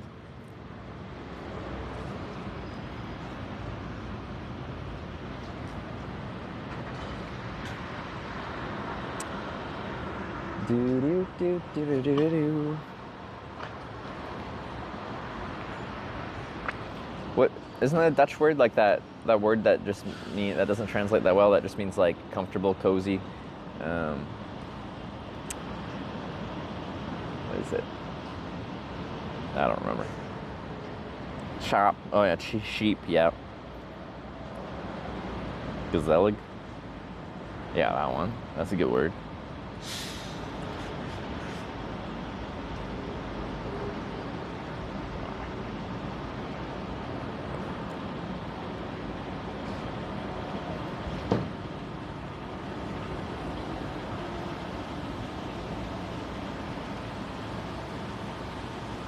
Lekker, yeah, Lekker's a good one.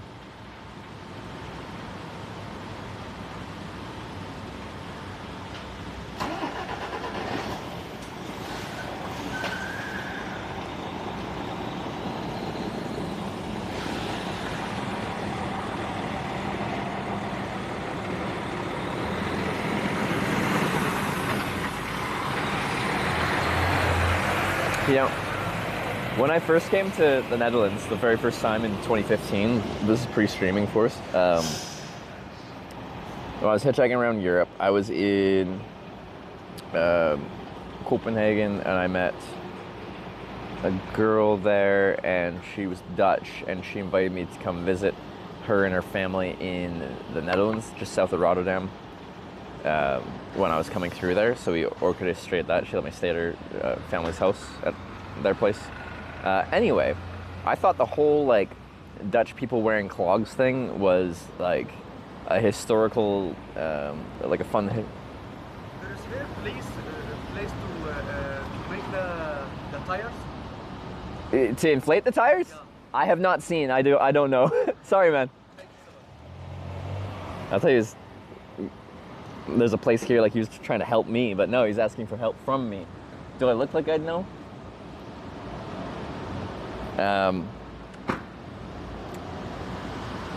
Because yeah, I went to her parents' place, and the dad was just like working out in the back garden wearing wooden clogs.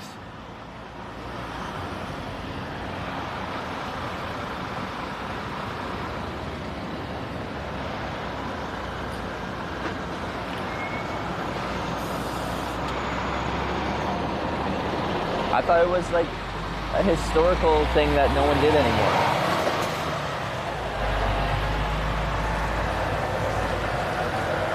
I look like I work there? Do I really? Maybe they can't see the backpack with cardboard shoved into it.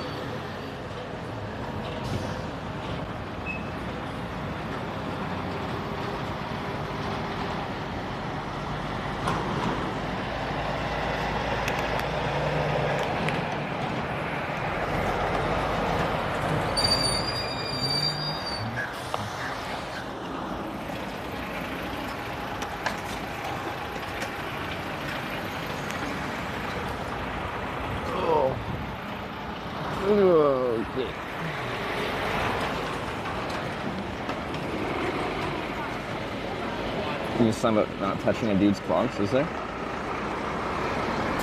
Alright, let's pack up. What's my battery doing? Oh, it's doing okay. Okay. I've almost broke this cable. I bent it back into shape, but it's now a loose connection.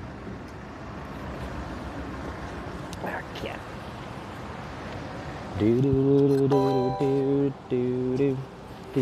Jedimars Terran cheered 100 bits. Hashtag North, let's go. Think so, 100 bits, Jedi Master Ron. Court 81 cheered 100 bits. Texas 20 heart, Texas 2021. What? Is that, oh, emotes? CJC Whoop with the 100 bits as well, thank you.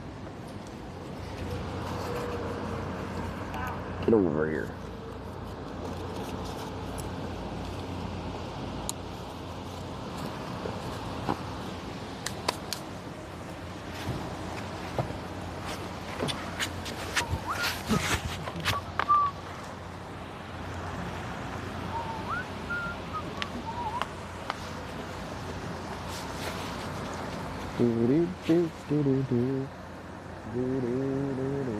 How's the ground sleep? I slept okay. It wasn't a great sleep, but it wasn't that bad.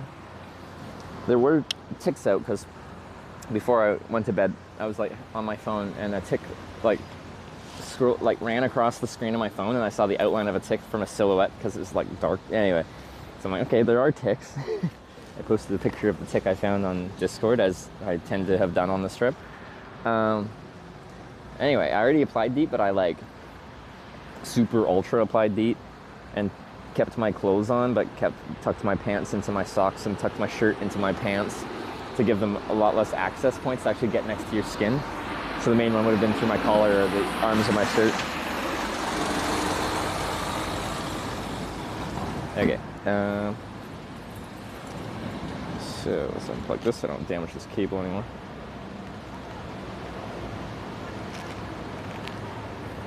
So we have the prediction up. Like, I haven't shown you the spot yet, but you've seen the traffic flow, or some of it. There's traffic from the other side as well.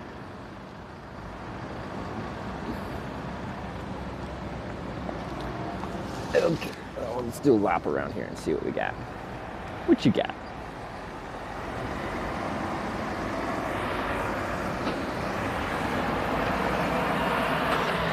Yeah, so again, here's the traffic. This is them exiting.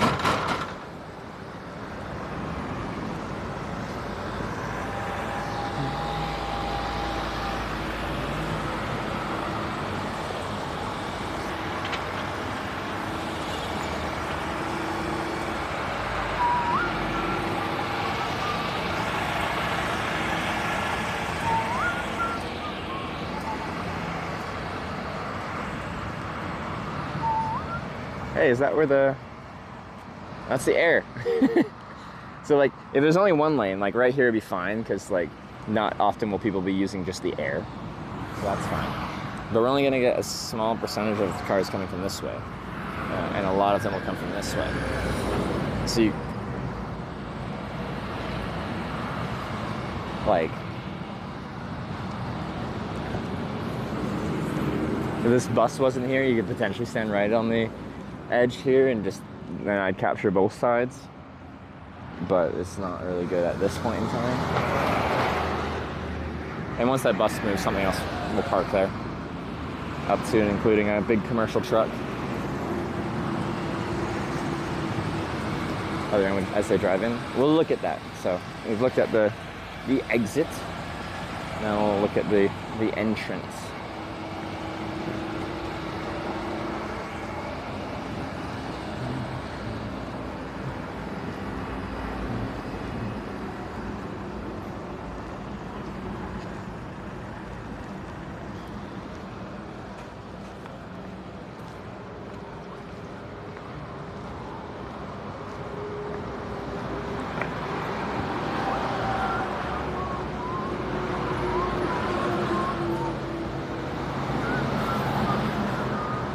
Parking is mayhem at this place. It is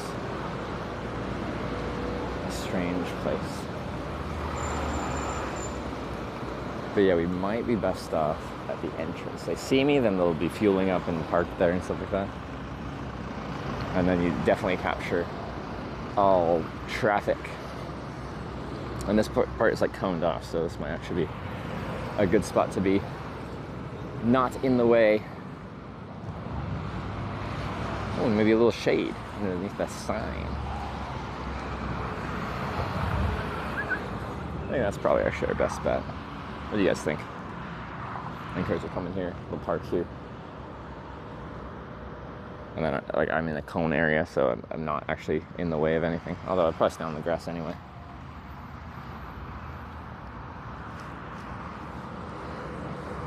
I could put the camera in the shade at least, which should be good. Here's a truck coming in. Yeah, we're just gonna stand a little bit to the left so I'm not as blocked by that sign.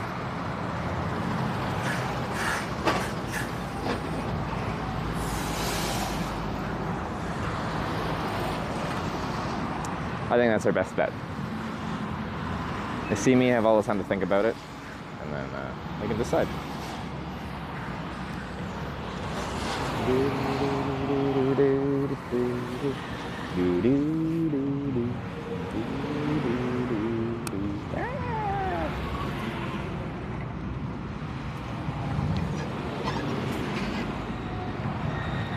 Better the other side where they leave? You think the other side's better, or it's better than the other side where they leave?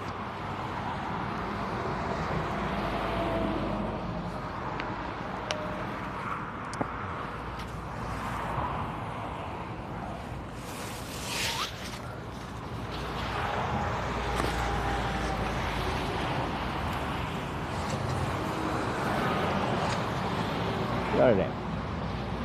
By the entrance side? Because there's no good thing on the other side.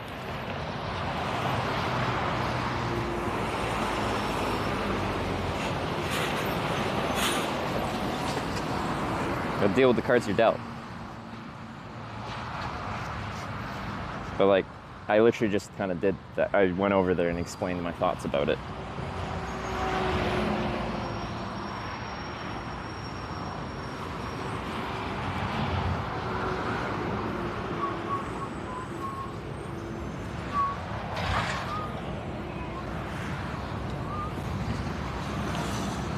In the shade.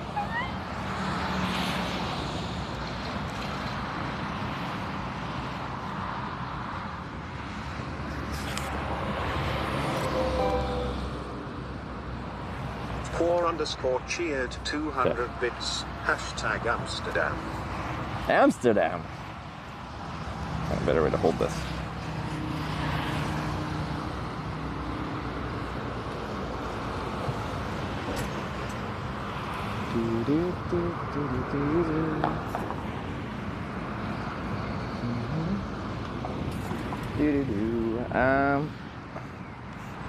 Yeah.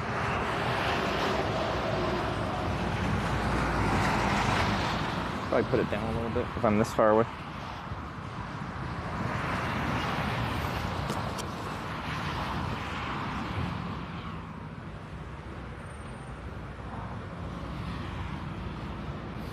It is kind of a strangely small little amount of real estate that this place is set up in.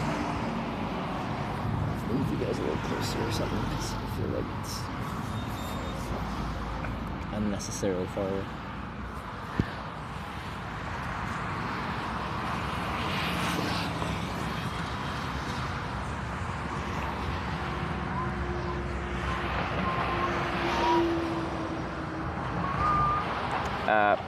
But FC War, thanks for the 200 bits. I appreciate it.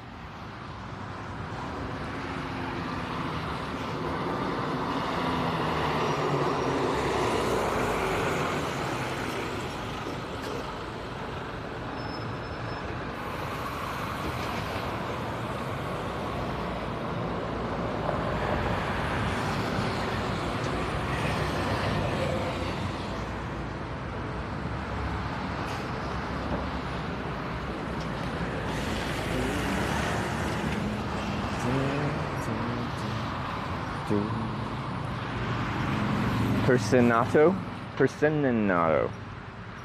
Perfect.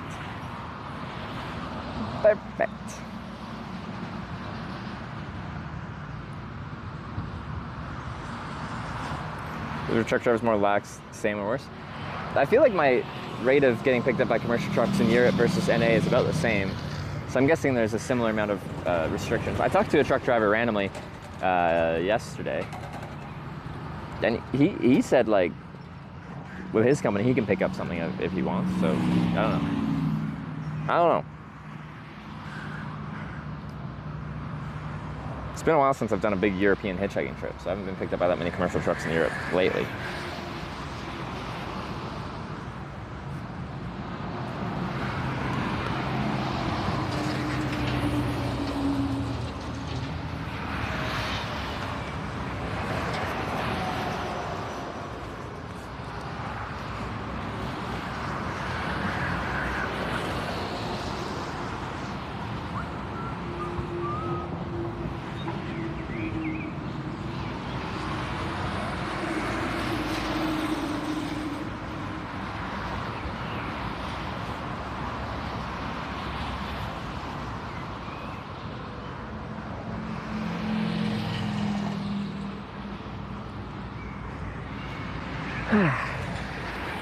There are definitely some clouds in the sky, so that'll get us some shade.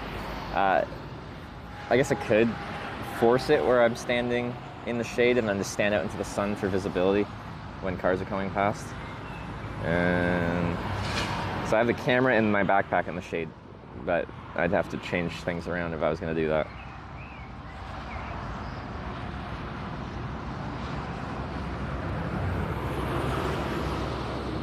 You need to get a truck ride as a final ride. Now I'm not, like, my sign says Rotterdam. We're about 200 kilometers from Rotterdam. I don't need a ride to Rotterdam.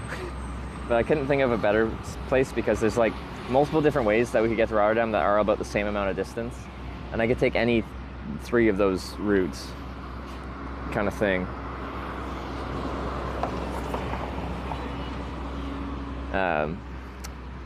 So I didn't know, like there's like Breda, but that's like the southern route, and 2 of the other routes already have me north and before that. So I don't know, because I usually don't try to get there a day early. I try to get there on registration day, but we'll see.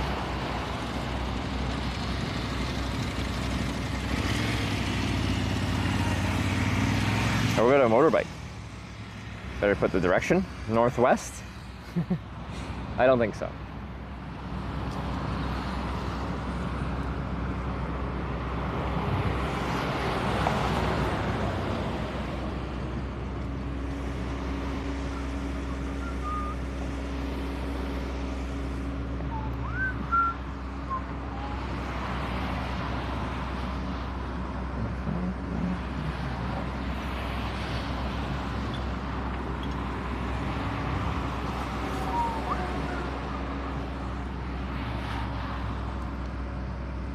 People would understand direction west from here. I don't think direction is the best from here, personally.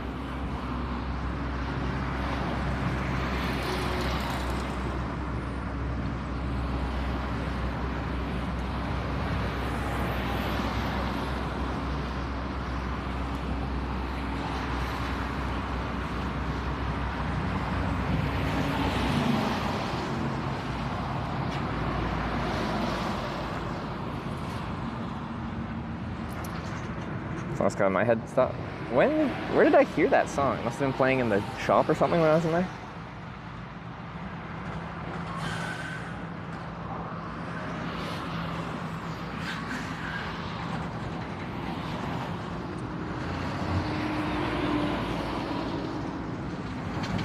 I feel like this is more off to the side than it needs to be from where I'm standing. I'm staring more at the sign. This.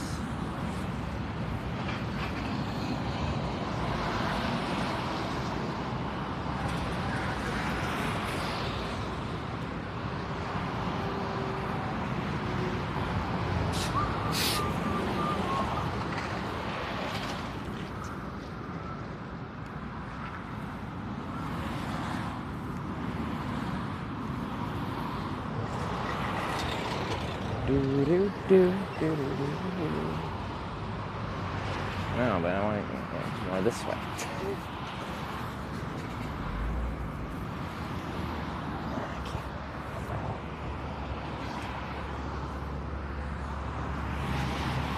Yeah, it's probably fine. Great time in the Netherlands and at TwitchCon Hitch. Have a fun time. Thank you, Vukstari. I appreciate it. I like this teal truck. Well, white and yellow and teal. Wait, I got yellow and blue. And I have teal on me right now.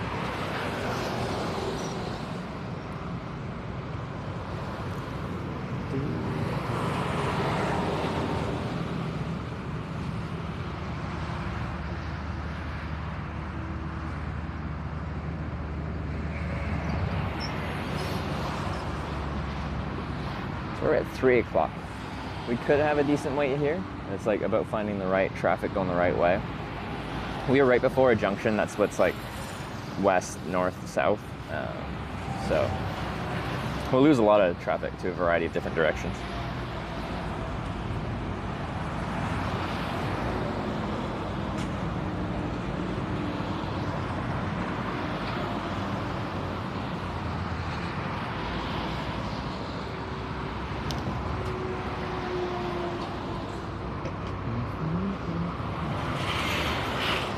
So it feels foreign to be using my left thumb right now. I just did a month of hitchhiking in the US, very much using my right thumb. Whipping out my left thumb feels strange.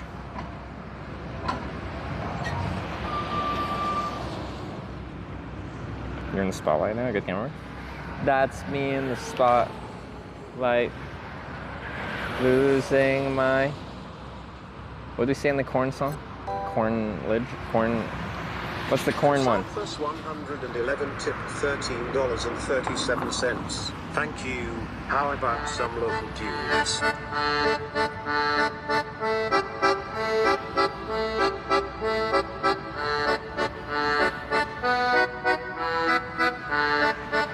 Corn fashion? Is that what it is?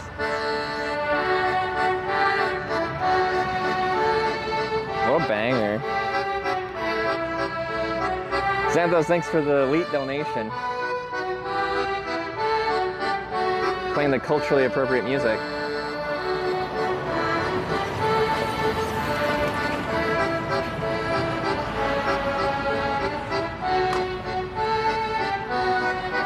I assume this is the Dutch national anthem.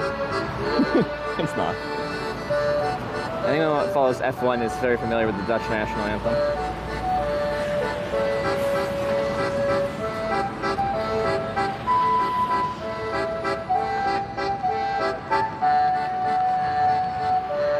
Dance, please? How do you dance to this?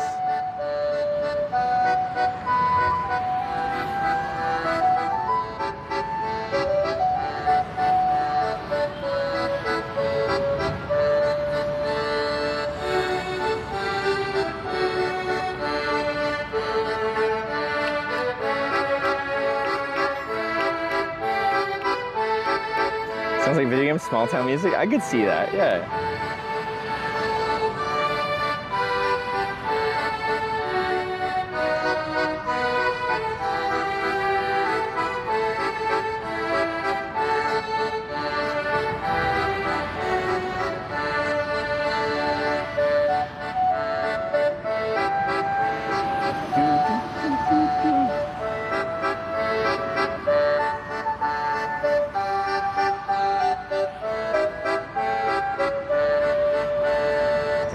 Stream better while she cycles on. Yeah, this would be a good like lumbering cycling song.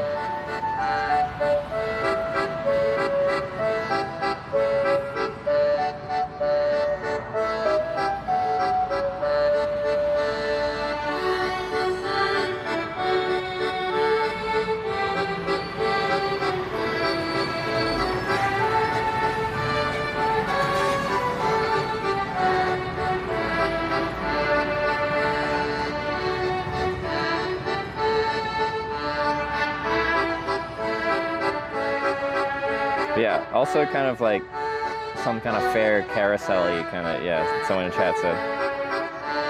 This part. Wow, Xanthos, thanks for that.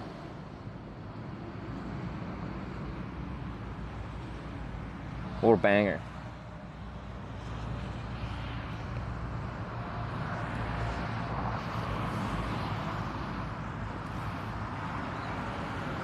Ooh.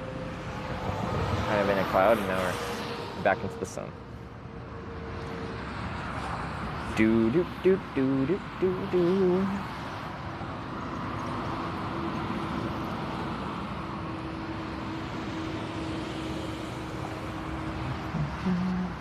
Far from Rotterdam, about 200 kilometers.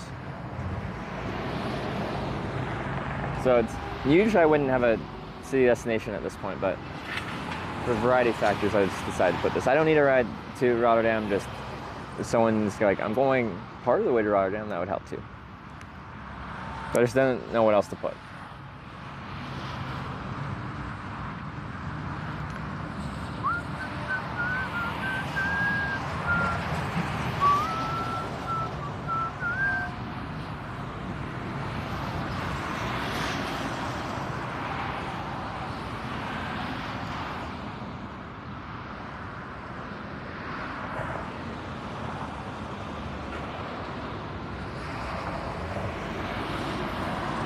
New song stuck? No, I don't want that song stuck in my head.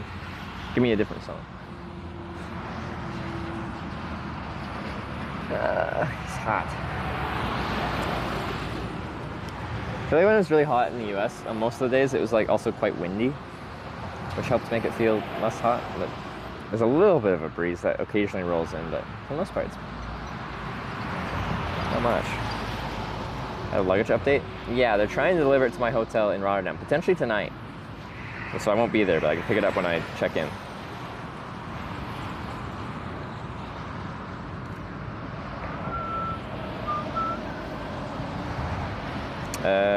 Shows Hitchhiking for the media at TwitchCon. I'll see you there. Shows get a dog. I'll see you there as long as I get there. We're potentially as little as one ride away from Rotterdam, though.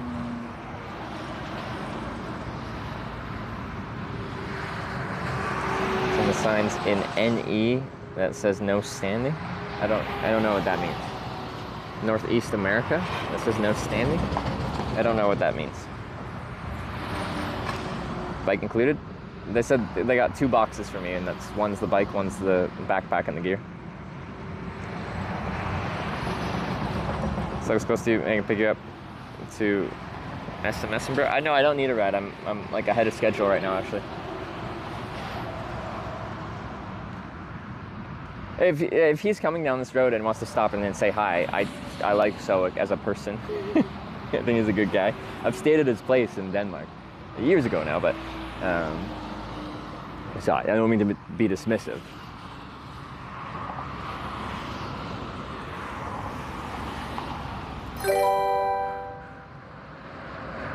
Thor Eve tipped $7.50. Thank you, weather appropriate. Sweet, thanks for the $7.50. Appreciate it. Oh, parking. Okay, stand in for parking. Yeah.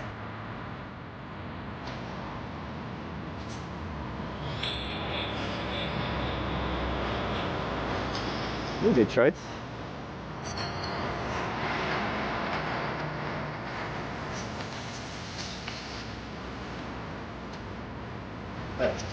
Garrett? What's there? What's the name? Yeah. An American branch. I've heard this song in a very long time. Phil there, but Killer, thanks for the 6 month Prime reset.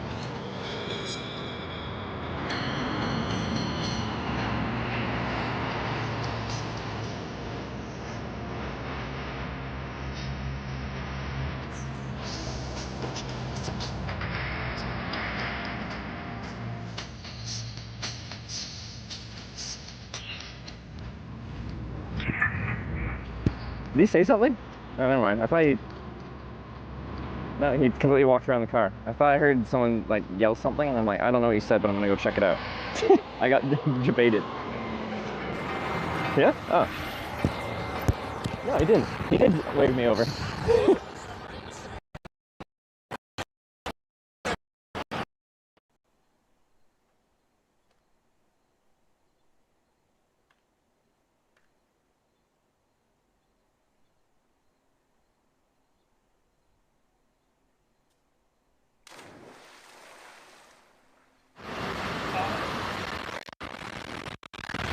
What I can do, I can drop you at the restaurant.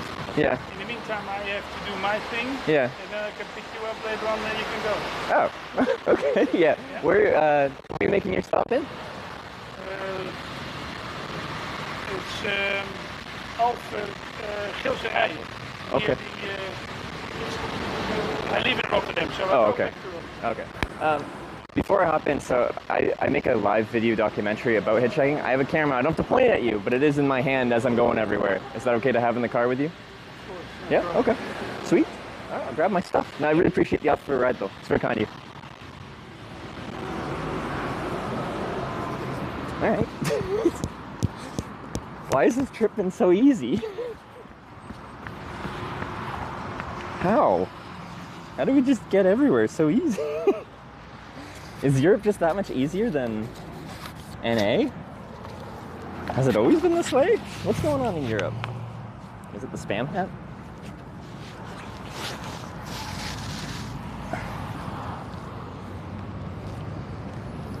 How?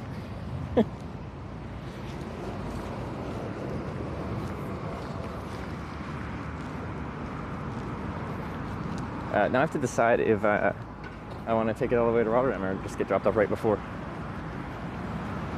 I got here some space if you want. Yeah, whatever's easier for you. Yeah, well, space that I have available. Sure. Alright. Get my water. Where from? Canada. West coast of Canada. Near Vancouver. Wreck Beach. You know Wreck Beach? The nude beach? I've been there. Were you participating in the... Just a sec, just a sec. Okay. Maybe you can flip it over.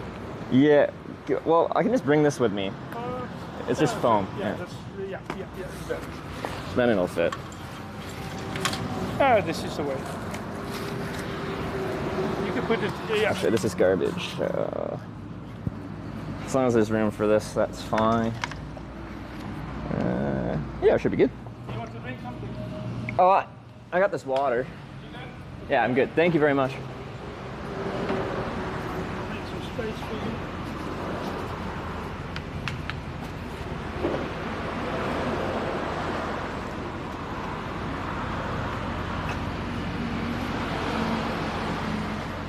Thank you.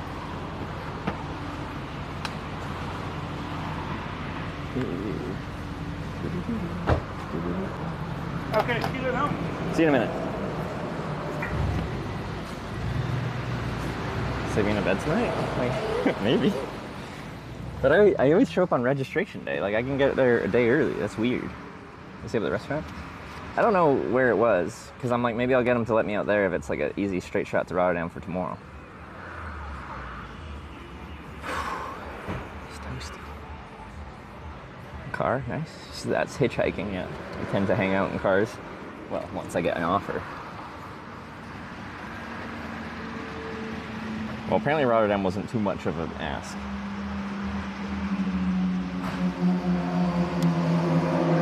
Close to Bremen? Okay. It's a car with a little trailer. My backpack's in the trailer, which will be fine. Twitchcon near Bremen. Okay. I'll always serve you later, but she's not there yet.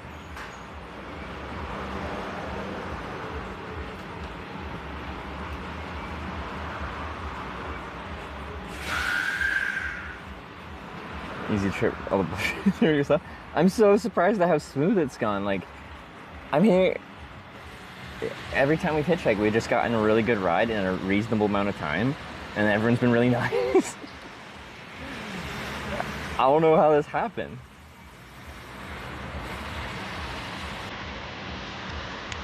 He's got the jams too.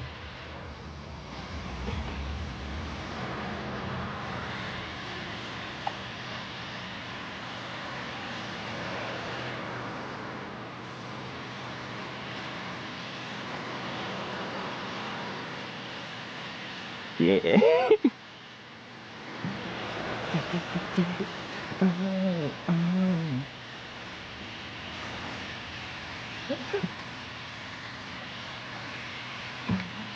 Woo! Got right to Rotterdam.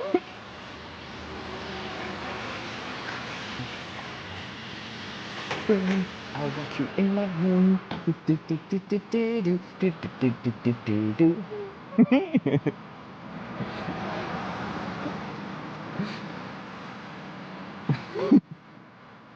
Want you in my room? Do I have an invite? If I make it to Rotterdam, can I sleep on your floor? I don't have a hotel. Yeah, we can get there tomorrow. You know what? I don't feel like this trip is really about my journey to TwitchCon. I feel like the big story of this TwitchCon is Sarah's journey to TwitchCon. Let's just go to Rotterdam. I'll hang out with some friends tonight. I'll sort out my luggage stuff. And then I'll just be there waiting for Sarah. I feel like this is her trip. I'll be there to welcome her. Give her a warm welcome.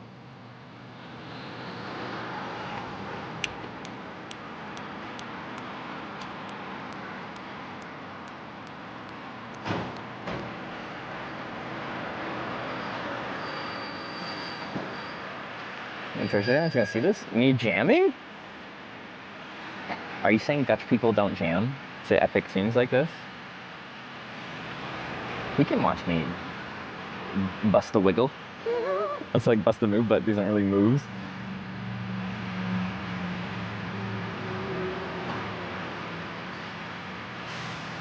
But yeah, I don't think anyone, when I've ever been like Vancouver, and me is just like Wreck Beach.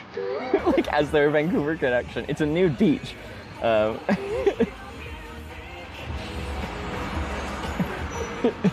It's just, it's all over the place.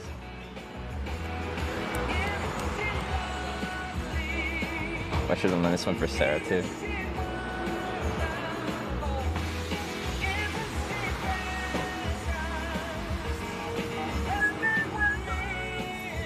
Got any high spirits? This trip has been like, outside of the German network, strangely smooth. Like, obscurely smooth. I don't understand. Usually there's like trials and tribulations, but like, there was with my luggage. But I guess my karma is just like, you've dealt with enough stuff with your luggage. We'll just give you a nice, easy hitchhiking trip to get to Rotterdam. When I see him coming out, I'm gonna turn the volume back down because I feel bad if like I'm just blasting tunes.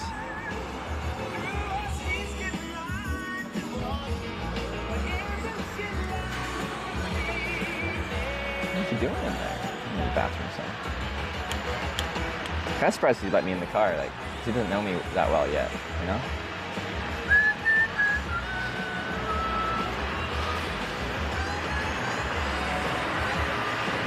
But yeah, so from here to Rotterdam. Oh, my chat stopped updating on here. It's been doing that quite a bit today on this app. Thought no one was talking, but no. Stopped on a pattern of the tree. Yeah, it's the roughest I had, but that was like me choosing to do that.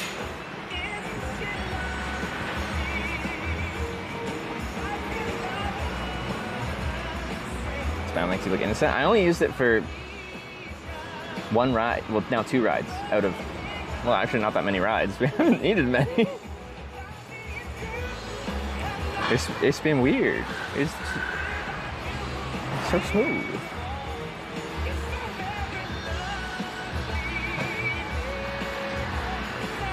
Well, so we're going to Rotterdam tomorrow on registration day. That's how TwitchCon trip. That's how I do my TwitchCon trips. I always get on registration day, but I'm kind of willing to like. Oh, here he comes.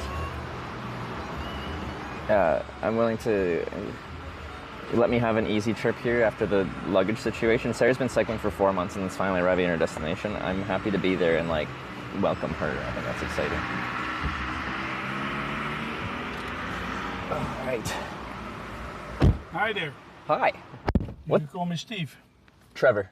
Trevor. Nice to meet you. Nice to meet you too. Is this in the way? All right. So you live in Rotterdam? Heading home after a break? Yep. So yeah, I'm headed there for. Buckled up? Oh, buckled up. Let's do it. We're going for a convention this weekend. What? The convention? Yeah. For Twitch TV, where the filming goes. So it's called TwitchCon. Okay. Yeah. At the what's the convention? Yeah, in Rotterdam. What's the convention center called? Because every year they do one in Europe and one in America, and I usually build a trip out of going to them. Okay. So, this one's just from Denmark, hitchhiking down to Rotterdam. And is the challenge how many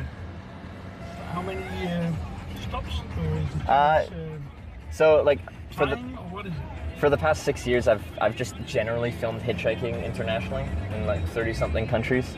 So I just kind of hitchhike everywhere. So it makes sense for me to like do a hitchhiking trip to these conventions. Usually I do a bigger trip, but I was doing a large trip in the United States and I just paused it temporarily to do a shorter trip through Europe to Rotterdam. Right. So this is only my second day of hitchhiking from Denmark. So usually I do like as big of a trip as I can. It's easy in North America because I'll go to like Eastern Canada and then hitchhike to California, and that's like 7,000 kilometers, 8,000 kilometers, something like that. Europe's a bit smaller, so you kind of have to, if you want to build a big trip, you got to go circuitous all over the place. So you know the attitude of the different countries towards hitchhiking? I do, and like even with the filming now, like we do like statistical analysis on like the average wait times in different countries, just to see how friendly they are towards picking people up. Well, Netherlands is good. I think it's like 15-minute average wait time. That's really good for hitchhiking. My worldwide average is like 24-minute wait time. USA is more like 40 minutes. Canada's like 30 minutes where I'm from. The fastest is like Ireland and Fiji are like 8 minutes, 7-8 minutes wait times. So. But interesting is then, does it bring you then to your final destination? Oh, like how efficient the rides are beyond the wait times, you can right? wait Yeah. a short time, but if you have to do it Mhm. in many steps, then overall. But now it depends on the trip, because some trips, I have a destination. Now I bring you to the front door. I mean, Yeah, you're very lucky. I'm very lucky. Actually, this whole trip, ever since I flew into Denmark, well, actually, it started very unlucky because I lost my airline lost my luggage. So like that backpack, and I don't have a tent with me or anything. I usually do. Well, it's been delayed, so they're delivering it to my hotel in Rotterdam. But like, what do you say? I camp most nights, so I didn't have any camping gear because it was in my checked bag. So this trip was a bit weird because of the lost luggage. But since you say my hotel in Rotterdam, where do you stay? Oh, I'm staying.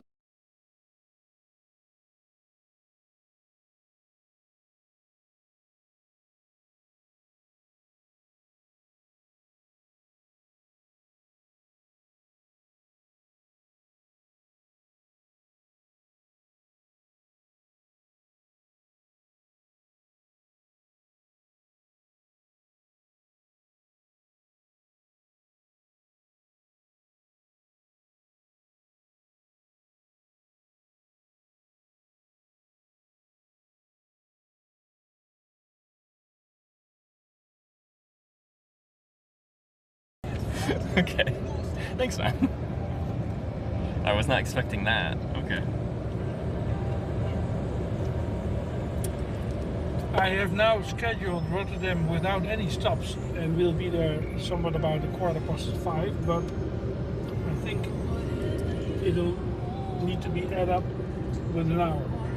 Because of the hour stop for your Okay. I have to drop the cargo. Yeah. What is your cargo? It is straw. Straw. Okay. All right. Are you a farmer? Do you like actually grow? I'm into supply chain management from agro fibers into construction materials. Oh, that's actually pretty cool. Okay. Natural fibers to construction materials. So what do they turn this straw into? Generally, or is it a mixture of things? Panels or insulation. Okay. Or elements in bioplastic. Yeah. But since it is straw from a crop that's also growing now in Canada these days. Yeah. It is called sorghum. Sorghum. Sorghum. S-O-R-G-H-U-M. Sorghum. Sorghum. What is that? That's actually the U.S. is the biggest cultivator. Yeah. China the biggest customer. But it is a very interesting climate adaptive crop. Okay. And this means that it is very efficient with water. It doesn't need much fertilizers. Yeah. So in terms of regenerative farming, this might be an introduction, a very interesting crop for the Netherlands too. Yeah. And I'm trying to do that already for a decade. Yeah. Like for reclaimed land that's quite is that what you mean? Or like? No, regenerative farming is like the normal farm approach is chemical driven. Yeah. Pesticides and so. Oh, okay. So this doesn't need that. relation to improvement of the environment in soil quality and water quality. Yeah. It is therefore also here now a novelty to talk about regenerative farming. Yeah. And that just means farming without the use of chemicals and pesticides and that? Or is it what does it regenerate? Soil quality. Okay. Biodiversity. And the negative effect of using chemicals is in quality and biodiversity. Is it edible or what is it actually used for? Well, this straw is is just a particle, of course, of the total crop. The total crop has gluten-free grain. Oh, okay. And we created a sorghum shift F7 program. It's like 7, the F of flour, fertilizer, feed, food, fabric, fuel, and pharma, as possible directions to have product or solutions or contributions like coloring agents, fiber for fabric or for the rooting system, and the crop in itself in the moment that it grows has contribution to the soil as a fertilizer. Yeah. Well, the grain you can use for beer. Mm-hmm. So obviously we have made beer with it, and then you've got a story where farmers say, okay, that's interesting. Have you had a profitable margin? Yeah. Have you tried beer made with this? Is it decent? No, I feel like I want to try and find If you want, this. I can bring you to a pub where you can drink it in Rotterdam. So you're gonna drink your first sorghum beer with me. Yeah, okay. That sounds like a great idea. Okay. Sorghum beer. Sorghum? Sorghum. Sure. Sorghum. Sorghum. All right. I'm looking forward to it. Thank you for the offer. Yeah. Because I said I wasn't going to drink anything until I get to Rotterdam. It's a convention weekend. There's usually a lot of drinking involved. But since you're taking me to Rotterdam, hey. Only when you're checked in, then it's party time. Okay, so we're not allowed to party because I won't be checked in yet? Yeah, of course, but I mean party time in relation to drinking. There's something new in Rotterdam for you, probably interesting. Might be interesting. We've got an artificial reef in the city for surfing. Oh. So it is downtown. Yeah. It's a new, well, active. I believe it costs you $50. Yeah. For 13 waves. Yeah. And that is that's the hottest place in the town these days. So they create a wave by like moving something through the water, or or what do they? How do they? Completely apart from a canal, they altered and made a complete new attraction. Okay. That's cool. I kind of want to check that out. All right. I got a few things to see. I was in Munich. There was also something like that. But this is absolutely a new gimmick in the city. I've seen the one in Munich, because it's just like how the canal goes. It just park. naturally creates. Yeah, in the park, it just creates a wave if the conditions are decent. No. But is this one the same thing? It's just always there, or do they create it somehow? Just wait and see. Yeah, that's true. I'll find out this weekend. Yeah. Or we go first there. Yeah. Have a beer. Uh-huh. And then I'll drop you. Anyway. We got options. So you're the guest of honor in the city. Apparently, I wasn't expecting to be. Lucky Yeah. you. Have you lived in Rotterdam like your whole life? Are you from there? No. Kind of know the city well? No, I'm not a city slicker. No. No. Country boy? Yeah. Yeah. But living in a city where it is needed to change the city in terms of creating a green, vibrant, circular city. Oh, I love the sound of that. No, it's very. It's something we don't do very well in North America. I don't know, but this is it's actually quite a strong movement in Europe or in the Netherlands to bring a new society and build a new society based on circular cities, greening cities. Yeah. Thinking of all kind of solutions, material use, reductive. Yeah. We see that there's also an opportunity for innovations and new business. Mm-hmm.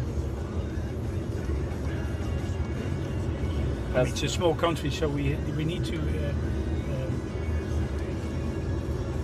be creative on something else. Yeah. Well, like, although we produce quite a a humongous amount of shit, literally, because we have a humongous amount of animals in a small space. So that's our negative footprint. Pretty much all land is like utilized for something.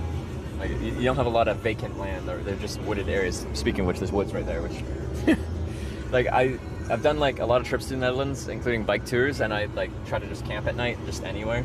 Okay. But quite often I try to just be out of sight, out of mind. But there's a lot of places in the Netherlands where it's hard to be out of sight, out of mind, because everything is used for something. Do you know what I mean? Yeah. But maybe you could also say abused for something. Yeah, you could. Yeah, because we are not sustainable in our approach. It's all taking, instead of rebalancing it with, you have to give in order to receive. Yeah. Have you ever heard of Francisco from Assisi? No, I have not. No, he's an Italian guy. He was a son of a rich family, but he wanted to live his life in poverty. And he was a religious guy, a monk. Yeah. And he could communicate with. He's from the 13th century. Franciscus from Assisi. It's a place, Assisi. You should go there. But this guy was. Let's say, I don't know if it is in Canada, but in the Netherlands, the 4th of October. Is that also a special day for you in Canada? The 4th of October? As Animal Day? Animal Day? I have not heard of Animal Day. So. World Animal Day. Yeah. But that is all related to his date of passing away. Okay. The 4th of October. Yeah. Anyway, Franciscus, he was the guy that said, you know, it is in the giving in order to receive. Okay. Well, in agro sense, it is to make it continuum. You have to take good care of nature. Well, that is obviously what we're not doing on a worldwide approach, since there's a lot of chemicals or blah blah blah. Do you think there's anywhere in the world that actually does a good job of that, or where it is well done? Yeah, of course there are more and more beautiful places where it is. Yeah. Because like when I'm in the Netherlands here, I feel like, based on the description of like taking care of the land and stuff like that, I feel like you do a much better job than we do in Canada and America. I don't know. I think we mess it up everywhere. Yeah. It's within our attitude, thinking that we are ahead of everybody and everything. Yeah. But we should be more humble. Yeah. And Mother Nature is letting us know that she's not happy with it. Yeah. We had a very extreme wet season. Yeah. Before these beautiful warm days. It's now 33. I heard about that. So my girlfriend's doing and that is especially the time, of course, for sowing the seeds. Right? Yeah. So actually, in a holistic approach, she says, no, I'm not receiving this time. So there are a lot of guys and girls in the farming area that have income problems because, they couldn't go on the land. Yeah.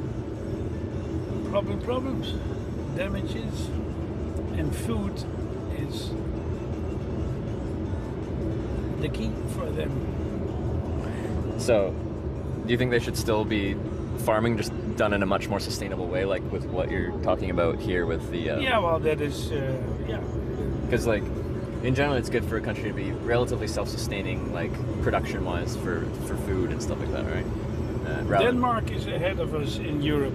Denmark, in relation to using natural material for construction, then it is Austria, Switzerland, Scandinavia, all these, Germany, all these countries where there are, well, you of course in Canada as well, logs, timber. Mm-hmm. We are transforming our society into timber wood, timber housing, you know, instead of concrete, steel. Because it's a reusable resource, like you can over a long enough time. In the line of production, there's a lot of emissions and heat processing and blah blah. So there's a lot of negative climate effects. For the wood or for the concrete and the concrete steel? and Okay, steel yeah. and all this. Where wood is more of a natural processing. You replant the trees and 20 years later harvest them again. Yeah, Canada's a very resource-driven economy. Our forestry, fishing, mining, oil. We our whole economy is like resource extraction. I mean, you export, for example, wood chips to Rotterdam for us to heat. Yeah. To make energy. Oh, really? Yeah, really. I didn't know we used wood chips for that here. I thought it was all like, you know, coal and natural gas. Biomass for energy. Biomass. That's what biomass is. Okay. Well, again, tells me something about you. What's that? What are you doing?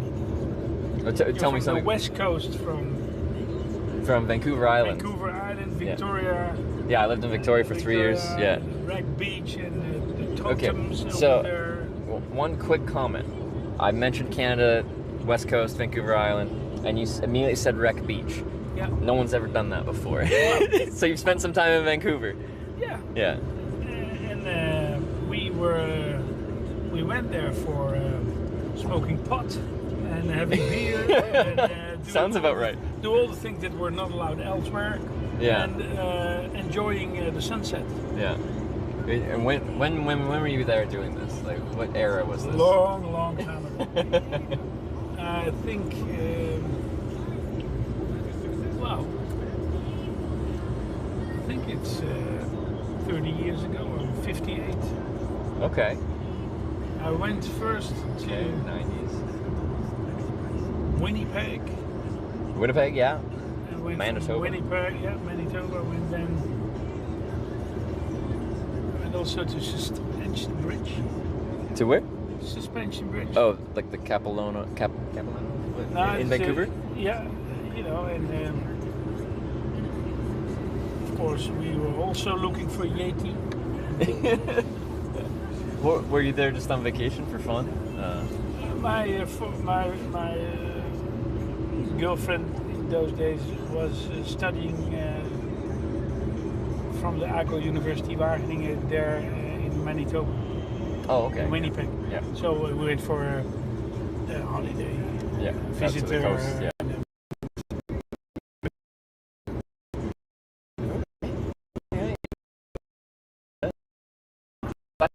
Well, there. I was on the island like Victoria, and then I'm from a town 3 hours north of there actually, called Comox. Small town. A lot of Canadians like to retire out that way because we don't get the winter weather there. They get tired of. Not at all. We might get like 1 or 2 snowfalls a year, but it's usually gone by the next day. Like it'll just snow overnight, and then it's like that Pacific Northwest. The Pacific Ocean keeps it very mild, so we get a ton of rain, but it usually doesn't get cold enough to snow. But we do have an island mountain range. They get a ton of snow because that rain is high enough up that it snows. But yeah, we're like the wimpy Canadians that other Canadians make fun of because we can't handle the cold.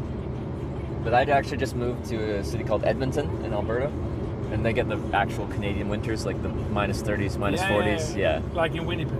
Yeah, exactly like Winnipeg. You were in the summer though, right? Yeah, I went also one time in the early winter time, late harvest, late. So getting autumn. cold, but not like the proper, like real cold. Because Netherlands also doesn't get particularly cold, right? Nothing. It depends on your perspective of what cold means, I guess. Well, for you it's minus 15, minus 20 or so, or what? Yeah. And here we don't have that anymore so much. Because like you have a famous there's a big like ice skating race, right? Where like if the canals freeze, you like do a longer race, but it only happens if it freezes enough, and they haven't done it in like 20 years or something. Yeah, that's it, right. Yeah, well, probably it will never happen again. Well, the expectation is that it is not, but yeah, that's called the Elfstedentocht, and that's up north in Friesland, and that is 11 cities that are connected with their waters, and that is in total over 200 kilometers as a trek. Yeah. Well, I bet if it ever does happen these again, days it'd be now a there's huge a guy. There was a guy. He had a former Olympic swimmer for the 10 kilometers. Yep. He went for that Elfstedentocht by swimming. Yeah. So he swam the canal. A 200-kilometer swim? That's quite the swim. Yeah. That's very impressive. Are you a physically active guy as well? Like, do you do sports, like exercise, or? I drive a car. Yes. I do some swimming. Yeah. You? Wait, swimming and squash? Did you say? Yeah. Okay. When I was in high school, I played a bit of squash. That's a very tiring sport. Well, I wasn't good at it, so I ran a lot more than I probably needed to. So it was tiring for me. You chased the ball. Yeah, I chased the ball. Yeah. Because I wasn't very good. Learn how to understand what's the game. Yeah. Let the other one, and you just stand still. Let it all come to you. Yeah. So for me, it was tiring. You're probably much better, so you can just let the ball come to you. I do a lot of biking now, cycling. As in mountain bike or like touring.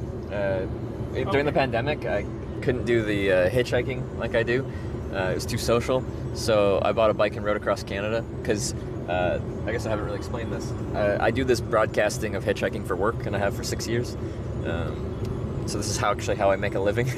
How do you do that? What's the business model? Followers. Yeah, so followers, and then like I earn monetization. How many followers do you have? 140 something thousand. Really? Yeah. And what do they follow then? Your whereabouts in life?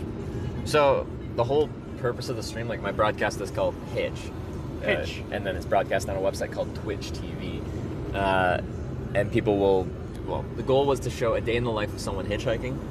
So I started in 2018. I did all 50 US state hitchhiking trip, and then I just expanded from there. So if people watch it, then there's monetization through advertisement revenue and other things that are enough to sustain me financially. And what kind of ads?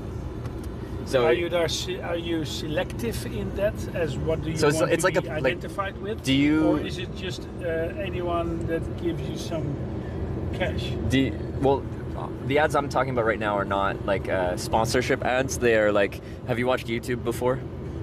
Yeah. Do you know how like it plays an advertisement before it plays a video? Annoying. Yeah, exactly. Annoying ads. So it's just based on the platform, and if the platform on Twitch, it's more geographic based. So like the ads in USA are ads that were purchased for USA, which are different from the ads that would play in the Netherlands. These are these ads that have their first, 5 seconds or so before. Yeah, or mid-roll ads. I must say, I just use it all less and less because of it. Well, I know that's just built into the system. I don't even. Okay, I'll mute this here 1 second.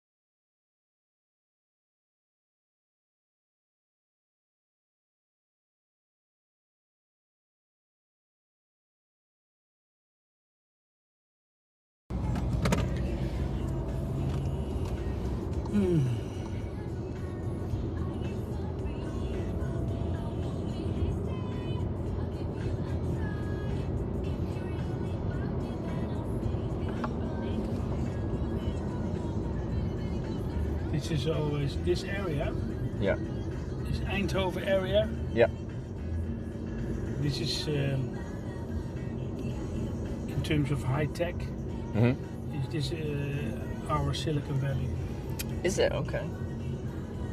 Are there like large Dutch tech companies Well, that you know? I can tell you that all the processors for making all the chips, the factory that designs the chips is coming from here. Okay, I've heard of that. This is world space. In terms of a lot of even Americans, they had their influence on the sales of these chip producing engines to China and so. But it's all from here. That's cool. Yeah. So that's the area of Philips, you know? Yeah. It's all electronics. Isn't that like pretty much the only company that can create these or something in the world? Yeah. Yeah. Which is a crazy thing to have a monopoly on. Is chip production. Because like everything's electronic, right? No, they have not the monopoly in making the chips. The machines that make the chips. They are the manufacturer of making chip machines. Yeah. So, but without the chip machines, there would be no chips. So they have the. Yeah, but that's an invention, and that is the knowledge, and that is not expertise for everyone. So to realize, and that is, but that's the core of this area. This is a very high tech campus. That's cool. I didn't know that was Eindhoven. Yeah, Eindhoven. What's Rotterdam? Well, it's the shipyards, right? Like the freight. Well, that's one thing. Port. It was the biggest of the top 3 or so in the world. Yeah. Well, obviously, refinery of Shell is there. Yeah. But what else? Yeah. Good question. Because I've been the through most Rotterdam. polluted area. In the Netherlands? I wouldn't say in the world. Well, you can even make that. Obviously, since there's a lot of petrochemicals. Yeah. You know? But like, so I just did a bike tour in Korea a couple months ago, and they, like, the weather would sometimes forecast essentially just smog pollution coming over from China. Like they'd produce so much pollution that the winds would blow it over, and you'd just be in a cloud bank of pollution that drifted over from China. So I think as far as just like general pollution, it might not be good, but I'm telling you, there's much worse in the world. There's much worse. Doesn't mean they can't do better though. Yeah, okay, but then you talk about air pollution. Yeah. But I got here of water and soil pollution. Oh, okay. Well, I'm sure they do that in China too. Yeah, of course. But so we are very into cleaning up the mess these days. Yeah. Although that's all not on a voluntary basis. So there's a lot of stress in society these days to make the shift. Yep. And that is actually forced due to, what is it, 17 plus or 18 million people on this small area where everything is related to impact and footprint and environment, society, blah blah blah. Yeah. Saying people voted to. But still, there's enough space because we have not these skyscrapers, you know. Yeah. Still, you can question like, okay, is it? Why don't we start making that happen over here? Well, that is obviously the Rotterdam skyline is our Manhattan skyline. Yeah. And that's all the effect of the World War II. Yes, so I do like, or I find it interesting seeing Rotterdam versus Amsterdam, like two major Dutch cities. One, the historical city that was not destroyed in World War II, and Rotterdam was destroyed and rebuilt with kind of a modern mindset. Necessarily. And the reason why they bombed was, of course, the strategic. And still, if there's shit gonna happen, they will bomb Rotterdam again. Because it's a strategic city? Yeah, it's all that. It's logistics, it is mainly that, of course. Yeah. Power plants. And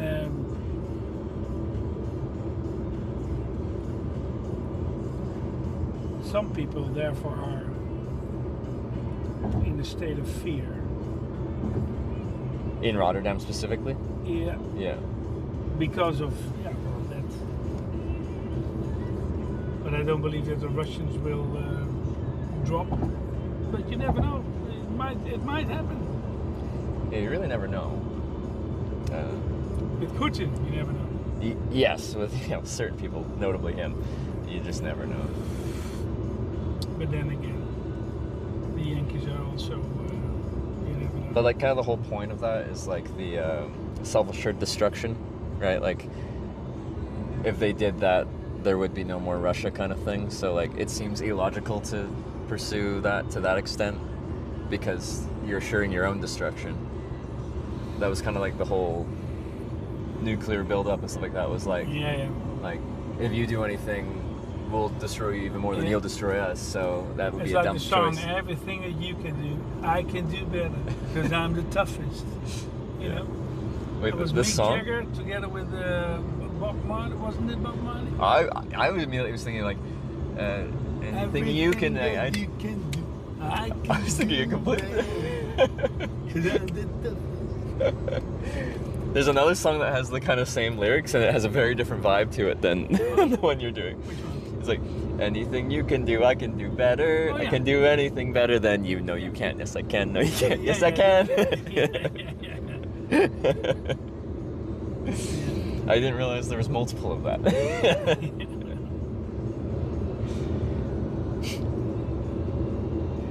Is this a remix of Country Roads?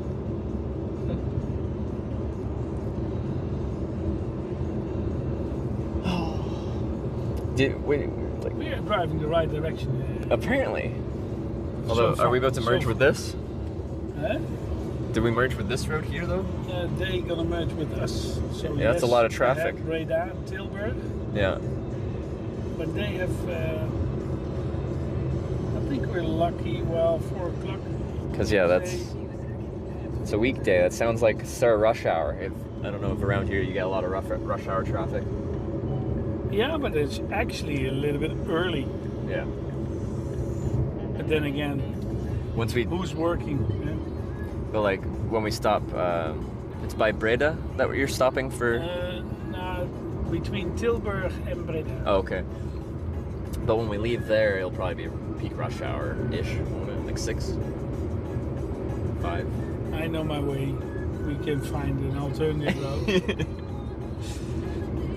He knows the way. I know the way. I don't. I just go where you're taking me. No? Yeah. Don't you follow any maps? Okay, I'll try to give you a little bit of an idea. Okay. This is the Netherlands, okay? Yeah, yeah. This is the highway network. Yeah. Here's the border with Belgium. This line, yeah? That's the border with Germany. Yeah. Okay, so we're now heading for the west. Turning west.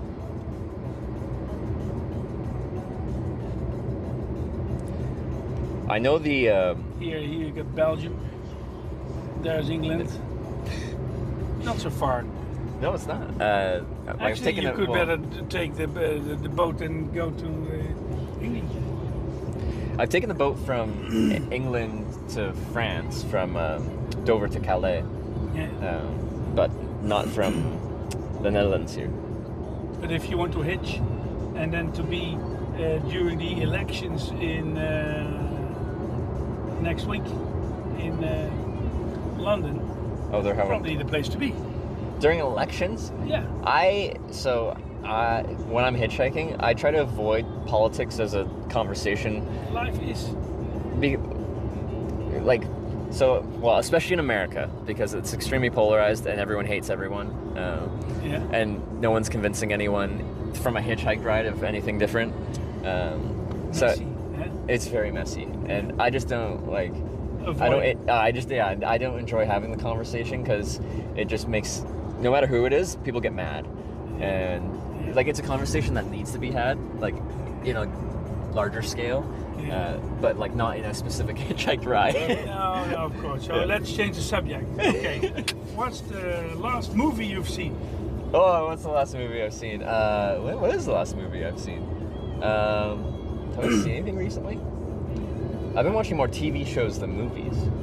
Are you a movie watcher? Yes. Yeah. The last movie I saw that I liked a lot was Dune Part 2. Did you ever watch Dune? Do you like sci-fi? With Timothy. Seinfeld. Sci-fi, science fiction. No, sci-fi. Oh no, yeah, not so much.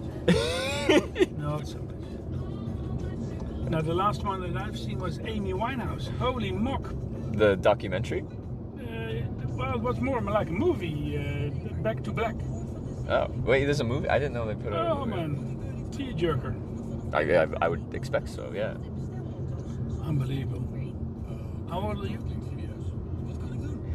Actually, can I ask, are you allowed to lane split in a motorcycle in the Netherlands? Like that motorcycle's riding in the middle and like... Yeah, it's allowed. Oh, okay. It's allowed. Interesting. Even left or right, it doesn't. If there are queues, they are Can go allowed. between? Yeah, Oh, yeah. okay. But how old are you? I just turned 30 like a week ago. 30. Yeah. Party man. And what did you do? How did you celebrate? Who was your victim? So my 30th birthday, I was hitchhiking in in Kansas. Kansas? Yeah. You said you were in Korea. No, that was a few months before. Oh, of But course. just before this trip, I was in the United States on a hitchhiking trip. Oh, of course. Yeah. Home So- to you is, everywhere. the world is my oyster. Yeah. Yeah, I just go wherever the world takes me, man. Yeah. Well, that's very nice. So like I was on a trip in America going to every town called Corning in America. So there's 9 towns called Corning. I went to 8 of them and now I had to go to this convention and then I got to go back and go to the last Corning. Okay, but then I can give you a suggestion to do a trip to find out where are the cities in Europe related to orange. Related to orange? Yeah. Like the word orange? Yeah. Is there a Or long list of them? related to okay, our king, his last name is Van Oranje. Oh, okay. I didn't know that. And historically, there has been Oranienburg in Germany, Orange in La Douce France. I've been there. And Breda is also an orange. Breda is orange? Yeah. Or a type of orange? Is that what it is? Orange in the sense of having relationship to the royals. Oh, okay. And that is, we were of course cultural freaks. Yeah. But then again, you turned 30 in US. Yeah. What did you do? Was it Coyote Ugly, or what did you do? So the plan was I was gonna hitchhike all day, and I made it through my 8th Corning of the trip, and then I was gonna try and get to a town where I could find some fun. We were gonna go out, and then I got stuck in Corning, Kansas, which has no restaurants, no bars, no businesses at all. The only thing going on in that town was a women's youth softball tournament. Well, lucky you. So I could have dinner because they had a concession stand. And that was my 30th birthday. So when you said, what do you do on your 30th birthday? I'm like, oh man. Oh, man. Don't bring it up. It was drama. Okay. Well, it wasn't drama. There's a lack of drama. There's a lack of things going on. So I'm like, why do you ask? Because now I have to relive my 30th birthday, which notably did not have the party at the end of it that I was looking for. No? Yeah. But then again, what has been given to you? In which way? Well, as a present. By whom? So far, I don't think have I received any physical presents? No. I was on a solo trip. Yeah, well, so you get family, relatives, friends. Wait, okay. Messages. Maybe you said, well, it's my birthday. Can I have a discount, for example? So you can beg. The motel I stayed at with, for cheesecake, the day before my birthday, Yeah. they found out it was my birthday when I was leaving, and they gave me like a big how did a they big find bottle of it beer. out? I told them about my broadcast, and then they tuned in, and they're like, "Oh, you should come back to the motel. We have a present for you." Well, So I this, came. for example. Can you? Yeah, I can mute this. It's fine.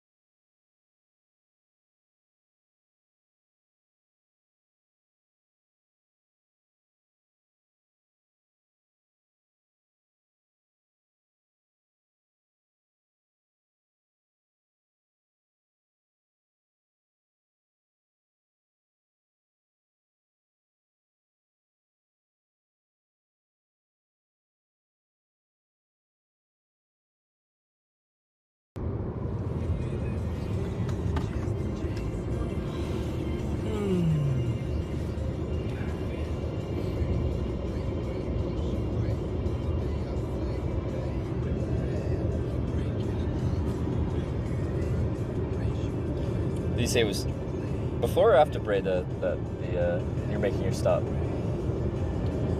This is the next one. Let me see. It's just very close by. Oh, it's close by. I Okay. I need to be here. Yeah. So here we got the restaurant from the Valk. Yeah. I can drop you there. Sure. Yeah, that works.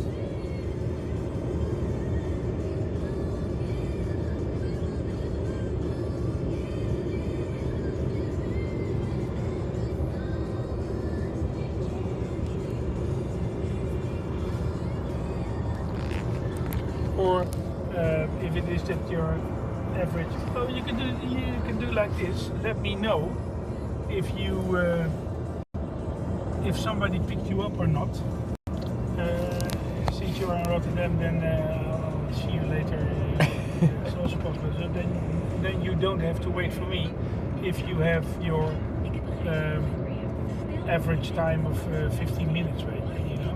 Oh well, I'm kind of hungry because I haven't really eaten today. You said it's a restaurant up there? Yeah. Because I started at a service station, but it only had like pastries, so I'm just running off. You can order their food. Yeah. Have your alcohol-free drinks. Alcohol-free. Hold off to Rotterdam. Okay, well then I'll pick you up later, yeah? Yeah, if you're okay with it.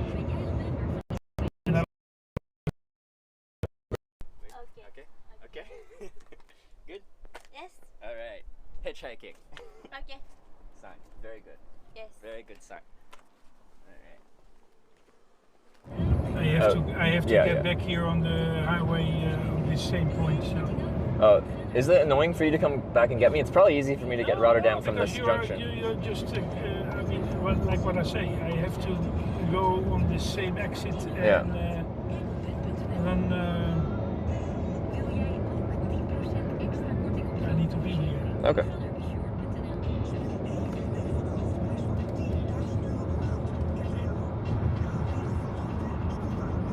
And maybe you're lucky, you never know. This is the area where we have our, what is it? Oh, this isn't the... F-16 fighters,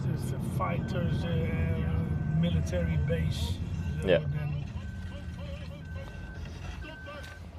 Okay, I see. Okay, it's not the service station on the highway, it's off the highway. No, it's just... Is it?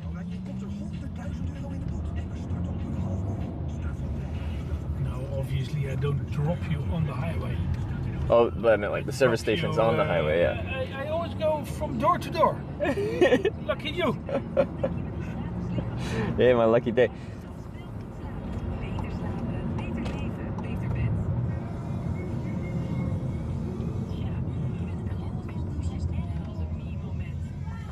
Je zou bijna vergeten dat er nog meer mensen wonen. Gun jezelf ook meer me-time. Gun jezelf een grauwe douche. Koop hem nu bij een Hornbach in jouw buurt. Beter slapen begint bij Beter Bed, want daar is het zomersale. Je krijgt nu tot €500 korting op onze luxe boxsprings. Ga dus gauw naar de winkel of beterbed.nl. 100 aanbiedingen voor €1. Jazeker.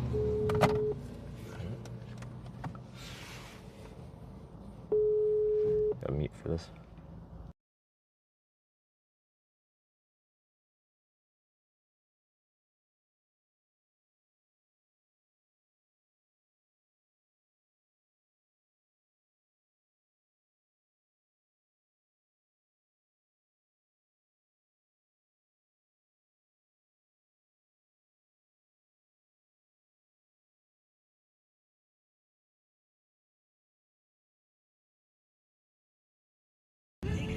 What's that?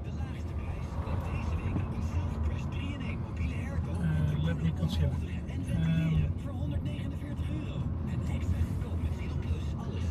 No, I think I do it different. Since I have to empty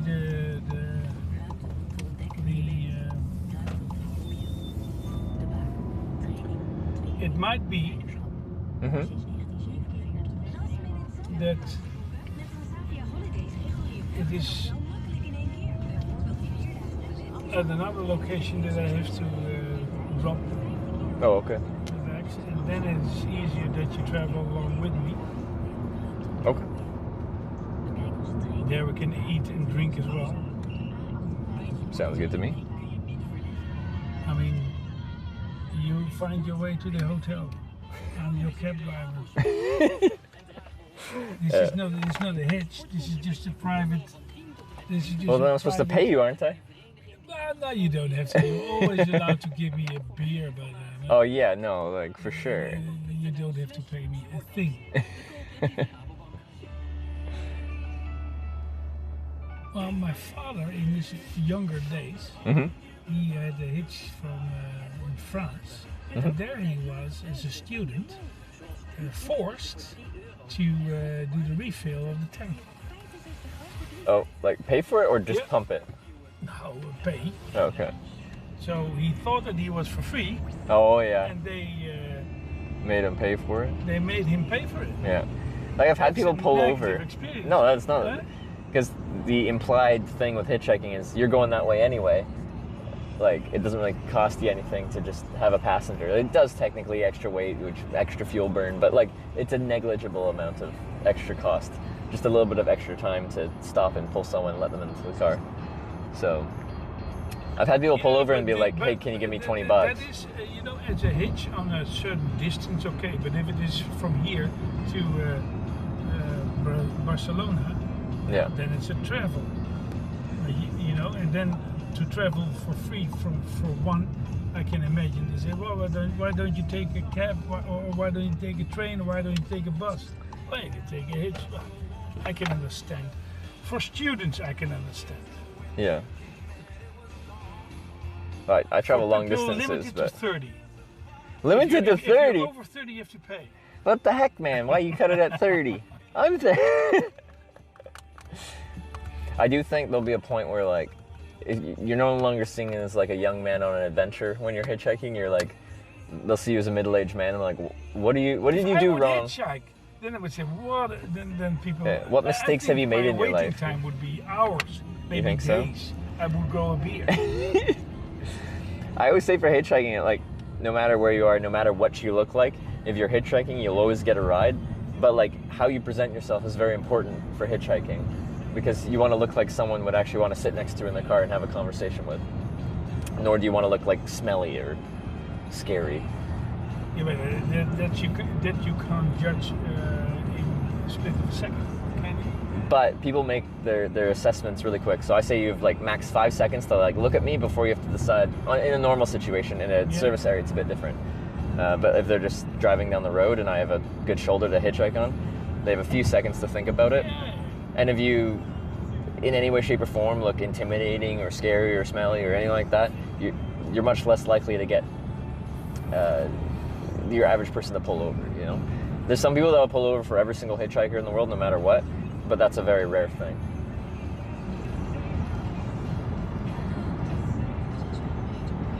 There's been, well, you know, you get also the stories in the movies of,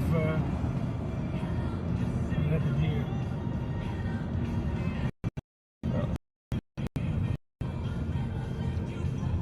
Interesting. It's just broken down.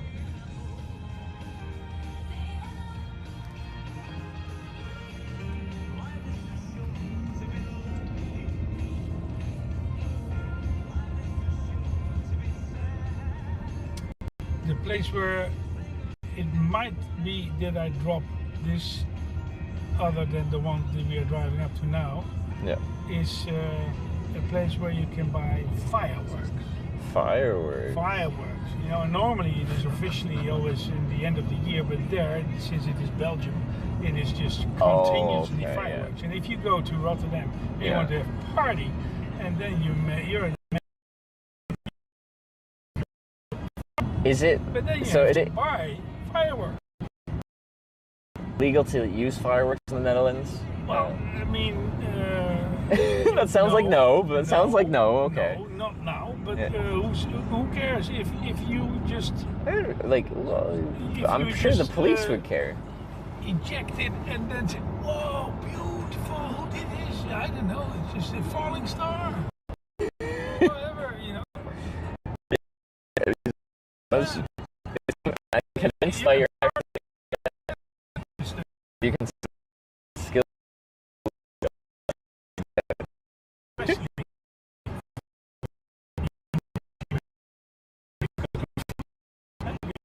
Oh, footage. Okay, yeah. I mean, of me lighting a fireworks. Then you can end your movie with fireworks, like what this life is like Walt Disney. You know, I've been in paradise again. Hitch. Yeah. Can you imagine that? Man, yeah, like you got an eye for the entertainment arts. I'm actually into, I call this edu infotainment. That's my thing. It needs What's to be it called? educational. Oh, okay. It needs to have an informative aspect. Yeah. But it must be entertaining. Otherwise, I'm losing you. Yeah. But only entertaining. Well, then. So you think then, there should be some what's the educational message? component? Yeah. What's the meaning? And when it's only lecturing, no, that's party. And so it needs to have an ideal blend. Okay. So you always need to learn something from it, but can it be like real simple at the core? Like lots of films don't have that much education to them, but they can still have a good message, I guess. I mean, you make constantly. I got the impression. Yeah. You film your face yourself, yeah. Right now it's at the front, but yeah. But turn your camera and then you see the fields. No, it is the fields. Oh, that's what you do. Yeah. Just when I first get in the car. What do they grow here? I don't know. Do you know? Yeah, I do. Is it the? No. Oh. Have you ever heard of asparagus? I have heard of asparagus. Okay, I've eaten asparagus. Do you know how they cultivate asparagus? Nope. No. Well, happy to give you some information about how to have this white.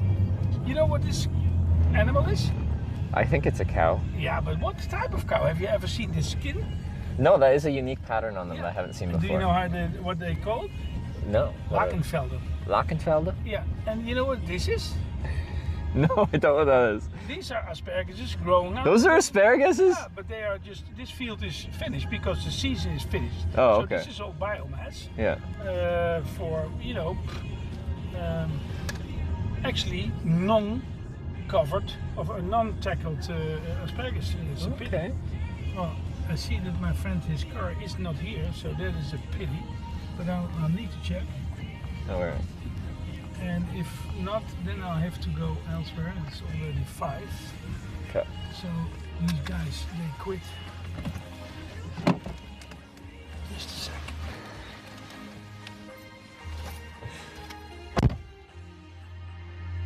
I like this guy. He's pretty fun.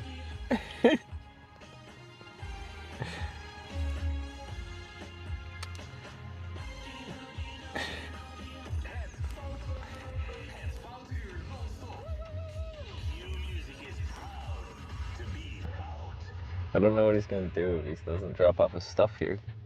Maybe he won't even go to Rotterdam. Maybe I'll have to figure out my own way.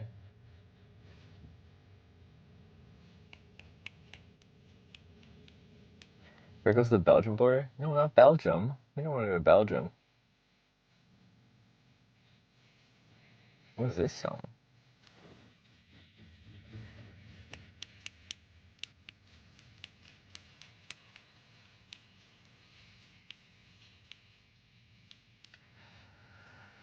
Got to hotwire a tractor. Now we're learning. More learning. Learning about agricultural things. Learning how to hotwire a tractor.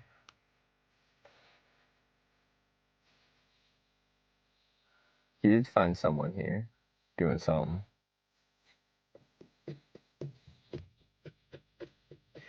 Guy most sane, insane Trevor had. He's quirky. I like him.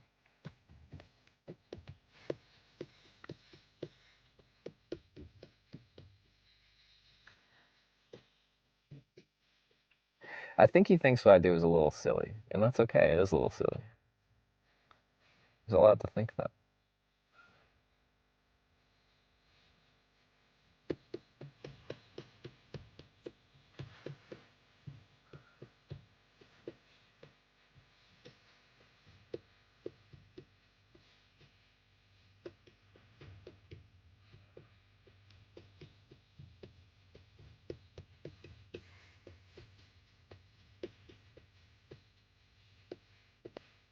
Facing the car? Not right now, because the car's off, but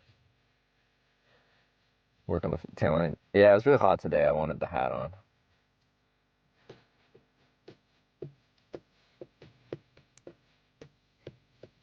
Is there a cute cap? I have not asked him about the spam hat. She can't see it at this point. He should be? Or spam should be, okay. Yeah. Work for free in a farm for an unspecified amount of time. It's a very specific question, but yes.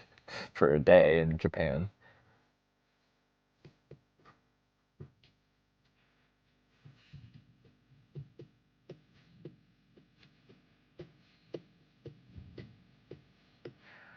You're a town where there's loads of little sections of Belgium within the Netherlands?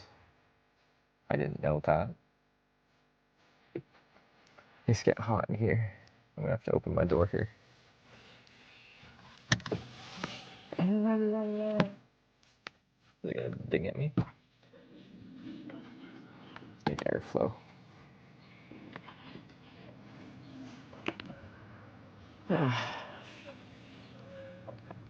So take off all your clothes?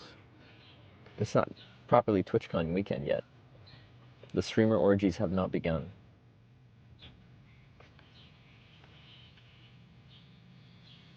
We all know that's what TwitchCon's for, right?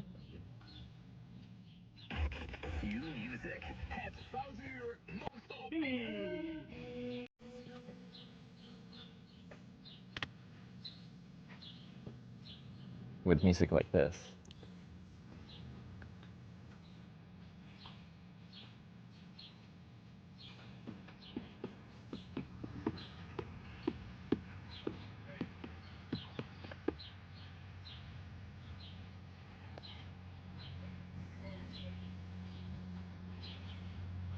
Script safer today? Well, I think I'm getting a ride with this guy to Rotterdam.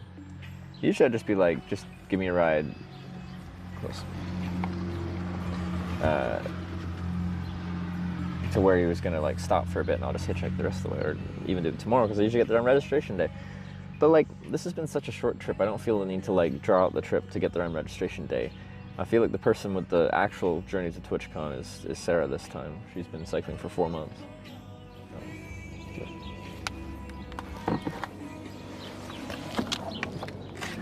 Let me help you. Are you unloading all this right now? No, only this one. It's just sample to do here. Oh, just a sample. Go to this other place, but then it's just a firework place for you. What time do you need to be? I don't need to be there till tomorrow, really, so. Okay, so we have a drink. Yeah. Okay. Then we make a party. I'll take you to Belgium. To Belgium? That's where we go. Why are we going to Belgium? Oh, because they have fireworks? No, because we are very close to the border. Yeah, what are we doing in Belgium? Because there's the other place where I need to drop it. Oh, okay. Alright, we're on an adventure then. Why not? Absolutely. Life's all about adventures. You have an adventure with Steve. That could be your social media channels. Adventures with Steve. The name of your channel. Let's help me. Yeah, I'll promote you. Promoting rural trips. Dropping off our agricultural products. Well, you know, where the people have time for you. Yeah. Building with nature. There you go. So, these guys here, will they build stuff with this? Is that what they're doing? Well, it's all in development. Okay. Look at that Dodge Ram pickup truck. It is not. Well, of course, I can show you a presentation of what I've been doing on a business development level, because I'm actually setting up new businesses. Yeah. And not only for myself, but as a, let's say, social venture network.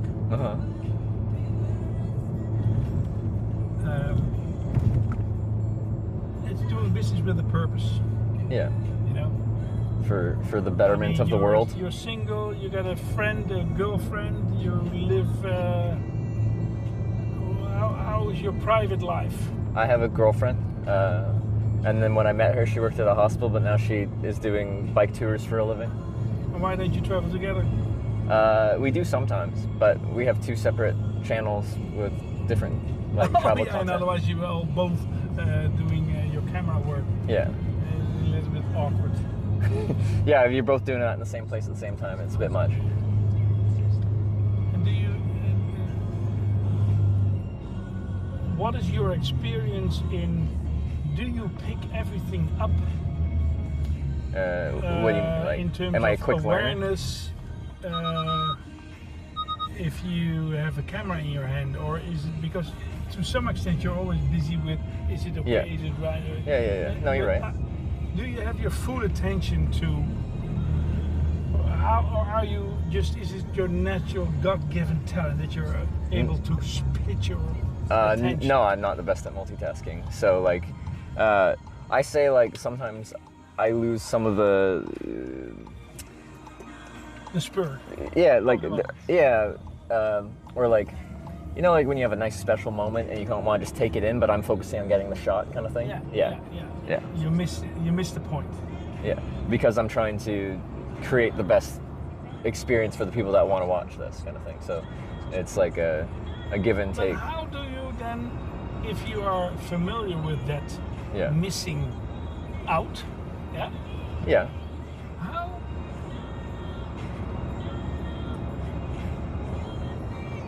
do you want to tackle that? Or is that possible? I think the trade-off is worth it. Like, I only started filming hitchhiking because I did it for 4 years and I just enjoy doing it. Like the people I meet, I like the unknown nature of it. Every day is an adventure of some sort because I don't know where I'm going to get to. I like it, absolutely. I mean, therefore, you are now not on a hitch, you're now on a holiday with Steve. This is a holiday. And the present is a present. So, since you had your birthday, I thought, if he didn't even got a present, I'll give you a present. What is your present? What do you mean present? The present. Beer? No. Oh, this is the present. Okay, the experience. Yeah, okay. Oh, it's not enough. No, it's Is it not enough? Well, must it be more? If you was thinking like to me, It's in the highway. this is true. This We're is seeing all the this rural beauty. Netherlands, experience. I love these tree-lined roads. They're much nicer than the highway. Do you? I do. Do you Why know? don't you do the hitch on the natural? It depends how fast I have to go. If I'm just hitchhiking for fun, I'll go on smaller roads. If I have to go far distances, then you do the big highways. You can buy a bike. You can just cycle to Rotterdam. I do that. Okay. Oh, give her. Just for you.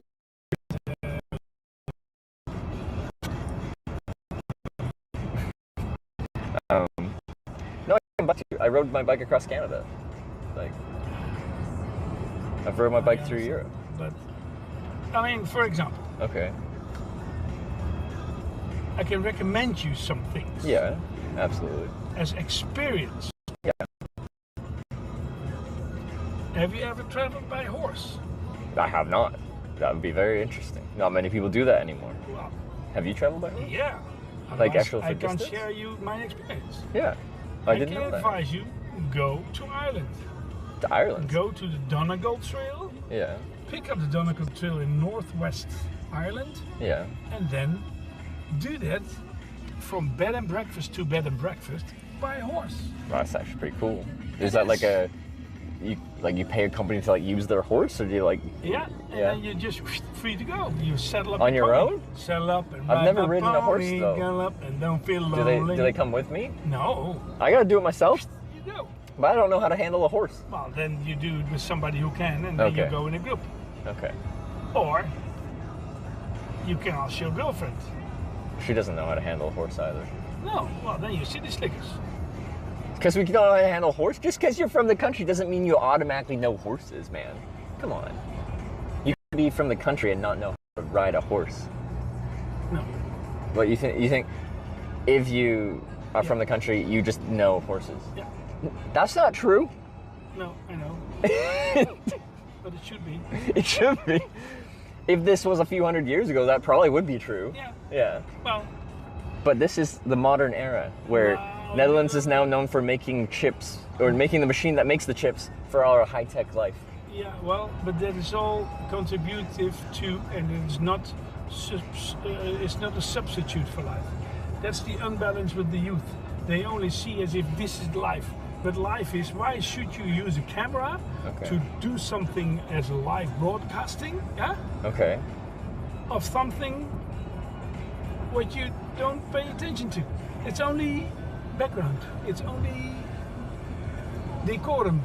It's in Scandinavia they call it slow TV. It's TV that is like very slow moving, but it doesn't always have like, you don't have an immediate conflict that you need to be fighting against and overcoming. It's just a slow journey. What's wrong with that? No, I'm not judging it as if it is not good. It's just like, what's the message that you want to bring to your audience as a hitch with travel? The entire purpose of this stream was to show what it's like to hitchhike, because I didn't think people actually understood what hitchhiking was like, because no one does it anymore. Okay. This is a popular song in Netherlands now.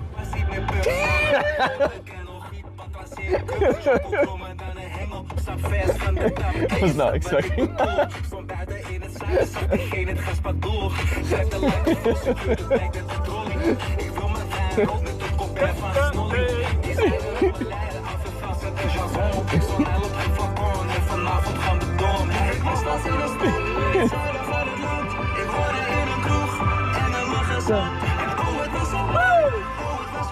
Are we ready for the drop?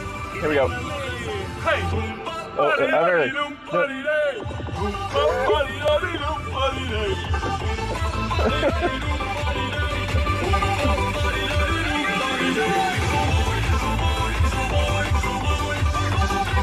Is this song educational? Is this the... Are we being educated and also entertained?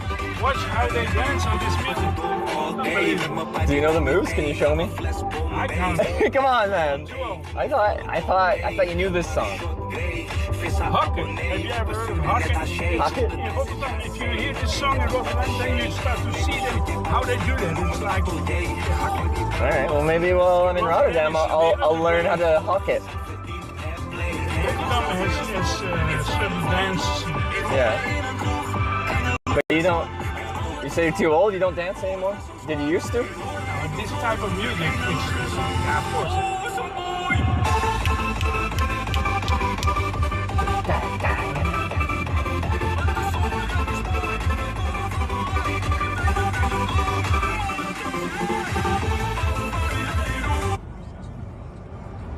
Okay, this is the border. Oh. And this is Baarle-Nassau. Yeah. Here you're gonna see the borders. It's all funky. The village. So either you live in Belgium or you live in the Netherlands in the same street. Okay. But that is very strange because taxes, all kind of legal and customs are just different. Yeah. From the Netherlands. And that is like where in Canada, US, the border is a very rigid thing. Like you don't just go back and forth all willy-nilly. In fact, they question you pretty hard. Oh, here you see Baarle-Nassau. It's got Dutch and the Belgian, yeah. So Baarle-Hertog is Belgium. Yeah, and this is the interesting thing over border. Yeah. Is that there's a lot of smuggling in the past. Okay. For example, cigarettes, liquor, butter, cheese, those damn all kind of things. Cheese smugglers. So that was always, there's a lot of trade, you know? Yeah. And specific routes and stories, you know. Fun. Less so now, though. Now, Seems like a nice town. Now there are no borders.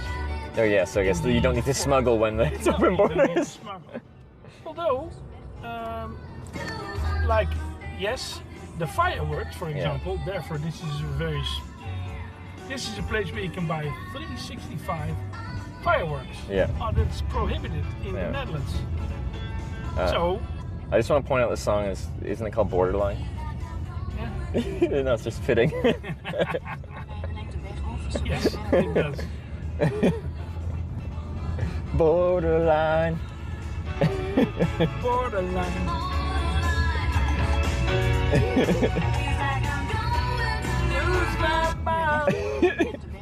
Weg verder volgen.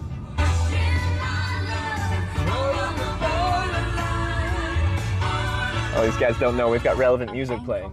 Well, and then of course you know Belgium is famous of what? Waffles? So that's Brussels, that's Wallonia. That's in Belgium. Yeah, oh, you know Belgium. How many languages do they speak in Belgium? They speak Dutch and German, and they speak what?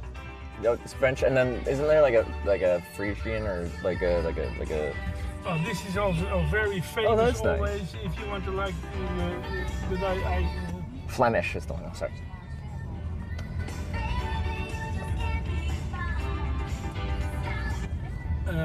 But here, these places where you can just buy firework. Here. Yeah. Pyro shop.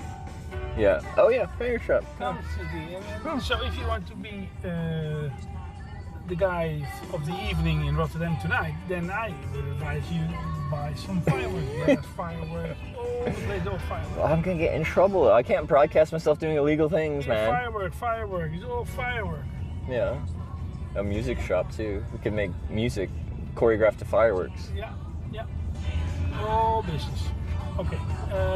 Now I go to Eikelenbos. This is a nice town though. I like this place. And then of course beer is in Belgium. I don't know if you drink beer. I do drink. I partake in the beer. They do have good beer in Belgium. Can't confirm.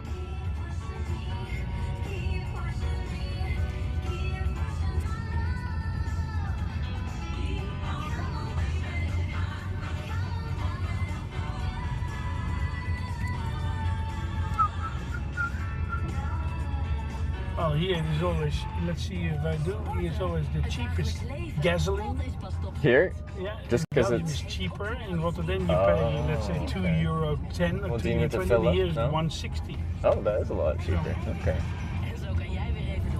And here you got your beer cafe, the beer garden, Oh, yeah. events. The beer you know, and garden. here Okay. you can find all variety of beer that you like here. Yeah. If you want to have All the beer. I do owe my friend who's meeting me in Rotterdam a lot of beer.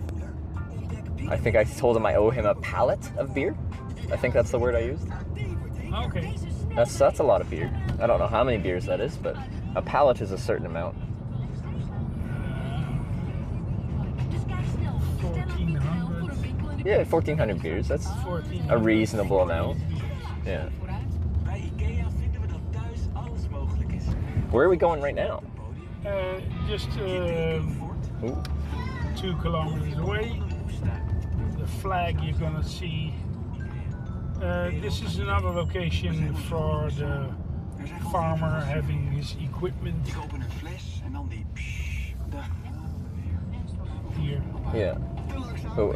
Oh, and like for you to drop off your. Yeah. Then I drop it off. Then then we go back. Cool. You can drink here. No, but also mussels. Yeah. Les moules. Yeah. The shellfish. Yeah, shellfish. Or, of course, Belgian fries. That's true. They're known for their fries. And then special sauce. Isn't it just mayo? No. What sauce are you talking about? Sauce is like Andalusia, or it is tartar. Okay. Yeah. Piccalilli. Yeah.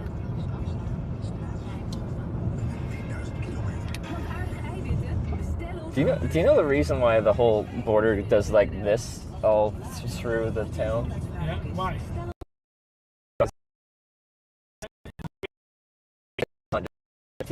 Why is it? Why do bobbing and weaving and Since we backflips are and? so rectangular as you are. We are more into, you know. Fun shapes. Yeah, we are. Obviously, we follow the natural curve. Oh, it doesn't look very It's either a natural. creek Or yeah, well, the current of a creek or river or the. Look at the board. It looks funky.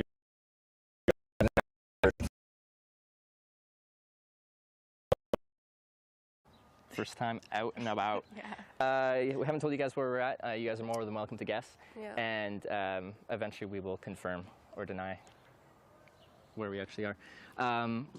We aren't where we initially said we might start, if you've been following Discord. That's a hint. Yes. Yeah. I don't know how well you can see what we're rocking here through the stream as far as the bike, but I'll take a quick picture and post it. I'm generally not a party streamer. There are people that go to places and just party, but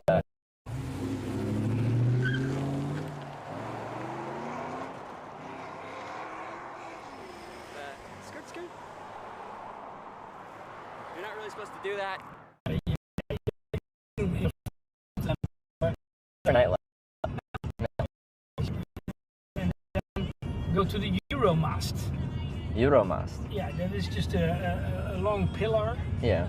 And then you have a top restaurant, and then you can even go higher, and then you have a 360 view over the city. Oh, okay, that's cool. And nightlife is interesting. Cause I need a man, and my heart is set on you. Fine. Oh, look at that tractor, it's a big one. Oh, it's a big tractor. Oh, a tractor.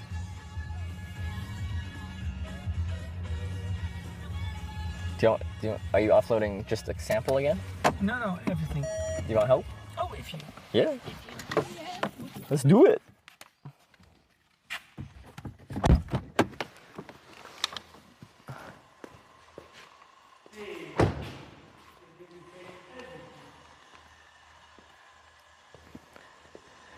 Offload some bales of, what's it called again? What's it called? What's the stuff called? Has a name.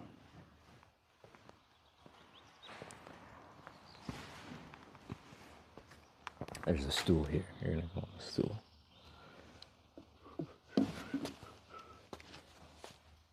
It's not weed, it's sorghum. Sorghum. Let me just see what's up.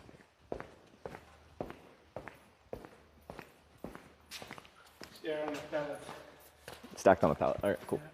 Yeah, I didn't park it that convenient, but then again, good for exercise. Yeah, exactly.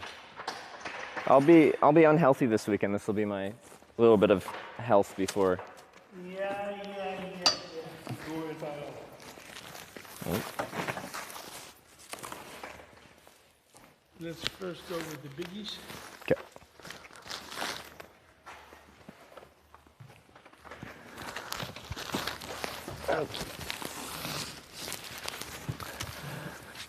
Biggie.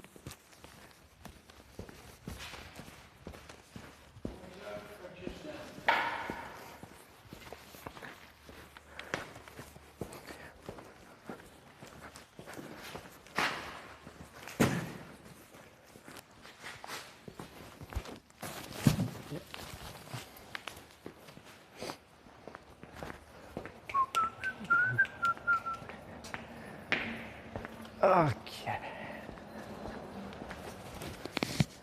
I'm gonna leave the mic behind. It's probably cutting out over there.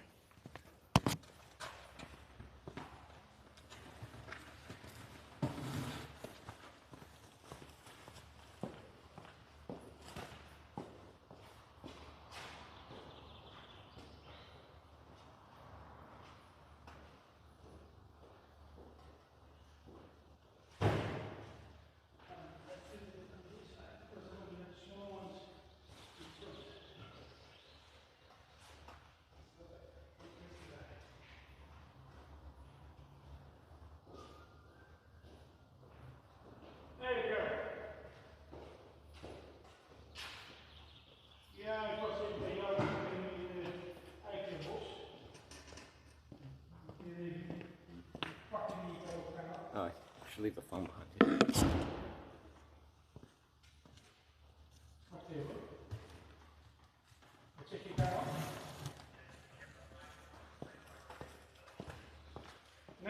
is, ik heb bij jou achtergelaten 1 pak geschoond, dan zie je het verschil. En een pak stof.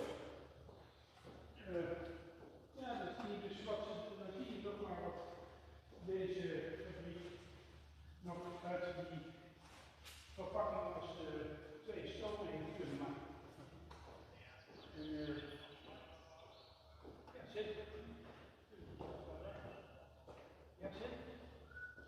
Ja, een plaatje best. Nee, daar heb ik ook nog even hier over gesproken. Do you think he picked me up for the manual labor? Maar daar moet ik wel nog even.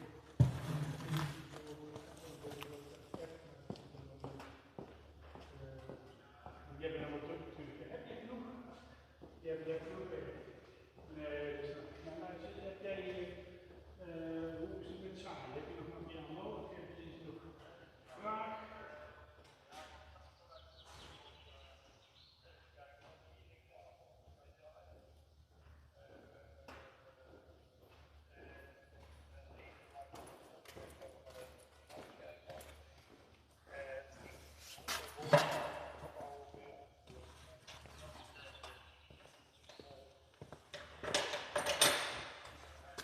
Ja.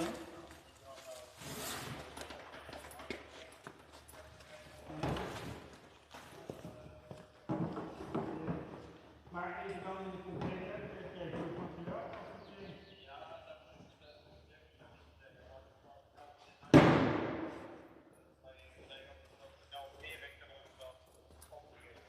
Ja, dus we moeten eventjes dan, laten we zo zeggen, even inventariseren, want dan kunnen we dus even dat met elkaar nog even bekijken. Ik denk dat we dan ook even slim moeten zijn, omdat we dat combineren met de partij van de schakel. Ja, volgende week vrijdag, of dat is eigenlijk dat we doen, de ketencoöperatie opzetten. En dan doen we dat gewoon in. Dan kunnen we daar een ander ding doen. Failed. Maar dan hebben we een beetje commitment natuurlijk. Want ja, ik ben wel blij, daarom ben ik super blij dat we dat kunnen ophalen. Kijk, ik wist dat die pakken die jij hebt, die 2, ja, daarvan had ik even getest, maar we zijn niet tevreden mee, want het stoft te veel. Nu heb ik een product waarvan ik zeg, nou, daar sta ik helemaal achter. Dat heb jij nu ook in monster, dus ja, daar kun je gewoon verschil in. En ja, dat is zeg maar de waarde van het fractioneren van die stammen. Dus ja.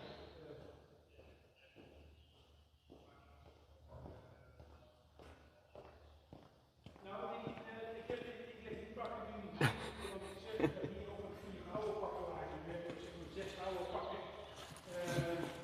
Maar degene die dus naar Tilburg moeten, daar ben ik blij mee. Daarmee is dit dus zeg maar voorbereid voor Tilburg. Daar gaan er 12 naartoe. En de rest heb ik gewoon hier op voorraad en om te samplen. Dus ik neem voor vrijdag volgende week neem ik een sample eenheid mee. Dan wil ik eigenlijk laten zien wat het verschil is. Dus ja, op die manier moeten ze zich gaan verkopen. Maar ik vind het er erg mooi uitzien.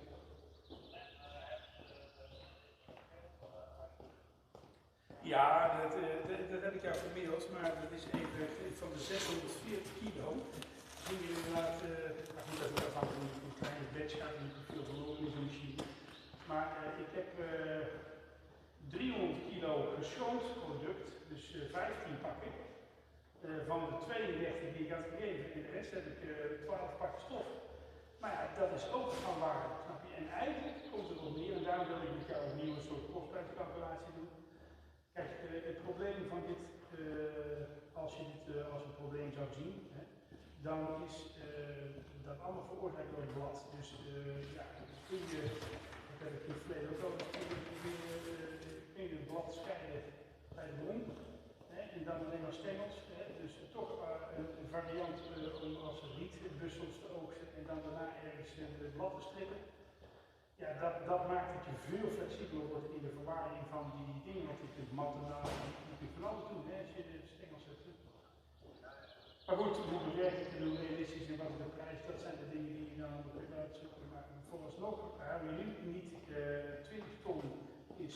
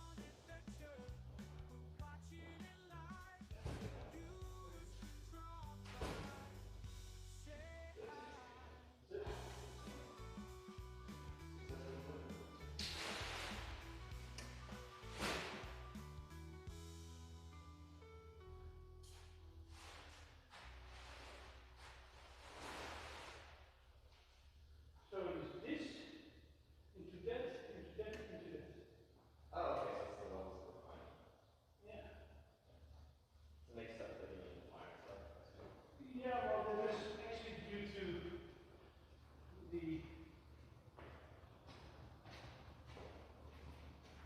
drying of the leaves. Yeah. That creates actually some sort of an artificial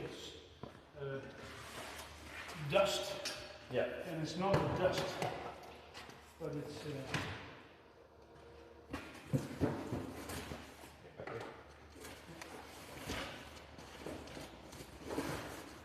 Okay, well, let's have a drink. And have something to eat. Huh? Or not? Your call, man. No, you're hungry. I'm your cab driver.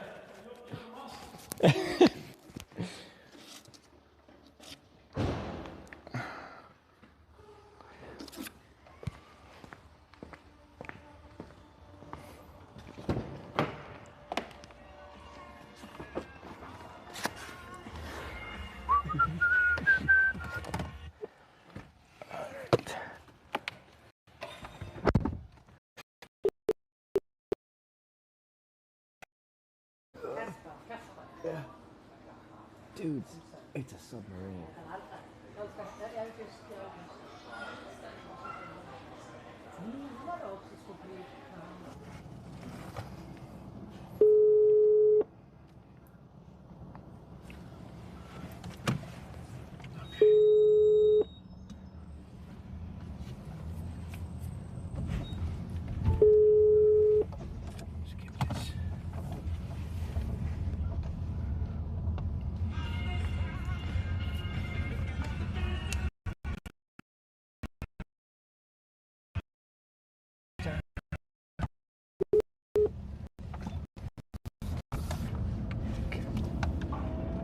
Nee, Martijn. Maestro.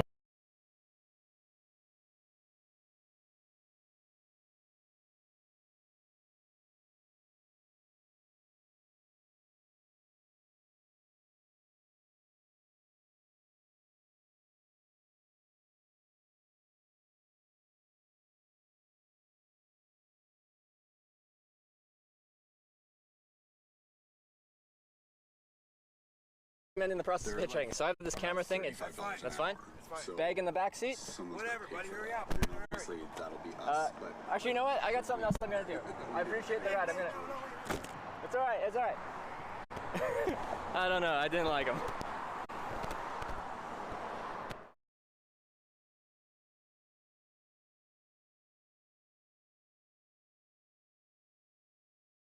Like, I picked different games based upon my mood and kind of what I was feeling at that time. Usually I would watch pretty chill games, like way back when I'd watch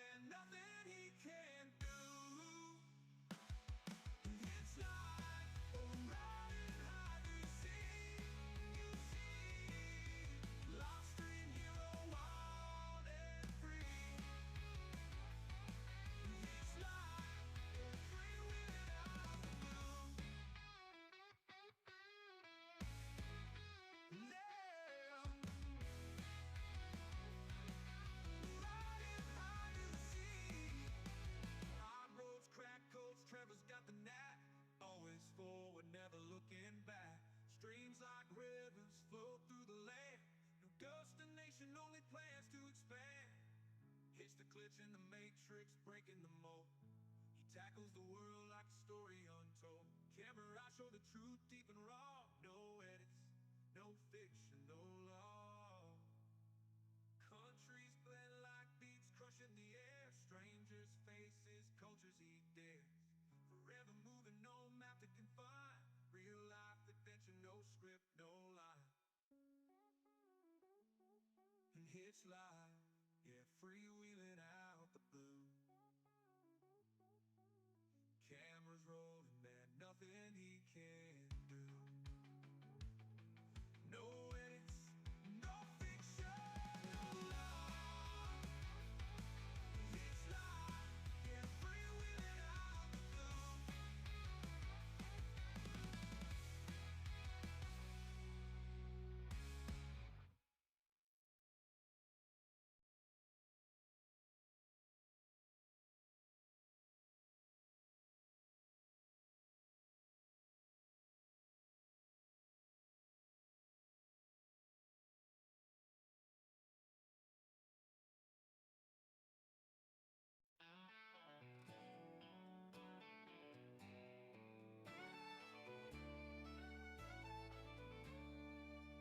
Trevor's packing up his gear, a Twitch star on the run.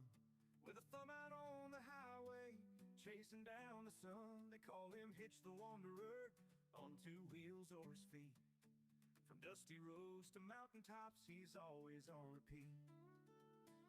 He's living life adventure bound, each day a brand new tale.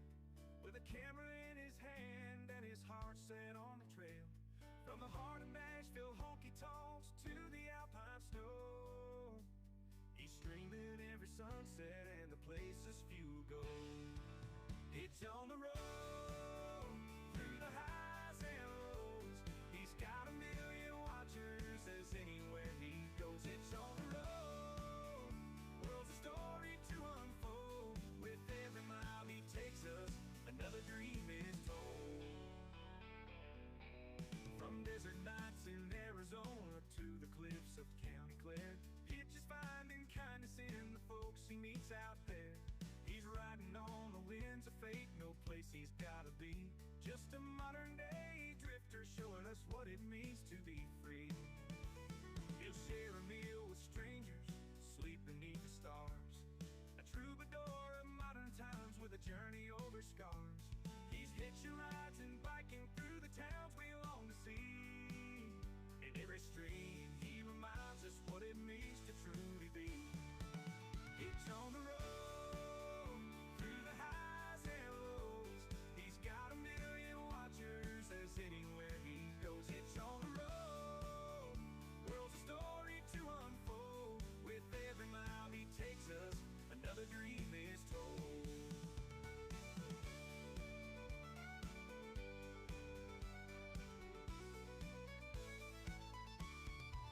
Hitch on the road, through the highs and lows. He's got a million watchers as anywhere he goes. Hitch on the road, world's a story to unfold. With every mile he takes us, another dream is told. Hitch on the road.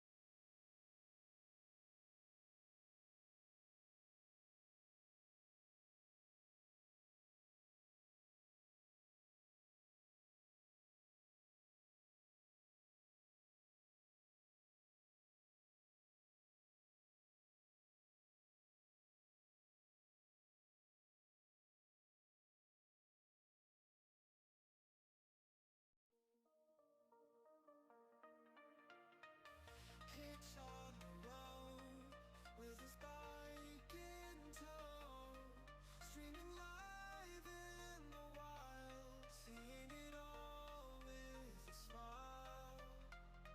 From city lights to starry nights, Hitch takes flight on roads so bright. Worldwide adventures, just a click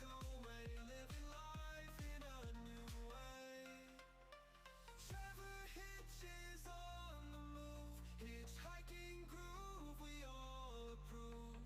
Twitching live, see the world, one stream at a time unfold.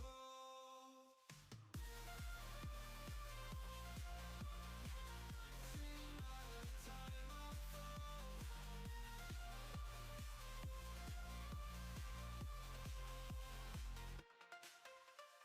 Mountains high and valleys low, hitch rides wherever the winds blow.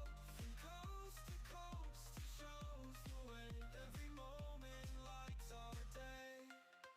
In crowded streets or quiet trails, its journey never fails. Pedal power, green and free. Join the ride and feel the glee. Trevor hitches on the move, hitchhiking groove we all approve. Twitching live, see the world, one stream at a time unfold. Stream at a time unfold. Stream at a time unfold.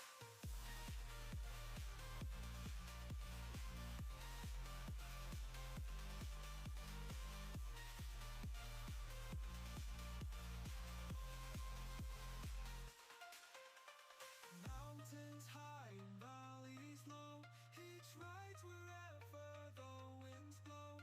From coast to coast, he shows the way. Every moment lights our day. In crowded streets or quiet trails, hitch journey never fails. Pedal power, green and free. Join the ride and feel the glee. Trevor hitches on the move, hitchhiking groove we all approve. Twitching live, see the world, one stream at a time unfold.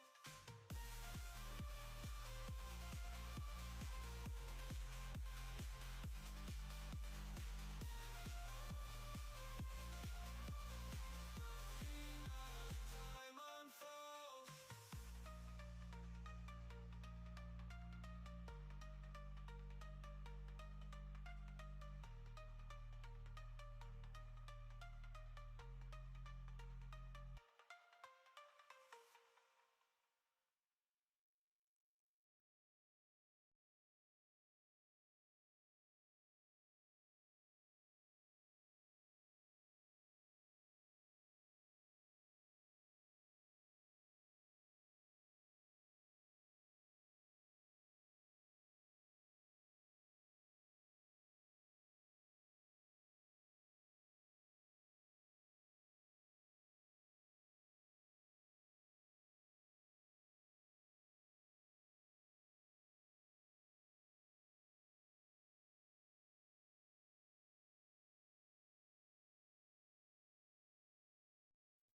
Booting up the stream today.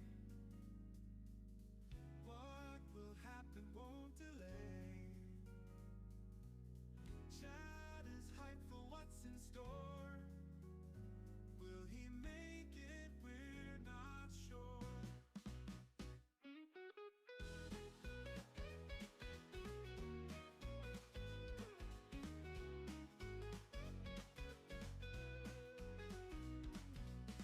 Booting up the stream today.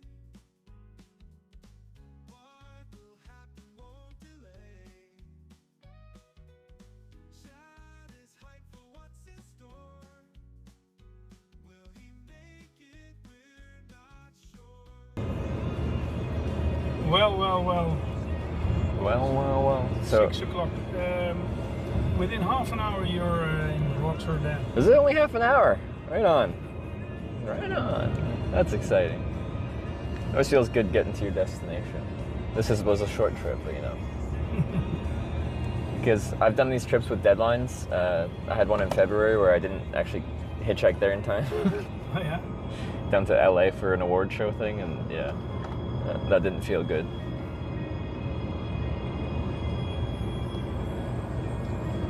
You only drop-off that I have to make now is to leave The trailer? the trailer here just inside. Okay. But first we're gonna get something to drink. Sounds good. Right? And a bite.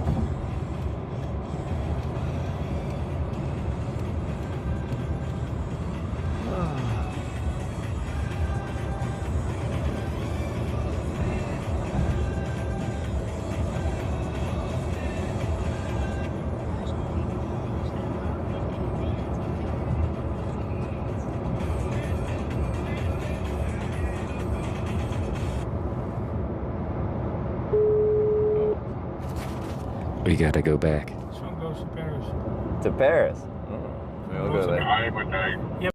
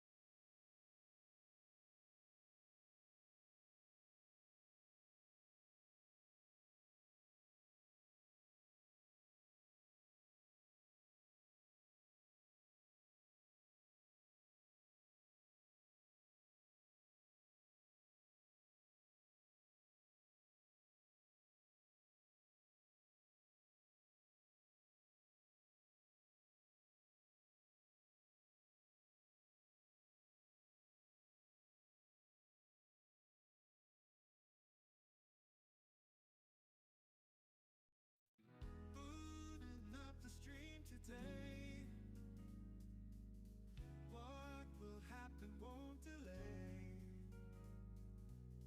Chad is hyped for what's in store. Will he make it? We're not sure.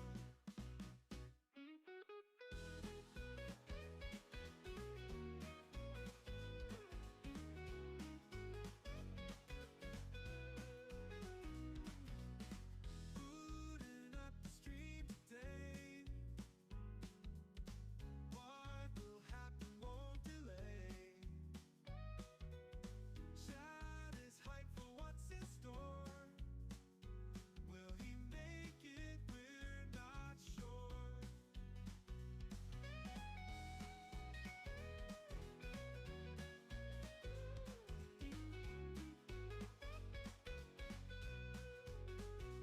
Trevor takes us round the world.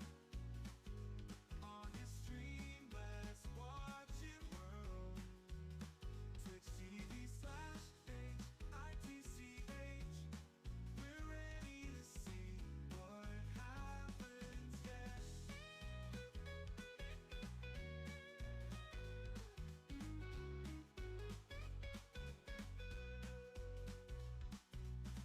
Trevor's out on an adventure.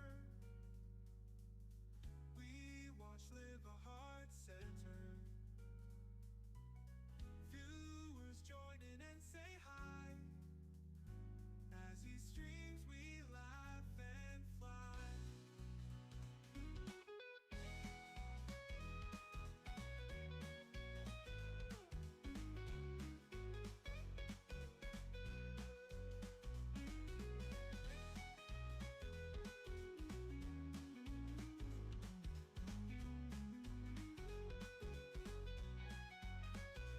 Trevor takes us round the world. On his stream, let's watch it whirl. Twitch TV/HITCH. We're ready to see what happens just.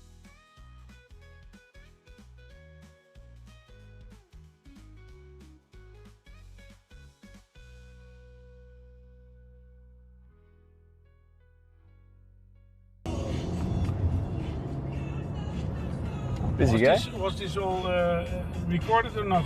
I mute all the audio. Huh? When you're on the phone, I mute the audio. I just film the video. Show the landscape. Shocking landscape.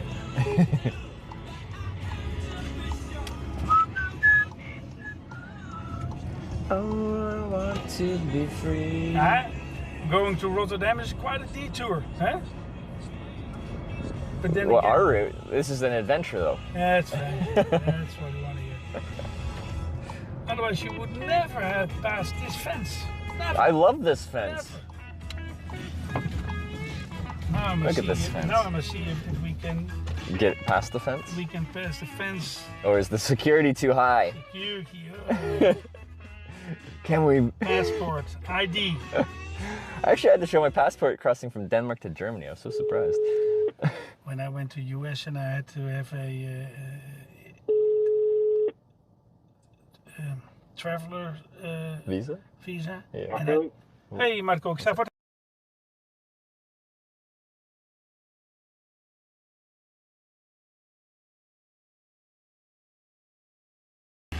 And we were checking in, my family and I, and they didn't want us to fly within a stretch of 8 hours to arrange that.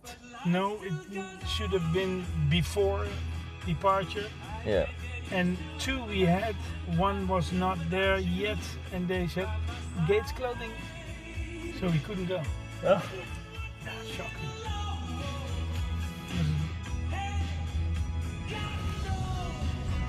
Yeah, I was so surprised because like Schengen open borders, but I don't know, for some reason they were checking the passports. Denmark to Germany. Yeah, these days. No. You don't need any help with this one, or do you? No. Alright. So I'm I'm an extra set of hands if it makes anything easier. Makes me feel useful.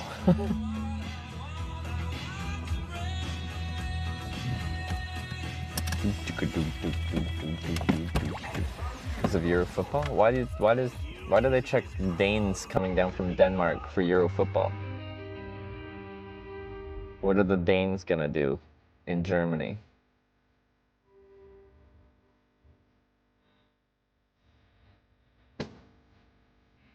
Are they known for being rapscallions?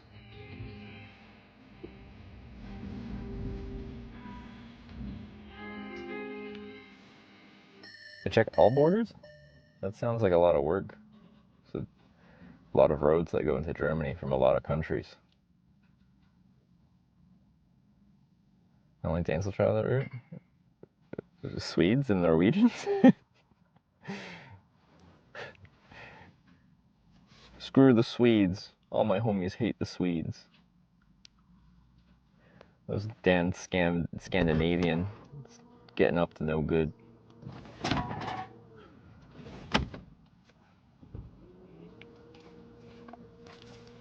So. That's it? You're done? That's it. Oh, that was fast.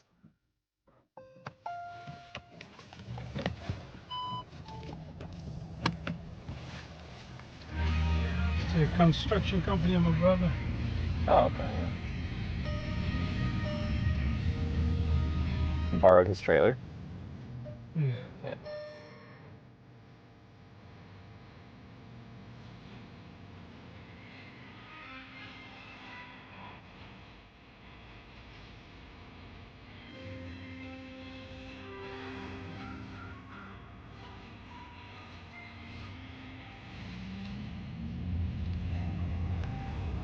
Alright. Is it en route to Rotterdam now? Straight. Straight to Rotterdam? Straight to the bar. That's what I like to hear. Since I promised you beer, sorghum beer. Yeah, I'm very curious about this. You must taste it.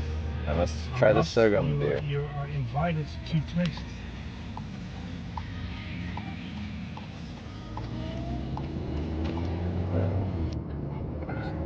That's cool. I didn't know they made beer out of that. Well, I'd never even heard of it actually. So. I mean, I think if we just check it on sorghum beer Canada or sorghum beer US, and you will find. Okay, well, depending on this beer, I might have to when I get back to Canada and America. I'll be looking for it.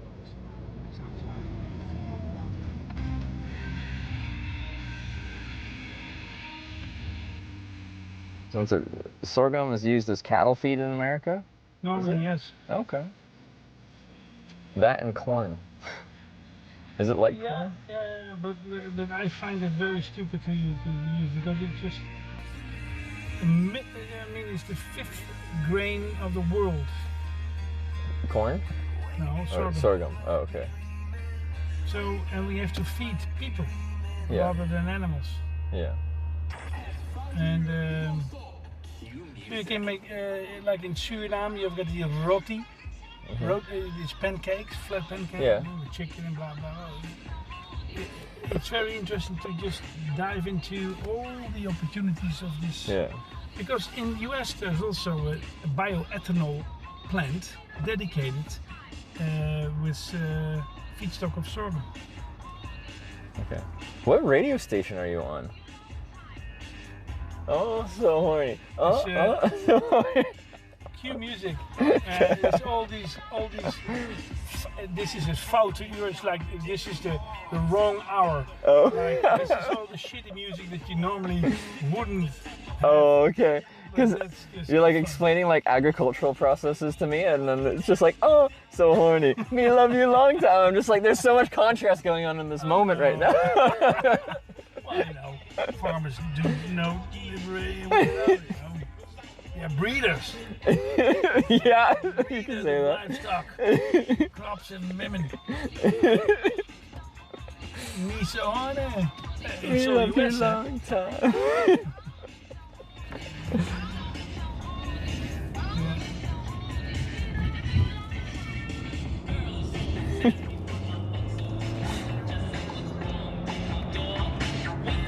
There we go.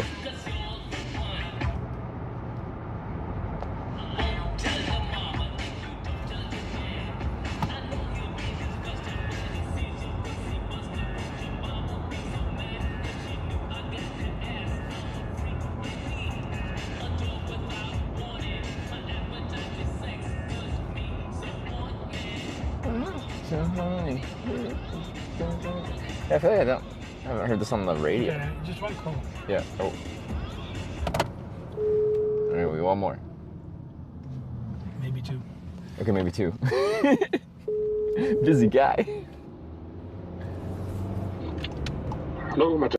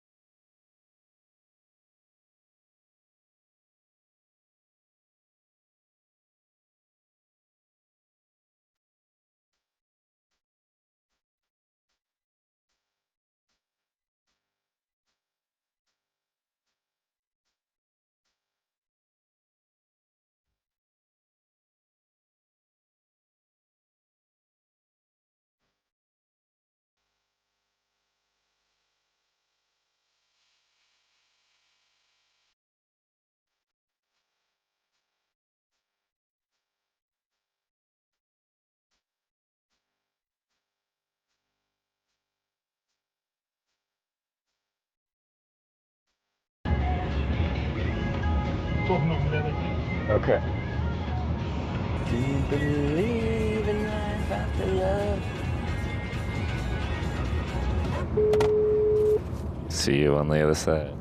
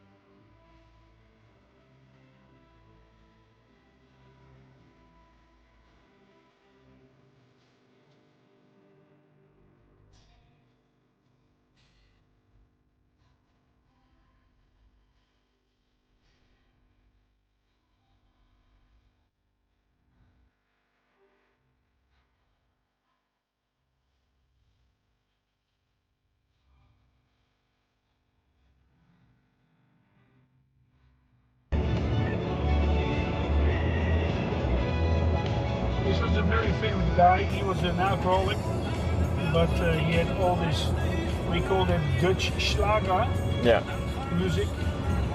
This is really typical Dutch music, like in the bar. Oh, okay, yeah. Amsterdam. Yeah. Yay. Okay. And his name is André Hazes. Is he still popular, or is it considered like older? When he died, the total football stadium of Amsterdam, Cruyff Stadium, was packed while there was his ceremony of Is the music still popular in the bars and stuff like that? Yeah. Especially in Amsterdam. Yeah. As well as here. Is that where he's from? Or why is it? He's from Rotterdam? Oh, he's from Amsterdam. Okay, that's why it's popular still in Amsterdam. Yeah, but the Netherlands completely. Okay, yeah.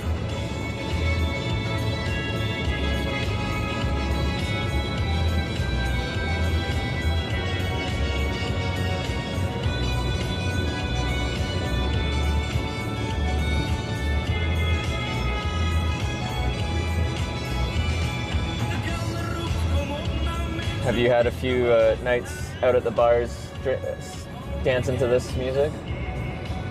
This is more like being drunk and having, this is...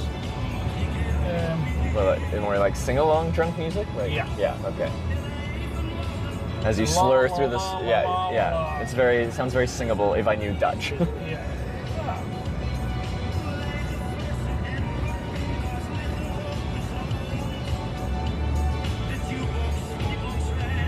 Actually, what he sings is, okay, it's the time for the last beer, thank you for going home. Oh, yeah, this is very much a bar song. Yeah. This is the bar song. Yeah, okay. Thank you for your visiting the bar and our hospitality. Appreciate it. See you tomorrow again. Okay, another one. Thank you for the tip.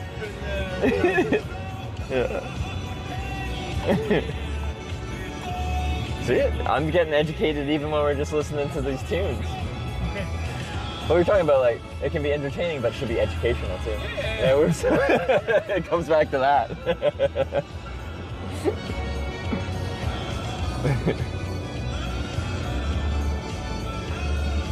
That's actually one of the things I like about hitchhiking is, like, a lot of times people pick me up and they kind of give me a little lesson about where we're going through, the sites we're seeing, because usually it's local people that pick me up.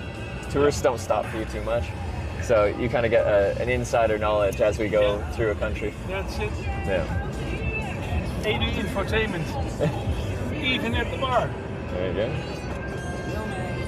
Oh, this is a bit different. All right. This ain't Dutch. No. If you want only Dutch, that's also possible. We have to another station. Say it wasn't you. Alright.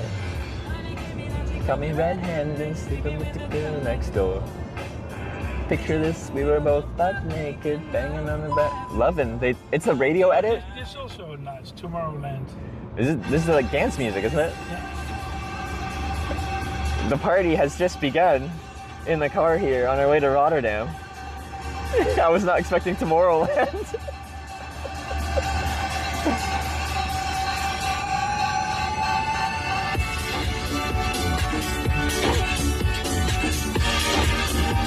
Now we're going. Easy, we're moving. Woo!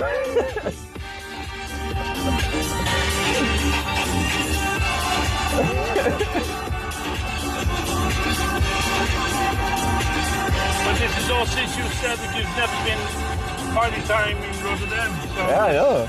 So this is the warm-up. Yeah, that's really the warm-up.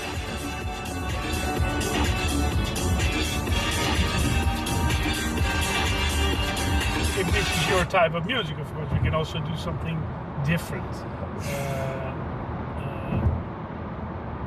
Like, you could hit me up with that Dutch music if there's a radio station called Kink Distortion. What the? Kink.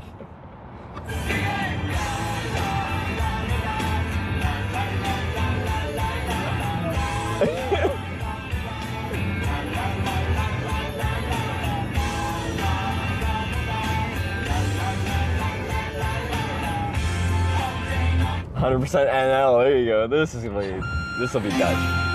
Ben je op vakantie? Want op vakantiediscounten.nl is het wel heel erg makkelijk om je volgende reis te boeken. Kijk, vakantiediscounten. I like that this is what plays as soon as he comes on. It was just an ad or whatever, but like, Ook voor een kleine of that wasn't an ad? beurt tegen een Yeah, that's what I thought. James. James Autoservice. Het alternatief voor de dealer. Boek nu de beste deals voor je zonvakantie op vakantiediscounten.nl.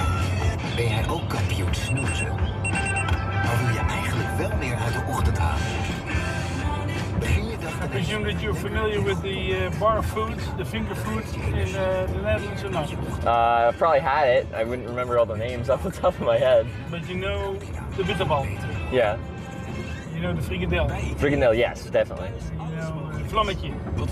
Ooh, I don't remember that off the top of my head. Spicy lumpia. Spicy lumpia. I don't know if I have had that. Egg roll. Spicy egg roll?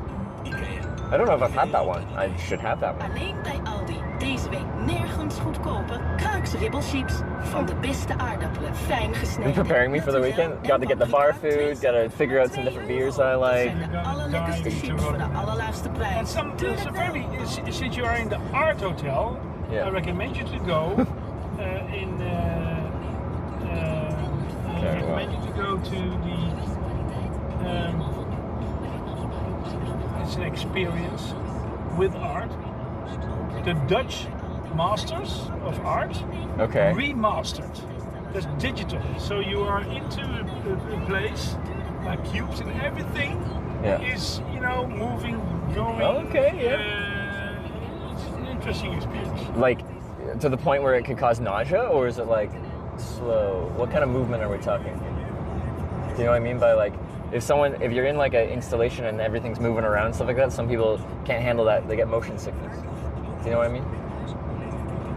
Well, it is slow. It is you standing in space, but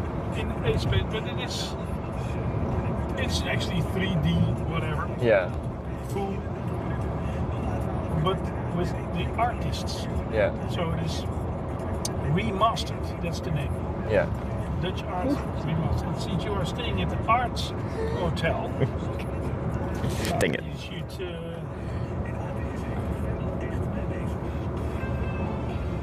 And of course, I'm now giving you some suggestions for tour in Rotterdam. Have you ever been with a street bus in the canal? In Amsterdam we did the canal boat kind of tour. Is that what you mean? Yeah, but Street it was bus? with a boat. But have you been with a bus? There's a bus that goes in the. Just a bus, like a regular bus. That like drives Greyhound. Yeah, a Greyhound bus, and he's just going into the canal, and then it's an amphibie. Oh, And like then we you call it go like a through duck boat tour in America. Because I mean, we of course. I don't. Are yours still like the really old boats? Like a lot of them are just repurposed like World War II landing ships. No, real, just that technology, but it is on a regular bus. Okay, so it's actually like a modern thing. Yeah, it is absolutely modern. Oh no, hey, that's my car. I have that little hatchback, but in black. Yeah, a lot of the ones in North America are like repurposed old military tech that are apparently quite unsafe.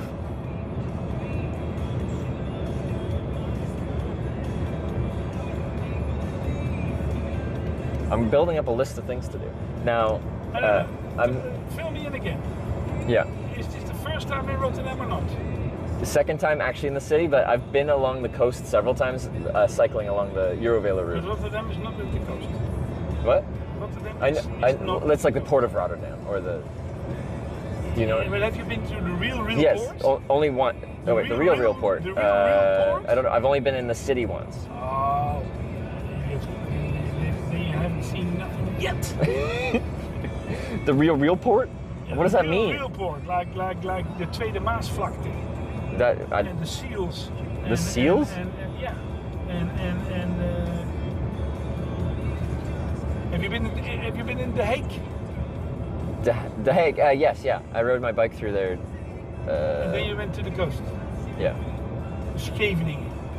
Sounds right. Can you pronounce it? Scheveningen. Scheveningen. Nee, Scheveningen. Scheveningen. Scheveningen. Scheveningen. Scheveningen. Kind of.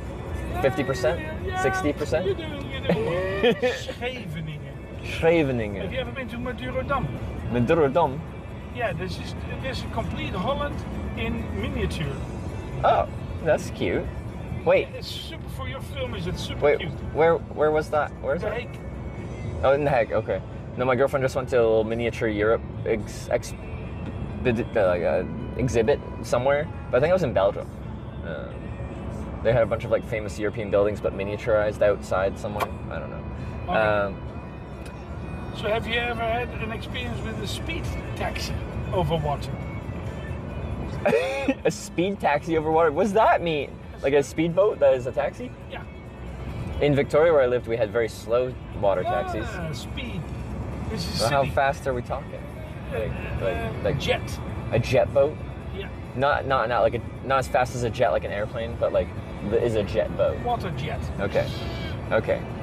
Because when I'm like, how fast does it go? And you're like, jet, I'm thinking like, this thing's going like 1,000 kilometers an hour. No. This thing's breaking the sound barrier. No. We're getting around Rotterdam real fast now. The fastest speed ferry in the world is in crossing the river from Buenos Aires to Uruguay. Oh, really? Or is it Montevideo? Yeah.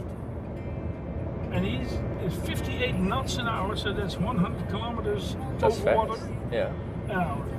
And they have Boeing 747 engines and is working on liquid gas. Okay. That sounds pretty serious. Because like even like in Denmark, there was a catamaran on foils, but like a pretty big boat, and it was going. I feel like it was close to 100 kilometers an hour.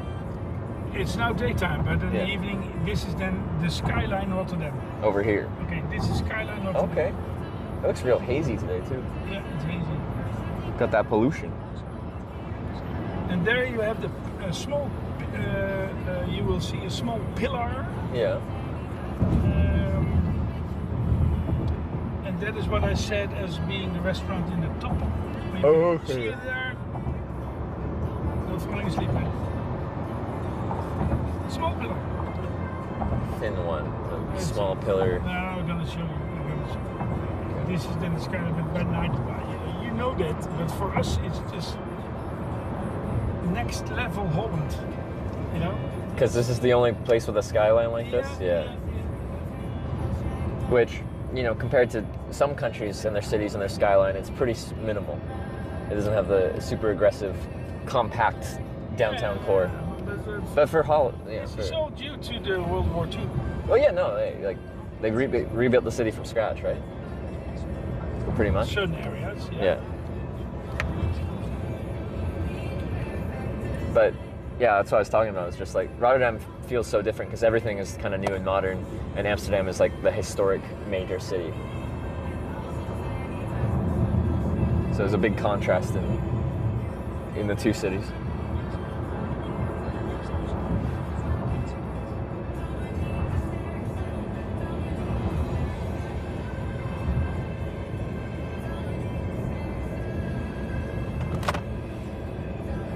Okay. Here, Rotterdam has been built up also with the help of the farmers coming from the other side of the river. And these are the farmers from the south, from Brabant. Okay. Yep. So this is the area that's called Zuid-Holland, and there, where I came from, where we were farming land, Brabant. Okay. And here on this side formerly was also gardeners. A lot of gardeners as profession. Yeah. And now this is all developed as new next generation areas to live. Okay. And I only lived for 10 years now here in Rotterdam. Yeah. We ended up here. I'm not going to find dead here, so I'm going to go back. As soon as you can. So yeah, but the kid, he feels like a Rotterdam guy, so we'll see how it happens. This is Forest Golf Court. There's a big lake. It's nice to walk around. It's a good place to hang out, especially now with the sun, the barbecues, and so on. So an open park. Yeah. And then you have the hazy skyline of the high buildings. And here we now go to the area is called Alexander Polder, and Alexander is the first name of Prince Willem Alexander. So this is all named after these guys. This is all fairly new in the construction because this is a very crowded area and the highway needs to go faster, quicker to The Hague from here. Yeah. So that is a complete submerged, tunneled tracé. Under the ground or under the water? Or? Yeah, both. Both, okay. Water, ground, whatever. All the way to The Hague? Dutch engineering. Because it's only like 20 kilometers to The Hague or something, right? People just didn't want to have interference with nature and blah, blah, blah. And so that is quite an investment. Yeah, like a 20 kilometer tunnel? Like it's the whole way? Like, or just parts of it are tunnel? Probably in 2030, supposedly it will be finished. Yeah. Well, now we are going to the pub, where a friend of mine is the owner, and he has hopefully it on the tap. Otherwise, we have the beer from the bottle produced in the bottle. All right. Did you see that you produced? Yeah. You made this beer? Yeah. Wait, what do you mean? I didn't know you made this beer. I thought it was just like with the plant that you're. Yeah, but the complete plant, of course. So my background is food science. I'm a food scientist. No way. And I made food for thoughts. And food for thoughts is like a premium. Yeah. Like I also make a gin of this sorghum. You make.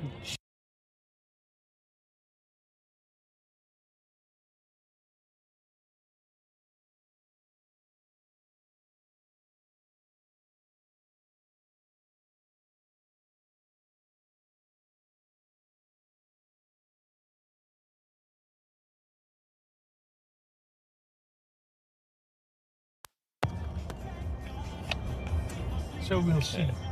Okay. But your hotel is that way. Oh, the other way. We're going wrong side of town. If you like to have an experience with the metro, I could do the metro too. Yeah. You don't have to drive me everywhere. You know.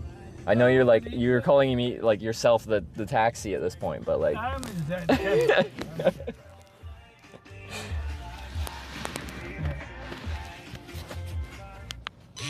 Alright. I don't know if you guys heard. It makes gin too. To see whether it is to the top. And then there are two ways to go to the central station by train, or with the metro, or I can drive you up to your hotel. No problem. Okay. Because I promised you to show also the surf. Is that on a completely different part of the city too? No, it's downtown. Oh, okay. But it is nearby a Japanese restaurant that I would like to go to. A Japanese restaurant? Yeah. You like Japanese food? I love Japanese. Yeah, but then Sushi's my jam. not the sushi per se, but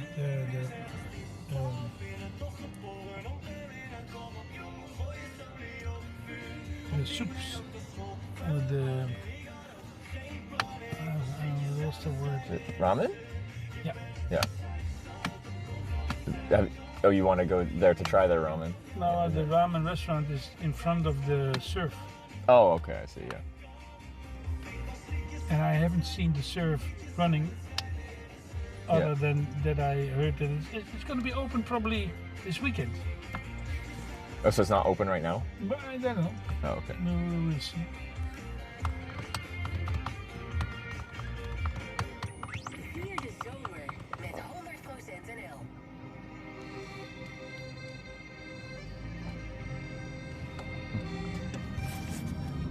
So what's my ride count? How many rides did it take for me to get to? These are really short light cycles. Jeez. Yeah, but that's also because of the metro. Yeah. Oh, yeah, okay, yeah, I see. It goes above ground here? Is that what you mean? Like it goes across? This part? Yeah. Yeah. Oh. Right. Oh. Yeah, it only took me 5 rides to get from like mid-Denmark to Rotterdam. That's crazy. Okay. On my trip in the United States, I was hitchhiking from upstate New York to eventually California. To get to Kansas, I think I've had like 70 rides. But I've been doing like really small roads, like going from town to town to town to town to town to town to town. Yeah. And to get from Denmark to here, 5. That's crazy. Yeah.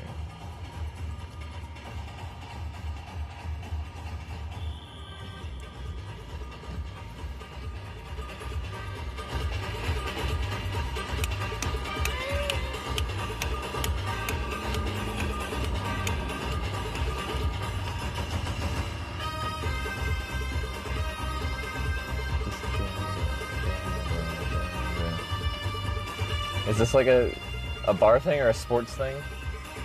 Just the overall thing? Whatever you want it to be? When you get to America on the end of the bed, yeah. Depressing your girl.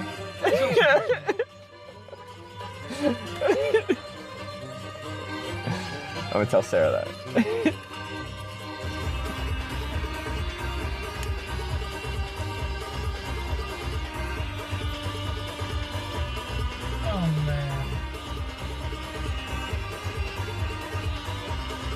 So one of the fun things about a city is dealing with city traffic for driving, right? It's lots of fun, isn't it? Is this why you don't like cities? I remember. Too crowded. Yeah, I get it.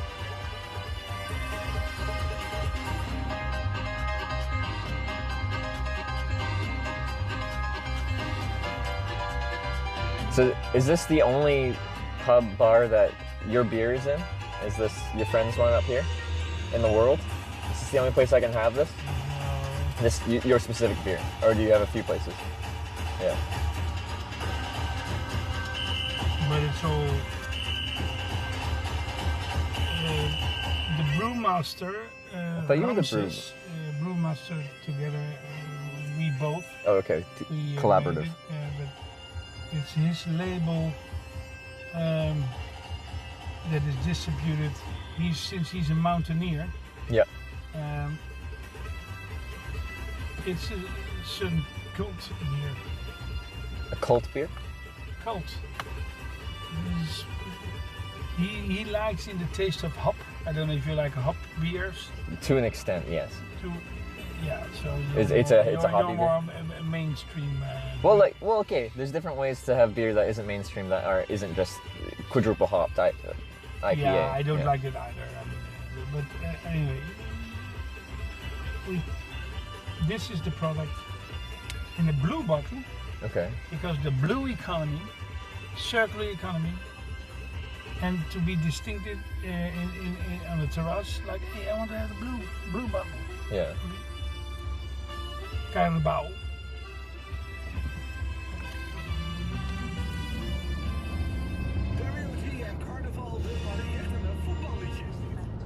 And it's okay. So it's still in development to an extent. Oh, I'm very curious to try. Not to improve, but it's just fun to bring it on. No, I agree with that. And if you have the bottle, you can ask in some pubs, do you have Ramses Carabao? Just bring the bottle around. Hey, do you have this? Do you get this? No. Shoot. That'll be my goal all weekend. I'll get everywhere I go. Do you have this? No, but like maybe I want to. You'll be surprised.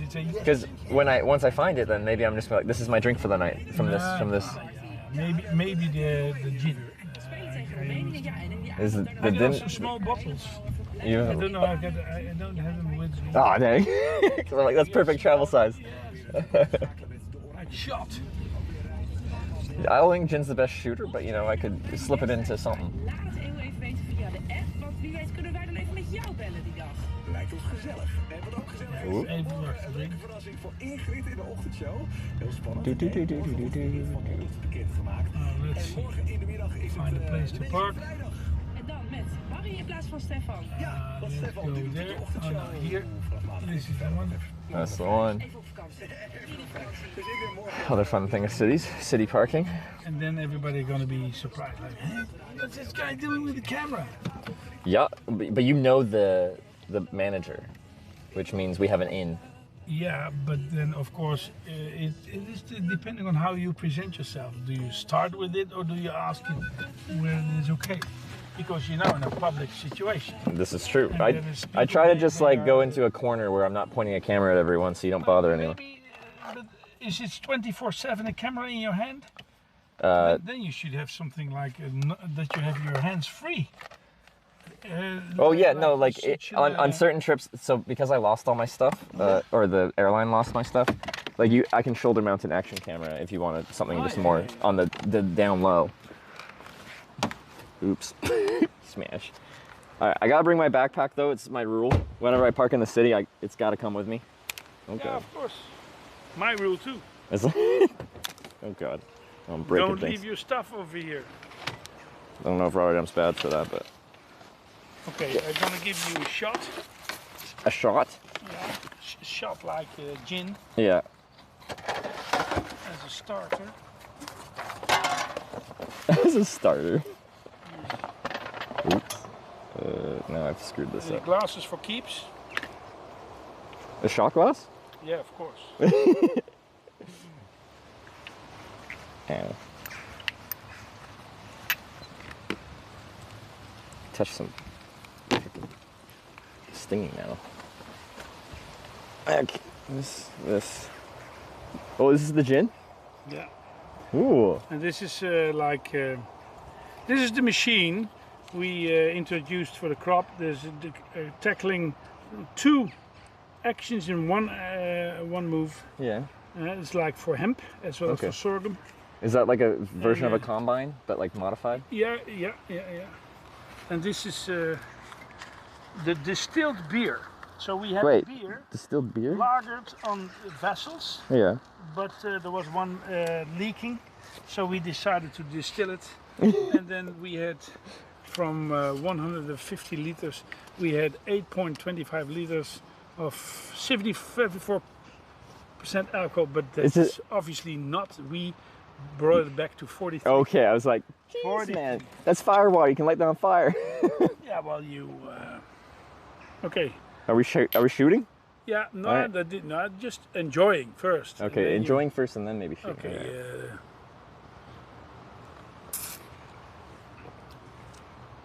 It's very warm. It tastes good though. I like the flavor.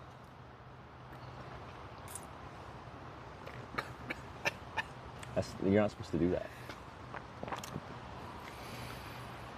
But it's very warm. It's not usually what you get. DJ, yeah, my girlfriend's like, Hitch, don't get drunk tonight. You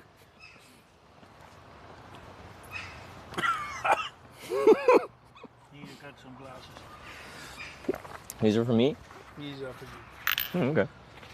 Now I got some shot glasses. I have a shot glass too, but it's in my check bag. It's penis shaped. Okay, let's go, Trevor. Alright, let's do it. Let's hit the road, Jack. Don't you come back no more. Come back. No more, no more, no more, no more. Hit the road, Steve. Yep, and then it is. Can I have here some bar food, of course? Yeah.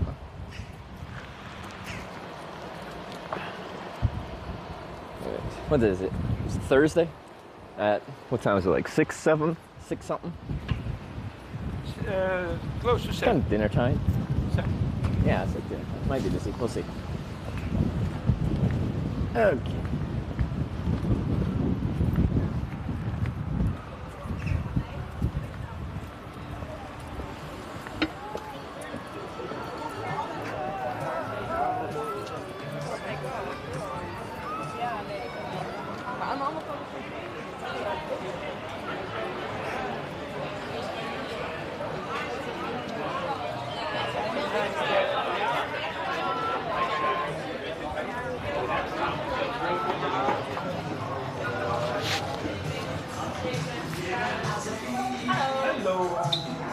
Mag we niet kijken? Niet gezien. Helemaal, ik wil weten waar die is.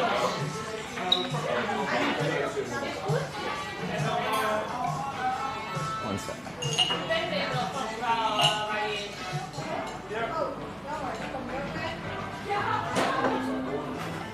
Do you find it?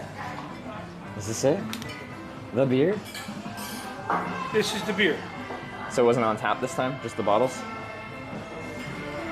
I suppose.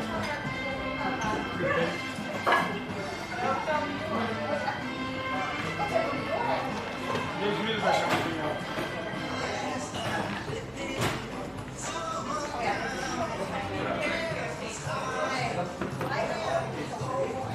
Where do you want to sit? Inside, outside? What do you want? What do you like? I don't know.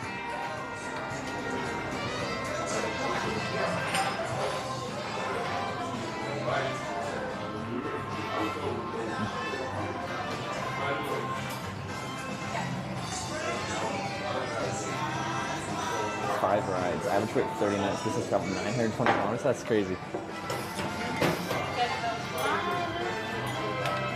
My beer. Like, on me, I mean. On you? Okay, Yeah. well, Well, you gave me the ride. Yeah, okay. It's only fair. I'll see. Only. Yeah. Oh, they wait. Oh, they do it after? Okay.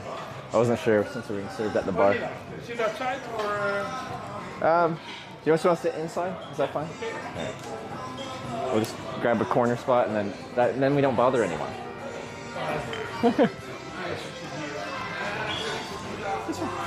It's better lighting. I'm sorry. Okay. You like some finger food? Sure. Yeah. Or you're in for? Yeah, we can grab some finger food while we have a beer.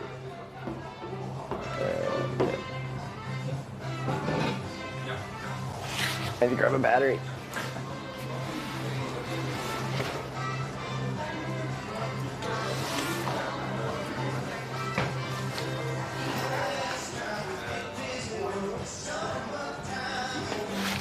I want to ask him if he wants to sit on the same side here. He's trying to introduce